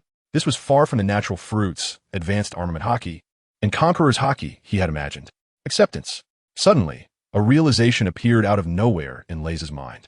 A few seconds later, Lace sighed, truly a peerless treasure. Life return was not as simple as Lace thought. Now Lace could perfectly control every cell in his body. Even his hair could be manipulated at will. This greatly helped Lace in battle. Not only that, but Lace could also perfectly utilize the energy from food and store 3 times the original amount of energy. This meant Lace's stamina had tripled. Moreover, Lace vaguely sensed that the function of life return was the key to unlocking human potential. Again, open the peerless treasure chest. Congratulations to the host for obtaining the peerless treasure, the supreme great blade, a 12th grade blood sword. Lace sighed, still not getting what he wanted. What he craved the most now was the power of Haki. Whether it was observation Haki, armament Haki, or even Conqueror's Haki, anything would do. Yet, he was given a sword. He didn't practice swordsmanship. That said, Lace still took out the blood-red sword and carefully examined it in his hand. The sword was 2 feet and 1 inch long, entirely blood-red, with a blade forged from black iron that was thin, exuding a faint cold light. The blade was incredibly sharp, truly a blade as sharp as autumn frost. This was undoubtedly a good sword. Lace has developed some interest. Perhaps he could become a swordsman in the future? The night grew deeper, and dark clouds shrouded the moon, making the night appear pitch black. Robin leaned against the wall of the house next to the inn, dressed in a long black coat, which was unbuttoned halfway, revealing an alluring cleavage. He wore a deep purple hat, looking quite elegant and charming. Robin looked at the luxuriously decorated inn, feeling somewhat hesitant. It wasn't his hesitation about whether to kill Lace and the other two, but rather whether to cooperate with them. From the observations made in the afternoon, he could only tell that two of them were not weak in physical combat, and one had a nature-type fruit. However, he did not know their specific strength. Being too strong or too weak would both be troublesome. But they were just newcomers, so they probably wouldn't be too strong, right? After pondering for a while, Robin decided to test the waters tonight. If it weren't for the urgency of the situation, he wouldn't have acted after just half a day's observation. Mesmerizing. Robin closed his right eye. Inside the inn, an arm extended eerily from a counter in the hall, with an eye growing in the palm. The eye scanned around, suddenly disappearing and reappearing in a guest room. Not this one. This guest room happened to be unoccupied. In fact, the entire inn was only occupied by Lace and his two companions. Robin checked each room one by one and finally arrived at one that was occupied. The arm at the counter was peering in, and the person on the bed had a curvaceous figure, clearly a woman. To get a better look at her face, Robin's arm transformed to the bedside, extending the eye to observe the person on the bed carefully. Just then, Robin suddenly became alert, retracting the arm and the eye. Shifting his view to outside the inn, where a man had suddenly appeared in front of him. His pupils constricted sharply as he recognized him as Lace, the captain among the three. At this moment, Lace was less than 3 meters away from him, which was an extremely dangerous signal. Robin was shocked internally. How could this be? Has my alertness really become so poor? Or is Lace's strength far beyond his own? At such a close distance, if Lace had attacked just now, he might not have been able to evade it. Robin suppressed the shock in his heart, steadied his breath, and watched Lace warily. It seems you were well prepared. I am quite curious about how you discovered me. I am quite confident in my stealth skills. Rice obviously couldn't tell her that he was discovered by Noki the moment he followed the three of them in the afternoon, no matter how skilled the technique. It couldn't compare to the power of the devil fruit. Lai shook his head and said, "Do you think I would be foolish enough to tell you my methods?" Lays looked her up and down, feigning surprise as he said, "Nico Robin, the only survivor who escaped from O'Hara 20 years ago, currently has a bounty of 79 million berries, nicknamed the Son of the Devil." Robin's heart sank, but she showed no signs of fear on her face. With her eyes slightly narrowed and arms crossed, she replied, "You do have quite an eye." Lays' voice was cold. At this moment, "Your appearance here looks like it's going to be detrimental to me."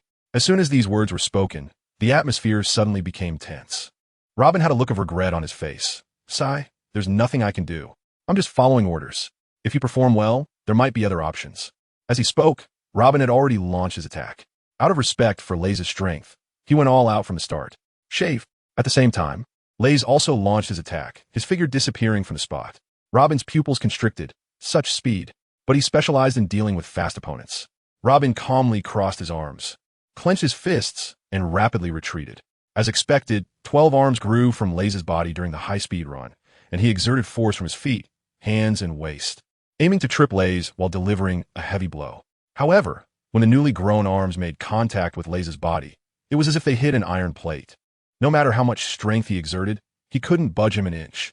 Robin's pupils narrowed, and he exclaimed, "How is this possible?" Lays smiled slightly.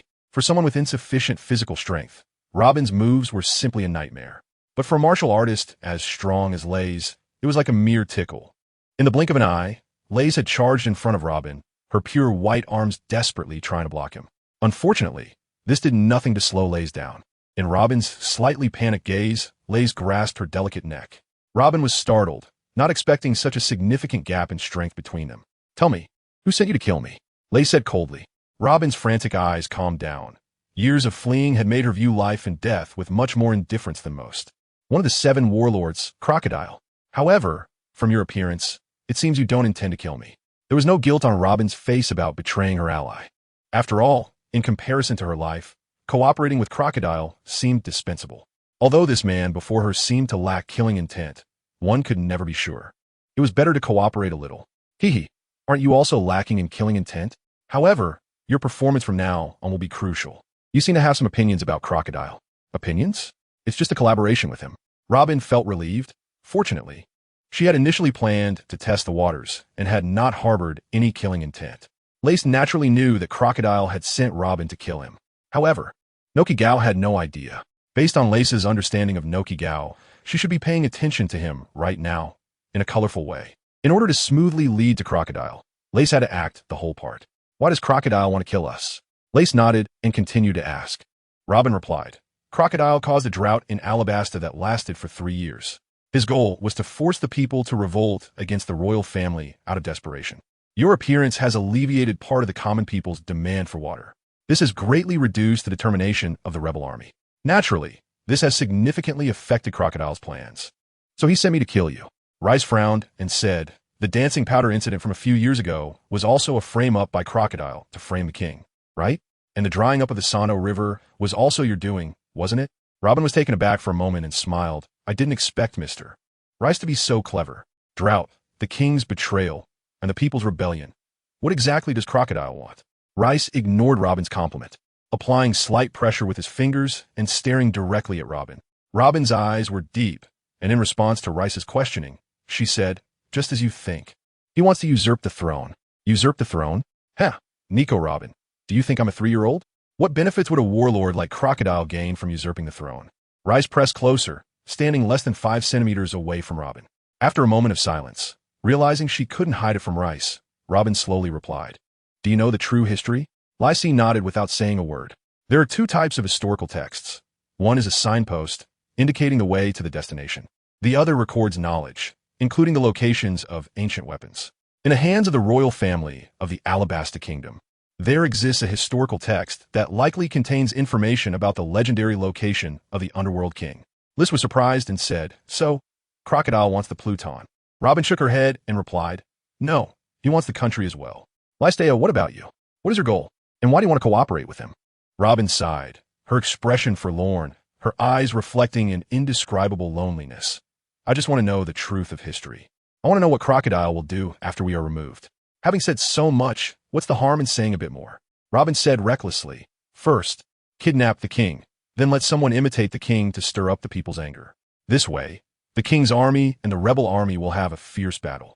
And Crocodile can threaten the king to obtain the Poneglyph. And after cleaning up the aftermath, with Crocodile's current reputation, he can easily take control of this country. What a well-connected scheme. Lace sighed, but let go of the hand he had around Robin's neck. Although I have irreconcilable conflicts with Crocodile, that doesn't mean we have to be enemies. I know that you and Crocodile only have a cooperative relationship, with no feelings involved and even mutual suspicion. So, we can cooperate. Robin touched her neck, her eyes filled with a mysterious meaning. Cooperation? This indeed aligned with her thoughts. Let's hear it. Just follow Crocodile's plan. You go back and report that we have been killed by you. And when Crocodile sends someone to act, I will publicly expose Crocodile's true face. This way, the citizens will know the truth, and I will have a reason to take action against Crocodile. Once I defeat Crocodile, I will request the king to let you view the Poneglyph. Upon hearing this, Robin couldn't help but say, at the moment you expose Crocodile, I will be killed by the enraged Crocodile. Lays laughed and said, at that time, Crocodile still had hope. You still need to translate the historical text. I believe Crocodile's temperament won't be this small. So can you guarantee that you can defeat Crocodile? If you fail, when I reveal the content of the historical text, it will be the time when I and Crocodile tear our faces apart. I might not be able to defeat Crocodile, and by then, it's likely I won't escape death. Well, of course, I can't guarantee that. But you can only trust me, can't you? Aren't you afraid that after I go back, I will expose everything to Crocodile?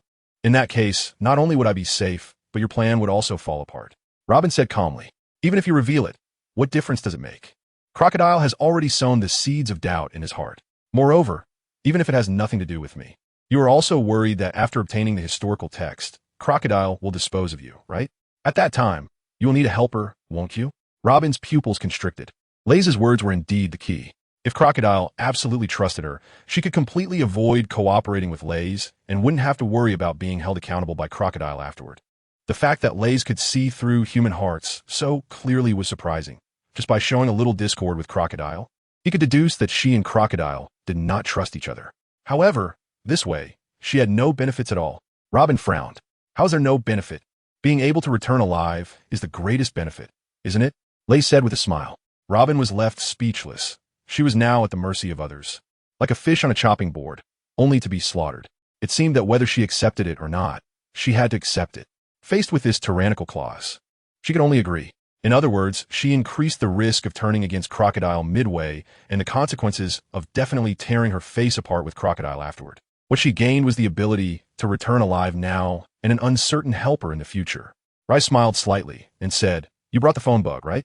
It's time to show your sincerity." Robin pursed his lips, sighed, and calmed his tumultuous emotions. He took out the phone bug, dialed the number, and it rang, ringing. "Hello, how's the mission going?" A deep male voice came through. Robin replied in his usual cold tone, "The targets are dead. The mission is complete." Very good. As expected of you, Robin. Hurry back. We can implement the plan now." With a click, the call ended. Robin looked at Raith with a resentful gaze and said, "Are you satisfied now?" Lacey laughed twice, and thus Robin was tied to his warship. More importantly, the relationship between the two shifted from being enemies to a cooperative one, at least bringing them closer together. Lace took out a primary cleansing fruit and a bottle of ordinary chi and blood pill from behind and handed them to Robin. "Here, take or not. It's up to you." Upon hearing this, Robin glanced at them with a curious expression and asked, "What is this?" Lace mysteriously smiled and said, "Good stuff. If you trust me, eat it. If you don't trust me, feel free to throw it away after I leave." Robin rolled his eyes and, without much hesitation, took it. As for whether to eat it or not, that needed careful consideration. Lace reached out to Robin, raised an eyebrow, but remained silent. Robin was a bit puzzled, but soon understood and took out a phone bug, placing it in Lace's hand. "This is the phone bug to contact me."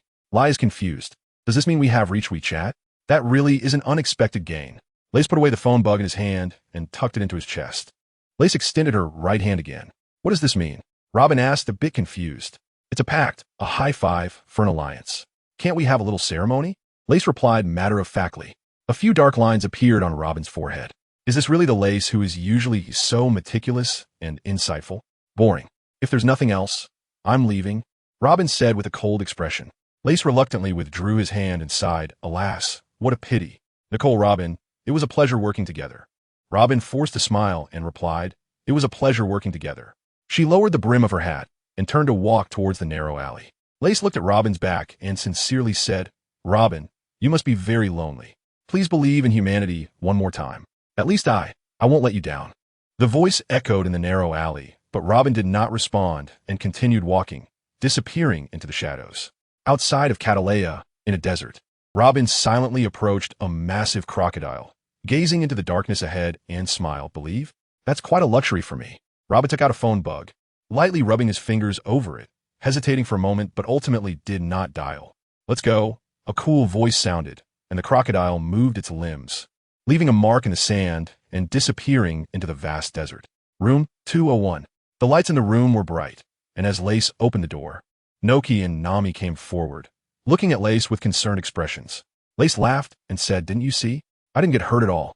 Noki and Nami nodded. Indeed, Lace's battle with Nico Robin ended overwhelmingly. This was because not only did Noki give a perception-reducing buff when Robin entered the room, but more importantly, the gap in martial arts between Robin and Lace was too great. "Did you all hear? The mastermind behind Alabastus Drought." Nami nodded and indignantly said, "That guy named Crocodile is simply despicable. Since we know about him, why don't we just go and kill that crocodile guy directly? Why we have to cooperate with Nico Robin? It's Crocodile, Crocodile, and as for the reason, do you know how well Crocodile is regarded in this country? He is more beloved by the people than the current king. If we just barge in without distinguishing right from wrong, who do you think the people will help? Only by presenting evidence will the people believe us. And to make Crocodile show a flaw, we can only cooperate with Robin." "All right, that makes sense." Nami nodded. "By the way, Lace, what is the Seven Warlords?" Noki noticed Crocodile had another title. The Seven Warlords, collectively known as the Shichibukai, are recognized by the world government as great pirates, totaling 7. The privileges held by the Shichibukai are granted by the world government, and their rights are protected by the Navy. No matter who it is, as long as they join the Shichibukai, the Navy can no longer pursue them. Once a pirate is invited to become a Shichibukai, their bounty and all crimes are erased. The Shichibukai rely on their status as legitimate pirates to plunder at will. "What? Pirates get the Navy's recognition? That's ridiculous," Nami scoffed. "Then their strength must be quite terrifying otherwise." Noki expressed some concern. "Haha, no need to worry. If we can't beat them, we'll run. With Nami here, what is there to fear? Lace reassured them. So are we disappearing tomorrow? Nami asked. Lace nodded. The sooner, the better. I believe Crocodile will act soon. Let's get a few hours of sleep and set off at dawn, hiding in the shadows to observe the situation. The three of them went to sleep, and there was no conversation throughout the night. At 11 p.m., in the rain-soaked banquet, 5 agents from the Baroque Works gathered in a secret underground casino basement. Mr. 1, Daz Bones, and his partner, Mississippi Mr. 2, Von Clay, Miss Christmas Mole Fruit User, and his partner, Mr. 4. The agents took their seats around a rectangular table, with Crocodile sitting at the head, scanning the room. Von Clay asked in confusion, Mr. 0, why did you call us here so late? Crocodile lit a cigar, took a puff, and said, the final plan can commence. What? Mr. 0, isn't there still the newcomer? Lace, who hasn't been dealt with yet. If we act like this, the outcome might not be good, Von Clay replied.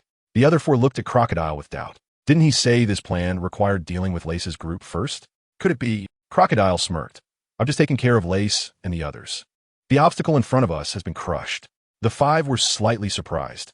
Although they suspected that Crocodile could deal with the bounty of 3,500, they didn't expect it to happen so quickly. Huh, that troublesome guy is finally dead, Miss Christmas said. If they were alive, it would have been quite a hassle, mister. One said solemnly. Crocodile looked around and encouraged. In one night, this country will become our utopia. This is the final and greatest operation of Baroque Works. And failure is not an option. We will commence at 12 tomorrow. The 5 replied in unison, understood. Crocodile smiled. Wishing you success in advance. Just then, Mr. 3 appeared from the stairs and said, I hope you can postpone this utopian operation. Everyone turned to look at him. Crocodile's expression darkened as he glanced at Mr. 3, a cold glint flashing in his eyes. Von Clay stood up excitedly. You popped up from that corner. Mr. 3 said, How rude. I just followed from the coffee shop, catching a ride on the Fat Turtle. Boss, nice to meet you. I'm here to ask for another chance. It's only natural that Mr. 2 is after me for not completing the mission. That's why I made a detour to the agent's gathering place, Spider Cafe, and followed you here. Crocodile's gaze turned icy. You didn't complete the mission? What are you talking about? Mr. 3 stepped forward, spreading his hands. It's about letting Straw Hat Luffy and Princess Vivi escape. Crocodile crushed a coffee cup in his hand, standing up in anger, his face dark and terrifying. What did you say? Didn't you tell me over the transponder snail that you had taken care of Straw Hat and Vivi? Mr. 3's forehead broke out in big beads of sweat as he trembled. Transponder snail? What are you talking about? I never used a transponder snail in the Little Garden. Crocodile's expression changed as he recalled who he spoke to on the transponder snail in the Little Garden, his face showing uncertainty. Crocodile lit another cigar, took a puff, and said with a grim face, This is a bit of a headache, but you should take care of at least 1 or 2, right? Mr. 3 hurriedly waved his hands. No, this is due to incorrect information. There are actually 4 pirates. One of them has a very long nose. Crocodile had lost his patience, cursing, You idiot. Mr. 2 asked from his side. Mr. 0, please explain what this is all about. Crocodile calmed down and explained to the members, pulling out 4 photos. Mr. 2 looked at the photos with surprise. I've seen them on the way here. This guy, this guy, this guy, this guy, and this guy, right? He sequentially transformed his face into Luffy, Zoro, Doflamingo, Usopp, and Chopper. So they are all our enemies. Mr. 2 exclaimed. Crocodile maintained a stoic expression. That's right. They know my true identity, and if left unchecked, they will interfere with my operations. Plus, they indeed have 1 more person and 1 animal. And with Vivi, that's 5 people. They should have already entered Alabasta. Mr. 2, convert your memories into photos. Mr. 3, standing by, gritted his teeth. Boss, this time I will personally take care of that group of pirates and Vivi. Crocodile stood up and grabbed Mr. 3 by the neck, his anger flaring. Shut up, you useless waste. Mr. 3, do you know why I gave you this position? In terms of combat strength, you are even weaker than Mr. 4. What I valued was your obsession with completing tasks by any means necessary. You have disappointed me greatly. Under the terrified gaze of the members, Mr. 3's face quickly grew many wrinkles, and his entire body became shriveled. Mr. Christmas exclaimed in terror. What is that? Mr. 2 also broke out in cold sweat. It's gradually withering away. Mr. 3 collapsed to the ground, urgently saying, Water, water. Crocodile coldly said, If you want water, drink as much as you want. With that, he pressed a switch. The floor beneath Mr. 3 moved, and he suddenly fell down with a scream. In a glass chamber, Mr. 3 looked in horror at the banana crocodile in front of him. The banana crocodile opened its giant mouth of the abyss and swallowed Mr. 3 in one bite. Crocodile casually looked around and slowly said, Princess Vivi and the rebel leader Koza are childhood friends. She can definitely make 700,000 rebels hesitate. We must not let Vivi meet Koza. He then slammed the table. All right, you all start moving. Our utopia is within reach. All members stood up and replied in unison, yes. The next morning, Belle woke up early, hiding in a secret corner, staring at the hotel door, quietly waiting for the appearance of Lace and the others. After all, the king had instructed him to protect Lace and the others, so he had to fulfill his duty. The sun slowly rose, with no clouds to block it, and the scorching rays fell unabated on the earth. In the northern district of Kartlia, people quickly finished their simple tasks and gathered in the square. Although they knew that the water in the reservoir was evenly distributed for some reason, they unconsciously came here to witness it all. By 7 a.m., the square was already packed with people, all eagerly waiting for Miss Nami's appearance. As if the sun had risen again, bringing infinite hope. Soon, it was 8 a.m., and the crowd began to murmur. This was because the usually punctual Mr. Lace and the others had not appeared. Eric stood at the edge of the crowd, frowning without saying a word. He thought to himself that they must have overslept. Most of the people thought the same. Even though Lace and the others were late, they quickly settled down, silently waiting. At 8:30, 8:40, 8:50, and 8:55, Eric's brows remained tightly knit, but he still said nothing. After all, they're helping everyone for free, so being late for a few hours is not a big deal. However, there was an unsettling premonition in my heart. At 9 o'clock, it seemed that a critical point had been crossed, and whispers began to spread among the crowd. What's going on? Why hasn't Mr. Rice come yet? Yes, it's already 9 o'clock. Could it be that he doesn't want to help us? Nonsense. Mr. Rice and Miss Nami are such good people. There must be something that has delayed them. Maybe they overslept. Let's wait a little longer. And so, people fell silent again, waiting. Eric whispered, Go ask Farafura what's going on? Yes. 10 minutes later, the warrior returned. Advisor Eric, Farafura said he didn't dare disturb Mr. Rice's rest, so he doesn't know. Sigh. Then let's wait a bit longer. Maybe they really overslept, Eric falsely reassured himself. Time quietly slipped away, and before long, it was 9:30. Eric looked at the lifeless square and had to speak up. Everyone, let's head back for now. Mr. Rice must have stayed up too late last night. He'll come to bring rain at noon. Oh, so that's it. I thought Mr. Rice was going to abandon us. Please let Miss Nami rest a bit. Actually, this amount of water is enough. The heavy atmosphere was lifted, and people slowly exited, their faces showing a hint of relief. Advisor Eric, why did you lie to everyone?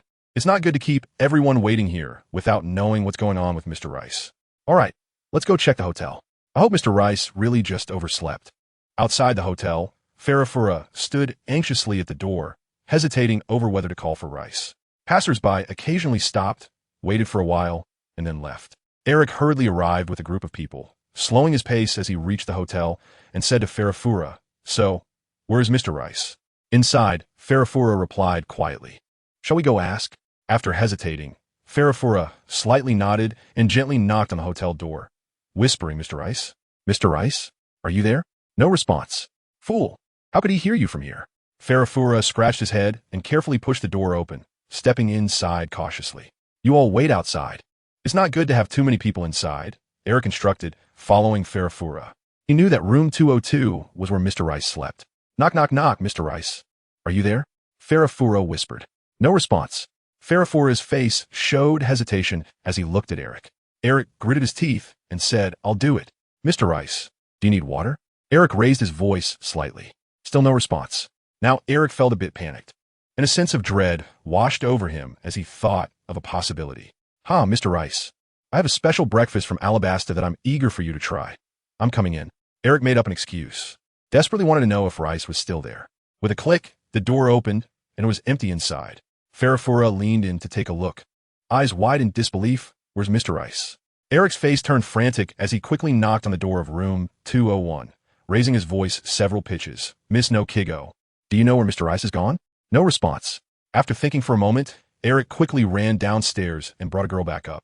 Miss Nokigo, Miss Nokigo. Eric's voice gradually rose to almost a shout. Seeing there was no response, Eric and Farafura stepped aside, allowing the girl to open the door. The girl's fingers trembled slightly as she turned the doorknob and opened the door. She covered her mouth in panic and exclaimed, There's no one here. Eric rushed over and, sure enough, there was no one. He swallowed hard and said, "You go open Miss Nami's room." After shouting so loudly and still receiving no response. It was likely that Nami's room was also empty. But as long as there was a glimmer of hope, Eric would not give up. The two stepped aside again, and the girl opened the door once more. As expected, the room was still completely empty. The three of them turned pale, feeling as if the sky had fallen. Had Mr. Rice and the others left on their own? Or were they forced to? Or perhaps they were kidnapped, or even murdered. The three couldn't help but think this way. Eric furrowed his brow and said seriously, "Do not let the news of Mr. Rice's disappearance spread. How is that possible? You can't keep a lid on this. When the time comes and Mr. Rice doesn't show up, people will definitely suspect something. Sigh, there's nothing we can do now. Let's keep it under wraps for a while and send some discreet people to look for Mr. Rice." As time passed, the news inevitably spread. 1 told 10, 10 told 100, and the news of the disappearance of Mr. Rice and the others swept through the city like wildfire. Disappeared? Didn't they just oversleep? What a joke. Could it be that someone kidnapped Mr. Rice and them? Did Mr. Rice no longer want to help us? Why did they leave? People began to speculate, while simultaneously feeling panic, confusion, and emptiness in their hearts. It felt like losing their most beloved toy as a child. A feeling of treasuring something only to lose it again. It is easy to go from frugality to extravagance, but difficult to return to frugality after experiencing abundance. The people had tasted the feeling of drinking water freely and naturally did not want to go back to the days of suffering through drought. The rebel army and some residents began searching the city for Mr. Rice and the others. Meanwhile, in a remote corner, a middle-aged man took out a phone bug and dialed a man's number. "Boss, the three of them are missing," the man said in a low voice. "I'm good. I understand," Crocodile replied calmly. After finishing, he hung up the phone. He never trusted anyone. In the tent, Kosa looked dejected and murmured, "Mr. Rice, didn't you say you would always help everyone until we got rid of the drought in Alabasta?" Kosa's expression became determined. Mr. Rice definitely didn't abandon us voluntarily. We must find Mr. Rice and the others. At 10 a.m., in the palace of Alubarna, in Cobra's room, Kurabata ran quickly to a bucket of water and drank from it vigorously, not stopping for a full minute before finally burping. Cobra sat on the edge of the bed, holding a note, beads of sweat the size of peas dripping from his face, looking solemn. The note clearly stated that the one who sought to shake, torment, and even plunged this country into despair was Crocodile. Seeing this, Cobra's pupils contracted, filled with regret as he said, "I thought he was with the government and let my guard down. I didn't expect him to want to take this country." Icolum, after reading the letter in his hand, couldn't help but express his sorrow. Cobra carefully read through the note and quickly made a decision in his heart. "Gaka, immediately prepare the soldiers for an expedition. We will set off for the rain base where Crocodile is located. Please wait a moment, Your Majesty. It's difficult to mobilize immediately. After all, Rainland is still quite far from here. Right now, Crocodile is constantly trying to win over the people to become his own. With all due respect, he is currently more beloved by the people than you are." Jaka tried to dissuade Cobra, who was about to speak, when suddenly a voice came from the corridor. "Your Majesty, Lord Bell's Den Mushi." A soldier hurriedly ran over and handed the Den Mushi to Cobra. "Brew brew, brew brew. Hello, Bell, what's the matter?" "Not good, Your Majesty. Mr. Lace and the others are missing." "What? They gone missing? What happened?" "It's my subordinate's negligence. I didn't protect Mr. Lace and the others well." Bell's self-reproachful voice came through. "No, it's not your fault. It seems Crocodile has made a move." Cobra said in a deep voice. "Crocodile? Did he do it? Why?" Bell, still unclear, asked in confusion. "The one who has plunged this country into drought is Crocodile. He wants to take over this country." Jaka said angrily beside him. "What? It's actually him. How despicable." Bell exclaimed. "Perhaps Mr. Lace and the others have been taken to Rainland. Bell, you must set out for Rainland immediately and find out their whereabouts. They are being persecuted because of the people of our country. We cannot ignore this. Jaka and I will also personally lead the army to subdue Crocodile. But without Mr. Lace and the others, the rebel army may attack Albana again. If we attack Rainland now, this palace will be occupied." Bell urged anxiously. "Even if the rebel army captures this palace, so what? I should have said that the country is the people. Even if our royal army is destroyed, as long as we defeat Crocodile, the country can be reborn through the people. However, if we confront the rebel army head-on, then the one who laughs last will be Crocodile alone." Both Jaka and Bell were stunned and speechless. Jaka immediately summoned the officers for a meeting to prepare for battle. "Tomorrow, the entire army will advance to Rainland." Cobra ordered decisively. Jaka and Bell nodded in agreement and went down to prepare. Bell glanced at the chaotic Cartelia, his heart sinking. Having seen Lace's previous performance, he believed that Crocodile must be behind the scenes. Mr. Lace, wait for me. Bell transformed into a birdman, let out a long cry, and flew towards Rainland. At 11 AM, Luffy and his crew finally arrived at Rainland, ready to defeat Crocodile and quell the turmoil at its source. Here, let me introduce Dumei, who can be seen as Nami's replacement. Oh, water, water. Seeing that they had arrived at Rainland, Luffy couldn't wait to rush in. Wait, Luffy. Usopp, also desperate for a drink, hurriedly chased after him. Dumei behind them quickly said, go get the money first. Unfortunately, the two seemed to ignore her, shoulder to shoulder, rushing in. Dumei hilpusly hopped her forth. There was really nothing she could do about these two. Seeing this, Sanji quickly comforted her. Miss Dumei, let me handle the task of buying water. Dumei nodded, took out some berries, and handed them to Sanji, as it really wasn't realistic to let Luffy buy water.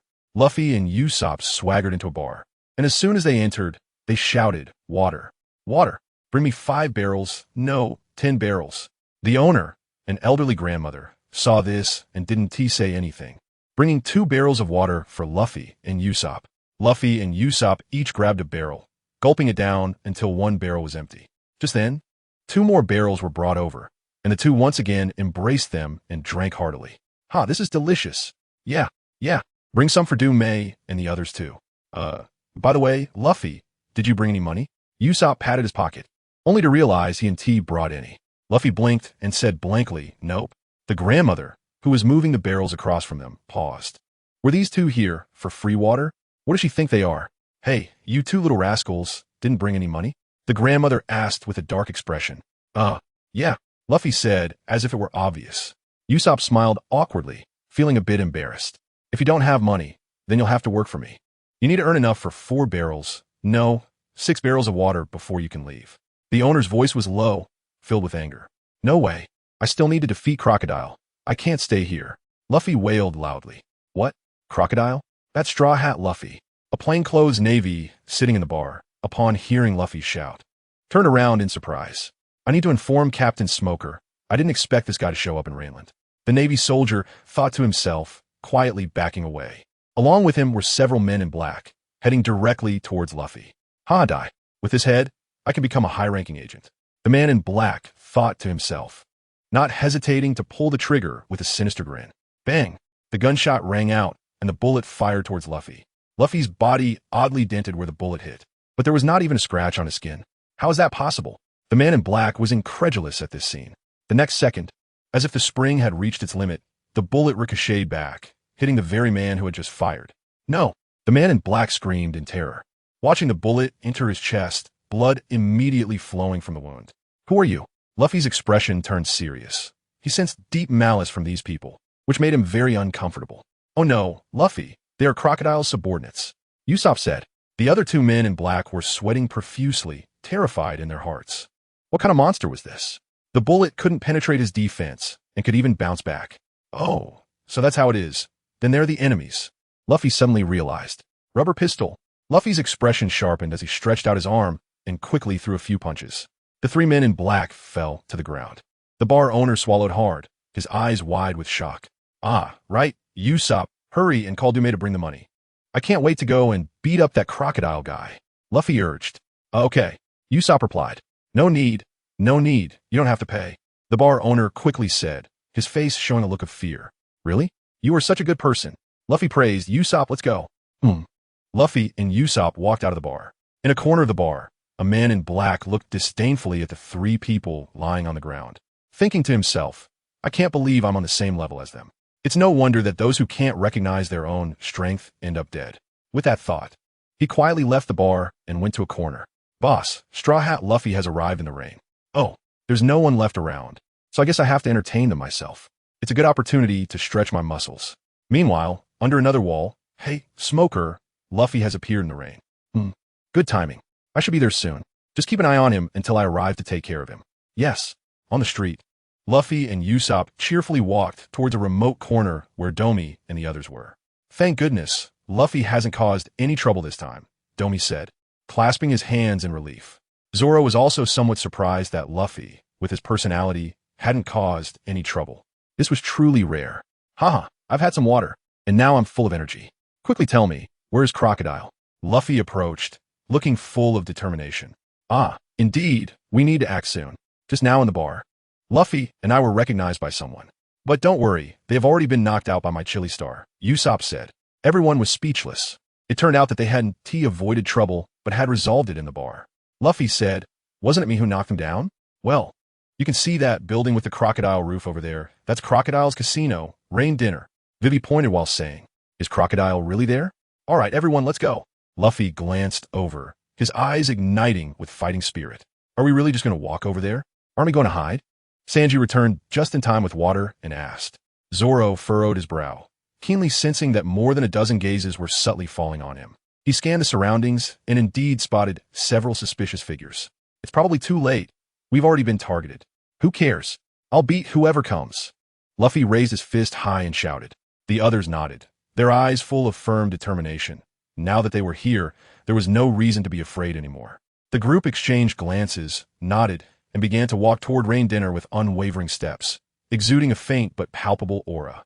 On the steps by the tall building windows, in the shadows of the walls, there were many millionaires in plain clothes. They occasionally glanced at the bounty posters in their hands, comparing them to Luffy and his crew, their eyes filled with cold glints. Just as Luffy and the others had walked 100 meters, they saw a dozen people rush out from around the corner, brandishing machetes and charging toward them without saying a word. Everyone was not surprised. After all, this was Crocodile's stronghold, and the surveillance and manpower here were unmatched by anywhere else. Domi looked at the aggressive millionaires without fear and commanded, "Go on, Luffy." As for Chopper and Usopp, they strategically retreated to Sanji's side. A bunch of trash. Zoro's expression was calm as he drew his swords and charged at one person, casually slashing down a few. Rubber, be down. Luffy found it much easier, swinging his fists in a chaotic flurry. Under the crushing strength of the two, the millionaires had no real resistance and collapsed to the ground one by one. Bang, bang, bang. A sudden gunfire erupted, coming from the rooftops of the houses on both sides of the street, where the millionaires were stationed. Rubber balloon. Luffy's stomach inflated in an instant, and with a loud shout, he rebounded all the bullets back, the powerful force penetrating thick walls. The millionaires broke out in cold sweat. Even guns were useless against him, making it impossible for them to fight back. Sanji jumped high into the air, kicking away several millionaires on the left. Luffy swung his long arms, knocking the millionaires on the right flying. They really can't take a hit. Sanji landed on the ground, coolly lighting a cigarette. Don't get in my way. I still need to find Crocodile, Luffy said. The commotion attracted the attention of some residents. They were unaware of the truth. Seeing Luffy and his crew fighting fiercely here made them fearful. Some braver individuals gathered together, whispering, "Straw Hat Kid, are you looking for me?"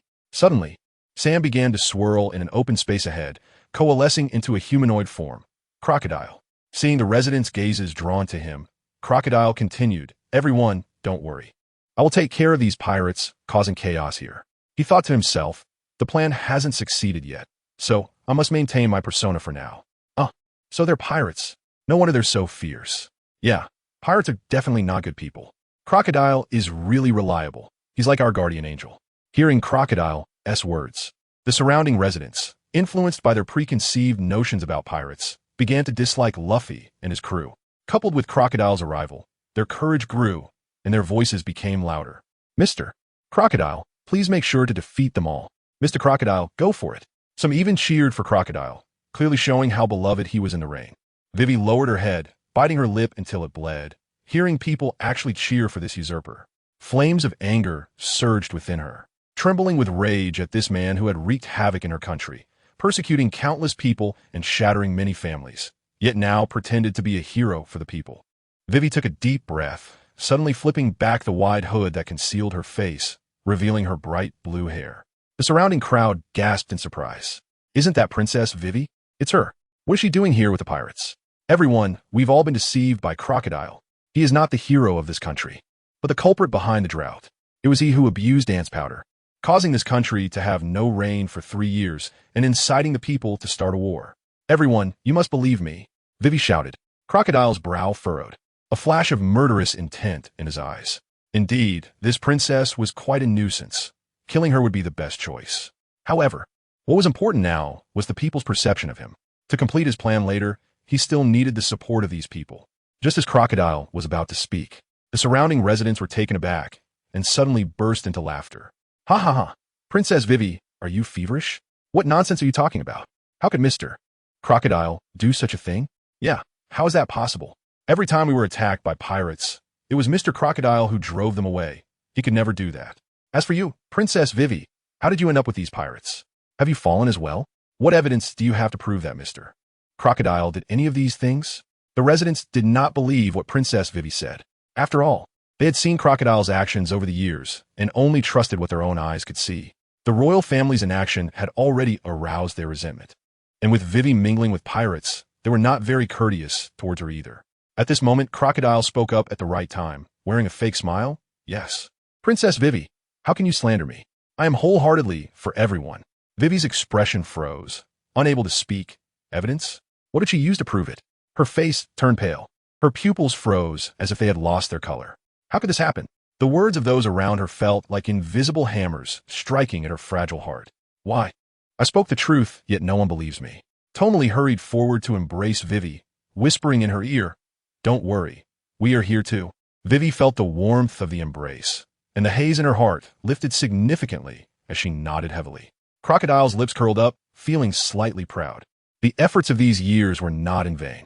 Are you Crocodile? Good. I'm Luffy, here to take you down, Luffy said, swinging his right arm like a rotating windmill. Crocodile glanced at him, a disdainful smile on his face, leisurely standing still, looking down at Luffy. Luffy gathered his strength, roared, and swung his arm, which accelerated like a bullet, attacking Crocodile in the blink of an eye. Vivi also looked up at Luffy, hope igniting in her eyes. What? He actually passed through. Usopp exclaimed. Luffy's fist seemed to hit the air, passing through Crocodile's body. The sand dispersing from his chest slowly restored, and even his clothes remained unscathed. You rubber kid can't possibly defeat me, Crocodile said calmly. Devil fruit? Sanji's expression turned serious. Zoro had already bitten down on Wado Ikamanji, holding his sword with both hands, slightly bent over, ready for battle. Luffy frowned, his expression becoming serious. Rubber. Machine gun. Luffy unleashed a flurry of punches, constantly creating holes on Crocodile's body. Luffy panted slightly, feeling frustrated that he couldn't hit him at all. Crocodile's expression grew impatient, his deep voice sounding. This boring farce ends here. Desert Sword. Crocodile's right hand transformed into a sand blade and swung down heavily, touching the ground. Luffy saw Crocodile's movement, his heart raced, and he jumped sideways a few meters. Boom boom. Dust filled the air, and a crack appeared on the central street, dozens of meters long and 5 meters deep, starting from Crocodile's position. The immense power even put pressure on Luffy. Three-sword style, Onigiri. First meet, shoot. Zoro and Sanji attacked simultaneously with great coordination. In an instant, Crocodile's body was cut into pieces, with part of his head missing. Unfortunately, under the swift movement of the sand, Crocodile quickly restored himself. It seems I have indeed been underestimated. Crocodile's expression darkened, his legs turning to sand as he leaped into the air. Our levels are not the same. Crocodile charged fiercely towards Luffy. This guy is one of the 7 warlords. Let's go together, Zoro said in a deep voice. I have the same intention, Sanji replied. The two stepped forward, simultaneously attacking the descending Crocodile. Crocodile swung his golden hook, delivering a heavy blow towards Luffy. Luffy remained calm, his powerful battle instincts allowing him to tilt his head and dodge the golden hook at the last moment, simultaneously kicking Crocodile and creating a large hole. Crocodile was unconcerned, extending his right hand to grab Luffy in midair. Luffy was startled and quickly raised his arm to block. Crocodile wore a cold smile. In the moment his right hand touched Luffy's arm visibly dried up. Luffy was shocked and quickly took several steps back to create distance. It hurts. Luffy stared at his arm, which was already half dried up, frowning deeply. Tomali, Usopp, and Vivi had already taken shelter on a high building, nervously watching the battle.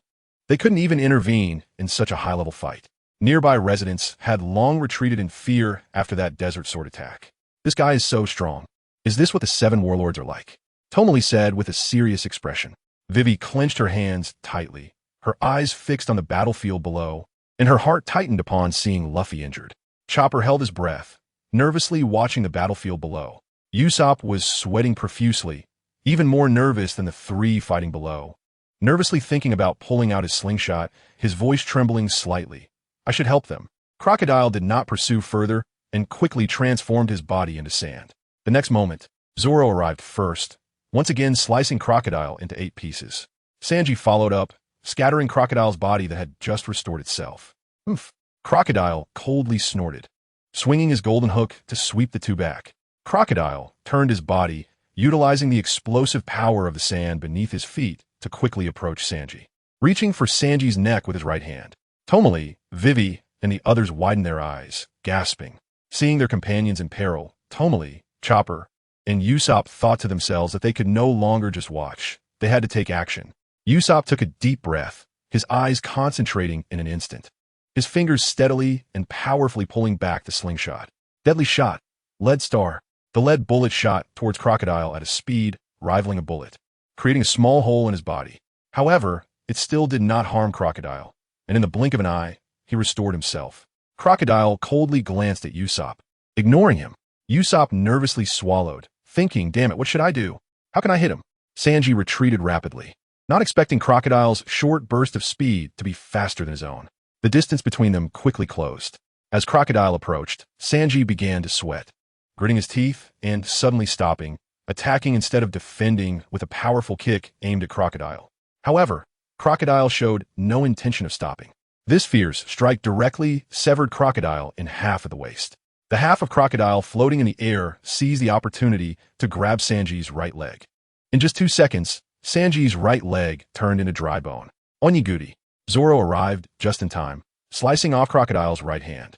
Otherwise, if this trend of drying continued, Sanji would surely turn into a mummy. Rubber. Machine gun. Luffy extended his arm with one hand, once again causing Crocodile to be enveloped in sand. Don't harm everyone. Chopper transformed into his reindeer form and charged fiercely at Crocodile. Crocodile was once again knocked back. However, in the blink of an eye, Crocodile's form reformed, and this scene filled Luffy and the others with despair. They had exerted a lot of effort, but couldn't land a hit on him, which left them without any hope. Vivi looked at the battlefield, her heart sinking. Crocodile was indeed so powerful. Zoro thought to himself that this guy could switch between solid and sand, not only dodging attacks, but also countering, making him quite tricky. They could either take advantage of his moment of distraction to hit him before he could turn to sand, or just wear him out. Using a devil fruit also required stamina, and once he ran out of energy, they could attack him naturally. However, both methods were quite difficult. Gum Gum Rocket. Luffy launched another punch at Crocodile. Oof. Crocodile snorted coldly, dodging the attack while countering Luffy. Zoro and Chopper naturally couldn't just sit back and watch, rushing to provide support. On the rooftop, Usopp was firing lead bullets from his slingshot at Crocodile. The standoff lasted for a while. Luffy, drink water. Sanji shouted loudly, throwing over a water bottle. Luffy was confused, thinking Sanji was worried he was thirsty, and smiled brightly, saying, Sanji, how did you know I was thirsty? Luffy took the water bottle and started drinking heartily. Unexpectedly, as his body replenished its moisture, his previously withered left arm regained its vitality. So refreshing. Luffy exclaimed. Haha, as long as you hydrate, you don't have to fear that move, Sanji said. Sanji also found a way to deal with his dehydration and joined a fray against Crocodile. You little ants are really annoying, Crocodile said impatiently, noticing them drinking water and feeling a hint of worry in his heart. Thinking of this, he lost interest in playing around and decided to end it quickly. Dry ground crack. Taking advantage of their break, Crocodile crouched down and placed his right hand on the ground. Suddenly, countless cracks appeared in the earth, unevenly breaking apart. Nearby trees withered completely, turning into yellow sand that fell down, and the surrounding buildings also seemed to be stained yellow, losing their moisture. Luffy and the others were shocked, managing to stand firm on the relatively solid ground. However, Domi, Vivi, and the others realized the danger and jumped down from the building early. Erosion cycle. The previous dry ground crack was just a prelude. This was Crocodile's trump card skill. As Crocodile activated his ability, the cracked earth further turned to sand, truly transforming into sand. Even rocks couldn't withstand it and crumbled to sand. In just a few seconds, the entire nearby land turned into a barren desert, lifeless and desolate. All right, now this is all my territory, Crocodile's cold voice echoed. Luffy looked around, and there were no buildings left, only a dead, desolate desert. Zoro frowned, looking at the bare ground beneath his feet. The warlord truly lived up to his reputation. I won't play with you anymore, ants. A flash of killing intent appeared in Crocodile's eyes, His right hand began to turn to sand and grew larger, forming into a giant blade shape. Crescent moon, sand dune. Crocodile's feet turned to sand, and he swung his arm towards Domi and Vivi. Luffy and Zoro, being the farthest away, wanted to intervene, but were too late. Domi and Vivi turned pale, fear filling their eyes as they desperately tried to run away. However, with their speed, how could they possibly outrun Crocodile? At a critical moment, Sanji's spirits surged, arriving just in time, and with a kick, shattered the sand blade. Drip, drip, drip. Sanji's right leg was bleeding profusely as he shouted, "Don't bully the ladies, you bastard." Crocodile fell silent for a moment, then mocked, "Foolish." Zoro, Luffy, and the others were already filled with rage, launching attacks towards Crocodile one after another. Unsurprisingly, they all landed in empty space. "Chopper!" Luffy shouted. Chopper was startled, feeling a sharp pain in his back, and flew backward. Luffy gritted his teeth. This guy's speed had increased. Crocodile's expression turned cold again, delivering another sand blade that knocked Usopp to the ground, unable to get up. Luffy's heart was bleeding, and he roared, rushing up to unleash a flurry of punches. Crocodile stood still, allowing him to attack. After a while, Luffy gasped for breath. Unable to sustain such high-intensity attacks for long, even he was exhausted. "Haha, how about this? Seeing your friends fall before your eyes while you can do nothing. Remember this feeling," Crocodile said with a tone of reflection. "Damn it, I will defeat you." Luffy shouted. "Is that so? Desert Blade, Desert Blade." Crocodile was ruthless, unleashing several area attacks continuously towards Domi and Vivi. The two women, with a gap in strength too large, could not dodge the area attack and could only watch helplessly as a blow powerful enough to split the earth came crashing down.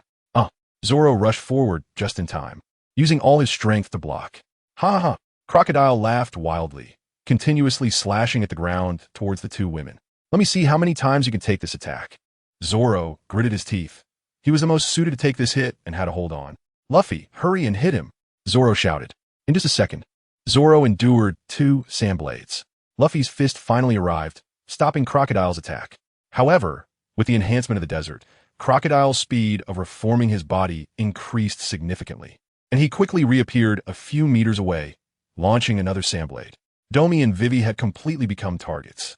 Seeing this, Sanji quickly leaped into the air with his good left leg, delivering a shoulder kick towards Crocodile. Crocodile smirked coldly, letting Sanji split his body in two. The sand quickly gathered, and Crocodile appeared next to Sanji. Sanji's pupils dilated, realizing that he had just attacked in a state where his old strength had just faded and new strength had not yet emerged. He quickly crossed his hands in a defensive posture. Bang! A heavy blow sent Sanji flying over 10 meters, crashing to the ground and bleeding profusely. Luffy was already numb and attacked again. Crocodile easily dodged, launching another sand blade towards Domi and Vivi. This time, Zoro's body trembled violently, and he spat out blood. The intense battle had rapidly depleted his stamina. This time, he finally couldn't withstand it. "It's your turn now." Stahl hat Luffy, Crocodile sneert. Luffy went completely mad, his eyes turning red, unleashing another fierce attack. Crocodile still easily dodged. In front of a Logia-type devil fruit, attacks without Haki could be completely ignored. Luffy attacked fiercely, but soon felt his body weaken and had to stop. Luffy gasped for breath, utterly exhausted. Seeing that Luffy's stamina was almost depleted, Crocodile finally moved, appearing before Luffy in the blink of an eye and grabbing his neck. Ugh! Luffy tried to pry Crocodile's hands apart with both hands, but they fell weakly in midair. Under Crocodile's ability, the moisture in his body quickly vanished, shriveling him up, turning him into a mummy. Nefertari Vivi's eyes lost their last color, tears long dried up, her expression filled with unbearable sorrow. There was no one left on the field who could threaten him. Crocodile smirked, saying with pride, "You lowly pirates still think you can stop me? The time is almost up. The battle for the ideal country has already begun, right?" "The battle for the ideal country?" Vivi asked. "Haha, fine. I'll tell you, so you can die understanding," Crocodile replied, one arm hidden in the sand, quietly listening. Half an hour ago, at that moment in the town of Alabasta, a soldier named Frank had transformed into the appearance of King Cobra using the mimic fruit. Standing on the street with a team of soldiers, quietly waiting for the citizens to gather. Is that the king? What is he here for? With such questions, the residents gathered, wanting to know what the king intended to do. Looking at the gathered citizens, Cobra calmly announced, "The one who has taken away the country's reign is me. I am King Cobra of Alabasta. The citizens could hardly believe that the king would say something like this. Although there were rumors that the king had used dance powder, causing the national drought, a portion of his citizens firmly believed that King Cobra would never do such a thing. A man scoffed, "King Cobra, why are you joking like this?" Another man beside him chimed in, "Yeah." Frank, pretending to be Cobra, solemnly said, "I'm not joking. I use dance powder to make it rain continuously in Alubarna. I can't let myself, as the king, starve, can I?" The citizens felt deeply disappointed upon hearing this, and one man incredulously asked, "While what you said is true, many have died because of the lack of water and food." Cobra replied nonchalantly, "I know many oases have dried up, but to protect the country, small sacrifices are unavoidable." The citizens could hardly believe this was the same King Cobra who once cared for his people. They loudly questioned, "You know such a tragic situation has occurred, yet you still think of yourself? How selfish of you, King." At this moment, members of the rebel army began to realize the gravity of the situation and rushed to call Koza. In the crowd, a soldier from the royal army in a white uniform smirked coldly and immediately aimed his gun at the man who had just spoken. Cobra snapped, "Do you fools have an opinion about me as your king? That's why I'm here in Alubarna to apologize. What else can you expect?" After hearing this, the citizens gritted their teeth in disappointment towards the king and began to harbor resentment. Among the crowd, a man whispered, "My brother died in Yuba." After several hours of searching, the rebel army had thoroughly turned the entire city upside down, but still, there was no sign of Koza. Koza sat in the tent, lamenting. Is a people's hope really severed like this? So what should we do next? Without Miss Nami's water source, should we attack Alubarna to grasp that slim hope?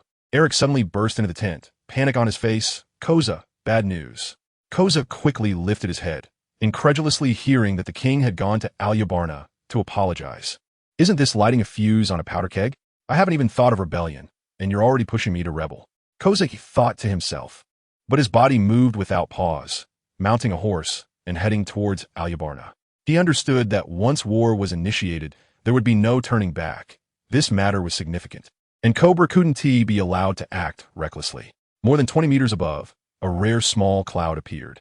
Noki Gao said, "Reese, Koza has gone out." "Oh, why?" Reese lay on Nami's long, beautiful legs, half closing his eyes. "It seems King Cobra has come to Alubarna," Noki Gao replied. Lace's expression changed, and he opened his eyes. He didn't expect Crocodile to be so impatient, starting to take action the very next day. "Let's go. We should follow and take a look," Lace said. Nami agreed, controlling the cloud to start moving. Although the people of Norira no longer held affection for the king and had turned to hatred, they maintained their rationality in the face of weapons, remaining silent and not attacking the king. Cobra, seeing the people silent, continued to stoke the flames. "Oh, by the way, I invited Mr. Lace and his companions to the capital yesterday, and they have agreed to settle in the capital." "What? Mr. Lace and them? Damn it, it's you." Many in the crowd were members of the rebel army and had already heard of Lace's fame. They had hoped that Lace could resolve the issue with Cardelia. Others, unaware of Lace, became infuriated upon hearing that someone among Lace's group could bring rain. This despicable king not only seized the nation's reign, but also wanted to take Mr. Lace from them. This was truly too much. However, seeing the king's soldiers aiming their dark guns at them, they forced themselves to calm down. Cobra, still unsatisfied, pressed on. "I actually have another purpose for coming here. As you all know, dancing powder is something banned by the world government. If this matter gets leaked, the Navy headquarters will also intervene, and this country will be destroyed. This must be avoided. However, 2 years ago, you should remember that a large amount of dancing powder was discovered being smuggled in this city. That incident must be erased. You understand what I mean, right?" The citizens felt incredulous, and a terrifying guess arose in their hearts, exclaiming, "Could it be?" Funkale said sternly, "That's right, to forever bury that disgusting incident. I will eliminate you along with this city." As soon as these words came out, the citizens erupted, no longer able to hide their fear and anger. "What did you say?" Even the king's orders couldn't. The citizens discussed among themselves, filled with anger towards the king. Meanwhile, in a cloud high above, Lace and his companions looked down at the confrontation between the citizens and the king. Nokigo, hearing Cobra's words, angrily said, "This is too despicable. Such a selfish person is not worthy of being a king." Nami also said indignantly, "That's right, he disregards the lives of the citizens and only cares about himself." "Lace, let's go down and teach this king a lesson." Nokigo added, "Why not just overthrow this king? We can help the rebels rebuild the country." Lace smiled wryly, "You guys are too impulsive. Don't forget our purpose. this matter is not as simple as you think. The mastermind hasn't shown up yet. Nami and Noki were reminded by Lace and calmed down, turning their gaze to the center of the arena. Just then, a child stepped out from the alley, looking furious, holding a wooden stick, and rushed forward, shouting, "It's definitely you. It's all because of you that the city is dried up, you bastard." Kaba shouted as he ran up to Fonkley. Suddenly, Fonkley raised a foot and kicked Kaba hard in the chest, knocking him to the ground. The citizens stared in disbelief at this scene, unable to imagine that the person who hit the child was once the benevolent king. Kaba struggled to stand up and wanted to retaliate. "I will avenge everyone." A woman behind him quickly hugged Kaba, looking sorrowful, and urged, "Don't." The people behind glared at the king with anger, gritting their teeth, but dared not move forward due to the king's military might. Cobra coldly smiled and waved his hand. "All troops, obey orders. Burn that Roera to ashes." The soldiers echoed in unison, raising their bows and arrows, poised to strike. Like a demon's carnival, Nami looked worriedly at Lace and said, "Lace, we don't need to worry. Kusha is here." Lace replied. Sure enough, Kusha arrived, riding a white horse, lightly pulling the reins, causing the horse to let out a neigh, attracting everyone's attention. "Kusha, Mr. Kusha." The people recognized Kusha and greeted him. Reese looked down calmly as Kusha approached the king. After waiting so long, the best moment was almost at hand. Only by helping people in their most desperate times could one leave the deepest impression. The King Cobra, impersonated by Conqueror, also looked at Kusha, secretly thinking that the main person had arrived. Kusha swiftly dismounted, his face grim as he stepped forward and questioned, "What on earth are you doing?" Cobra replied with a serious demeanor, "As you can see, I am here to apologize." "Shut up. Do you even know what you're saying?" Kusha's forehead throbbed with veins. His fists clenched as he gritted his teeth. What a humiliation. Vonk Ray continued, using dancing powder to dry up this country. Before he could finish, he was angrily interrupted by Kusha. "I told you to shut up. Why are you so angry?" "The reason I did this is because of you all," Vonk Ray continued. Kusha's eyes widened as he strode angrily towards Cobra, shouting, "Shut up, shut up, shut up." Two soldiers quickly stepped forward to block Kusha, stopped in his tracks. Kusha struggled and shouted, "Do you know what kind of feelings the people under the parched land die with? They do not hate you, nor do they blame you. It is not the king's fault. He is a good king. They died believing in you, yet you treat them like this. Even if it's a lie, you should at least say you are innocent. How can you let them rest in peace below the 9 springs?" The citizens behind him felt mixed emotions. Kusha's words expressed their hearts. They still believed in the king, yet he repaid them like this. Vonk Ray exchanged glances with a soldier beside him, who understood and raised his gun, expertly chambering around and pulling the trigger without hesitation. But in the next second, there was no gunshot. A stone struck the back of the soldier's hand, causing him to drop the gun in pain. "Kusha, he certainly doesn't understand your feelings, because he is not the king at all." Reese leaped down from the clouds, pointing at Vonk Ray. Kusha was momentarily stunned, both surprised and shocked. "Mr. Reese, what are you doing here? You say he is not the king?" The citizens behind him gasped, staring intently at Vonk Ray and murmuring, "What? Is this not the real king?" But he clearly is the king. Vonk Ray's imitation of Cobra, using the imitation fruit, was practically indistinguishable. Not to mention them, even Reese couldn't tell the difference. If it weren't for Reese being a traveler, he wouldn't have known at all. Vonk Ray was greatly startled. Didn't that little one say this guy had already been taken care of? How did he appear here? Could it be that Miss All Sunday is a traitor? A large amount of sweat broke out on Vonk Ray's face as he forced himself to calm down and questioned, "Reese, what nonsense are you talking? I am clearly the king. Everyone, listen to me. There's a treasure in the sea called the devil fruit. This guy in front of you has eaten the imitation fruit and turned into King Cobra, and the devil fruit will lose its power in seawater. As long as you splash him with seawater, you will know the truth," Reese said to the residents. The residents hesitated slightly, but leaned towards Reese.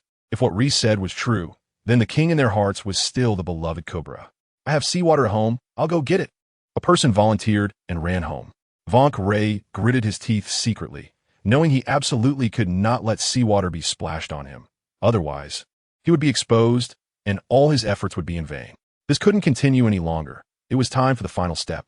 Cobra declared sternly, "What is my status? How dare you splash water on me? You lowly peasants, you truly deserve to die. Set fire to them." Lycee's eyes flashed with intensity, and his voice thundered, "Are you feeling guilty? Well, I'll take you down and splash you with seawater to see for myself." With that, he shot towards Foam Calais like a bolt of lightning. Rice knew that talking more would be useless, as long as they captured Funkale and confirmed his identity. The truth would be revealed. Kusha shouted anxiously, Mr. Rice. There were so many people on the other side with guns. Rushing in like this was dangerous. Everyone, follow me. Cover Mr. Rice. I don't believe the king is that kind of person. Kusha gritted his teeth and shouted. The residents responded in unison, and with Kusha leading, they no longer hesitated and bravely charged forward. At the same time, nearly 100 soldiers, armed with bows and arrows, pulled back flaming arrows and shot them out without hesitation. The fire arrows flew towards the residents' houses like scattered flowers, and when the flames touched the wood, they ignited instantly in the already hot weather. In just a second, the flames turned into small fires, which quickly grew larger. The houses were soon engulfed in flames, burning fiercely, with flames soaring into the sky. The citizens, seeing this scene, couldn't help but stop and gasp in worry. My house. No. Nami stood on the rooftop and coldly snorted cold air mass. Clouds quickly formed on her body, drifting towards the burning houses, and the clouds condensed into rain, immediately suppressing and extinguishing the fire. At the same time, a large mass of dark clouds gathered above the king's army, and heavy rain poured down, drenching the archers. The people saw this scene and immediately cheered, shouting loudly, Nami, Nami. Kusha and the members of the rebel army he brought were also surprised, watching Nami suddenly appear. Feeling astonished, yet it made sense. With Rice here, Nami would naturally be nearby. At the same time, a huge hope ignited in their hearts. The three who had been missing for more than a day had appeared, and it felt like they had found their anchor. Meanwhile, in front, Rice had already crossed the king's army and was heading straight for Funkale. Upon seeing the citizens and the rebel army charging fiercely, the frontline king's army raised their guns and pulled the trigger without hesitation. They were not the real king's army, but rather longtime mercenaries who didn't value human life and were extremely ruthless. However, in the next second, they were very confused. Why was there no gunfire when they pulled the trigger? Without time to think, the angry residents had already rushed in front of them, and they panicked again and pulled the trigger, but it was still useless. The next moment, they were overwhelmed by the crowd and trampled over. They would never understand why their excellent firearms had failed them. Standing beside Nami, Nojiko smirked. These people's mental strength was too weak and could be easily controlled. Lei squinted his eyes and found a suitable assault route amidst the chaotic royal army, darting left and right like lightning as he approached Funkale. Lai stepped down, and his powerful explosive force propelled him high into the air. Using the momentum of his descent, he delivered a flying kick heavily aimed at Fong Keeley's head. Fong Keeley's eyes widened as he sensed the imminent threat of death. At the critical moment, his strong battle instincts saved his life, allowing him to narrowly evade the axe-like strike by sidestepping. Lei's missed a step, surprised, as expected of you. True man Fong Kale. Seeing Fong Kale hurriedly retreating, Lei's relentlessly pursued and threw another punch. Fong Kale knew he couldn't dodge in time, so he had no choice but to cross his arms in front of his chest. Bang! The ordinary punch hit Fong Kale's arm, and he was sent flying back like he had been hit by a truck, spitting out a mouthful of blood in midair. Meanwhile, on the other side, Noki Gao leaped down like a tiger into a flock of sheep, easily taking down one elder after another. After extinguishing the fire, Nami summoned clouds to help Noki Gao deal with the elders. In just a few seconds, nearly 100 elders were surrounded by the clouds on the battlefield. The clouds wrapped around people like cotton candy, resembling a cicada pupa. As the momentum of the crowd came to a halt, they were shocked to see Nami and Noki Gao take care of so many people. What am I here for? Are these guys too weak? Or are these two beauties too strong? On the other side, amidst the ruins of the house, Fong Kale wiped the blood from the corner of his mouth, slowly stood up, coldly looked at Lei's, and shouted, "Let me show you the power of my technique, the human demon fist explosive swan dance." Fong Kale kicked off the ground, jumped into the air, and with bent legs, rapidly kicked towards Lei's, the speed almost tearing through the air. Just as Fong Kale's big foot was about to hit Lei's face, Lei's slightly sidestepped to evade the kick and, following threw a thunder-like punch at Fong Kale. Fong Kale was hit hard, his descent abruptly halted, and the tremendous force sent him flying sideways, crashing into a house with a loud bang. Reese lifted his foot and charged into the room, grabbing the just-rising Von Kale in the dust and delivering several brutal knee strikes. Von Kale's back arched, his eyes bulging out, and he spat out a mouthful of fresh blood, feeling as if his internal organs were about to be expelled. Lei's grabbed Fong Kale by the chest and said coldly, "Why don't you reveal your true form, you imposter?" Fong Kale, with a head covered in blood and pain all over his body, feeling weak and helpless. Gritted his teeth and said, "A freak has its own persistence. I promise Xiao Zero, and I will definitely see it through." Lace snorted and said, "Bring me some water." Someone had already brought seawater and placed it on the ground. The original owner was one of those who had just rushed to protect Mr. Lace. Nami responded and controlled the clouds to transport the seawater. The bucket steadied itself on top of Funkle Ray's head and under Nami's control. The cloud transformed into an arm and poured the water down. No. Funkle Ray watched helplessly as the seawater rapidly enlarged in front of him, shouting unwillingly. The next moment, the seawater fell on Funkle Ray, and his body became weak and powerless, unable to maintain the power of the devil fruit, transforming from King Cobra's appearance into a man dressed in a swan ballet costume. People witnessed Funkle Ray changing from a king into a heavily made-up ballet dancer, and someone exclaimed, "The king has turned into a ballet dancer. Who is this person? Why is he pretending to be the king?" Kush's intuition told him that Lace might know the truth. "Mr. Lace, what is going on? Who is this person?" Lace looked around and raised Funkle Ray high, loudly proclaiming, "As you can see, the king is impersonated by this man, named Funkle Ray, codename Mr. 2, belonging to the Baroque works. His purpose is to incite your anger towards the king, thereby provoking a war." Upon hearing Lace's words, the people suddenly realized and couldn't help but grit their teeth at this Baroque works. "I knew the king wouldn't do such a thing. It turns out he was impersonated. This Baroque works is truly despicable." Mr. Kosha asked Lace, "What is this Baroque works organization?" "I've never heard of it."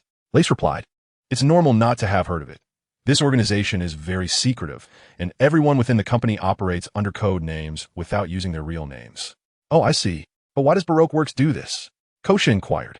"It's simple. The boss who created Baroque Works wants to overthrow the royal family, establish a new nation. And there is another more important purpose. This matter is too significant for me to speak out loud." Kosha's expression changed in shock. "They actually want to usurp the country. Oh my God, what have I done? Am I not an accomplice to this person?" Fortunately, none of this happened. Mr. Lace stopped it all. Kosha's face grew serious. "Who is this person?" "He is one of the 7 warlords, Crocodile, the hero of this country." Surprised, right? "I only found out after capturing the person who tried to assassinate me yesterday." Lace dropped a bombshell with a calm demeanor. "What? It's Mr. Crocodile? How could this be?" This. The citizens gasped, hardly able to believe it. Crocodile had helped the people defeat invading pirates multiple times.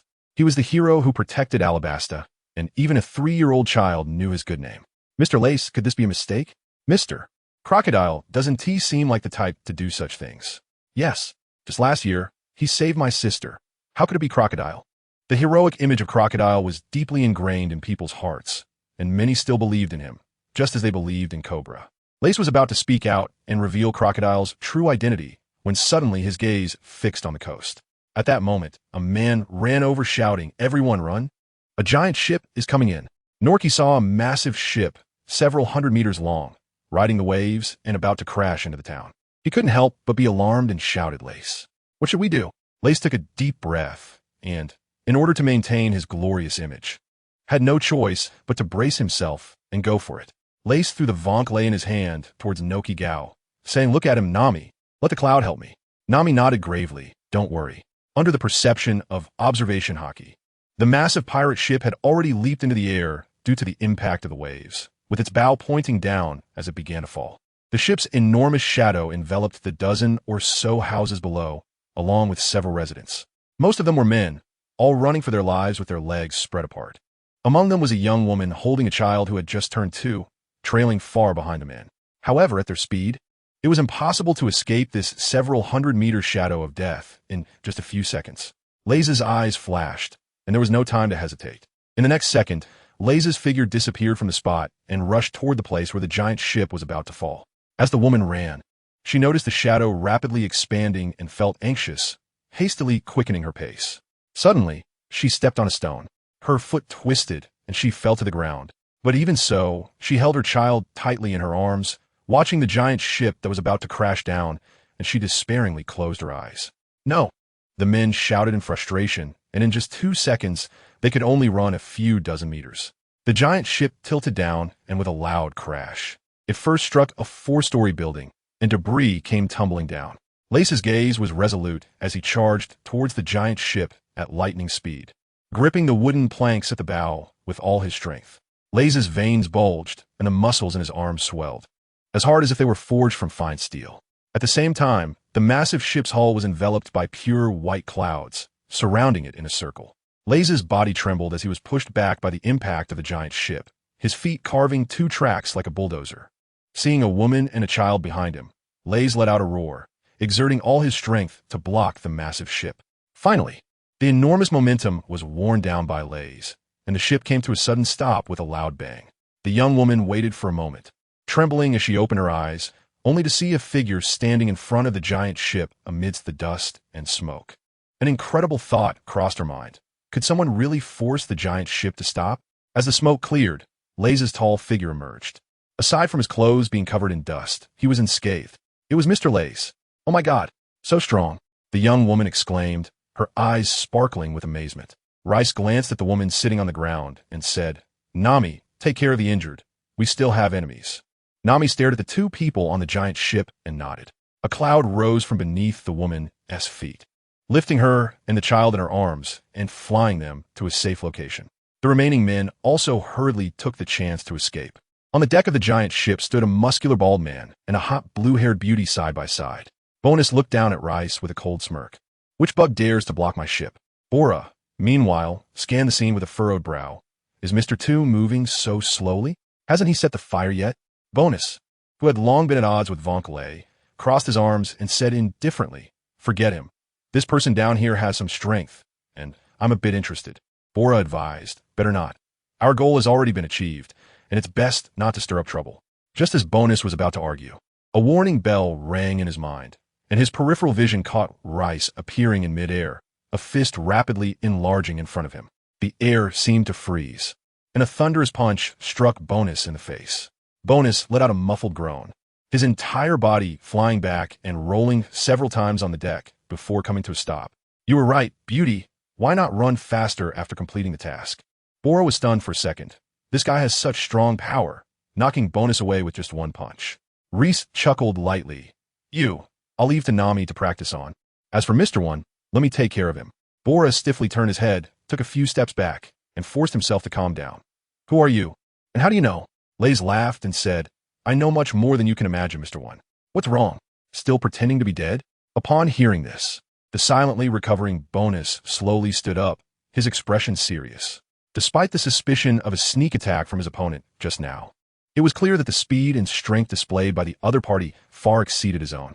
"I admit you are strong, but you won't break my steel body with bare hands." As he spoke, a layer of gray sheen covered Bonus's solid muscles, making him appear as if he had turned to steel. "Not only is my exterior steel, but my internal organs are also steel. So it a pipe dream to think you can injure me," Bonus declared proudly. As Zoro's opponent, Bonus was quite strong, possessing the fast slash fruit that combined offense and defense.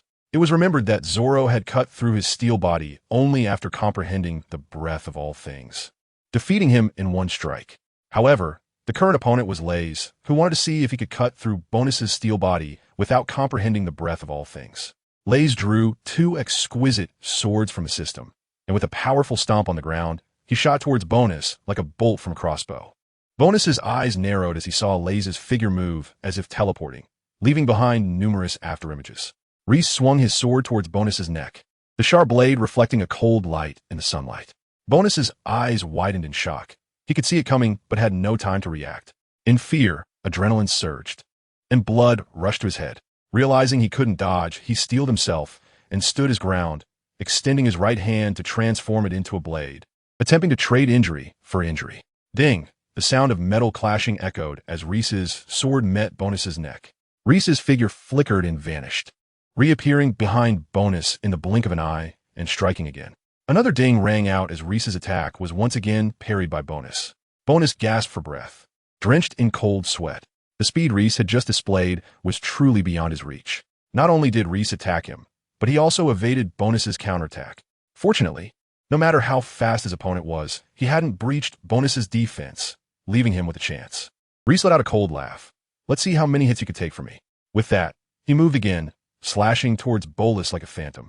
Bolus, knowing that his steel body could not be cut through by the opponent, became much bolder, squinting his eyes and transforming his hands into blades. waiting for a chance to counterattack. The sound of metal clashing rang out continuously. Bolus wore a grim expression as his stamina gradually dwindled. At the rate of the opponent's frenzied slashes, he would exhaust his energy in less than a minute. Opportunity.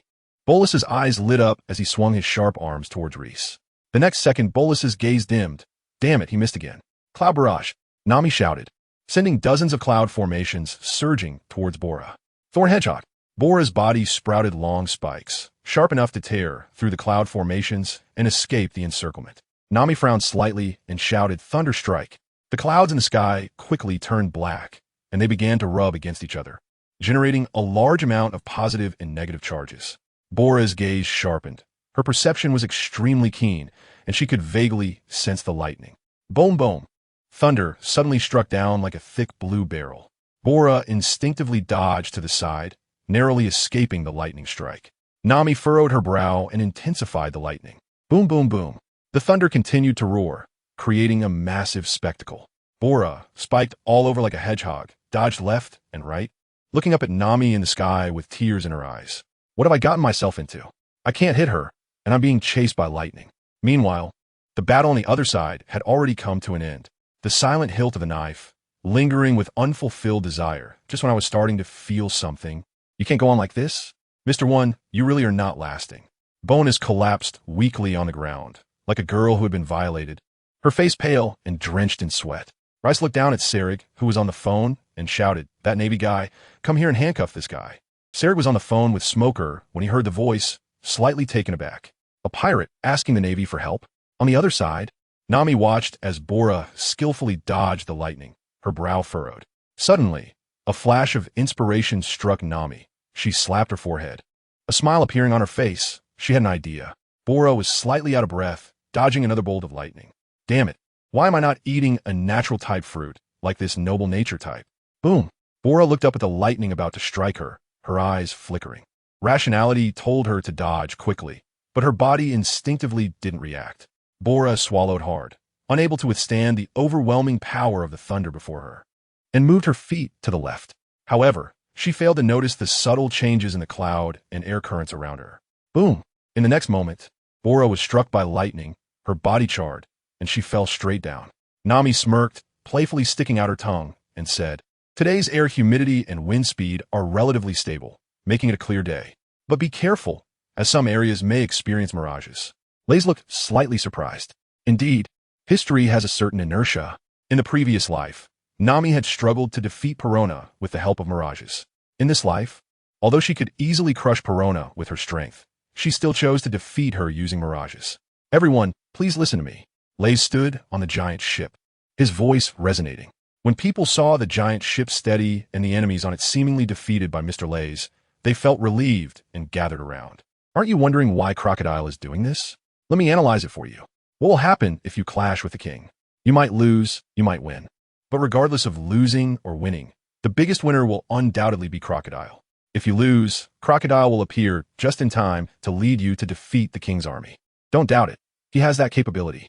And if you win, you will naturally need to establish a new country. So who will be the leader? Given Crocodile's reputation, it's highly likely to be him. He, and she are all high-ranking agents of Crocodile. They are here today to provoke you into attacking the king. This giant ship is also loaded with a vast amount of weapons, perfectly addressing the rebels' concerns about insufficient arms. If you still don't believe it, you can ask those agents down there wearing the king's army uniforms. The crowd fell silent, seemingly stunned by Lays' words. Kush's face was filled with trepidation.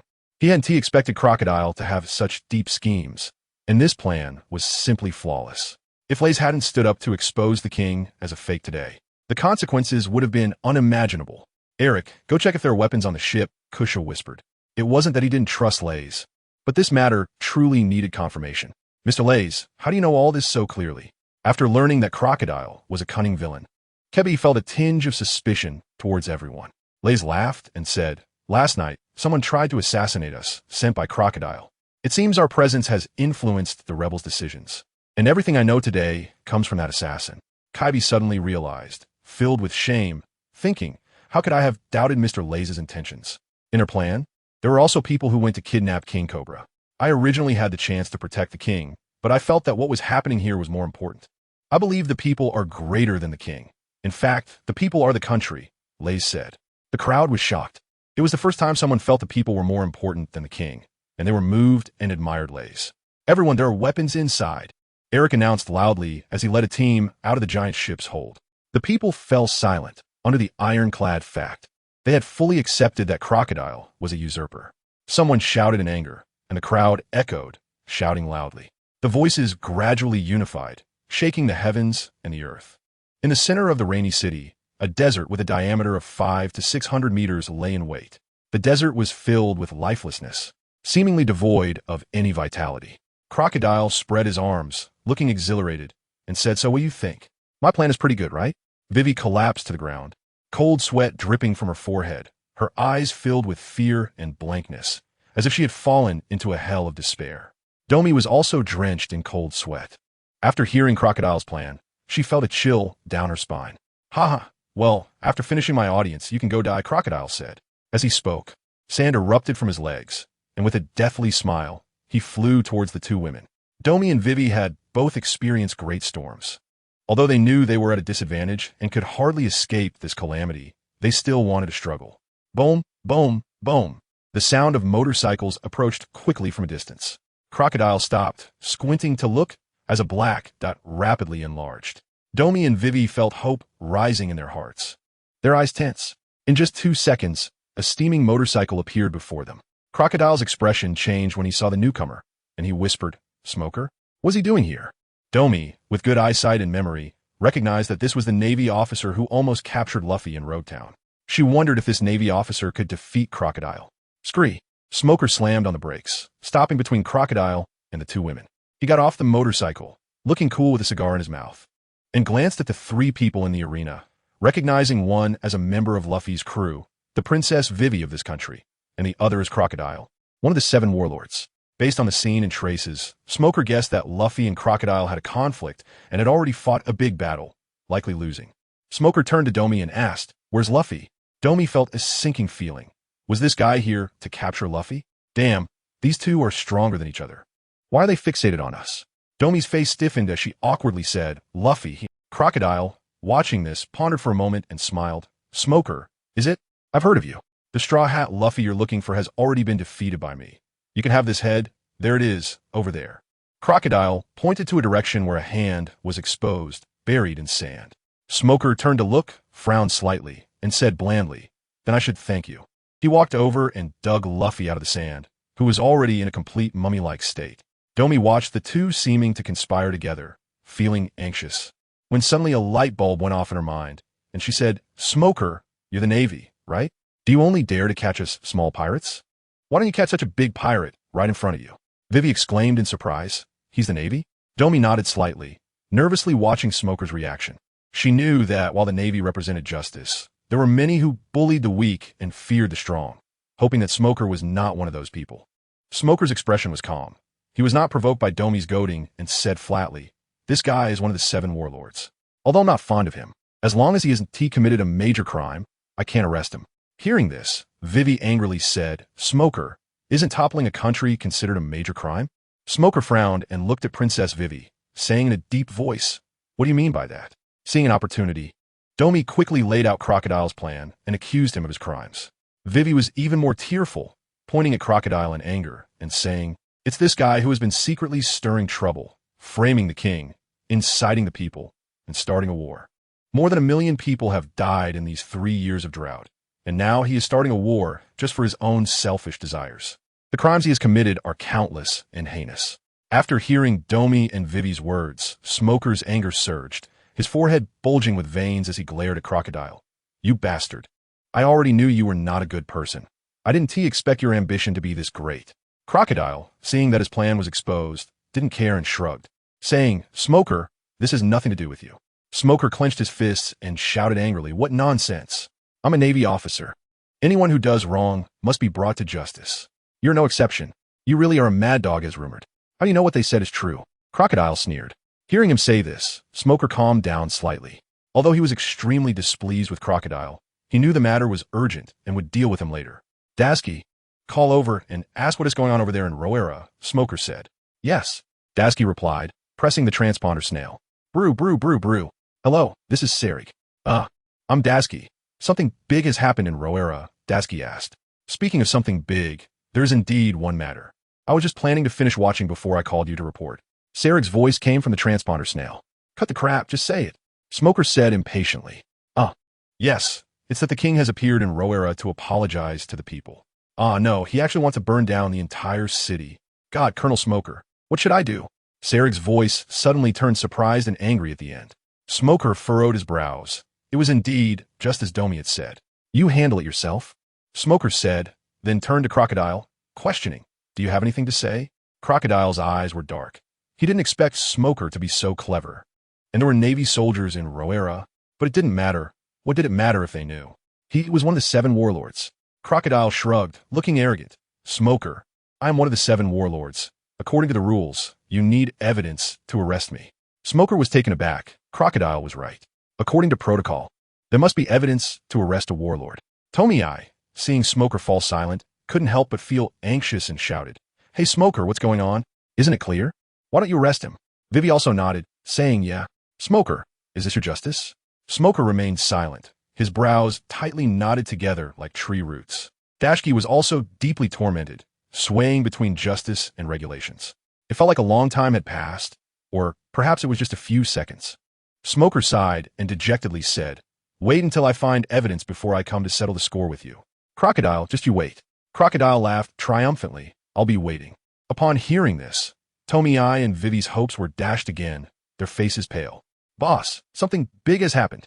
The casino manager shouted as he rushed over. Crocodile looked at him with an unhappy expression. What is it? Speak slowly.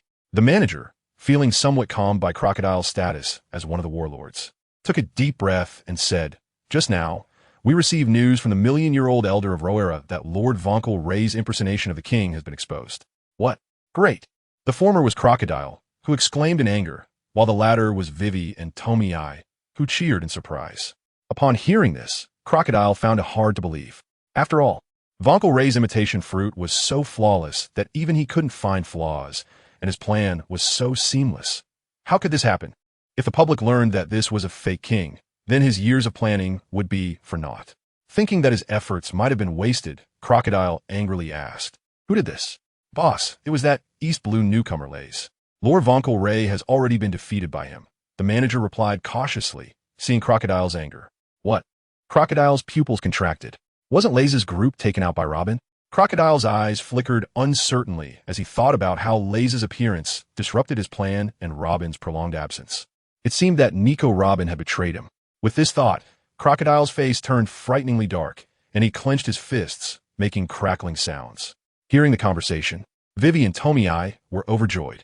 In Crocodile's plan, this was a crucial link, and now it had been ruined by someone named Lays. What a huge relief. Smoker narrowed his eyes. It seemed there were still changes in the situation. He said, Dashki, call and ask about the situation on Sarik. As soon as Smoker finished speaking, the den mushy rang. It was Sarik calling. Smoker exchanged glances with Dashki and answered the call. Hello, Colonel Smoker. I have important information to report. Are you talking about the impersonation of the king? I already know, Smoker replied casually. No, it's not this matter.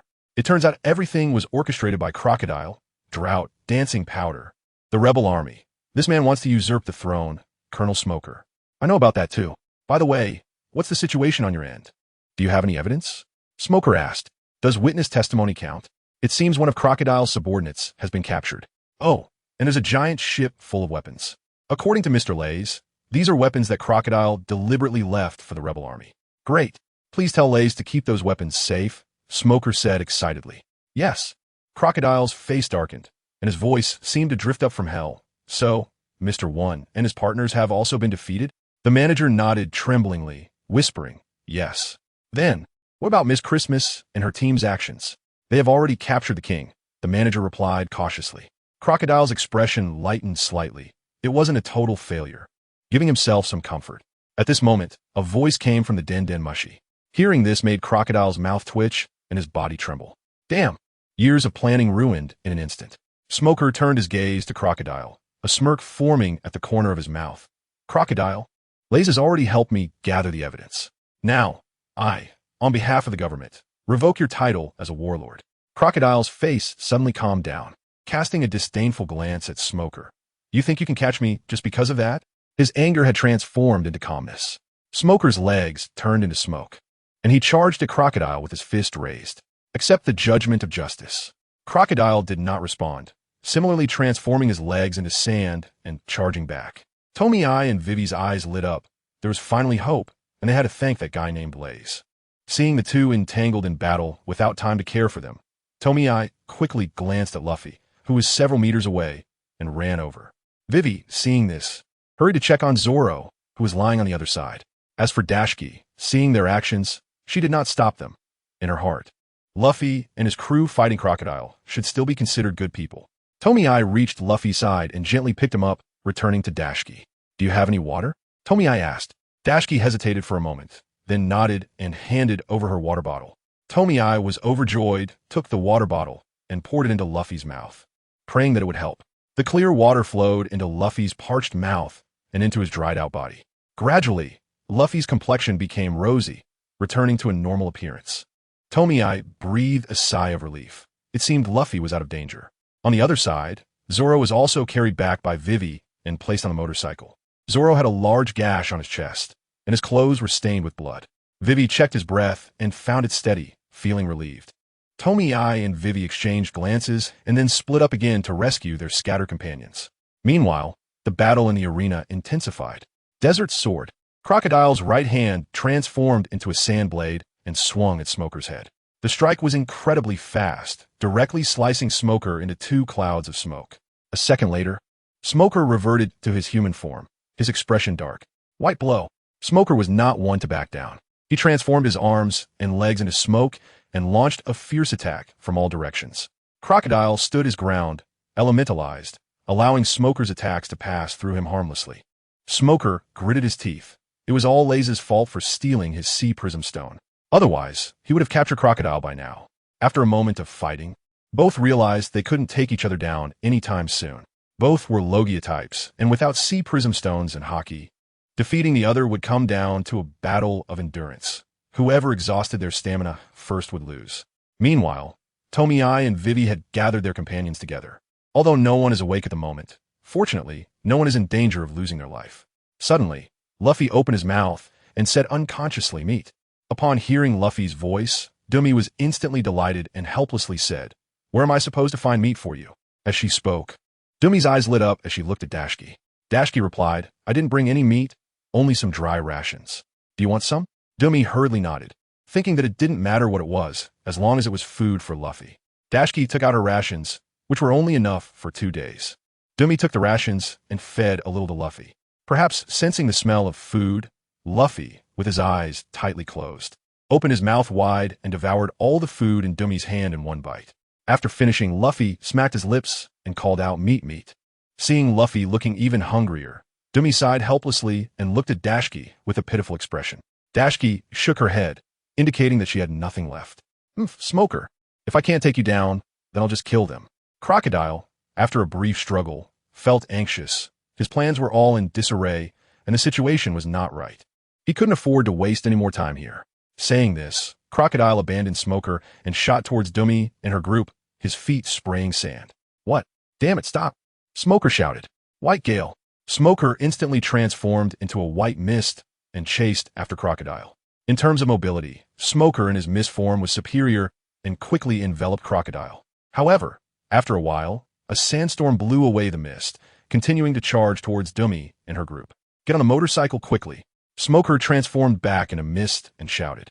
Meanwhile, Nami and Vivi were frantically moving their companions onto the motorcycle.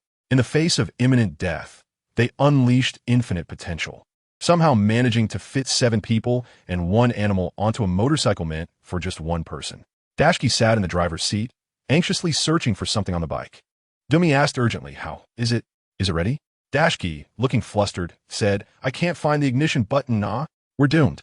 Nami was startled and asked, "What do you mean doomed?" Dashki, with a dejected expression, said, "I forgot this runs on Smoker's smoke as its energy source. No wonder it won't move." The 2 women fainted, exclaiming, "Why didn't you say so earlier?" Vivi looked up and saw that Crocodile was now less than 10 meters away from them, quickly saying, "Everyone, run." "But what about Luffy and the others?" Nami asked. Vivi couldn't find the words. "I'll hold him off. You guys go first." Dashki said. At this critical moment, Dashki stepped forward. She drew her sword, Shiyu, bent her body slightly, and exuded an aura of determination. Crocodile showed a disdainful expression and charged forward without care. Ah! Dashki let out a fierce shout and struck with her sword at incredible speed. Crocodile seemed to be perfectly sliced in half by the blow, directly passing through Dashki. The sand writhed like water, once again merging Crocodile back into one. Crocodile, expressionless, ignored Dashki and swung his golden hook towards the people in the motorcycle. Nami and Vivi's pupils contracted, not expecting the threat of death to return. At this critical moment, two arms suddenly sprouted from Crocodile's body, reaching directly for his neck. Crocodile was startled and quickly transformed into sand. The arms lost their support and vanished. Crocodile stood in place, his face twisted in rage, roaring, "Nico Robin, come out! Nico Robin!" At this moment, Crocodile's long-suppressed anger finally erupted. "Why did you betray me?" Crocodile was furious, as if he had caught his wife cheating. He despised betrayal the most. "Crocodile, I simply changed my partner," Robin said coldly as she emerged from the desert. Crocodile gritted his teeth and angrily said, "Is it that rookie, Reese? What value does he have to be worth collaborating with you?" Nico Robin shook her head and said nothing. "Damn it." Crocodile's eyes blazed with fury, as if he wanted to burn Nico Robin to ashes. "It seems you've been betrayed by your subordinates, Crocodile. You really are unfortunate," Smoker sneered. Crocodile took a deep breath and said nothing. He had not completely failed yet. Although it was unlikely he could become king, there was still a high chance the government would pursue him. However, his most important goal still had a chance for recovery. As long as he captured Nico Robin, he could decipher the history text and obtain the information about Pluton. Therefore, the urgent task was to capture Nico Robin. Crocodile's eyes flashed, and he quickly figured out the key point within seconds. Crocodile propelled himself forward using the yellow sand beneath his feet, charging at Nico Robin. Nico Robin's expression changed. She knew full well Crocodile's strength and that she was no match for him. 20-petal flower. Nico Robin swiftly formed seals with her hands, causing 20 arms to sprout from Crocodile's body, pushing forward with immense force. Crocodile frowned and directly transformed into sand. With this, Crocodile's offensive came to a halt. However, he quickly reformed and charged at Nico Robin. Nico Robin furrowed her brow. Her attack could only stall Crocodile temporarily and wouldn't cause him any effective damage. In terms of speed, she couldn't match Crocodile, and it was only a matter of time before he closed in on her. The enemy of my enemy is my friend. Crocodile, where do you think you're going?" Smoker smirked, already at a disadvantage, and now that he had a helper, he naturally wanted to team up. Smoker transformed into white mist again and enveloped Crocodile. Robin breathed a sigh of relief. With Smoker entangling him, escaping shouldn't be too difficult. But putting herself at risk to appear wasn't just a flee in shame. Robin quickly took out a bottle and threw it towards Nami and the others. "Give him this. It should have a good effect," Robin said. The bottle spun in the air before finally landing in Nami's hand. Nami focused and saw that the bottle contained 3 small red pills, slightly smaller than her pinky. Nami hesitated slightly, unsure whether to trust this mysterious woman. Although she had helped her several times, she had once been Crocodile's ally. Even though that wasn't the case anymore, it was hard to guarantee that it wasn't all just an act for them to see. Nico Robin noticed Nami's expression and understood her hesitation, frowning as she said, "If I wanted to harm you, why would I have acted just now?" Nami glanced at Robin, pondered for a moment, and took one of the pills, swallowing it down. Nami's expression turned to shock as she felt her body rapidly filled with strength, her stamina restored to peak condition, and her power significantly increased. Vivi asked with concern, "How is it, Nami?" Nami's face was full of joy as she said, "This is a good thing." After May confirmed that this thing was not poisonous and indeed had a huge benefit for people, he fed the remaining 2 pills to Luffy. Luffy swallowed the 2 chi blood pills with a roll of his throat, and in just a few seconds he opened his eyes. Seeing this, May was overjoyed, his face barely hiding his excitement. "Great, Luffy, are you okay?" Luffy's eyes were initially bewildered for a second, and he quickly remembered that his companions had been defeated by Crocodile, and he himself had been drained by Crocodile before collapsing on the ground. "May, where's Crocodile? I want to knock you away." Just as Luffy was saying this, he suddenly saw a crocodile in the desert, and anger surged in his heart, wanting to get up. Crocodile, who was focused on capturing Robin, heard the sound, looked over with a dark gaze, and felt a sinking feeling in his heart. What is this kid made of? He woke up so quickly? However, even if this kid woke up, he posed no threat to me. After fighting for so long, a little water won't restore his stamina. The priority is to capture Robin first, that damn smoker. In the desert, Robin was occasionally using flowers to block Crocodile and was also running at high speed to distance herself from him. Crocodile was struggling to shake off Smoker's entanglement, making it difficult for him to display his true speed, seriously hindering his plan to catch Robin. "Dumay, how is everyone?" Luffy looked at his injured companions with concern and asked. "Everyone is fine, just too heavily injured and unconscious," Dumay replied. Upon hearing this, Luffy immediately smiled, feeling a huge weight lifted off his heart, and shouted, "Great." After checking on each of his companions, Luffy's worry transformed into a resolute expression. "Everyone, don't worry. I will definitely avenge you and defeat Crocodile." Luffy no longer thought too much and suddenly stood up, turning his gaze towards the battlefield. "Luffy, are you going to fight now?" Vivi said worriedly. Luffy responded with a firm his expression serious and exuding a masculine aura. His eyes filled with determination as he stared at Crocodile. Dumay also stood up, worried. "Wait, Luffy, you should rest a bit." Luffy shook his head. His fighting spirit ignited, and he strode towards the battlefield. "Crocodile, take this." Luffy couldn't wait to unleash his gum-gum pistol. Crocodile's eyes narrowed, thinking to himself, this kid's recovery ability is quite impressive. However, Robin is still the priority.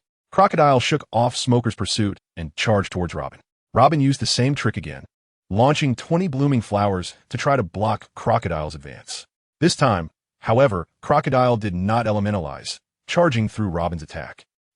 Crocodile's veins bulged as he couldn't help but cry out in pain, feeling multiple bruises and swelling on his body. If it were just this, he wouldn't have lost control. But the most important thing was a pair of devilish little hands that punched him hard below, a pain that penetrated to the bone. Even a tough guy like him couldn't help but let out a cry. "Nico Robin." These words seemed to burst from Crocodile's mouth, the hatred in his tone chilling. "I will make you suffer 1,000 cuts." Crocodile endured the pain, his feet moving at lightning speed, closing the distance to Robin to less than 3 meters. Looking at Robin, who was almost within reach, Crocodile's eyes flashed with a cruel and violent expression as he swung his right hand to grab her. Robin's calm pupils couldn't help but flash a hint of panic. In close combat, she was quite poor. Once she was close, it would be disastrous. 2 meters, 1 meter. Just as Crocodile's right hand was about to grab Robin, a super long punch came flying in with the force of the wind. Bang! Luffy's punch broke through the air, smashing into Crocodile's body, which exploded into yellow sand once again. The sand quickly shifted and transformed back into human form. Crocodile Foned, exuding a brutal aura. His eyes filled with killing intent, impatiently saying, "Straw Hat Kid, I advise you not to provoke me. I must take revenge for my companions. And I also have to save Vivi's country, so no way," Luffy declared firmly. "Ha ha, Straw Hat Kid, I acknowledge you," Smoker laughed heartily. Crocodile roared, "Damn it. One by one, they all want to go against me." Taking this opportunity, Robin quickly retreated dozens of meters. Crocodile saw the cooked duck fly away and felt a throbbing pain below. Although he didn't pay much attention to that area, the humiliation in his heart was profound. Crocodile glared at Luffy without killing him, instead continuing to pursue Robin. Smoker naturally wouldn't let him have his way, shouting as he transformed into white smoke and entangled with him.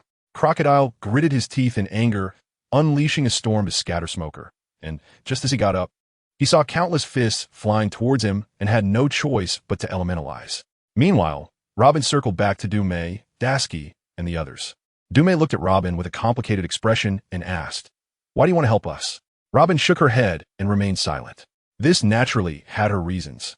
At the beginning, she was worried that Crocodile would turn against them later, so she released goodwill towards Luffy and his group to ensure more security in the future. Now, having been forced to betray Crocodile due to cooperation with Reese, she was completely tied to Reese's worship. But the problem was that she knew too little about Reese and couldn't guarantee that he wouldn't turn against her like Crocodile later. She had seen the bond among Luffy's group in the Little Garden, understood their personalities, and knew they were the heroes who saved the Alabasta Kingdom. Extending a helping hand when they were in crisis would earn their goodwill. Robin turned her gaze to the battlefield, where Crocodile was being pressured by both Luffy and Smoker, and it seemed he couldn't spare hands to deal with them for now. Crocodile sighed inwardly, becoming calm in battle, analyzing the current situation. In this analysis, he became even more furious at Reese. If it weren't for that kid's incitement of Robin, he would have been sitting in Alabasta, waiting to see the historical text by now, feeling his stamina gradually slipping to a dangerous level. Attempting to capture Robin now seemed somewhat futile. Crocodile coldly glanced at Smoker and Luffy, and seizing the gap in their attacks, he unleashed a sandstorm. A miniature sandstorm was thrown from Crocodile's hand, growing into a towering whirlwind in an instant, expanding terrifyingly fast. The violently spinning sandstorm emitted a deathly aura, gathering the sand in the air along its path to nourish itself. Listening to Smoker and Straw Hat Luffy, the seasonal winds generally blow from north to south at this time. If this sandstorm heads south, where do you think the growing sandstorm will go? Crocodile sneered. Damn it, this sandstorm will destroy the rain-drenched areas in the south. Smoker gritted his teeth. What? Damn it, stop it now. Vivi immediately realized the danger upon hearing Smoker's words. Crocodile, how can you do this when they trust you so much? Vivi shouted angrily. Ha ha ha, what does it matter if they trust me? Crocodile said. Do I need them to believe? He scoffed. Crocodile's feet erupted with yellow sand, propelling his body into the sky as he flew away. Crocodile left without looking back. Birth, Vivi shouted angrily. Meanwhile, the sandstorm was slowly approaching the residential area. Luffy, Smoker, please stop the sandstorm. Vivi's voice carried a hint of tears. Although the residents of Rain Base had previously doubted Vivi's words and even mocked her, deep down, she didn't want them to die like this. Smoker, without waiting for her to finish, had already moved to intercept the sandstorm. It was his duty as a Marine. Luffy was somewhat reluctant, but was a sensible person, so he agreed and charged towards the sandstorm. Whoosh whoosh. However, the sandstorm was growing rapidly, already towering over 10 meters high, containing terrifying kinetic energy within its massive form. At this moment, the sandstorm marched steadily towards the urban area. White smoke. Smoker transformed into a cloud of white mist to block the sandstorm's path, trying to halt its advance. Bang! The sandstorm crashed into Smoker with unstoppable force, sending him flying. Smoker was hit hard, forced to revert from his elemental form, and he fell onto the sand. Rubber pistol. Random punch. Luffy rushed in and started throwing punches, but the sandstorm had a tremendous suction force around it. The moment Luffy's fist got close, it was rendered powerless by the pull. The two could not stop the progress of the sandstorm, with the backing of nature's great power. Crocodile's move became extremely terrifying. Vivi's face turned pale, and a feeling of helplessness rose in her heart. Were people going to die again? Damn it, what should I do to stop this sandstorm? At that moment, Domi shouted, Luffy, Smoker, hurry and notify the residents to run. Since they couldn't stop it, they had to minimize the losses. According to Domi's observation, the sandstorm wasn't moving too quickly yet, so there might still be a chance for the residents to escape. Vivi's eyes lit up. This was indeed a good idea. Smoker and Luffy agreed and rushed towards the southern area with all their might. Luffy shouted, hey, the sandstorm is coming. Run. Smoker also yelled, run. The voices of Luffy and Smoker were incredibly loud, and many residents looked up in response. They indeed saw a massive sandstorm sweeping towards them. The urban area immediately descended into chaos as everyone panicked. Hurry, let's go. Don't grab the berries. A woman anxiously told her husband. No way, this is my life savings. In his panic, the man became even more resolute and turned back into the house. Sigh, go get it yourself then, you money over life fool. The woman sighed and ran towards the opposite side of the sandstorm. Some people remained calm and immediately fled for their lives, while others were still concerned about their belongings and wanted to grab them before leaving. The sandstorm grew larger and faster under the influence of the wind. It was like a baby rapidly growing into an adult, learning to walk and then run in a very short time, eventually becoming an athlete sprinting away. It was faster than Luffy and Smoker running at full speed. In just over 20 seconds, the sandstorm had grown into a towering giant, carrying immense kinetic energy as it crushed its way towards the urban area. Roofs were violently ripped off, walls began to crumble, and cabinets, sofas, and beds flew into the air, merging with the sandstorm. Someone was still inside grabbing berries, and when they lost their balance, they were swept away by the fierce wind and fell into the sandstorm. Continuous cries of despair echoed as people were drawn into the sandstorm, their lives in peril. Wherever the sandstorm passed, nothing remained. A few seconds later, it swept southward with the debris of houses. However, thanks to Luffy and Smoker's warnings, many people managed to escape successfully. BRR. Robin froze, pulling a transponder snail from her pocket. It was for contacting Reese. After a moment, Robin pressed the button on top of the transponder snail. Hello, what's the situation over there? Has Crocodile lost it on you? Reese asked. Robin's mouth twitched. It was more than just losing it. He was furious enough to want to kill her.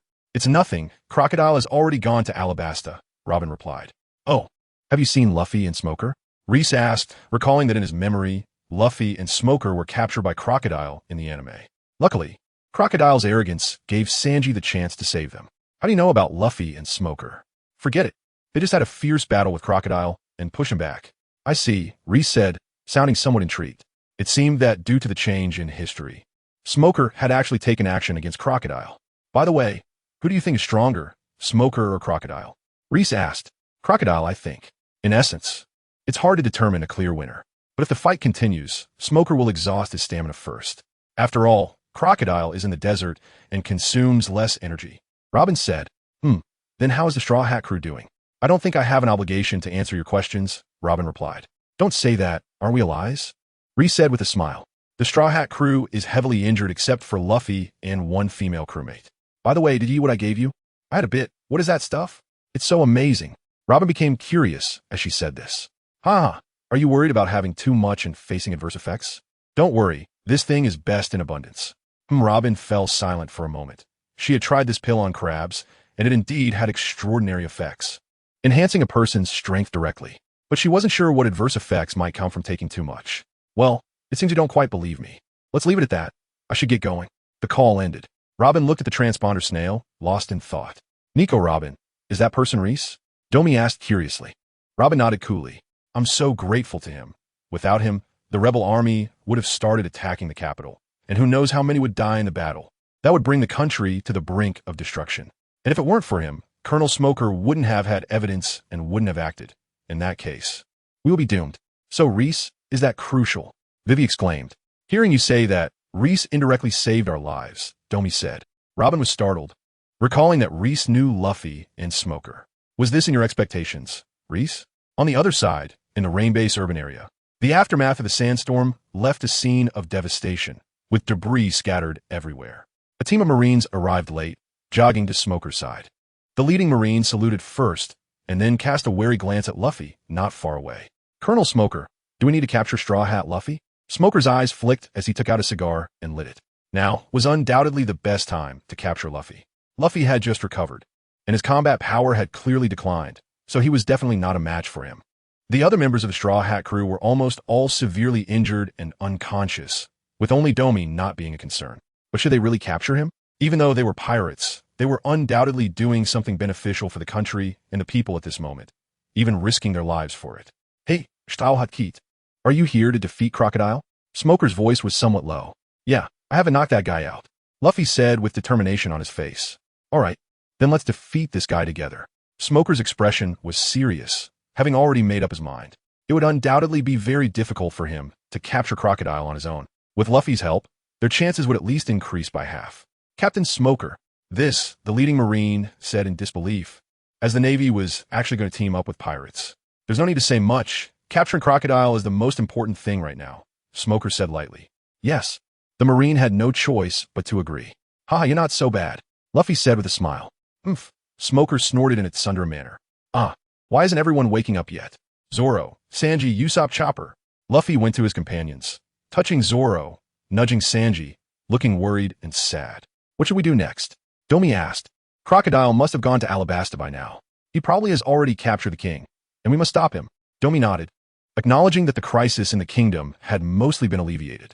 But until Crocodile was captured, things were far from over. Luffy, let's go to Alabasta next, Domi said.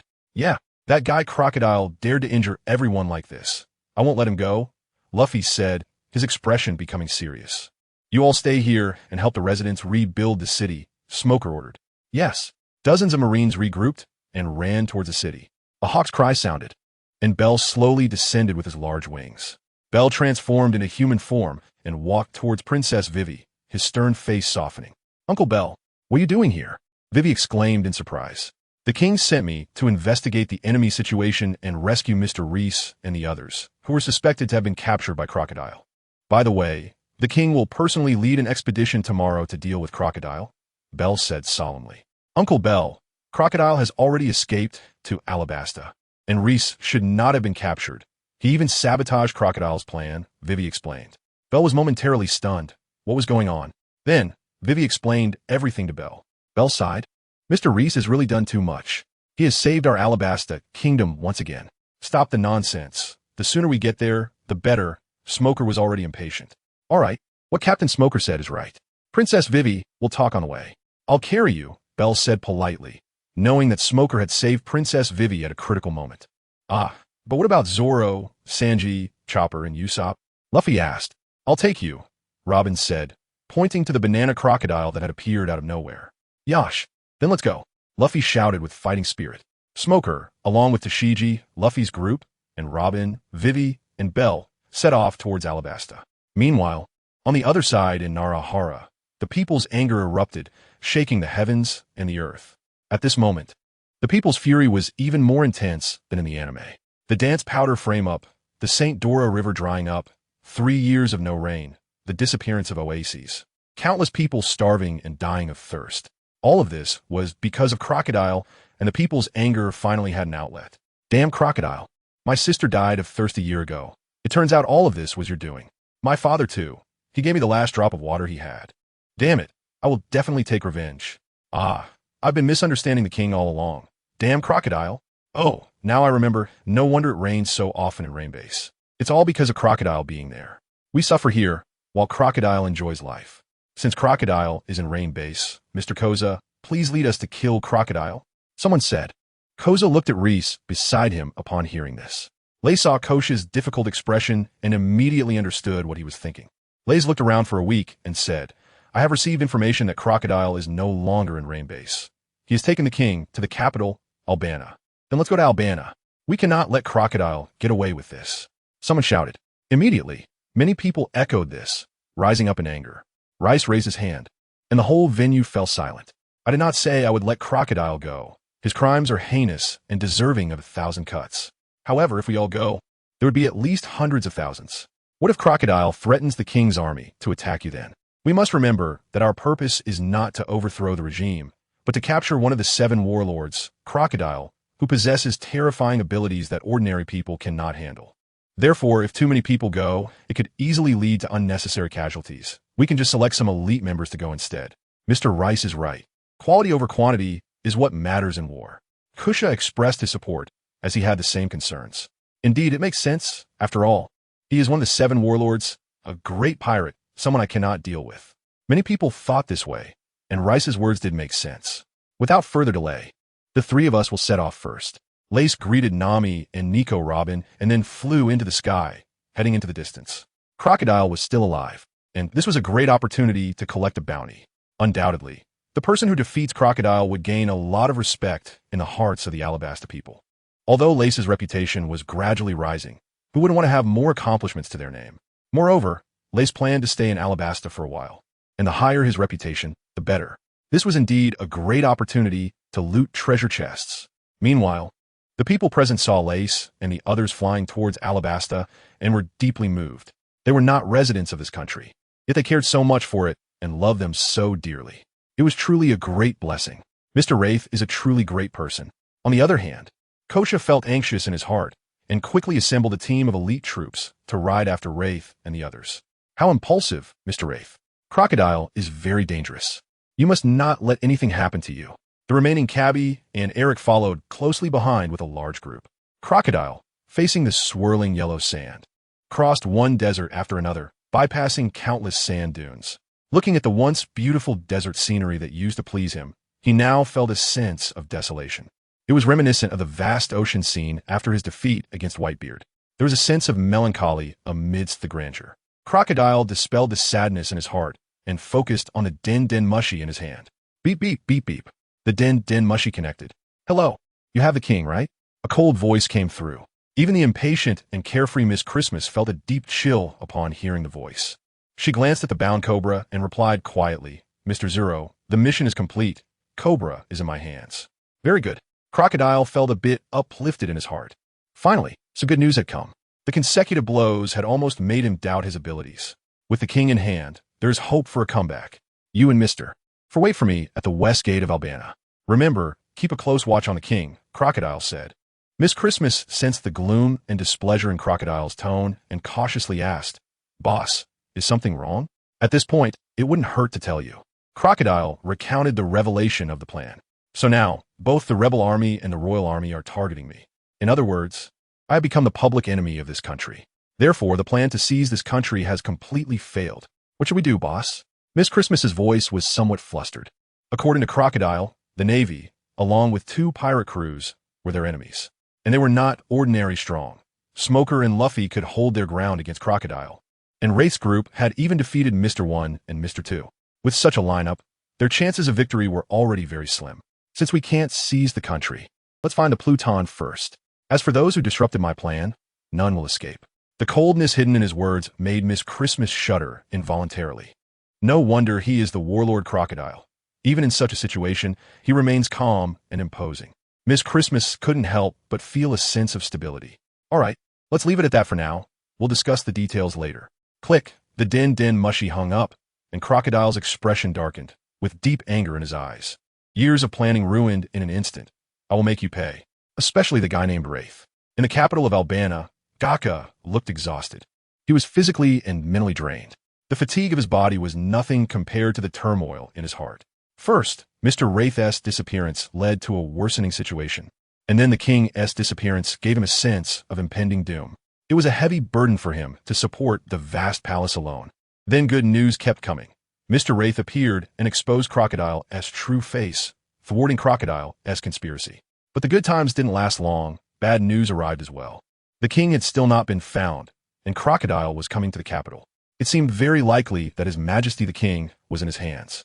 Gaka looked at the bustling streets of the capital and muttered to himself, I will protect this country.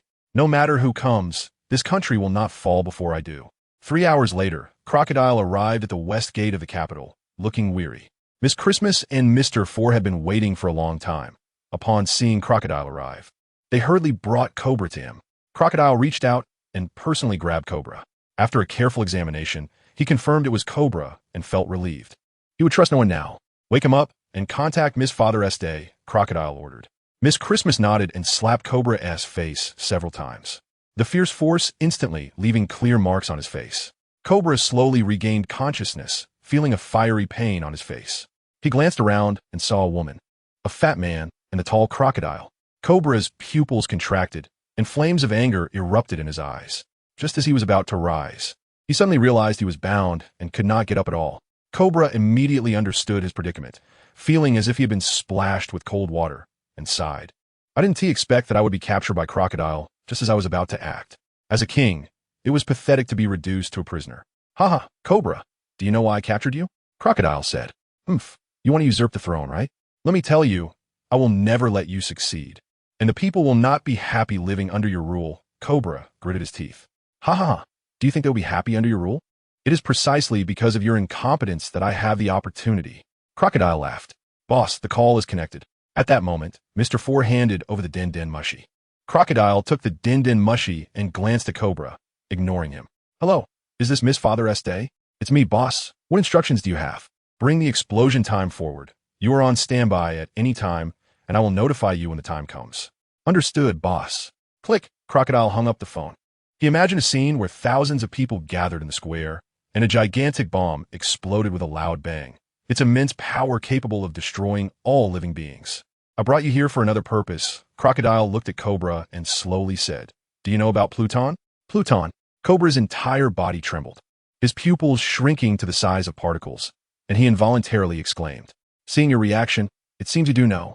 Cobra tried to steady his emotions, cold sweat beading on his forehead as he frowned at Crocodile and said, What do you want to do?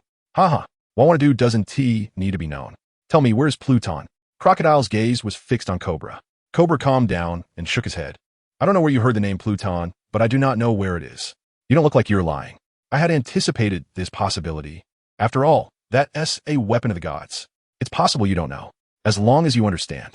Cobra let out a sigh of relief. Let us change the subject. I think you'll be interested. Do you know who I was just talking to? Cobra remained silent. I was talking to my subordinate. Do you know what I asked him to do? Cobra stared intently at Crocodile, his brow furrowing deeper, a sense of foreboding creeping into his heart. I had them bury a massive bomb in the center of the plaza, its power enough to destroy the entire square. How many people are there now? Hundreds? Thousands? Do you think they will be blown to pieces? Crocodile smirked, his words chilling to the bone. You can't do this. Cobra's pupils trembled slightly, his face stiffening, his voice shaking. He could almost foresee the tragic deaths of his people, which filled him with unbearable guilt. What do you want? Just say it. Cobra couldn't endure the torment in his heart and shouted. He could withstand the most brutal punishments in the world, but he couldn't watch his people die. That was his responsibility as a king. It's simple. Let me see the historical text of your country. Crocodile said. Cobra fell silent for a moment, then nodded heavily. All right, I agree. Although the secrets of the royal family were extremely important, in Cobra's heart, they were nothing compared to his people. As expected of you, Cobra, you were a wise king. With his goal achieved, Crocodile's mood improved slightly. Cobra forced a bitter smile. A wise king? What kind of monarch cannot protect his people? In that case, we should not delay. Let us go in. Remember to lead the way. Crocodile took Cobra and flew into the sky, finding a hidden place to enter the city. As for Christmas and Mr. Four, they honestly entered the city as they had other tasks. Shortly after Crocodile and his group entered the city, Luffy, Smoker, Robin, and others also arrived in Alabasta.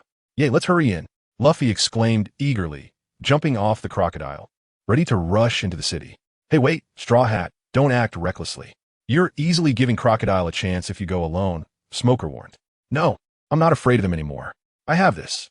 Luffy had an astonishing combat talent, and around his neck hung a bucket of water, which was his idea for dealing with Crocodile's elementalization. Luffy, this guy is indeed formidable. We should stick together. Zoro had already regained consciousness, and after some food, water, and a short rest, his injuries had improved considerably. I won't let Miss Domi and Miss Vivi be scared again this time, Sanji said seriously. Usopp and Chopper had also woken up, but compared to Zoro, they were still quite weak. All right, let's set off, Luffy shouted confidently. I suggest we wait a bit. He should be arriving soon. With him here, our chances will increase significantly, Robin said. He? Who is he? Domi asked. The others turned to look at Robin. He is Reese, Robin replied. Raith. If it's him, then I'm fine with waiting, Smoker said, his expression changing slightly, then nodding in agreement. Raith. Who's this guy? Luffy asked. Zoro, Sanji, Chopper, and Usopp were also curious. Reese is the one who disrupted Crocodile's plans. He indirectly saved you all, Domi explained. Not only that, but I also heard from Bell that they had rain in Kadoya before, and the rain saved many people. He is very popular there, Vivi said gratefully. Sounds like a strong guy, Zoro said, touching his sword sheath. That guy must be a good person, Sanji added, recalling the times he had fed hungry people. Not all. He is a pirate like us. His bounty is 5 million berries higher than Luffy's, Domi said. Usopp and Chopper gasped. Higher than Luffy's? Does that mean he is stronger than Luffy? The two immediately sparkled with excitement, eagerly awaiting Reese's arrival. Smoker, do you know Reese? Robin asked Smoker. Yeah, I've fought him. He has someone who can match me in pure physical strength. He is very strong. If he can hold Crocodile back, it will be hard for Crocodile to escape. Smoker said, his expression serious. Hearing this, even Zoro and Sanji were astonished, knowing that fighting against a Logia user was quite disadvantageous. But that Reese could match Smoker, who had caught Luffy before, was truly terrifying. When is Reese coming? Luffy pouted, looking disinterested. He just spoke to me on the phone. He should be here soon, Robin said. Before long, Reese and his companions arrived riding on clouds from a distance. Wow, they're flying in the sky. Luffy's eyes sparkled with surprise. So cool. Luffy kept exclaiming. The others didn't react as dramatically as Luffy, but were also filled with anticipation. The clouds floated down, and Reese and his companions lightly jumped to the ground. Reese glanced around at Luffy, Zoro, and the others, feeling a strange sensation in his heart. It was as if the anime characters he liked in his past life had come into reality. Shouldn't I be in the anime world? What's going on? Is everyone waiting for me? Reese walked towards the crowd, smiling as he greeted them. Are you Reese? Vivi stepped forward first, bowing deeply. She then looked at Reese with eyes full of gratitude. Reese nodded and glanced at Vivi, indeed a rare beauty. Are you Princess Vivi of this country? He asked. I just did what I wanted to do, Reese waved his hand. You are a truly good person, Vivi said sincerely. The Straw Hat crew also gathered around, mostly observing. This man is very strong, was the thought of Zoro and Usopp. This man looks a bit dangerous. I can't let him get close to Miss Nami and Miss Vivi. Was Sanji's thought. How can I get him to agree to go to the sky with me? Was Luffy's thought. Hey Reese, can I fly around in the sky? Luffy said, looking eagerly at Reese. Before Reese could speak, Smoker said, Straw Hat Luffy, stop messing around. We need to save King Cobra first. We don't know what kind of trouble Crocodile will cause next. Smoker looked at Reese, his gaze sharp. Reese, you must be here to take down Crocodile too, right? Lays nodded to Smoker, his expression becoming righteous. Of course, I will not let someone like Crocodile, who harms the country and the people for personal gain, get away with it. Smoker nodded in agreement, his eyes unconsciously softening. Has the Navy become so corrupt that even someone like Lays is unwilling to join? These are my two wives, Nami and Nico Robin. Lays introduced to everyone. Everyone nodded, acknowledging the introduction. Lays glanced around for a week. Our goal is the same. To defeat Crocodile. Noki Gao's devil fruit ability can locate him. So let's go. Smoker's eyes flashed. She must have discovered the ambush last time, which is another reason why Smoker is willing to wait for Lace. After all, Crocodile is not a fool, and finding him in the vast city is like searching for a needle in a haystack. Everyone looked at Noki Gao with surprise. It was their first time seeing a devil fruit used for locating someone. However, upon reflection, it didn't seem that surprising. After all, it's a devil fruit, and there are all sorts of strange abilities. Seeing everyone focused on her, Noki Gao smiled shyly. I can't sense him yet. Let's go into the city first. Everyone nodded and stepped towards the city. Along the way, Lace's mind entered the system, feeling a long-lost excitement. After all, there was a treasure chest from Luffy, and although it was only bronze level, he is the son of the world. It's worth mentioning Robin. The goodwill from their last parting was at 59 points. And this reunion pleasantly surprised Lace as it reached 67 points. I must say, that's quite a significant improvement. Luffy stopped thinking too much. He was about to fight Crocodile, so he opened the treasure chest, hoping for a surprise. Usopp received a mid-level sniping talent from the bronze chest. Chopper got 3 years of medical knowledge from the bronze chest. Nami received a mid-level navigation talent from the bronze chest. Sanji got 5 years of culinary skills from the bronze chest. Zoro received superb swordsmanship from the bronze chest. Robin got 3 years of knowledge from the bronze chest. Vivi received a bronze chest and a silver chest containing a regular health potion. Luffy received mid-level Haki from the bronze chest. Dazbones and Smoker also increased a bit, but they haven't reached 70 yet. Lace took a deep breath, trying to calm himself down. The joy in his heart was beyond words. He finally had the Armament Haki. Without further ado, Lace immediately accepted the Armament Haki, and the light transformed into a stream of light that dissipated in Lace's mind. A sense of enlightenment rose in Lace's heart. He suddenly understood how to activate and use Haki. With a thought, a layer of pitch-black Armament Haki instantly covered his little finger, looking as solid as steel. Rice felt a surge of joy. With the ability to use Armament Haki, he no longer had to worry about being helpless against Logia users. Furthermore, with Armament Haki, his physical strength would increase significantly, greatly enhancing both his attack and defense. His power had at least doubled, and next time he fought Smoker, he estimated he could easily defeat him. Smoker furrowed his brow, sensing something was off. He turned to glance at Rice, who was smirking with his head down, and a bad feeling rose in his heart. Rice also placed great importance on other skills like sniping, medical skills, and swordsmanship. It's important to note that each member of the Straw Hat crew can be considered a protagonist in this world. This is not only evident in their ability to survive every battle. They also possess extraordinary talent in their respective fields, and according to the anime's plot, they will eventually become top tier in the world. Therefore, even in the early stages, their talents are beyond what ordinary people can achieve, and their abilities are incredibly powerful. Lysy thought for a moment and decided to keep archaeology, medicine, and swordsmanship for himself. He would leave cooking and sniping talent to Noki Gao, believing that with her perception fruit, she would be able to fully utilize her sniping skills. He entrusted navigation skills to Nami. Lace is a bit curious about whether the original Nami's talent is stronger or if this counterfeit Nami's talent is stronger. Lysy established a divergent thinking, absorbing medical skills, archaeology, and knife techniques all at once. Instantly, countless names of herbs and their effects appeared in his mind, along with many experiences in healing and saving lives. In the next moment, a multitude of knowledge emerged in his mind, including mathematics, classical literature, ethics, science, and so on. Rai's mind began to feel a bit swollen and painful. Fortunately, the subsequent sword techniques were mostly muscle memory, with only a few power techniques and insights in his swordsmanship. Lace has become a quasi-swordsman. To put it bluntly, Lace now possesses 1/3 of Choba's medical skills, 1/3 of Robin's knowledge, and 1/3 of Zoro's swordsmanship. What disappoints Lace is that the knowledge from Robin does not include the ability to understand the true history texts. Lace exited the system and returned to reality, looking at the prosperous street, feeling a great sense of certainty in his heart. Nami glanced at the not-so-far-away Domi, frowning slightly, feeling that this woman was somewhat unpleasant. Domi felt the same, a strange sensation in her heart. However, they remained silent on the way and did not speak. As everyone entered the city, it was still a scene of peace and prosperity. There was also a water shortage here, but not as severe as in other regions. Let's go to the palace. I feel that Crocodile is very likely there, Lace suggested. That's right, Crocodile is probably heading to the palace, using the king as a hostage to threaten the guards. Vivi said, her brow furrowed with great concern. The underground passage of Raith is not for this reason. It should be time to retrieve the historical text now. Everyone agreed, and they also believed that the possibility of encountering Crocodile at the palace was the greatest.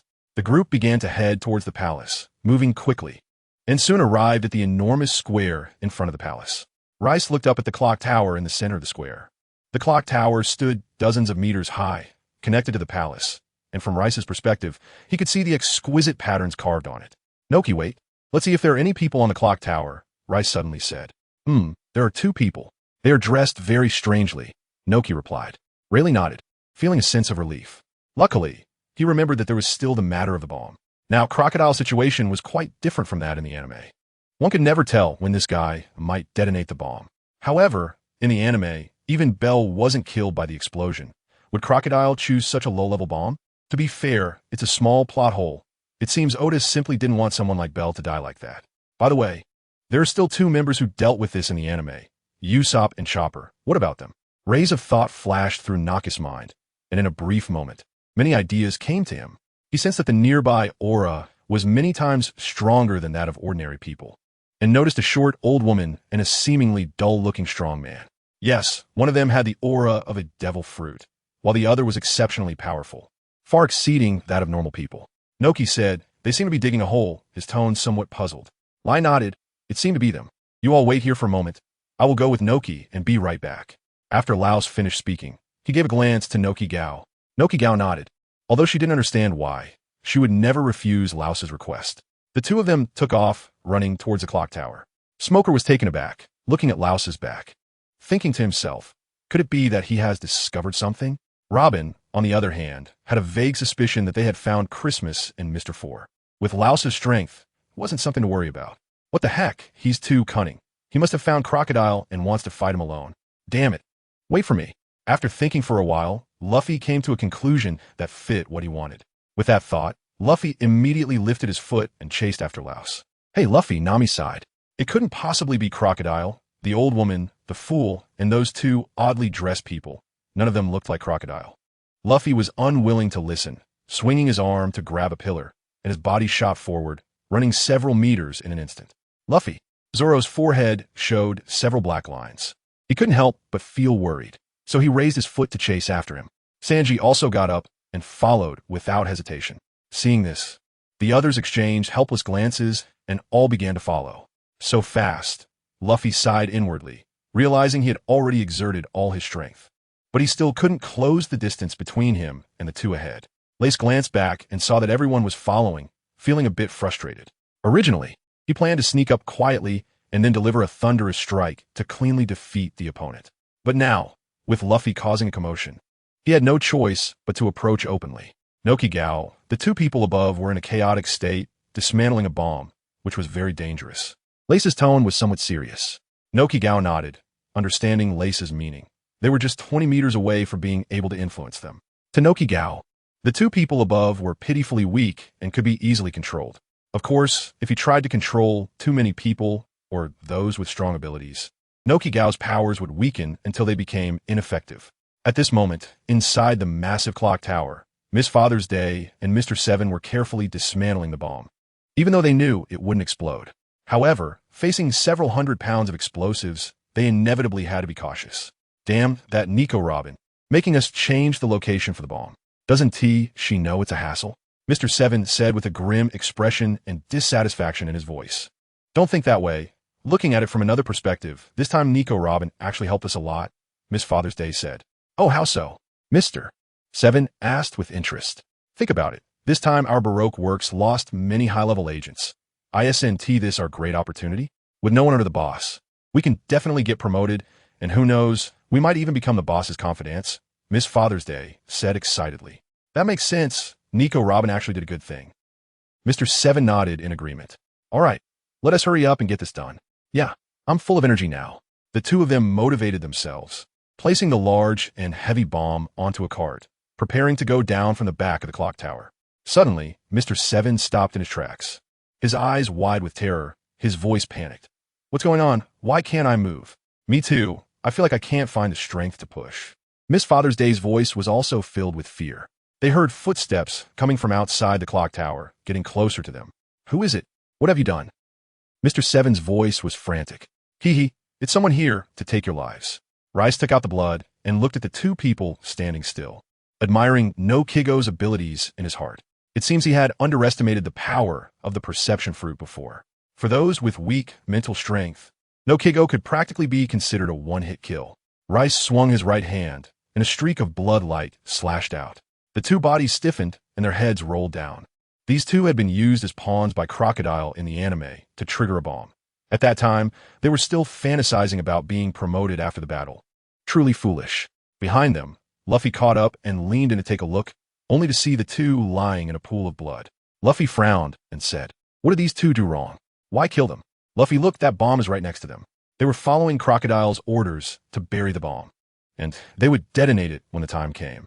Rice explained, "Luffy, do you know how powerful this bomb is?" Rice asked. Luffy shook his head, looking at the bomb that was several times bigger than a person, thinking that such a large bomb must have great power.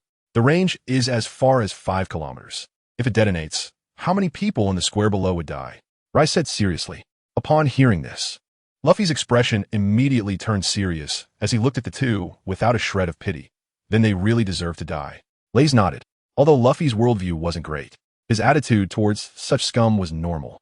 Let's go down. They still have 2 accomplices. The 3 of them returned along the same path and reached the edge of the bell tower. Outside, Nami's clouds were floating, and as the 3 of them stepped onto them, they began to slowly descend. Luffy had already forgotten what had just happened, and with an excited look, he touched the clouds and started jumping up and down, looking very happy. "This is amazing. I didn't know riding on clouds felt like this," Luffy exclaimed.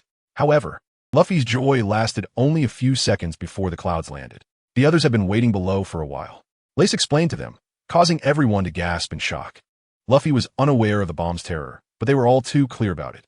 Aside from Smoker, who could elementalize to avoid damage, even Lace could only take it head-on.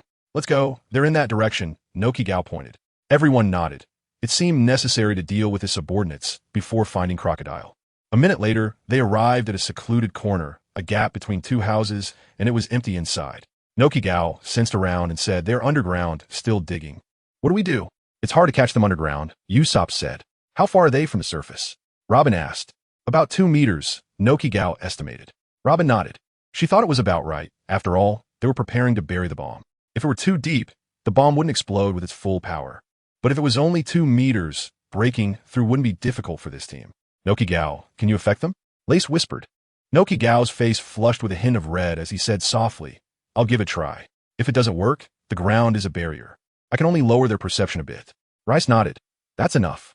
Smoker, open the ground in a bit, and I'll take them out." "You don't need to. I can handle it alone." Smoker snorted coldly, somewhat dissatisfied with Rice's commanding tone. "Smoker, can you be a bit more composed? You're not a child anymore," Rice said with a smile. Smoker's veins bulged, and the corners of his mouth twitched. He was almost 30, yet someone was telling him to be more composed. Just as Smoker was about to explode, he suddenly heard Nojiko's voice. "Not good. It seems they're about to leave." Smoker's momentum faltered, and he took a deep breath to suppress the urge to fight Rice. Smoker flicked his sleeves with even more frustration and stepped forward to the position indicated by Nojiko. Lace sighed and quietly followed behind, saying, "You're not happy with just a couple of words, just like Luffy." Smoker's eyes sparkled. He rolled up his sleeves, slightly spread his legs, and then tightened his fist, suddenly dropping it from above. With a loud bang, the ground instantly cracked open and stones scattered around. The crowd could faintly see the figures of the 2 below, one in white and the other in green, their physiques vastly different. Underneath, Miss Christmas and Mr. Seven's bodies trembled, startled by the enormous commotion. The 2 looked up towards the sunlight and saw a large group of people surrounding them. Stahlhut Luffy, Lus, Smolka, Nico, Robin. Miss Christmas scanned the faces of these people, recognizing some of them, and subconsciously muttered to herself, "It's over. This is really over." In the next second, Miss Christmas felt utterly hopeless. With such a lineup, even her boss wouldn't fare well, so why were they targeting her? She was just an employee. White fist. Smoker was already ready, and as his right fist shattered the ground, his left fist followed suit. Miss Christmas couldn't react in time, only feeling a blur before a fist wrapped in white smoke appeared before her. Bang! Miss Christmas felt her nose sink in, followed by sharp pain. Her round body was sent flying backward by the tremendous impact until it hit the solid earth wall behind her, finally stopping. Sensory disruption. Noki thought to himself, sending a control signal to Christmas. Raith wouldn't let this good opportunity slip away. If he allowed Christmas joy to catch its breath and escape underground, it would take much more effort. Raith moved swiftly and appeared under the cave in an instant, delivering a powerful punch to the sturdy body of Christmas. Christmas, feeling dazed, was struck again in the blink of an eye, spitting out a mouthful of blood and fainting completely. Mr. Four, standing nearby, was somewhat bewildered. How did Miss Christmas get defeated? He was already slow to react, and everything happened in the blink of an eye, leaving him momentarily stunned. When Raith's cold gaze turned towards him, he jolted back to reality and tightened his grip on the large iron rod in his hand. Realizing that the man before him was definitely the enemy, he exclaimed in anger, "You actually hurt my partner. Damn it." Mr. Four swung the iron rod down, intending to smash Raith into a pulp. Raith's gaze sharpened. The space around him was too narrow to dodge. But what could it do even if he faced it head-on? Luffy's feet touched the ground, activating observation haki. He directly grabbed the iron rod with his right hand. Mr. Four was shocked, not expecting that someone could catch his iron rod barehanded with such strength. Mr. Four pressed down with all his might, but couldn't move it an inch. And pulling it up also had no effect. Raith's long fingers tightly gripped the iron bar, and with a surge of strength, he snatched it away. What? Mr. Four was taken aback, knowing that even Mr. One could not match his strength. Raith simply flipped the iron rod, grasped the handle in his hand, raised the iron rod high, and struck down towards Mr. Four's head. Bang! Mr. Four was hit hard on the head. Blood immediately gushed out, staining his clothes. Mr. Four's eyes rolled back, and he collapsed to the ground. Done, Raith said with a smile. Damn it. Raith, why did you have to intervene? I could have handled it. Smoker said with an annoyed expression. Lays jumped up and waved his hand helplessly, saying, Come on, it's you who's too slow. What they escape? Oomph. How could they possibly escape under my watch? Smoker replied. This woman has eaten the mole fruit, allowing her to dig holes at an extremely fast speed. If we don't defeat her immediately, the chances of her escaping are very high, Robin calmly analyzed. Hearing Robin's words, Smoker snorted and said nothing more. Meanwhile, in a secret chamber beneath the palace, the light was dim, and the air was murky, indicating that no one had been there for a long time. The candles lit one by one, and footsteps echoed in the empty royal chamber. Ancient images were carved on the walls, and meaningful illustrations adorned the sturdy pillars. Crocodile and Cobra walked through the long corridor to the circular center, where the most precious item of the country, the historical text, was placed. Crocodile's eyes narrowed in anticipation. The historical text, the Pluton. But the next moment, Crocodile frowned, as he couldn't understand the ancient script. His collaboration with Nico Robin was precisely because she could read these texts. However, even if he obtained the historical text now, he wouldn't immediately know the whereabouts of Pluton. But it didn't matter. He could first make a copy of the contents of the historical text, and there would be opportunities to decipher it later. With this thought, Crocodile felt a bit better. He casually set Cobra down and took out the prepared tracing paper to start copying.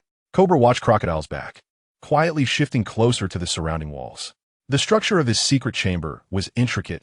Removing a small component could trigger the collapse of the entire room.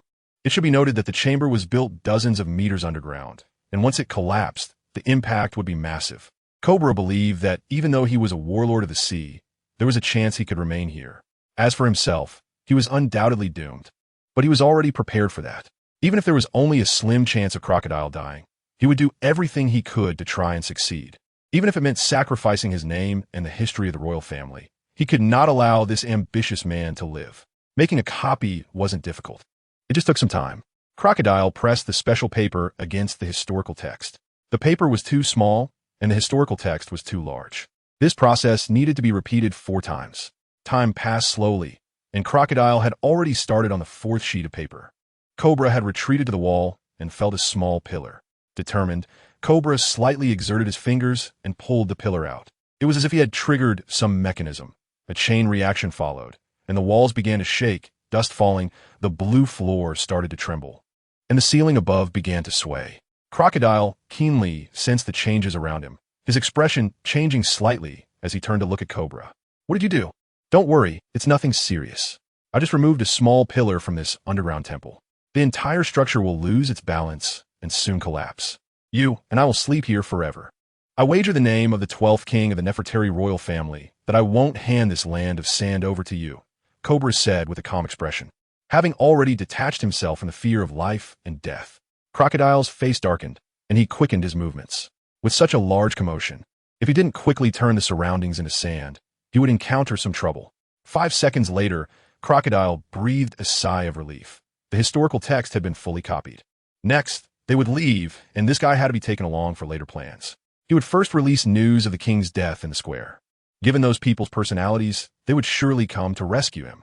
Then he would detonate the bombs that Miss Father's Day and Miss Merry Christmas had planted. By then, apart from a few who might survive, most would surely be blown to bits. Meanwhile, he could turn into sand and move nearby, perhaps wiping them all out. This way, there might still be hope to fulfill his ideals.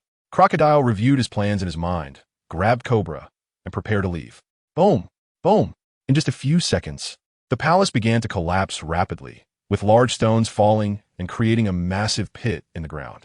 The sturdy pillars could not withstand the pressure, and fine cracks spread across them, making cracking sounds like an elderly person nearing the end of their life.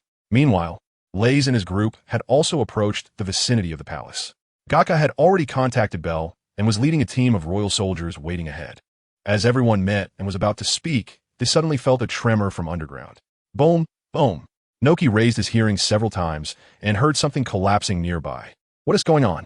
Princess Vivi's forehead glistened with fine sweat, her eyes nervously scanning the shaking ground. The others also looked on in surprise, their eyes alertly checking their surroundings. Rice had some guesses in his mind.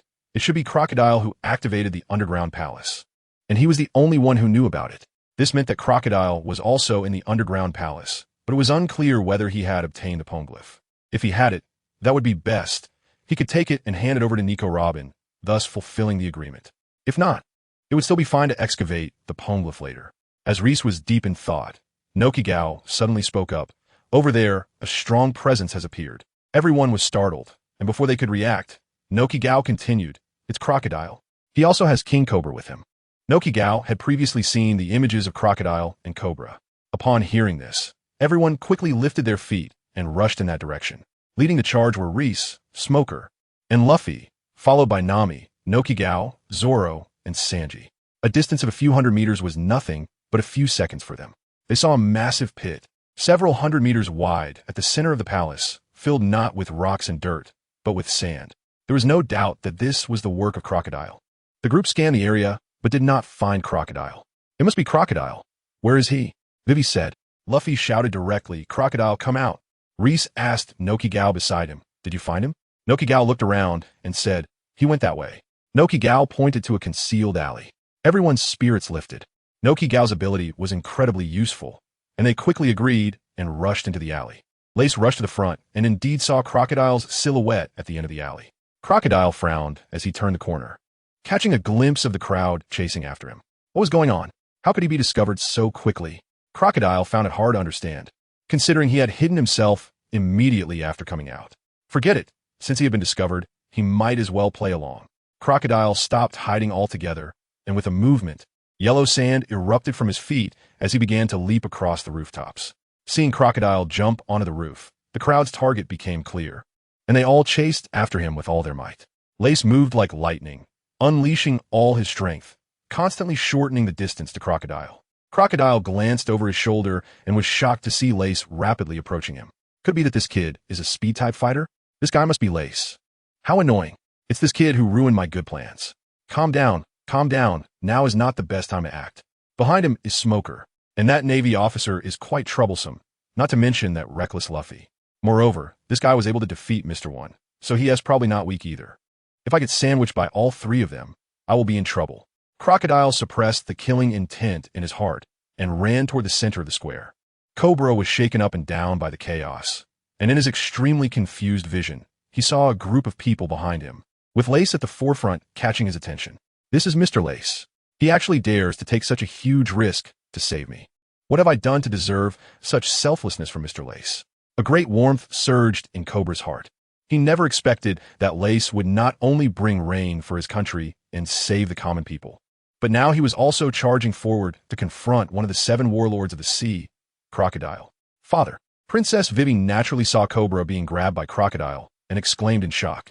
Vivi desperately ran to try to catch up with Crocodile, but unfortunately, her strength was too weak, and she quickly fell behind.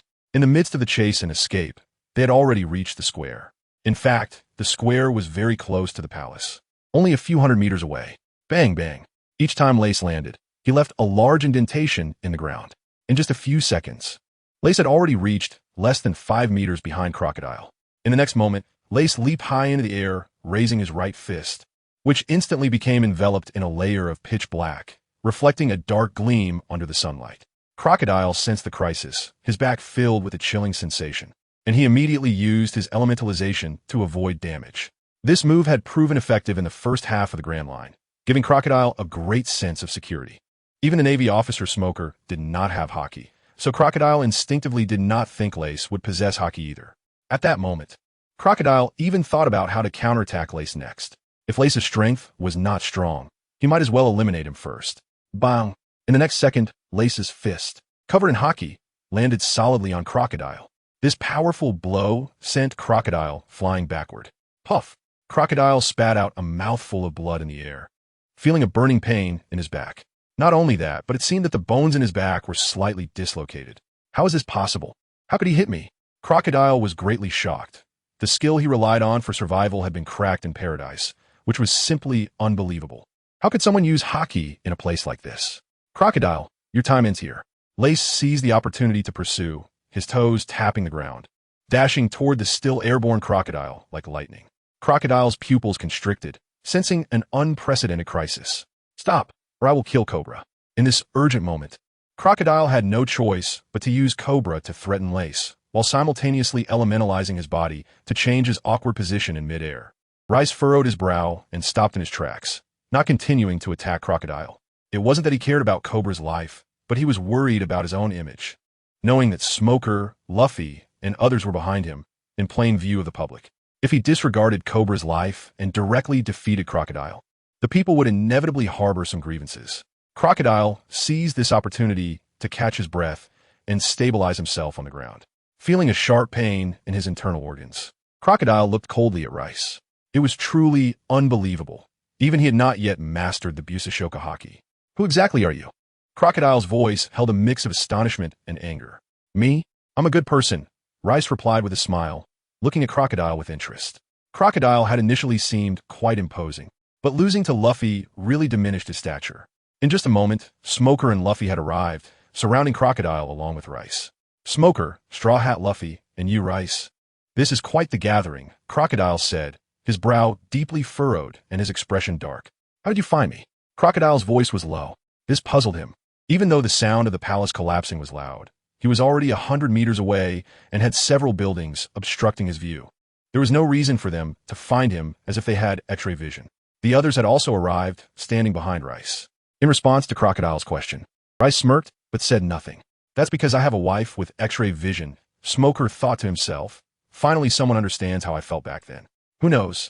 Wanting to ambush someone only to be ambushed in return. Crocodile, let go of that uncle. Luffy shouted loudly, getting into position, already impatient. Father, Vivi exclaimed, unable to catch her breath upon seeing her father captured by Crocodile. Let go of King Cobra, and I will spare your life, Rice said indifferently. Ha ha, what a joke. Who do you think I am? Spare your life? That's quite the bold claim, Crocodile replied angrily. Crocodile scanned the surroundings, a smirk forming on his lips. Well, you've all come, Haven to you? Why is anyone making a move? Don't you hate me? Straw Hat Luffy, weren't you going to defeat me? Smoker, weren't you going to throw me in prison? What's going on? No one is moving. Crocodile taunted recklessly, feeling emboldened with a hostage in hand. The others gritted their teeth, their eyes filled with rage as they looked at Crocodile. Because of Cobra, they were somewhat hesitant, not wanting to bear the responsibility of indirectly killing the king. Crocodile let out a triumphant laugh. Foolishly, you have a huge advantage, yet you dare not act because of one person. Everyone, please don't hesitate on my account. I am already prepared. Cobra hadn't finished speaking before Crocodile knocked him unconscious with a chop to the neck. Father, uncle, too much talk. Crocodile said with an impatient expression, tightly gripping Cobra's neck. Damn it, this guy is truly despicable. Everyone cursed inwardly. Crocodile, I won't let you be so arrogant, Rice said, stepping forward slowly, crossing over the others. I believe King Cobra will understand me. As Rice was about to make his move, Crocodile began to panic. However, in a one-on-one fight, he might not be Rice's match. If it turned into a group fight, he would surely die here today. Wait, Rice, I think we can still talk. I have the king of this country in my hands. Crocodile gritted his teeth and said, Mr. Rice, how about we talk? Vivi said weakly. After all, this was her father. Hearing this, Raith stopped in his tracks. He hadn't actually intended to fight. He just wanted to intimidate Crocodile. All right, looking at Princess Vivi's face. Let us talk. Crocodile nodded, a thoughtful expression on his face. Meanwhile, he was coldly laughing inside. It seemed he would have to implement his plan ahead of schedule. Let those who hinder me die in this explosion. I need to make a call. Some arrangements are necessary. Crocodile seemed to have made up his mind and said. Without waiting for a response, he took out a transponder snail from his pocket and pressed the button on its head. The transponder snail began to ring. Beep, beep. Beep, beep. Crocodile, at this time, who are you calling? Raith raised an eyebrow and asked. You'll find out soon enough, Crocodile sneered. Crocodile, what exactly are you trying to do? Luffy shouted. Beep, beep, beep, beep. Crocodile remained silent, quietly waiting for the transponder snail to connect. After about 10 seconds, Crocodile's brow furrowed deeply, his fist clenched. He couldn't help but feel suspicious. Why wasn't the call being answered? Was something wrong? Or had they betrayed me too? Are you calling Miss Merry Christmas? Raith suddenly spoke up. Crocodile was taken aback, staring expressionlessly at Raith. If it's them, there's no need to call. Raith smirked, proudly stating, What do you mean by that? I mean they've already been dealt with by me. You want to plant a bomb to blow us up? Crocodile, you really are vicious. Raith said, If the explosion happens in the center of the square, countless innocent people would be unable to escape. Crocodile, you are truly inhumane. Vivi scolded. She felt a wave of relief. If it weren't for Raith's timely discovery, who knows how many people would die this time? The bomb, several times larger than a human, was simply unimaginable in its power. Crocodile's expression stiffened, then his face turned ashen. Damn it, my plan has actually failed. What's going on? It shouldn't be like this. To prevent discovery, I even specially had Miss Merry Christmas cooperate. How could this happen? In the next moment, Crocodile knelt on one knee, his left hand touching the ground. It's that move, Luffy exclaimed, his eyes serious. In the desert, Crocodile's power would increase significantly. In this move, reincarnation erosion could turn the normal environment into a desert. Smoker clenched his fists, wanting to act. But catching a glimpse of Cobra, who was being held tightly by the neck, he held back. After all, he was a king. If possible, he should try to keep him alive. The ground began to crack, moisture rapidly evaporating, and the earth quickly dried up. Smoker could foresee that in a few seconds, this place would become a desert, and he was helpless. Just then, Raith's voice rang out. Nami, Zen, torrential rain. Nami nodded, lightly shouting, activating her fruit ability. Immediately, a large mass of dark clouds gathered above everyone's heads.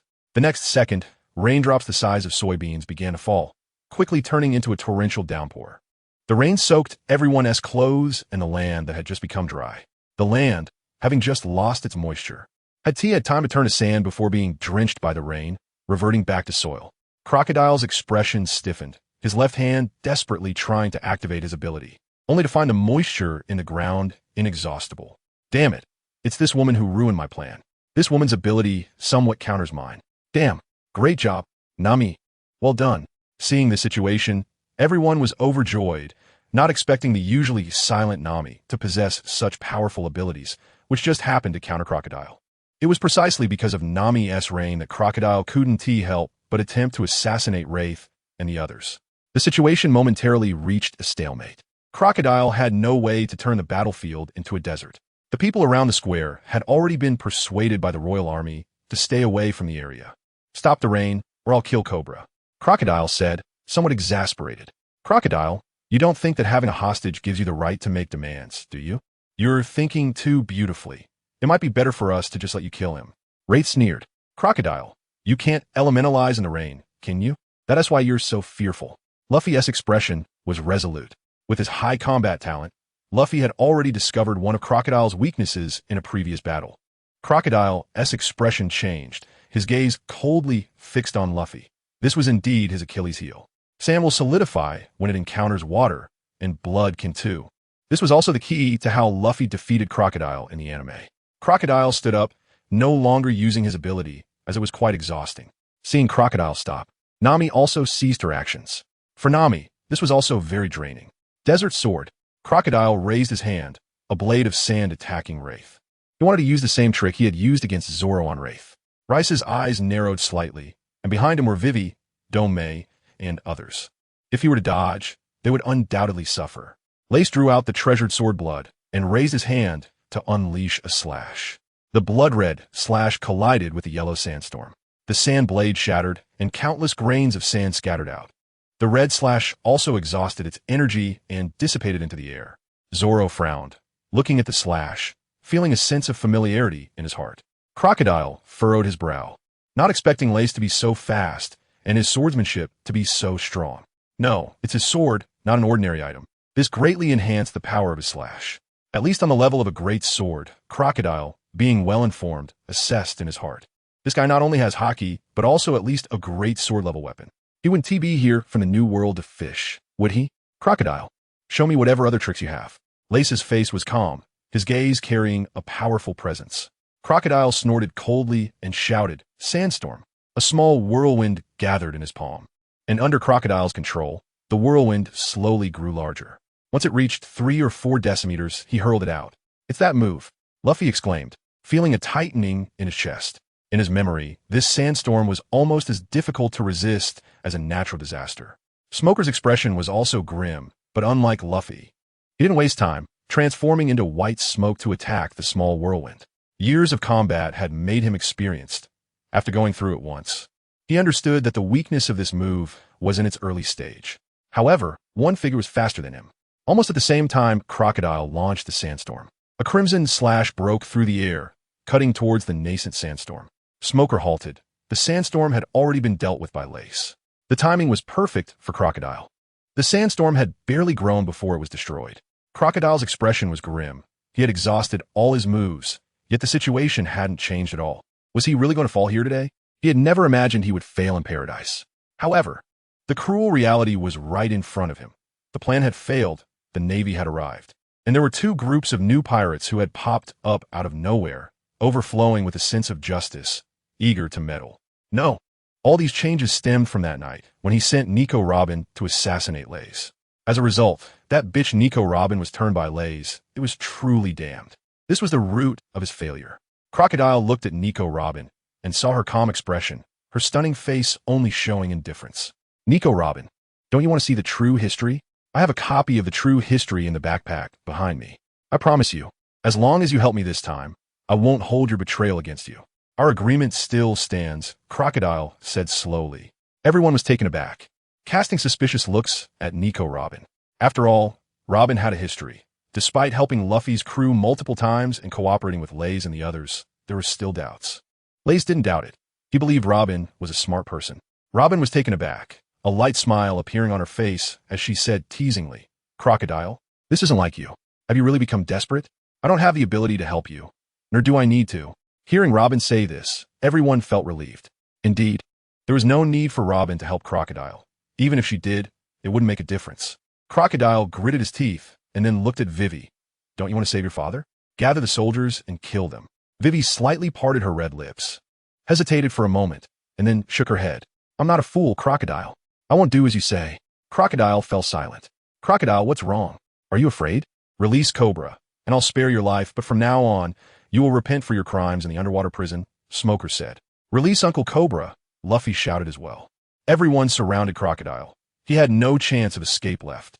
Crocodile scanned the crowd and suddenly burst into laughter. "What are you joking about? I am someone who once competed with Whitebeard." Reyes's eyes flickered, a warning signal arose in his heart, and his gaze caught sight of Crocodile's bare feet. "Not good, everyone." Lace had not finished speaking when the ground beneath his feet suddenly became unstable, shaking violently and collapsing. What is happening? "Crocodile, is this your doing?" "Hold on to me," Nami shouted. Centered around Crocodile, the ground within 100 meters collapsed, revealing that the surface was only a thin layer of soil, with quicksand underneath.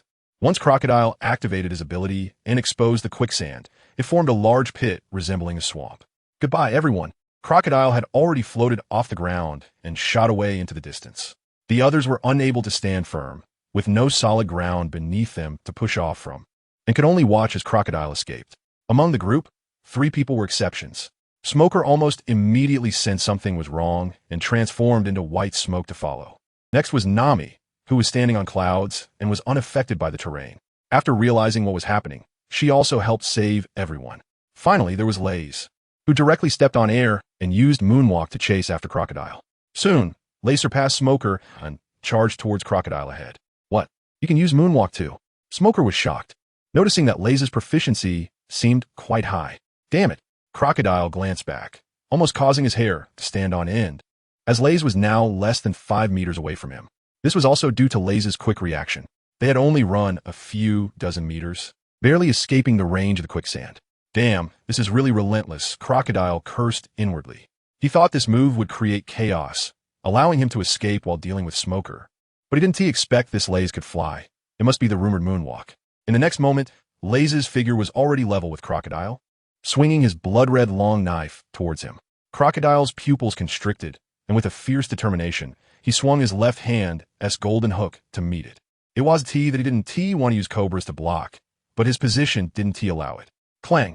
The sound of metal colliding rang out as the long knife and golden hook clashed, dispersing upon contact. During the collision, a small crack appeared in the golden hook.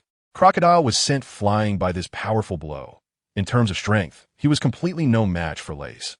Rays burst forth from the ground like lightning, appearing above Crocodile in an instant, and then his dark, reflective fist came crashing down toward Crocodile.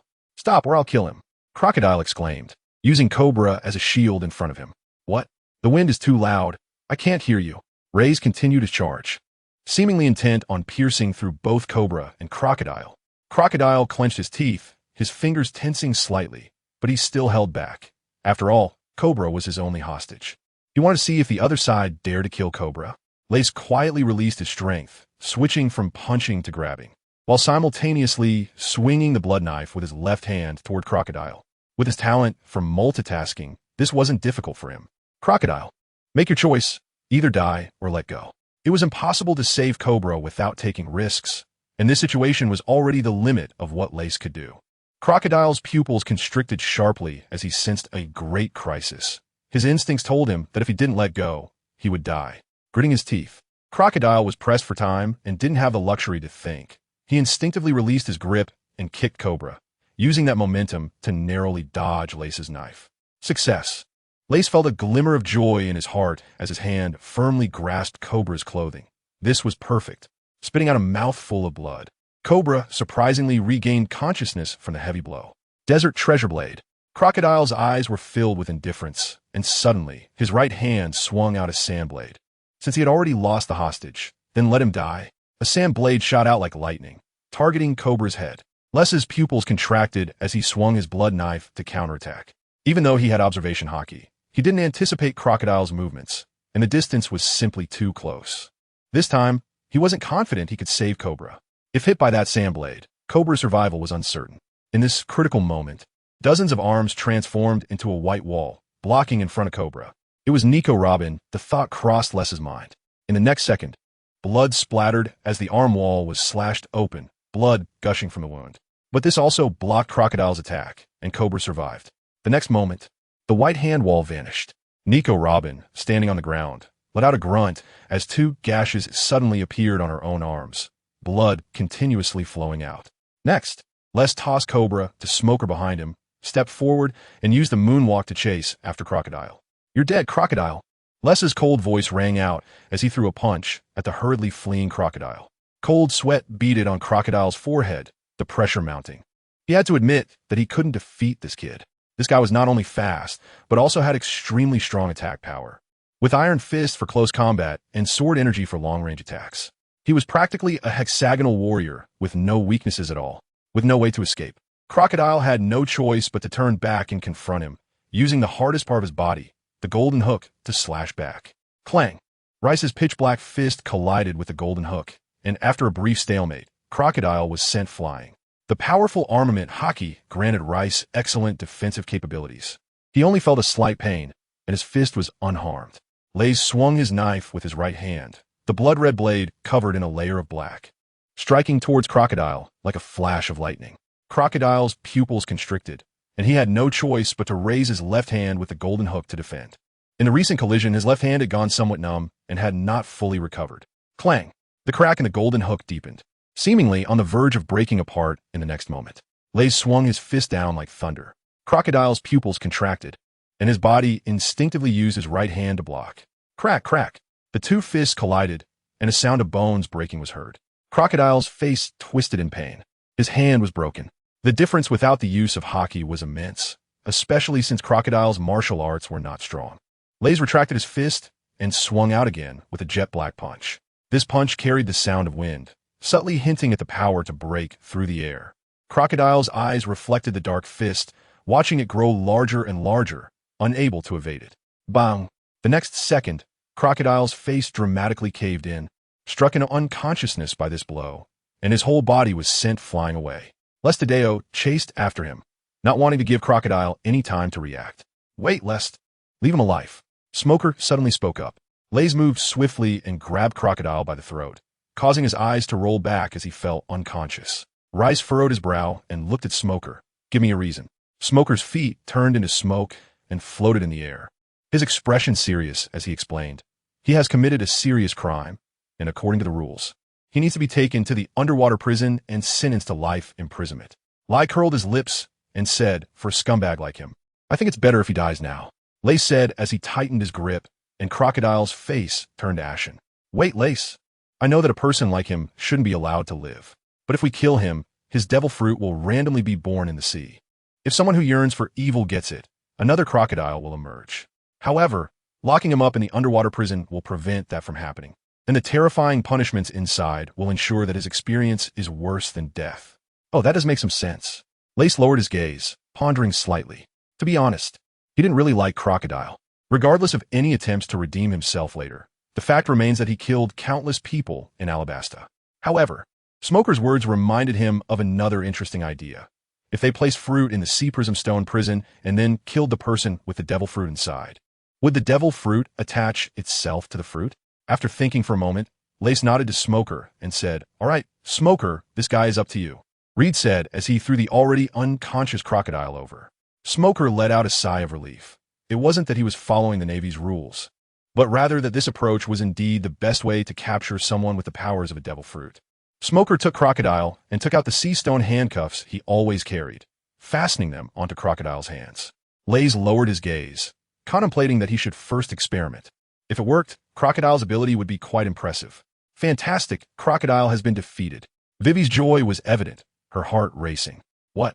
Crocodile was defeated just like that? Usopp still couldn't believe it, even though he had witnessed the entire process.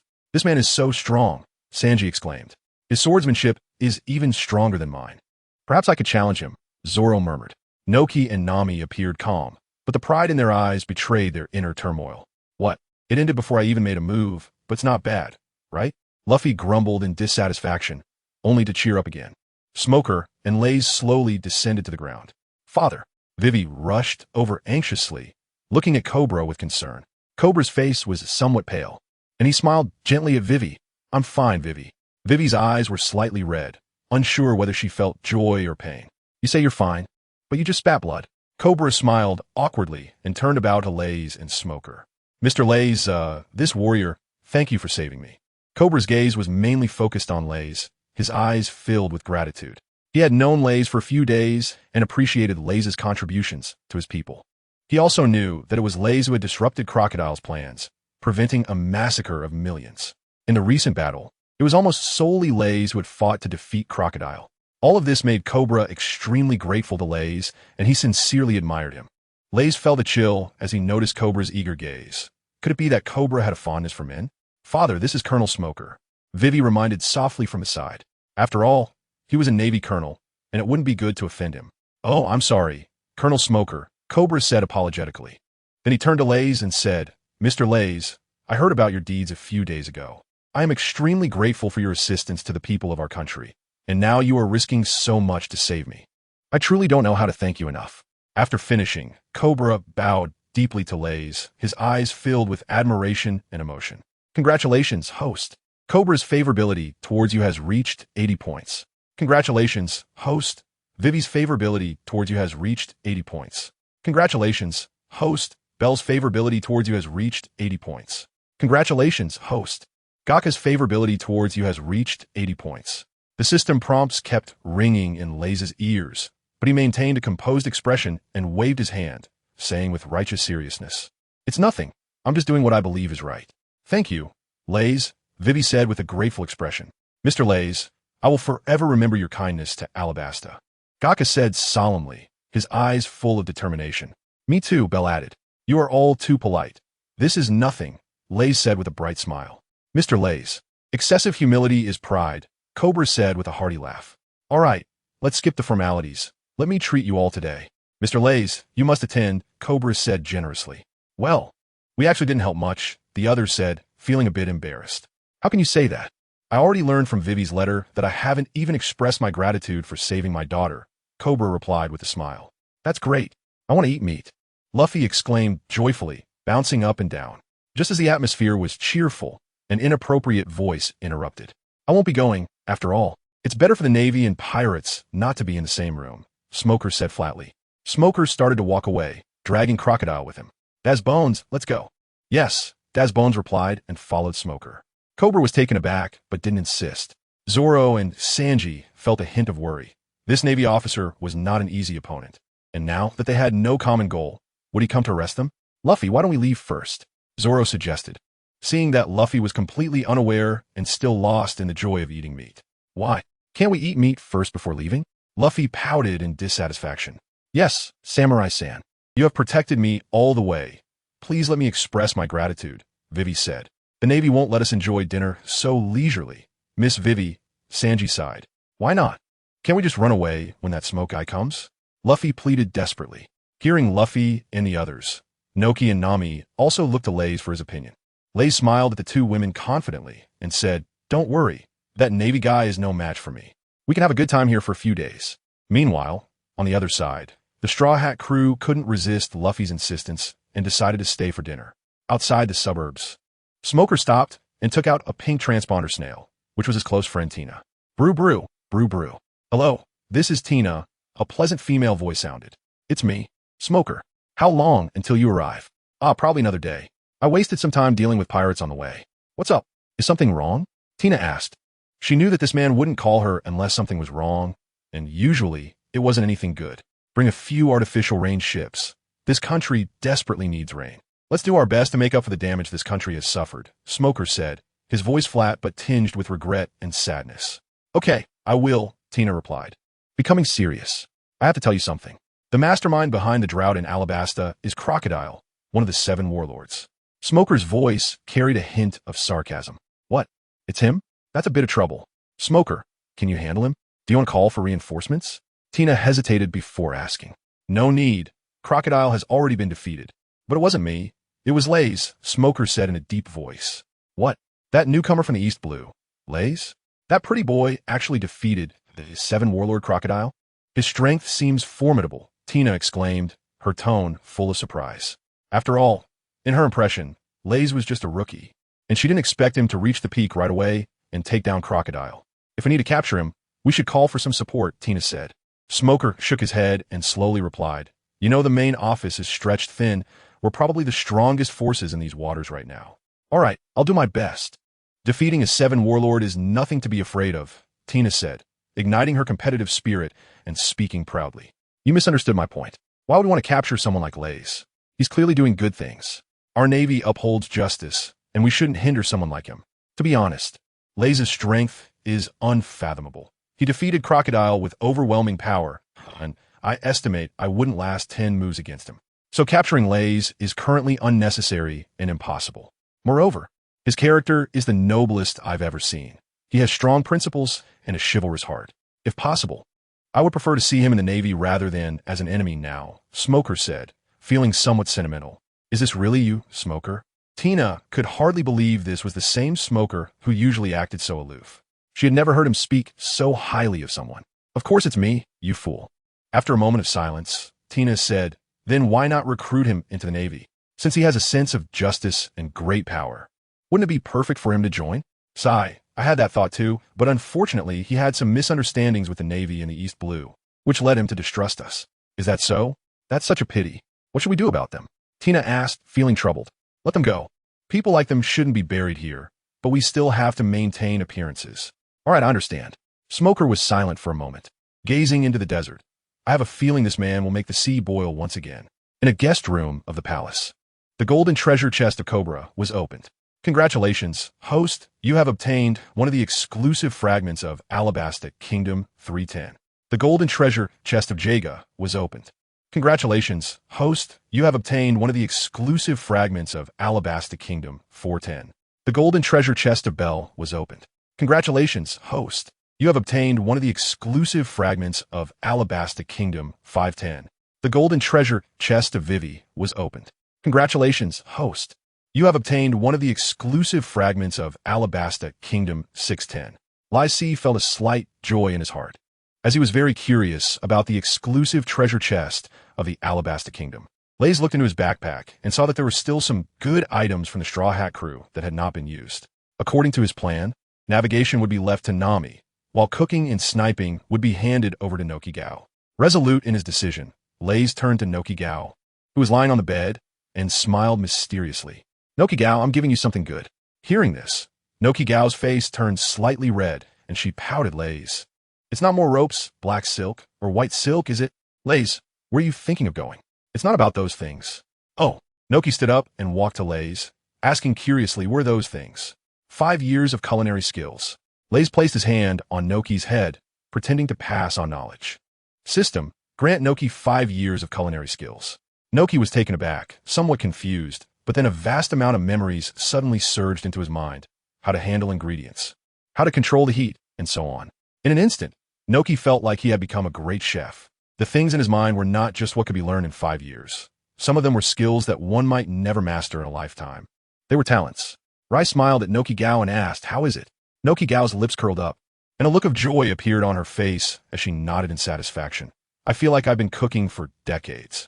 And now I can definitely make dishes that are 100 times more delicious than before. Haha, then cooking will be up to you from now on, Rice laughed.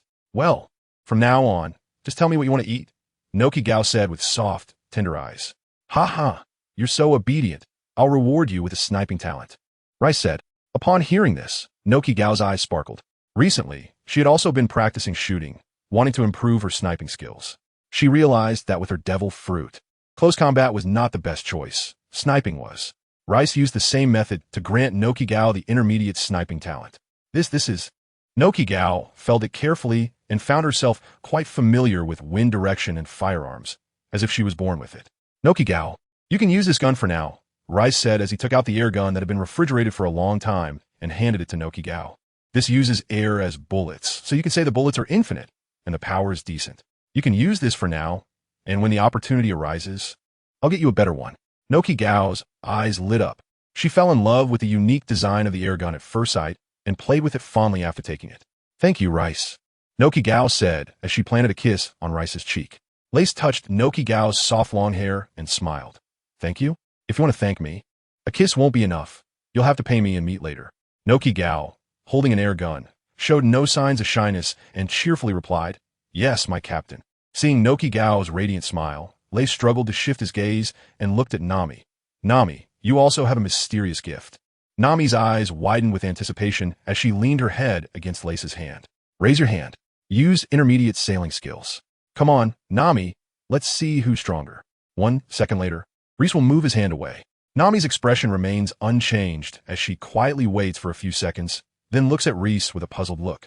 Reese bit his lip, looking at Nami's expression, and asked dryly, Is there no change? Nami frowned and shook her head. Nothing at all. Haha, I'm just joking with you, Nami. Raish chuckled awkwardly. In his heart, he was shocked. It seemed that Nami's talent had directly overridden Dumi's intermediate talent. What a waste. If he had known, he would have used it on himself.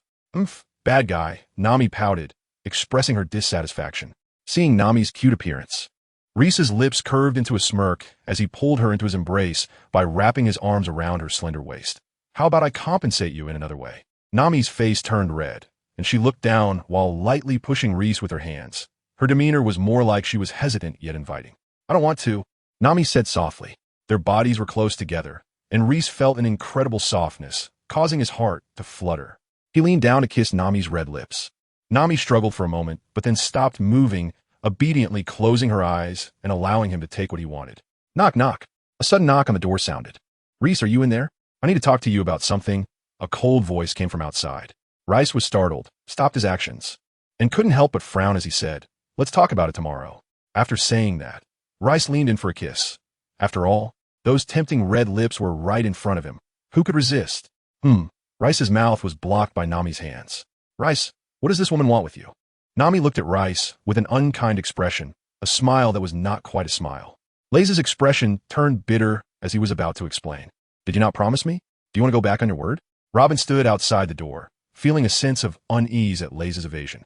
After all, she no longer had any value for Laze, and now saying to wait until tomorrow was hard not to make her suspicious. Well, it's too late today. Tomorrow I will demand the historical text from King Kabura. Rest assured, you know my character. Ray's expression twisted as he hurried to explain. It was not only to Robin, but also to the two women. Unbeknownst to him, the delicate hands of the two women had already reached around his waist. Is it just the historical text?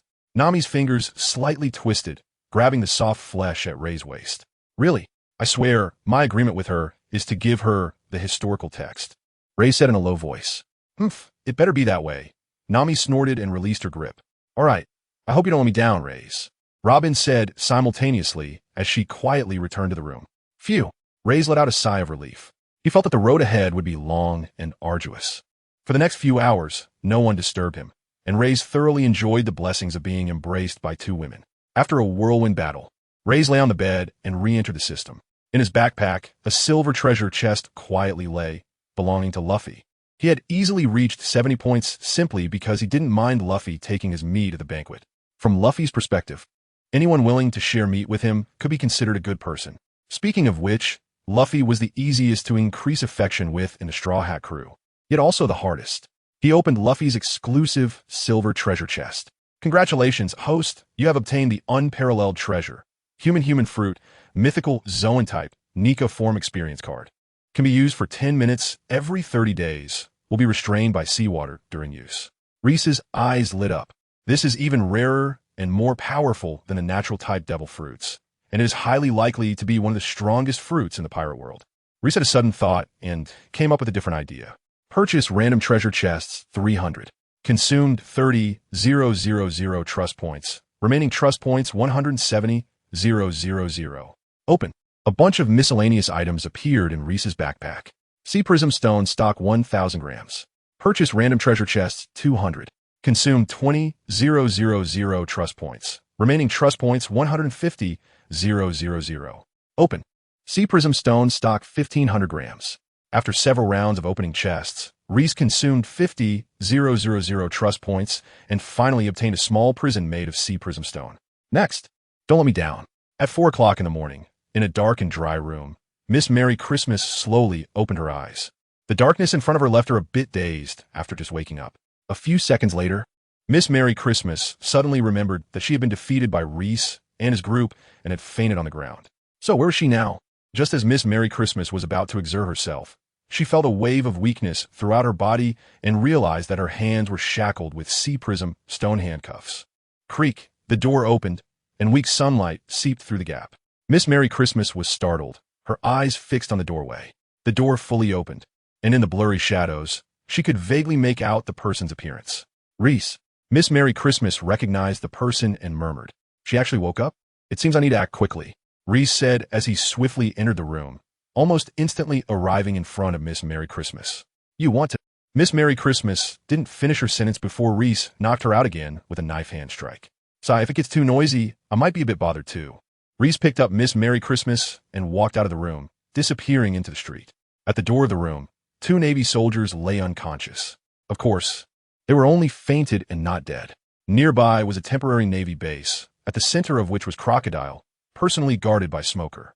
Yesterday, the Navy had imprisoned members of the Baroque Works, Miss Merry Christmas and Mr. 4, as well as Miss Father's Day and Mr. 7 in the temporary Navy base.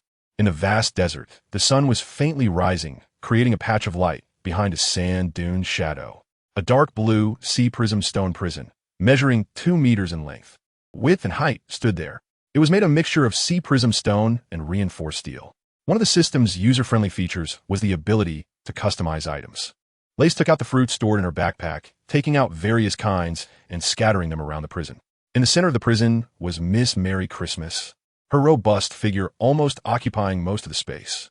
Miss Merry Christmas had her eyes tightly closed, still unconscious, completely unaware of her impending fate. Lacey squinted slightly, contemplating that if, according to the future trajectory, the slime's fruit reincarnated nearby after its death, then killing Miss Christmas now should have a certain probability of obtaining the devil fruit inside her, right? Lace's face was cold and resolute, no longer hesitating. He took out the supreme great knife of blood from his backpack, gripping the hilt with his right hand. The long knife was blood red all over, reflecting a vibrant light in the sunlight. With a gentle thrust of his right hand, the long knife plunged into Miss Christmas's heart. Blood flowed out, staining her white clothes. Miss Christmas suddenly woke up, as if she had just had a terrible nightmare. Why you? Miss Christmas's eyes bulged in disbelief. Unable to accept that she was about to die like this, feeling the vitality within her quickly fading away. A few seconds later, she lost all signs of life. Rice stared expressionlessly at the fruits, carefully observing any changes. After a few minutes of silence, his anticipation gradually turned into disappointment. Could it be that his guess was wrong? He wasn't too disappointed with the result, as the devil fruit was truly extraordinary, and Rice knew very little about its characteristics. Lays opened the Sea Tower Stone prison and used her hair to transform it into the shape of a key to unlock Miss Christmas's Sea Tower Stone handcuffs. After all, this thing is somewhat valuable. At that moment, a peach slowly changed its form. The originally red and white skin developed a few black stripes, and its shape slightly transformed into that of a wild boar. Lace's keen eyes quickly noticed the change, and a glimmer of joy appeared in his gaze. Was it the sea prism stone that prevented the power of the fruit within him from leaking out? What an interesting development. Lace squinted as he picked up the devil fruit from the ground, murmuring to himself, "What if I didn't have the fruit inside the sea prism stone prison?" Lace pondered. However, the hypothesis was successful. Next, let's obtain Crocodile's sand fruit. This power, capable of altering a vast environment, is quite impressive even among the natural types. Of course, Lace had no intention of eating this devil fruit. He had other targets in mind. He placed the fruit into a pre-prepared preservation box, waved his hand, and retrieved the prison and the fruit back into the system. Set fire to erase all traces. Lace was steady. Then, Lace's face slowly shifted, subtly manipulating his facial muscles to transform into an entirely different visage. A silver-haired, silver-eyed face with more three-dimensional and deep-set features, strikingly handsome, leaning towards a Western appearance. Crack, crack. His already well-proportioned body seemed to scale up proportionally, growing from 1.9 meters to nearly 3 meters tall. Overall, he transformed from a handsome normal man into a robust, good-looking male. This is one of the effects of top-tier life restoration. Lacey took out a mirror and examined his appearance, feeling quite satisfied. Aside from being handsome, I doubt anyone would think this is me. Lace put on a loose black robe and wore a ghost mask as he walked through the desert. It was 6 a.m. at a temporary naval base. 2 Navy soldiers laughed and chatted as they walked out of a room, preparing to change shifts. What's going on? One soldier stared in shock at his fallen comrades, feeling a bit panicked. We need to report to the officer quickly. The other soldier, a bit calmer, turned back to call for help. Suddenly, a tall figure in a ghost mask appeared, waving a large hand, and both soldiers fell to the ground. It should be inside. The masked man muttered to himself and disappeared from sight. Meanwhile, another room door opened, and a soldier came out to take over the duty. Who are you? There's an intruder. Ah. The ghost masked man moved swiftly, and in the blink of an eye, over 20 Navy soldiers had collapsed. Despite the speed, the noise still spread. Soon, chaos erupted from the room, with more Navy soldiers pouring out and surrounding the masked man. Dasky stood in front of the crowd of Navy soldiers, looking at the masked man as if facing a formidable enemy, feeling immense pressure. It was as if she was confronting not just a person, but a ferocious beast. The masked man's eyes were calm behind the mask. He didn't even glance at the crowd and walked forward step by step. The Navy soldiers swallowed hard, cold sweat seeping from their faces, as the powerful aura from the opponent made them unconsciously step back. Stop! Who are you? Why are you attacking the Navy? Dasky furrowed her brow and shouted angrily. The masked man ignored her and continued straight toward Dasky, specifically toward the largest tent behind her, the center of the base. Damn it! Dasky placed her right hand on the hilt of her sword, ready to strike. Although the opponent seemed very powerful, she wasn't afraid. At that moment, Smoker lifted the tent flap and stepped out, quietly intervening. "Stop, Dasky, you're not his match. Let me handle this." Dasky glanced at Smoker and nodded slightly, stepping aside. "Who are you and what do you want?" Smoker said in a deep voice. "Smoker, be sensible and step aside. I just want to take Crocodile away," Lace said hoarsely, slowly speaking. As he spoke, Lace didn't stop his steps and was already less than 10 meters away from Smoker. Smoker furrowed his brow tightly, stepping forward resolutely, and launched a powerful punch toward Lace first. Lace activated his observation haki, slightly shifting his foot to evade Smoker's attack, while simultaneously coating his right hand with Armament Haki and punching the mist connected to Smoker's fist. Smoker grunted as his arm was directly knocked back to its original form, a large bruise forming at the joint, with intense pain shooting through. In a short time, that arm would be out of commission. Smoker was greatly alarmed. He knew the masked figure in black was strong, so, at the beginning, he intended to test the opponent's background first. Otherwise, given his temperament, he would have already struck back upon seeing his subordinates being attacked. But now he didn't expect the opponent to be so strong, injuring him with a single blow. This significant increase in combat strength was mainly due to the return of life, allowing for perfect expression of physical power in battle, concentrating all strength into one point. This made Lace's strength at least double, and combined with Armament Haki, his power had undergone a qualitative leap during his battle with Smoker. Lace's toes touched the ground, and he leaped up, raising his fist to smash down at Smoker. This seemingly ordinary punch brought immense pressure to Smoker, filling him with a sense that he could not escape no matter what. Bang! Smoker crossed his arms and braced himself against Lace's dark fist. It was a wise move, as Lace possessed observation haki, and if he wanted to dodge, there was no way Smoker could avoid it. However, a full defense would only delay his defeat for a moment. An enormous force surged in like a rising tide, and Smoker couldn't hold on for even a second before being sent flying far away by the punch. "Captain Smoker," Dashi exclaimed, shocked and panicked. "Captain!" The surrounding Navy personnel also looked on in disbelief, as their extremely powerful commander couldn't withstand even a single blow from the opponent. Lace ignored Smog, who flew away, and moved into the central tent. Rayleigh glanced over and saw Crocodile sitting cross-legged in the corner, handcuffed, with a somewhat pale face. Crocodile looked up. He had already heard the sounds outside and knew someone had invaded. However, he didn't expect Smoker to be so useless, allowing the intruder to easily break into the center. "Who are you?" Crocodile said, remaining quite calm despite being a prisoner. After all, one must never lose their composure, no matter the time or place. Liz remained silent, simply looking at Crocodile with a calm gaze.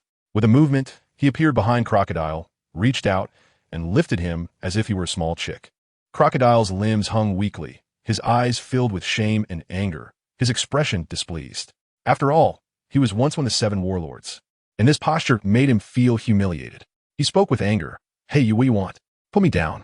As he spoke, Crocodile restlessly twisted his body, trying to break free from Lys's control, but unfortunately, he was weaker than an ordinary person now, and it was futile.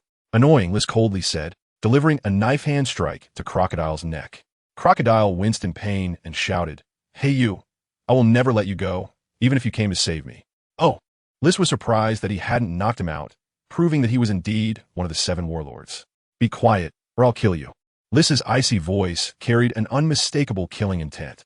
Upon hearing this, Crocodile immediately stopped moving and fell silent. He understood the wisdom of recognizing the situation. Lai took Crocodile out of the tent, glanced at everyone, and was about to leave. "Stop right there." Smoker transformed into a cloud of smoke and flew over. His eyes filled with anger as he shouted, "It was Brother Lays who trusted me enough to hand Crocodile over to me. If you let him just take Crocodile away like this, how am I supposed to face Brother Lays?"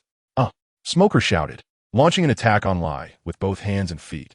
The face under the mask of rice twitched slightly, secretly thinking, "Thank you so much, Smoker." Facing the countless white fists and white legs, Rice narrowed his eyes, activating his observation haki, instantly capturing the trajectory of the attacks. At the same time, he condensed his left hand into an iron fist, directly clashing head-on. Bang, bang, bang, bang. After 4 consecutive collisions, he directly forced Smoker back to his original form. Large beads of sweat oozing from his face, his body slightly trembling, and large bumps appearing on his hands and feet. The gap was too great, Not just Dashki. Even ordinary Navy soldiers could see it. Damn it. Smoker gritted his teeth in frustration. The opponent was just too strong. Perhaps only Rice had the chance to defeat him. But now, should he give up just because he couldn't beat the opponent?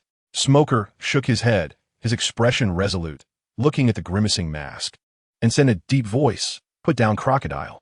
Lay sighed and glanced at Smoker, thinking to himself, "It's your own choice to come here and look for a fight. Don't blame me." After a fierce clash, Smoker fell to the ground, unable to get up. "Remember, my name is Silverhair, a member of the Ghostface organization." Lays dropped this sentence and left with Crocodile. The Navy soldiers looked at Colonel Smoker, whose face was bruised and swollen, and whose body was puffy, silently feeling that the adult had really done his best. Dashki bit her silver teeth, slowly stood up while holding her abdomen, and sighed sadly, clean up the battlefield. In the recent battle, the opponent had knocked her down with just one punch. She felt so weak, she truly was too weak. "I want to become stronger. I want to become stronger," Dashki shouted in her heart. Smoker had already lost consciousness, and several Navy soldiers came forward to carry him into the tent to rest. Looking at the mess in the Navy base, the soldiers were enveloped in a somber atmosphere. "What do you want to do?" Crocodile looked at the man with a ghostly face in horror. In the desert, behind a sand dune, stood a dark blue sea stone prison that was 2 meters in length, width, and height. Looking at the various fruits around, Crocodile felt a bad premonition. It felt like some kind of evil ritual was taking place. "What exactly do you want?" Crocodile looked at the other party's malicious gaze and couldn't help but feel fear. "I want you." A calm and indifferent voice came through. Crocodile was stunned, as if he had received a huge humiliation, and shouted loudly, "Bastard, what are you joking about? I don't like men." "The fruit." Lays finished the remaining words, looking at Crocodile with a teasing gaze. "You bastard." Crocodile cursed, feeling relieved in his heart. Thankfully, it wasn't about wanting his body, just the fruit. "Wait, the fruit?" Crocodile looked at Lays with suspicion in his eyes, incredulously asking, "Can you extract my devil fruit?" Who knows?" Lays shrugged and replied in a hoarse voice. "Better safe than sorry." Even though there were no others present, Lays still played his role at all times. "By the way, Crocodile, I heard that you have a secret with the She-Male King. What is it? If you tell me, perhaps I can spare your life." "How do you know about me and—" Crocodile's eyes widened, his mouth opened wide enough to fit 5 or 6 duck eggs. His expression more shocked and fearful than when he learned the other party wanted to extract his devil fruit. After a moment of daze, Crocodile reacted. His eyes fixed on Lays, his face shifting between dark and light, and he said in a deep voice, "You can extract my devil fruit and keep me alive at the same time?" Reese nodded without a hint of guilt and said in a hoarse voice, "That's right. You're lying. Only when a devil fruit user dies can their devil fruit be obtained.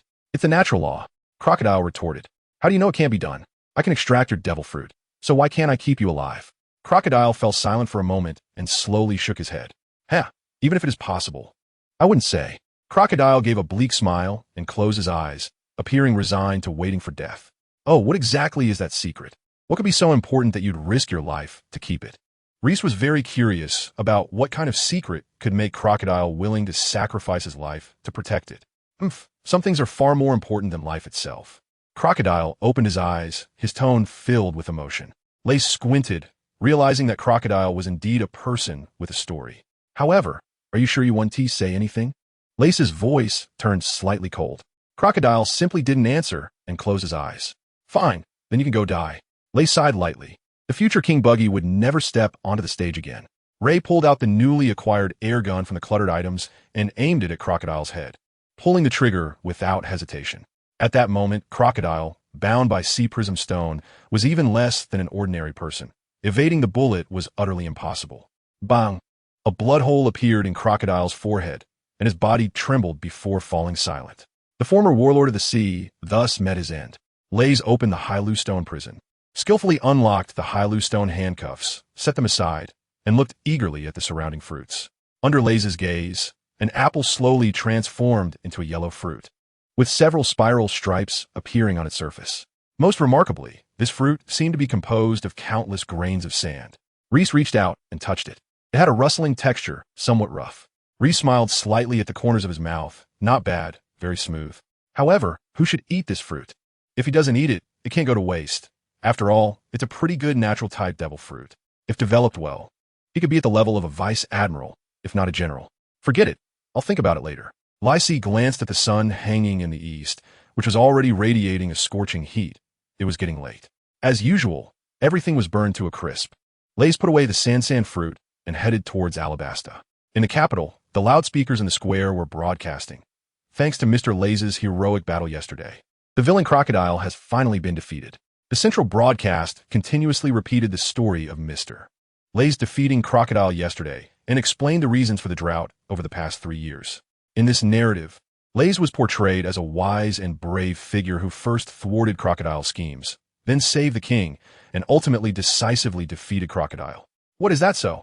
I knew there were no good people among pirates. A man with a beard suddenly realized. Isn't that one of the 7 warlords? A pirate recognized by the government. A younger man asked nearby. The government? The government isn't anything good either. Our country has been in drought for so long, and they haven't come to help us. The young man scoffed at the government. That's true. The younger man nodded involuntarily. Suddenly remembering something, he said, but I heard that Mr. Lays, who defeated crocodile, is also a pirate. The young man was taken aback and said matter-of-factly, that's not the same, is it? I've heard that Mr. Lays and his crew brought heavy rain to the Cartelia region. They're simply great people, but unfortunately, it didn't rain in our capital. Fortunately, people like Mr. Lays won't ignore us. They directly solved the root of the problem by defeating crocodile. So, Mr. Lays is fundamentally different from ordinary pirates. The young man praised, leaving the younger man in a daze. The younger man nodded in agreement, admiration in his eyes, and said, it's really my luck to encounter someone like Mr. Lays. It's our country's luck, the young man corrected. Discussions about this matter filled the streets and alleys, with almost no one questioning it, mainly because they were all staunch supporters of the king. Therefore, they held Mr. Lays and his crew, who saved the country, in high regard. Meanwhile, in a room of the palace, Nami frowned as she looked around the bed, but did not find Lays. What's going on? Why did Lays get up so early today? Noki stretched lazily, a mischievous smile appearing on her pretty face. What's wrong, Nami? Missing Lays again? Nami snorted. Humph. Who has missing him? You say you don't miss him. But look at the way your eyes are sparkling, Noki laughed.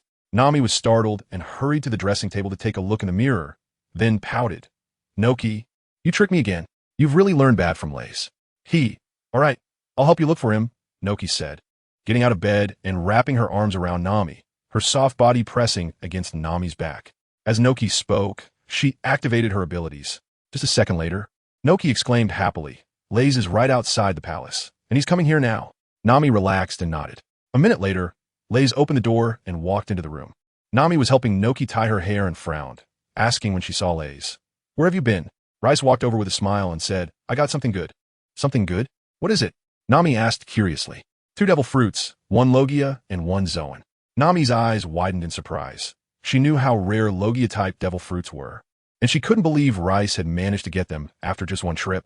Noki Gao also remarked, Rice, you're really lucky to find 2 devil fruits at once. It's a pity we already have our own devil fruits. Noki Gao, this wasn't just a find. I killed Crocodile and Miss Merry Christmas to get them. Upon hearing this, the 2 women were astonished. The information contained in that statement was immense. Along with their surprise was a deep sense of confusion.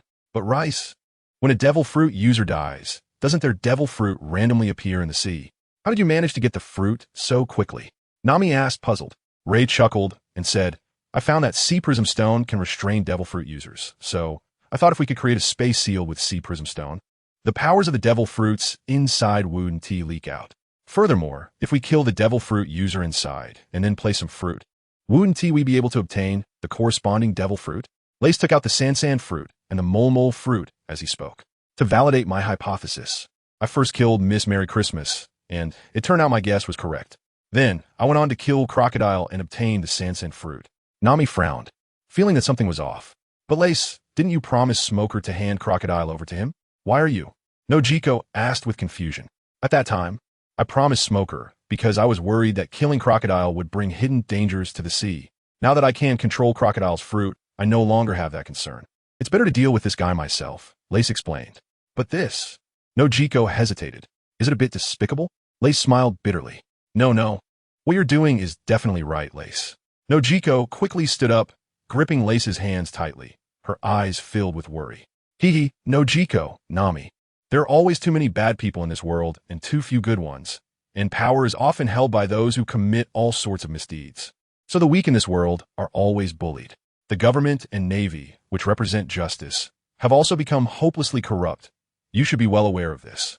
This world needs to change. I want to create a new world. Are you willing to help me? Lace's gaze was sincere as he looked directly at the two women. The two women slightly parted their lips, shocked both by Lace's grand ideals and by the deep meaning in his words. To change the world. Does it mean overthrowing the world government? Would that be good or bad for this world? As they looked into Lace's earnest eyes, their confused emotions suddenly settled. Lace had always upheld justice. He must be right. Noki nodded, her eyes sparkling with admiration as she gazed at Lace. She firmly said, Lace, I understand now. Changing the world requires strength, and I will help you. So, Lace had killed Crocodile for this reason. Yes, this world needs to change. The fewer evil people like Arlong, the better. Thinking of this, Nami also nodded and said, I will help you too, Lace. Lace showed a brilliant smile. Having you all is truly my luck. Let's change this world together. Both women also displayed beautiful smiles and nodded firmly. Ress's eyes are deep. Should he change the world to make it a better place? Or become a king of the world? Both can be achieved. Since he has the system, nothing is impossible. It's important to note that since his arrival from another world, he has already reached the strength of a major general in just over a month. He also has plenty of chi and blood pills to cultivate his subordinates and build his influence. This recent statement can also serve as a pretext for any unsavory actions he might take in the future, making it a perfect excuse. Knock, knock. A knock on the door sounded. Ress, are you there? Robin whispered. I'm here. Ress paused his wandering thoughts and opened the door. Robin didn't step into the room, but looked at Ress and said, It's time to fulfill our agreement. Lace nodded with a sincere smile, of course. I'm not someone who goes back on my word. Nami and Nojiko walked behind Lace, looking at Robin. With her tall figure, stunning curves, and delicate, three-dimensional features. She was definitely a mature woman. The two girls compared themselves and found that their only advantage was being slightly fairer than Robin. However, their shortcomings were quite a few. Their legs weren't as long, their chests weren't as ample, and Robin's captivating face was undeniably more attractive. Let's go. We need King Kabir's approval to see the historical texts. Lace's words interrupted the comparison between the two women and Robin, and the two women exchanged glances, feeling a sense of crisis. The four of them found a soldier in the palace and learned that Cobra had gone to the center of the square to give a speech, explaining the reasons for the years of drought. Upon hearing this, they set off for the square. Noki said, It's just right that Nami can bring rain to help the people of Alabasta. Although Crocodile is dead, the drought hasn't disappeared. Nami nodded, feeling that this was a valuable endeavor rather than something she resented. Soon, they arrived at the square, which was already crowded with people, making it impossible to move. Cobra was standing on a high platform, sorrowfully recounting Crocodile's crimes and blaming himself for not recognizing him and for his own lack of ability. He also acknowledged that it was the king's responsibility for being too careless, because Crocodile was recognized by the government as a warlord. He had trusted him too easily and failed to notice Crocodile's conspiracy in time. It was all the king's fault. Fortunately, Mr. Lays had traveled to their country. Cobra's voice was amplified throughout the square, and the people further learned the truth of the matter. An elderly man said, Alas, we cannot blame King Cobra. Who would have thought that Crocodile harbored malicious intentions, disguising himself as a hero while secretly plotting to overthrow the country? Someone nearby echoed, Yes, we were also kept in the dark. We cannot blame His Majesty the King. That's right, that's right. The people expressed their understanding of Cobra, as Crocodile had disguised himself too well for anyone to predict. Suddenly, the sky darkened, and large clouds gathered above the square. What is happening? Is it going to rain? Someone said in disbelief. Yes, I heard that Mr. Lays' wife, Miss Nami, can control the weather, just like a deity. It must be Miss Nami. Torrential rain began to pour down, with large raindrops hitting people's faces and clothes. The crowd was ecstatic, raising their hands in excitement and looking up at the sky. It's rain, it's really rain. After 3 years, we finally have rain. Long live Miss Nami. Long live Mr. Lays. The people celebrated and shouted loudly. Cobra also paused his speech, looking at the downpour, his eyes unconsciously moist. This heavy rain was undoubtedly the best proof of what he had just said. Mr. Lays, I really don't know how to thank you. A gentle male voice belonging to King Kabira came through. Kabira came to his senses and turned his head to see Lays standing behind him. I wonder if there's a reservoir around here. It's quite wasteful with this much rain. Kabira said with a face full of shame, Alabama has never repaired the reservoir, and I truly feel like I've let you down. But I will have someone fix it immediately. The capital, Alabama, is built on a large oasis, where the underground water was originally very abundant. Moreover, this area used to have continuous rainfall, and historically, There was no need to build reservoirs here. Lays nodded, a look of difficulty appearing on his face. Seeing his expression, Kabura quickly said, Mr. Lays, if there is anything you need, I will do my utmost to accommodate you. Lays sighed and hesitated for a moment before saying, I would like to show the historical text of your country to Nico Robin. Cobra was taken aback and couldn't help but hesitate. The historical text was a royal secret, known only to the royal heirs throughout the generations. If Mr. Lays wishes to see it, I would be willing to present the historical text to you, even if it means going against the rules. However, for others, Cobra hesitated slightly and then explained the historical text is of great importance. It may contain records of the location of the ancient weapon Pluton. If this were to be leaked, it could bring disaster to the world. The implication was that Cobra could trust Lays, but not Nico Robin. Reese furrowed his brow secretly, knowing Cobra's concerns. King Cobra, you can rest assured, I am a historian, only interested in history, and I want to explore the truth of the blank 100 years. As for the ancient weapon Pluto, I do not wish to learn about it. Robin stepped forward and solemnly assured him. Sigh, Reese sighed. Because I promised to show Robin the historical text afterward, he agreed to cooperate with me and reveal Crocodile's plans. But I didn't expect the historical text to be related to the ancient weapon Pluto, which was my oversight. Cobra hesitated again. If that's the case, then Nico Robin has also contributed to the Alabasta Kingdom. Her timely turn from darkness to light brought considerable help, and she even saved his life at that time. Should he agree? No, she is not like Reese, who was wanted for 80 million berries at the age of 8. One can imagine how terrifying that was. And she had previously cooperated with Crocodile, bringing great disaster to this country. After a struggle in his mind, Cobra decided to refuse. Lay sighed secretly. Even if he presented Robin's role, it wouldn't work. Seeing Cobra's expression, he knew he wouldn't agree. People's prejudices are like a mountain, and Nico Robin's past experiences indeed make it hard for others to believe in her. If he hadn't seen the anime, Lace wouldn't easily trust someone like Nico Robin, who walks in darkness. However, knowing her story, he couldn't help but feel sympathy for Robin. Coming to this foreign world alone must be incredibly lonely. Robin had also been surviving alone in this cruel world since she was 8. Their situations were actually quite similar.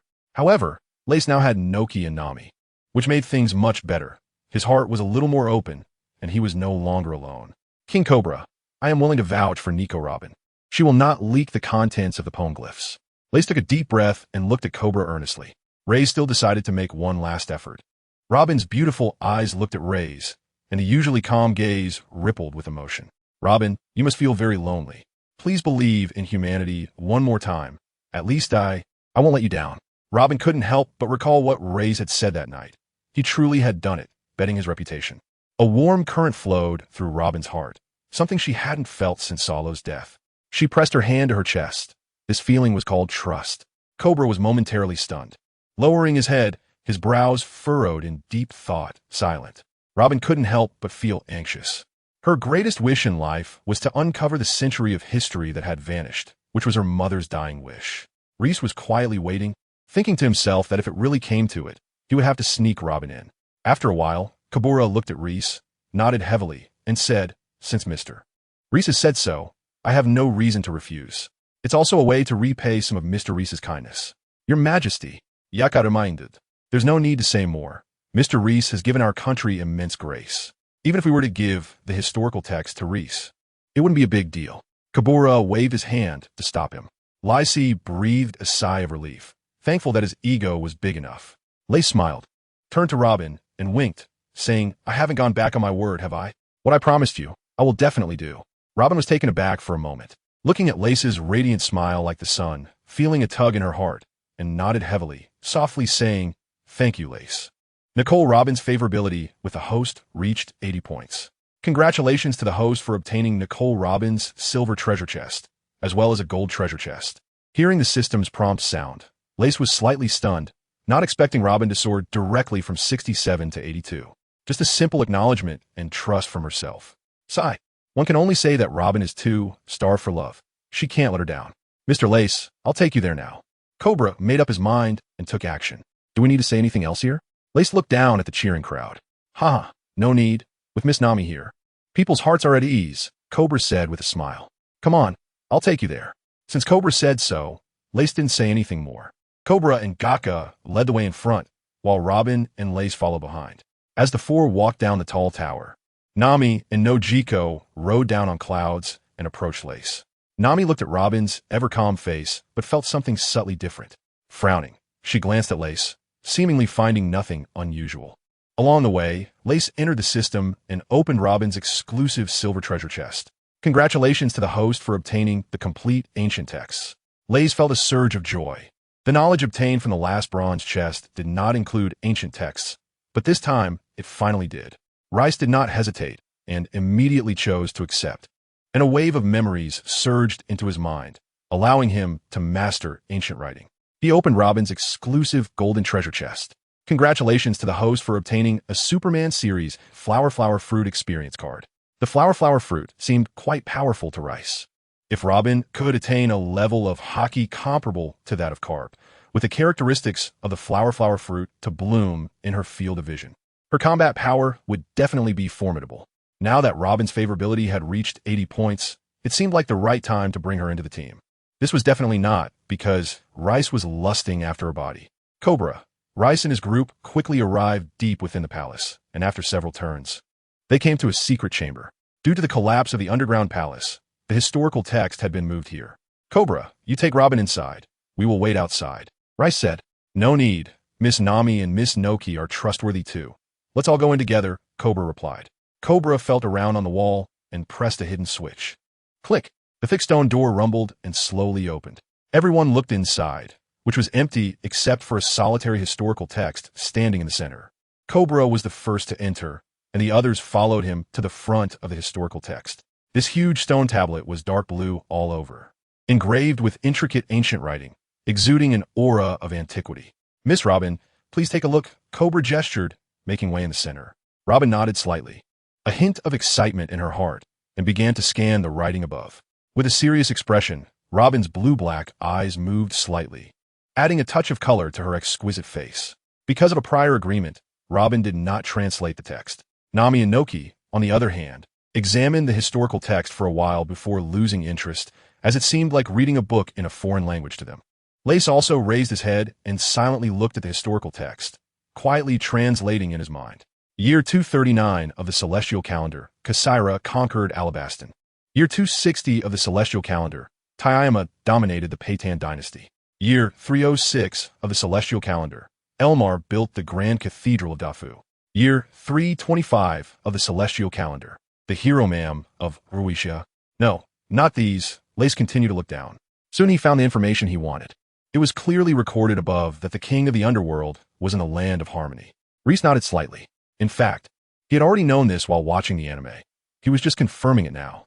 I finished watching it, King Cobra, Robin said as she retracted her gaze. Robin's face was calm, but her eyes carried a hint of emotion, more confusion than anything else, as if she knew more but understood even less. Cobra nodded slightly and looked at Raith. Lace nodded in gratitude and said, Thank you, King Kabira. Let's go. The six of them walked out of the secret chamber and made their way to the palace hall. In front of a palace gate, Kabira stopped and looked apologetically at Lace, saying, Mr. Lace, I have some matters to attend to, so I can't accompany you any longer. You can wander around the palace as you please. Raith nodded, indicating his understanding. After all, as the ruler of a nation, there was certainly a lot to do right after the turmoil had just ended. King Cobra, you are busy, so don't worry about us. King Cobra smiled and nodded, then turned and hurried away. Lace looked up at the sky. It was perfect weather for collecting treasure chests. She suggested, since we have nothing to do, how about we take a stroll in the capital?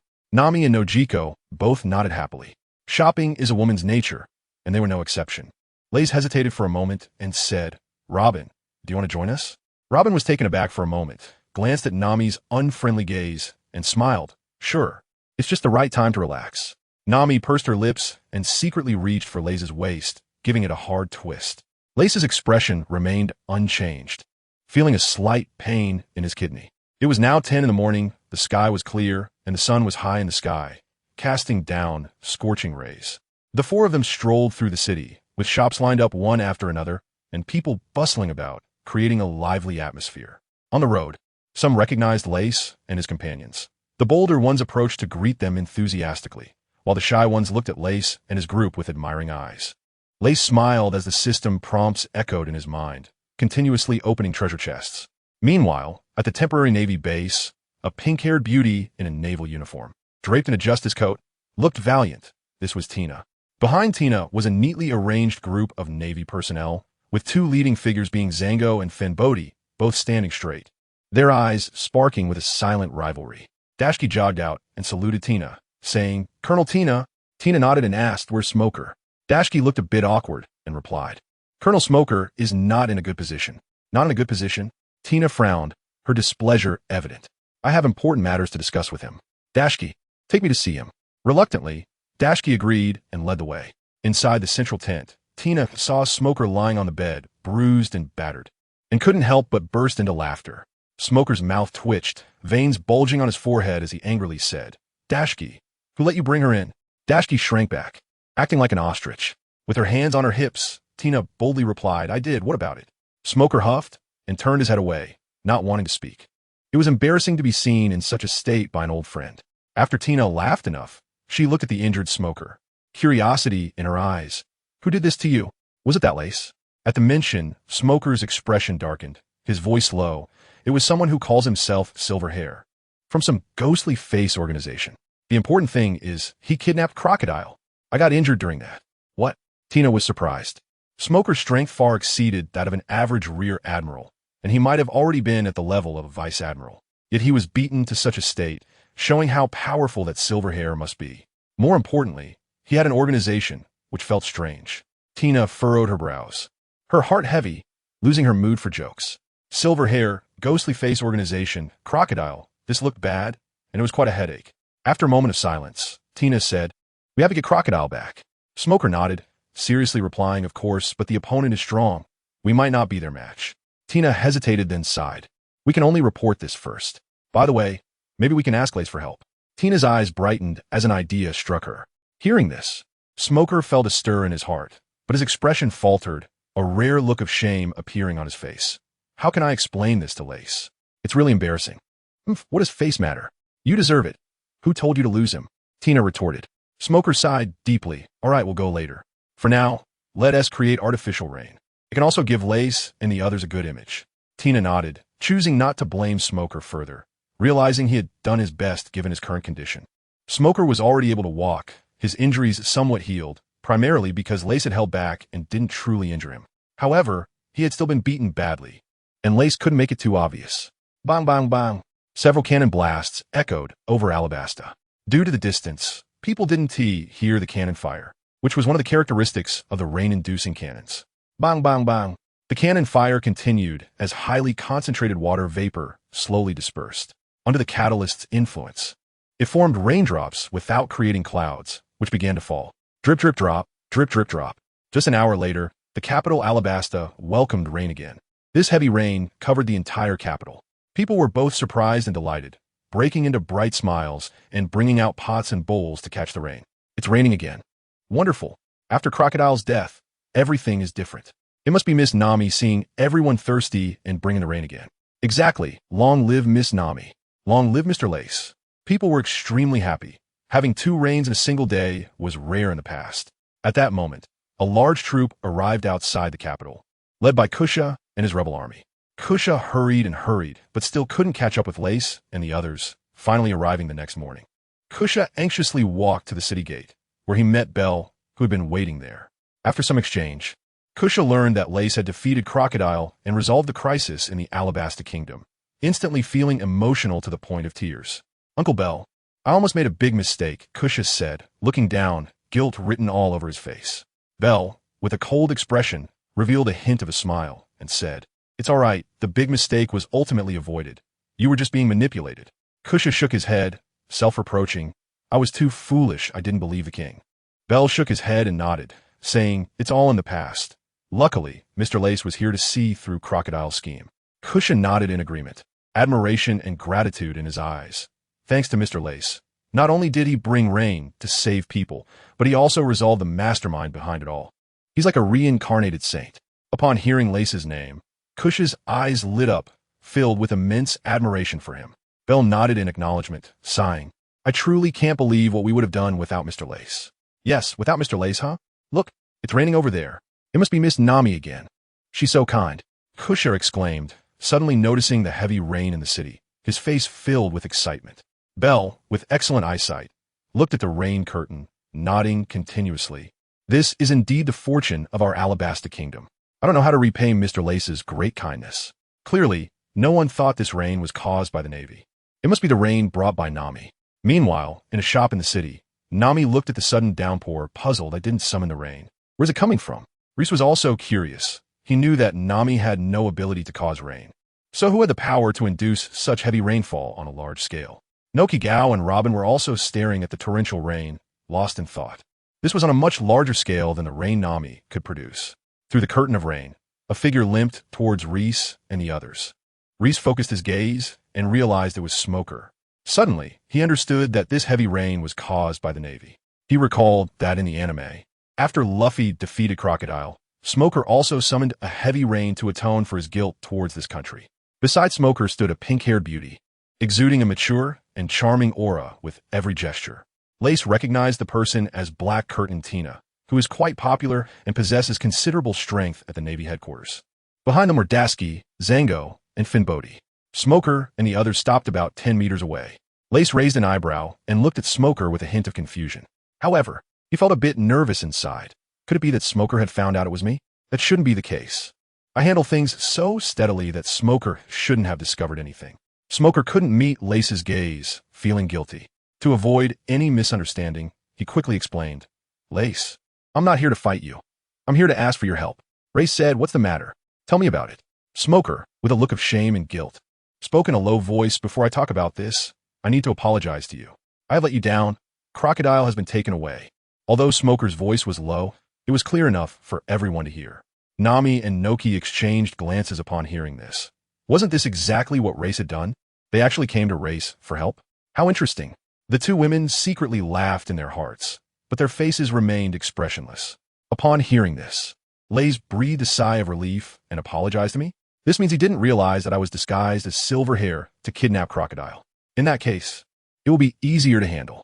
Raith, with a hint of anger on his face, said, Is this how you got your injuries? Smoker nodded. It seems you did your best. I don't blame you, Raith said, looking very understanding.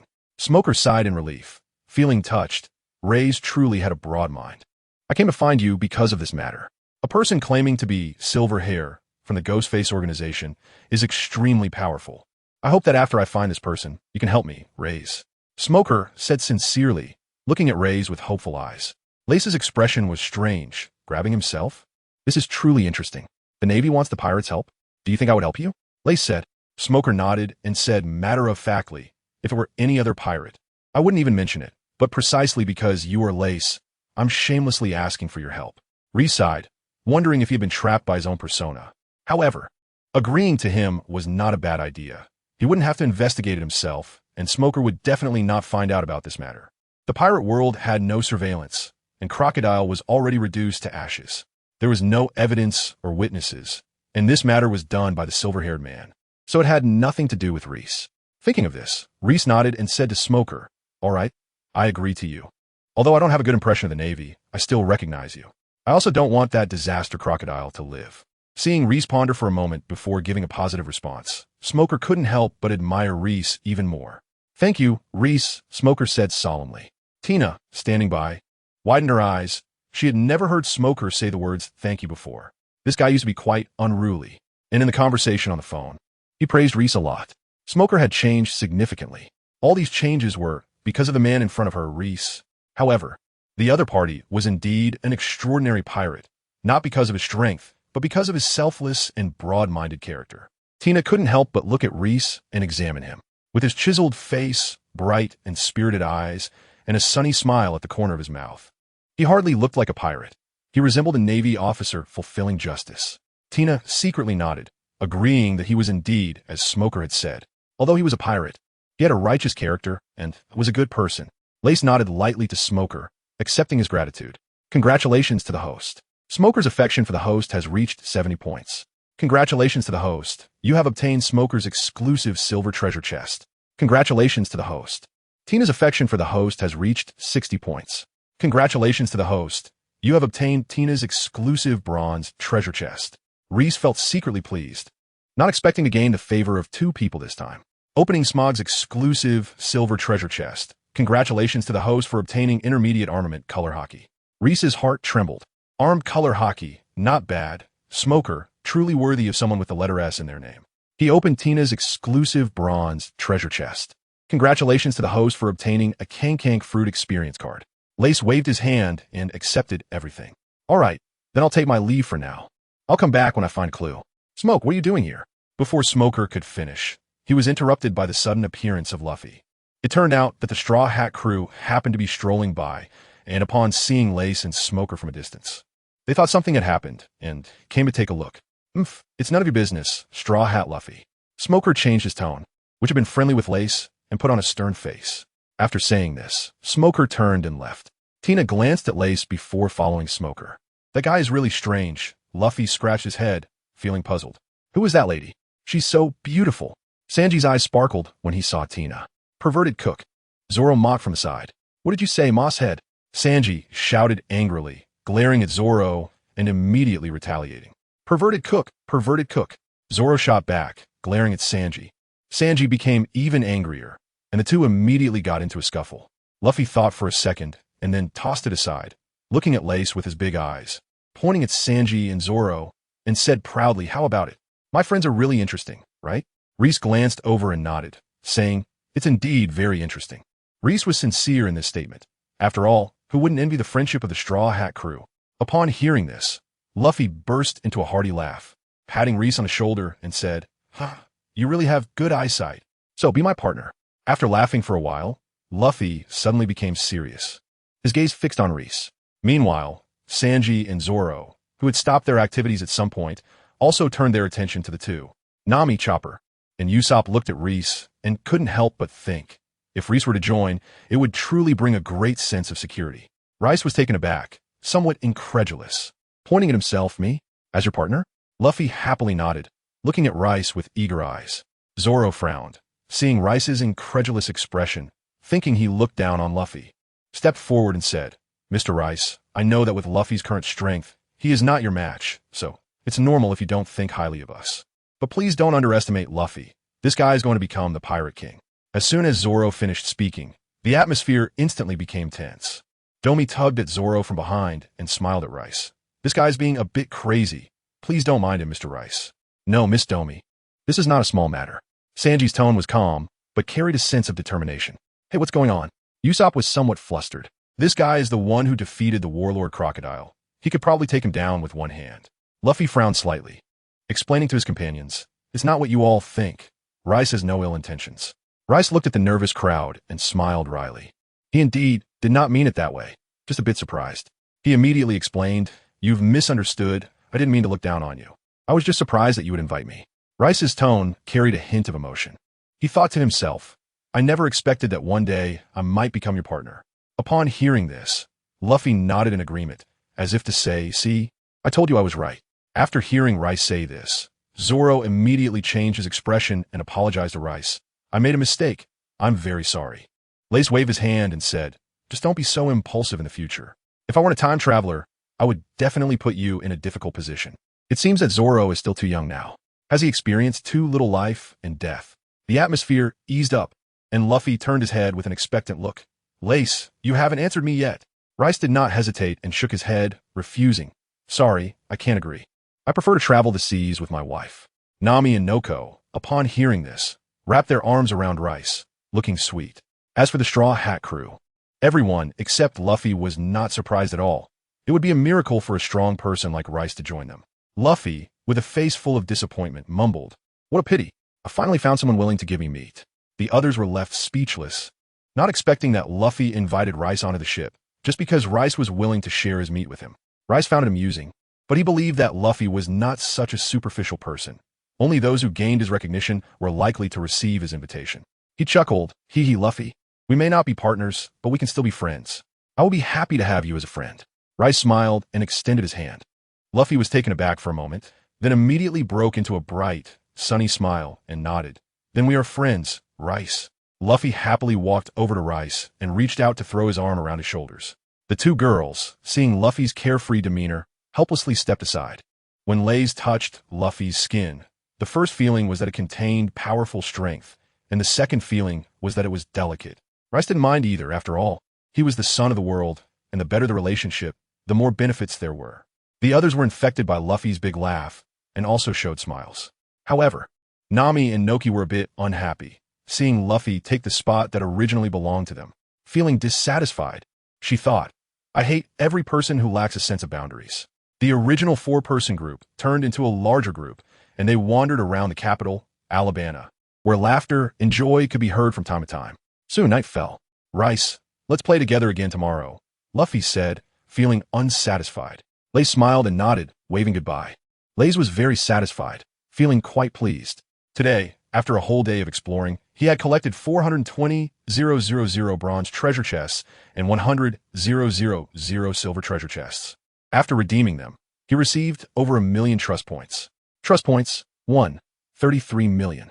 Days like this are simply too wonderful, earning 1 million points in just one day.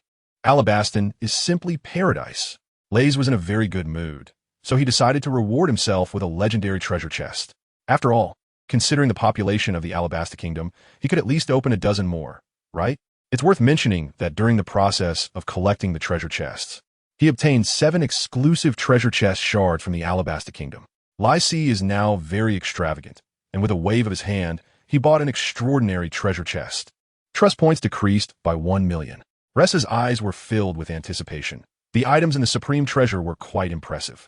The top-tier life restoration directly boosted his combat power by 2 to 3 times. Moreover, this skill would become even more effective as his strength increased, making a divine ability. However, the Supreme Great Blade was somewhat disappointing to Ress. Aside from being able to cut through iron like mud, it didn't significantly enhance Ress's combat power, unless there were powerful sword techniques to use in conjunction with it later on. Lays shook his head, took a deep breath to clear his mind, and silently prayed. Great Emperor Yu Huang, Guanyin Bodhisattva, Tathagata Buddha, and all the great deities, please show your divine power and bless the pure Chinese descendants in this foreign world. Grant me something good. After finishing his prayer, Lays opened the extraordinary treasure chest. Congratulations. Host, you have obtained the Conqueror's Haki technique. Lays felt a jolt in his heart. The various powerful beings had finally started to play their roles. The Conqueror's Haki wrapping technique was incredibly famous, and the renowned divine avoidance was a high-level application of this technique. Quick, use it for me. Lays urged impatiently, already envisioning a bright future. Ding, the host has not yet awakened the Conqueror's Haki and cannot use it. Lays felt as if a basin of cold water had been splashed down, and his heart turned icy. What a joke. To have such a powerful skill unlocked only for you to tell me it can't be used. It's like having a stunning beauty lying in front of you while you yourself are a eunuch. So painful. Noki couldn't help but ask when he saw Lays' constipated expression. Lays, what's wrong? Are you not feeling well? Luffy forced a smile and replied, it's nothing, just a bit of, Nami asked, what is that something? Lays lay down on the bed, feeling depressed. Nothing to do, just sleep. A good day ended with the overwhelming feeling of being entangled in trouble. Meanwhile, at the naval base on the other side. What? Smoker exclaimed in surprise. What's wrong? Colonel Smoker's so surprised. A deep, resonant male voice came from the transponder snail. It's nothing, just surprised at how quickly support has arrived. Smoker calmed down, his expression somewhat strange. He had just confirmed there was no support today before seeking Lays' help. And unexpectedly, the situation had changed by the evening. Colonel Smoker, the battlefield is unpredictable, and the situation can change very quickly, the male voice said calmly. Smoker's heart stirred. He had heard that this time they were encircling Whitebeard, but unfortunately, he was too weak to participate. How's the battle? Any gains? Smoker asked with a hint of expectation. We left behind some of Whitebeard's subordinate ships, allowing him to escape, the male voice said with a tone of regret. Smoker nodded slightly, not surprised by this outcome. After all, he had heard about Whitebeard's reputation long ago, and the Navy had failed to encircle him several times before. It was no surprise that they had failed this time as well. So who is coming to support this time? Smoker asked. It's Admiral Kazan. After hearing about your situation, he actively requested to come by, the male voice said, tinged with surprise.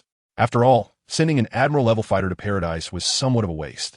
But the other party claimed to be a lazy justice, which wasn't too surprising. Smoker was also surprised, his gaze showing nostalgia. This was his former superior, and he didn't expect him to come in person. After a moment of silence, Smoker said, all right, I understand. Well, Admiral Kazan will probably arrive in about 5 days. You can contact us then. Smoker responded. Then I'll hang up. Sigh, it's really a headache. Crocodile left us such a big mess. The male voice complained before hanging up. Smoker sighed, feeling a headache in his heart. What should he do now? When faced with uncertainty, he decided to ask a female colleague. Soon, Smoker called Tina over and explained the situation to her. So, what are you worried about, Smoker? Tina asked, puzzled. Admiral Kazan is here. Everything will be resolved. This is obviously a good thing. I'm hesitating whether to tell Lays and the others to leave first. Smoker pondered for a moment and voiced his worries. What? Tina initially found it hard to believe that a Navy officer would collude with the enemy. However, after a moment's thought, she questioned whether Lays and Luffy were really enemies. Setting aside their positions, they were all undoubtedly good people, especially Lays. Should someone like him die? Thinking this way, Tina couldn't help but hesitate as well. On one hand was the Navy's responsibility, and on the other was her sense of justice. It was truly a dilemma, and Tina understood Smoker's troubles. After a moment, Tina had a flash of inspiration. It's useless for us to be entangled here. What's important is Admiral Kazan's attitude towards Lays and the others. If Admiral Kazan is willing to let them go, we can inform Lays with a clear conscience. Smoker's eyes lit up and he said, good idea. Brew, brew, brew, brew. Hello, this is Kazan. Admiral Kazan, this is Smoker. Oh, Smoker, what's the matter so late? I still want to sleep early, Kazan said lazily. It's like this. Smoker recounted the matter without adding his personal feelings, just stating the facts. From what you said, Lays and Luffy are indeed good people with a sense of justice, right? You mean to let them go? Kazan's voice was flat, revealing no anger or joy. Smoker felt sweat on his forehead, gritted his teeth, and said, yes, I believe people like them shouldn't just die. That's my sense of justice. Oh, I see. This is really difficult, Kazan said, not scolding Smoker but sounding somewhat troubled. Smoker remained silent, waiting for Kazan's final answer. Sigh. After Crocodile was defeated this time, the higher-ups were very angry and demanded I kill Lays, Luffy, and the others, and also confirm Crocodile's death. It's best to bring him back alive. This is my mission this time. Kazan laid everything out, telling Smoker the demands from above. Smoker was slightly taken aback, his eyes widening in anger. Why? Why kill the liberators of his country? Don't they know how much harm Crocodile brought to this country? It was precisely because of Lays that a war involving millions of people was averted. Kazan interrupted. All right, Smoker, I know you're very angry, but that's just how the world is. So what do you mean? Smoker asked in a deep voice. You want to know if this man would yield to power or if he would collude with them. After all, it was because he found Kazan pleasing to the eye that he followed him. If the other party had already deviated from this path, then, at that moment, the transponder snail relayed Kazan's lazy voice. What I mean is, to hell with it. Tell Lays and Luffy to run away as soon as possible. Otherwise, if I run into them and don't catch them, it would damage my reputation. Smoker laughed and said loudly, yes. Even Admiral Kazan was being so reckless. Tina, who had been listening to the whole process beside him, knew that failing to complete the mission would definitely lower the higher-ups' impression of Kazan. This would be quite unfavorable for Kazan's political maneuvering. However, this was Admiral Kazan. Tina looked at him with admiration. Clearly, Kazan's sense of justice resonated more with her own. The next day, the sun rose slowly. Lays got up early and took 2 girls shopping, vowing to reclaim what she lost yesterday. The 2 girls were puzzled, as Lays seemed even more enthusiastic about shopping than they were. However, they were also enjoying themselves. After a whole day of shopping yesterday, they had bought many unique clothes from the Kingdom of Alabaston, which they wore with an exotic flair. Liz fully supports this move. Yesterday, a large force of the rebel army arrived in Alyabarna. Compared to the 2 million in the anime, this time it was some elite troops, mainly young adults, numbering around 150,000. However, with Crocodile dead, they lost their target and could only stay in Alyabarna for the time being. Due to their large numbers, Cobra specifically designated an area to accommodate them. Of course, Liz didn't have to worry about any of this. It actually made it convenient for him to collect treasure chests. As long as Nami occasionally brought some rain, he could win over the hearts of the people. There is no doubt that, after the promotion, Lys's reputation in Alyabarna has subtly surpassed that of Cobra. Lace felt a bit regretful. If the rebel army could all come to Albana, it would be easier for him to collect the treasure chests. However, now it just meant spending a bit more time. Reese is still very optimistic. In a clothing store, Nami and Nojiko are trying on clothes in the fitting room, while Reese casually surveys the surroundings. In fact, he is collecting the treasure chests around him in his mind. The owner is a dark-skinned, middle-aged man who looks at Reese with admiration and quietly says to his wife beside him, "Should we get something for Mr. Reese to eat to express our appreciation?" The wife rolls her eyes and replies, "We only eat coarse bread. How can you offer that to Mr. Reese? We shouldn't be overly anxious. Being too enthusiastic towards Mr. Reese might make him uncomfortable. We just need to feel grateful." "I see. All right." The man nods, suppressing his excitement. After all, a hero like Reese, who saves the nation, would be welcomed anywhere. Even without using observation haki, Reese's keen hearing can easily catch their conversation. Rice's gaze sharpened, and, sensing something, he turned to look at the door. Tina appeared at the entrance, dressed in a magenta business suit and draped in a Navy justice cloak. Before Lace could speak, Tina said, "Smog has something to discuss with you. Please come with me." Reese was taken aback. Smoker was looking for him? What was the matter? Could it be that he had already discovered his hidden identity? Thinking this, Reese maintained a calm expression and nodded, saying, "Wait for me a moment. Nami and Nojiko are still changing clothes." Tina nodded and leaned against the door, waiting. After a little while, Nami and Nojiko came out. Rice explained, and the three of them left the clothing store with confusion, following Tina. With Rice's strength, he wasn't afraid of any tricks from Smoker and Tina. After a while, the four of them crossed the plaza and arrived at a side door of the palace, where there were very few people, and hardly anyone came here normally. In front of the door, Rice saw Smoker and Luffy's group standing there, seemingly waiting for him. Luffy had already spotted Rice and shouted loudly, "Rice, over here!" Ray nodded with a smile, and the few of them quickly gathered together. Luffy said impatiently, "Smoker, you called us here so early. Just tell us what is going on." This was also curious. It seemed that Smoker had not realized that he was the one who had kidnapped Crocodile. So what could it be? When Smoker saw Liss arrive, he no longer kept them in suspense and said in a deep voice, "Please leave this country within 3 days." As soon as he said this, everyone was astonished. "Why?" Luffy was the first to shout, "I haven't had enough of the food here yet." Reese frowned. "Leaving Alabasta? Isn't that forcing himself to leave this treasure trove? That won't do." "Smoker, what's going on?" Reese asked in a deep voice. "You don't think the Navy will just let you go, do you? In 5 days, Admiral Kazan will personally come to hunt you down." Smoker's face turned serious as he deliberately exaggerated the situation. "What? An admiral?" Usopp exclaimed, sweat instantly beading on his forehead. His face filled with fear. Zoro and Sanji also looked grave.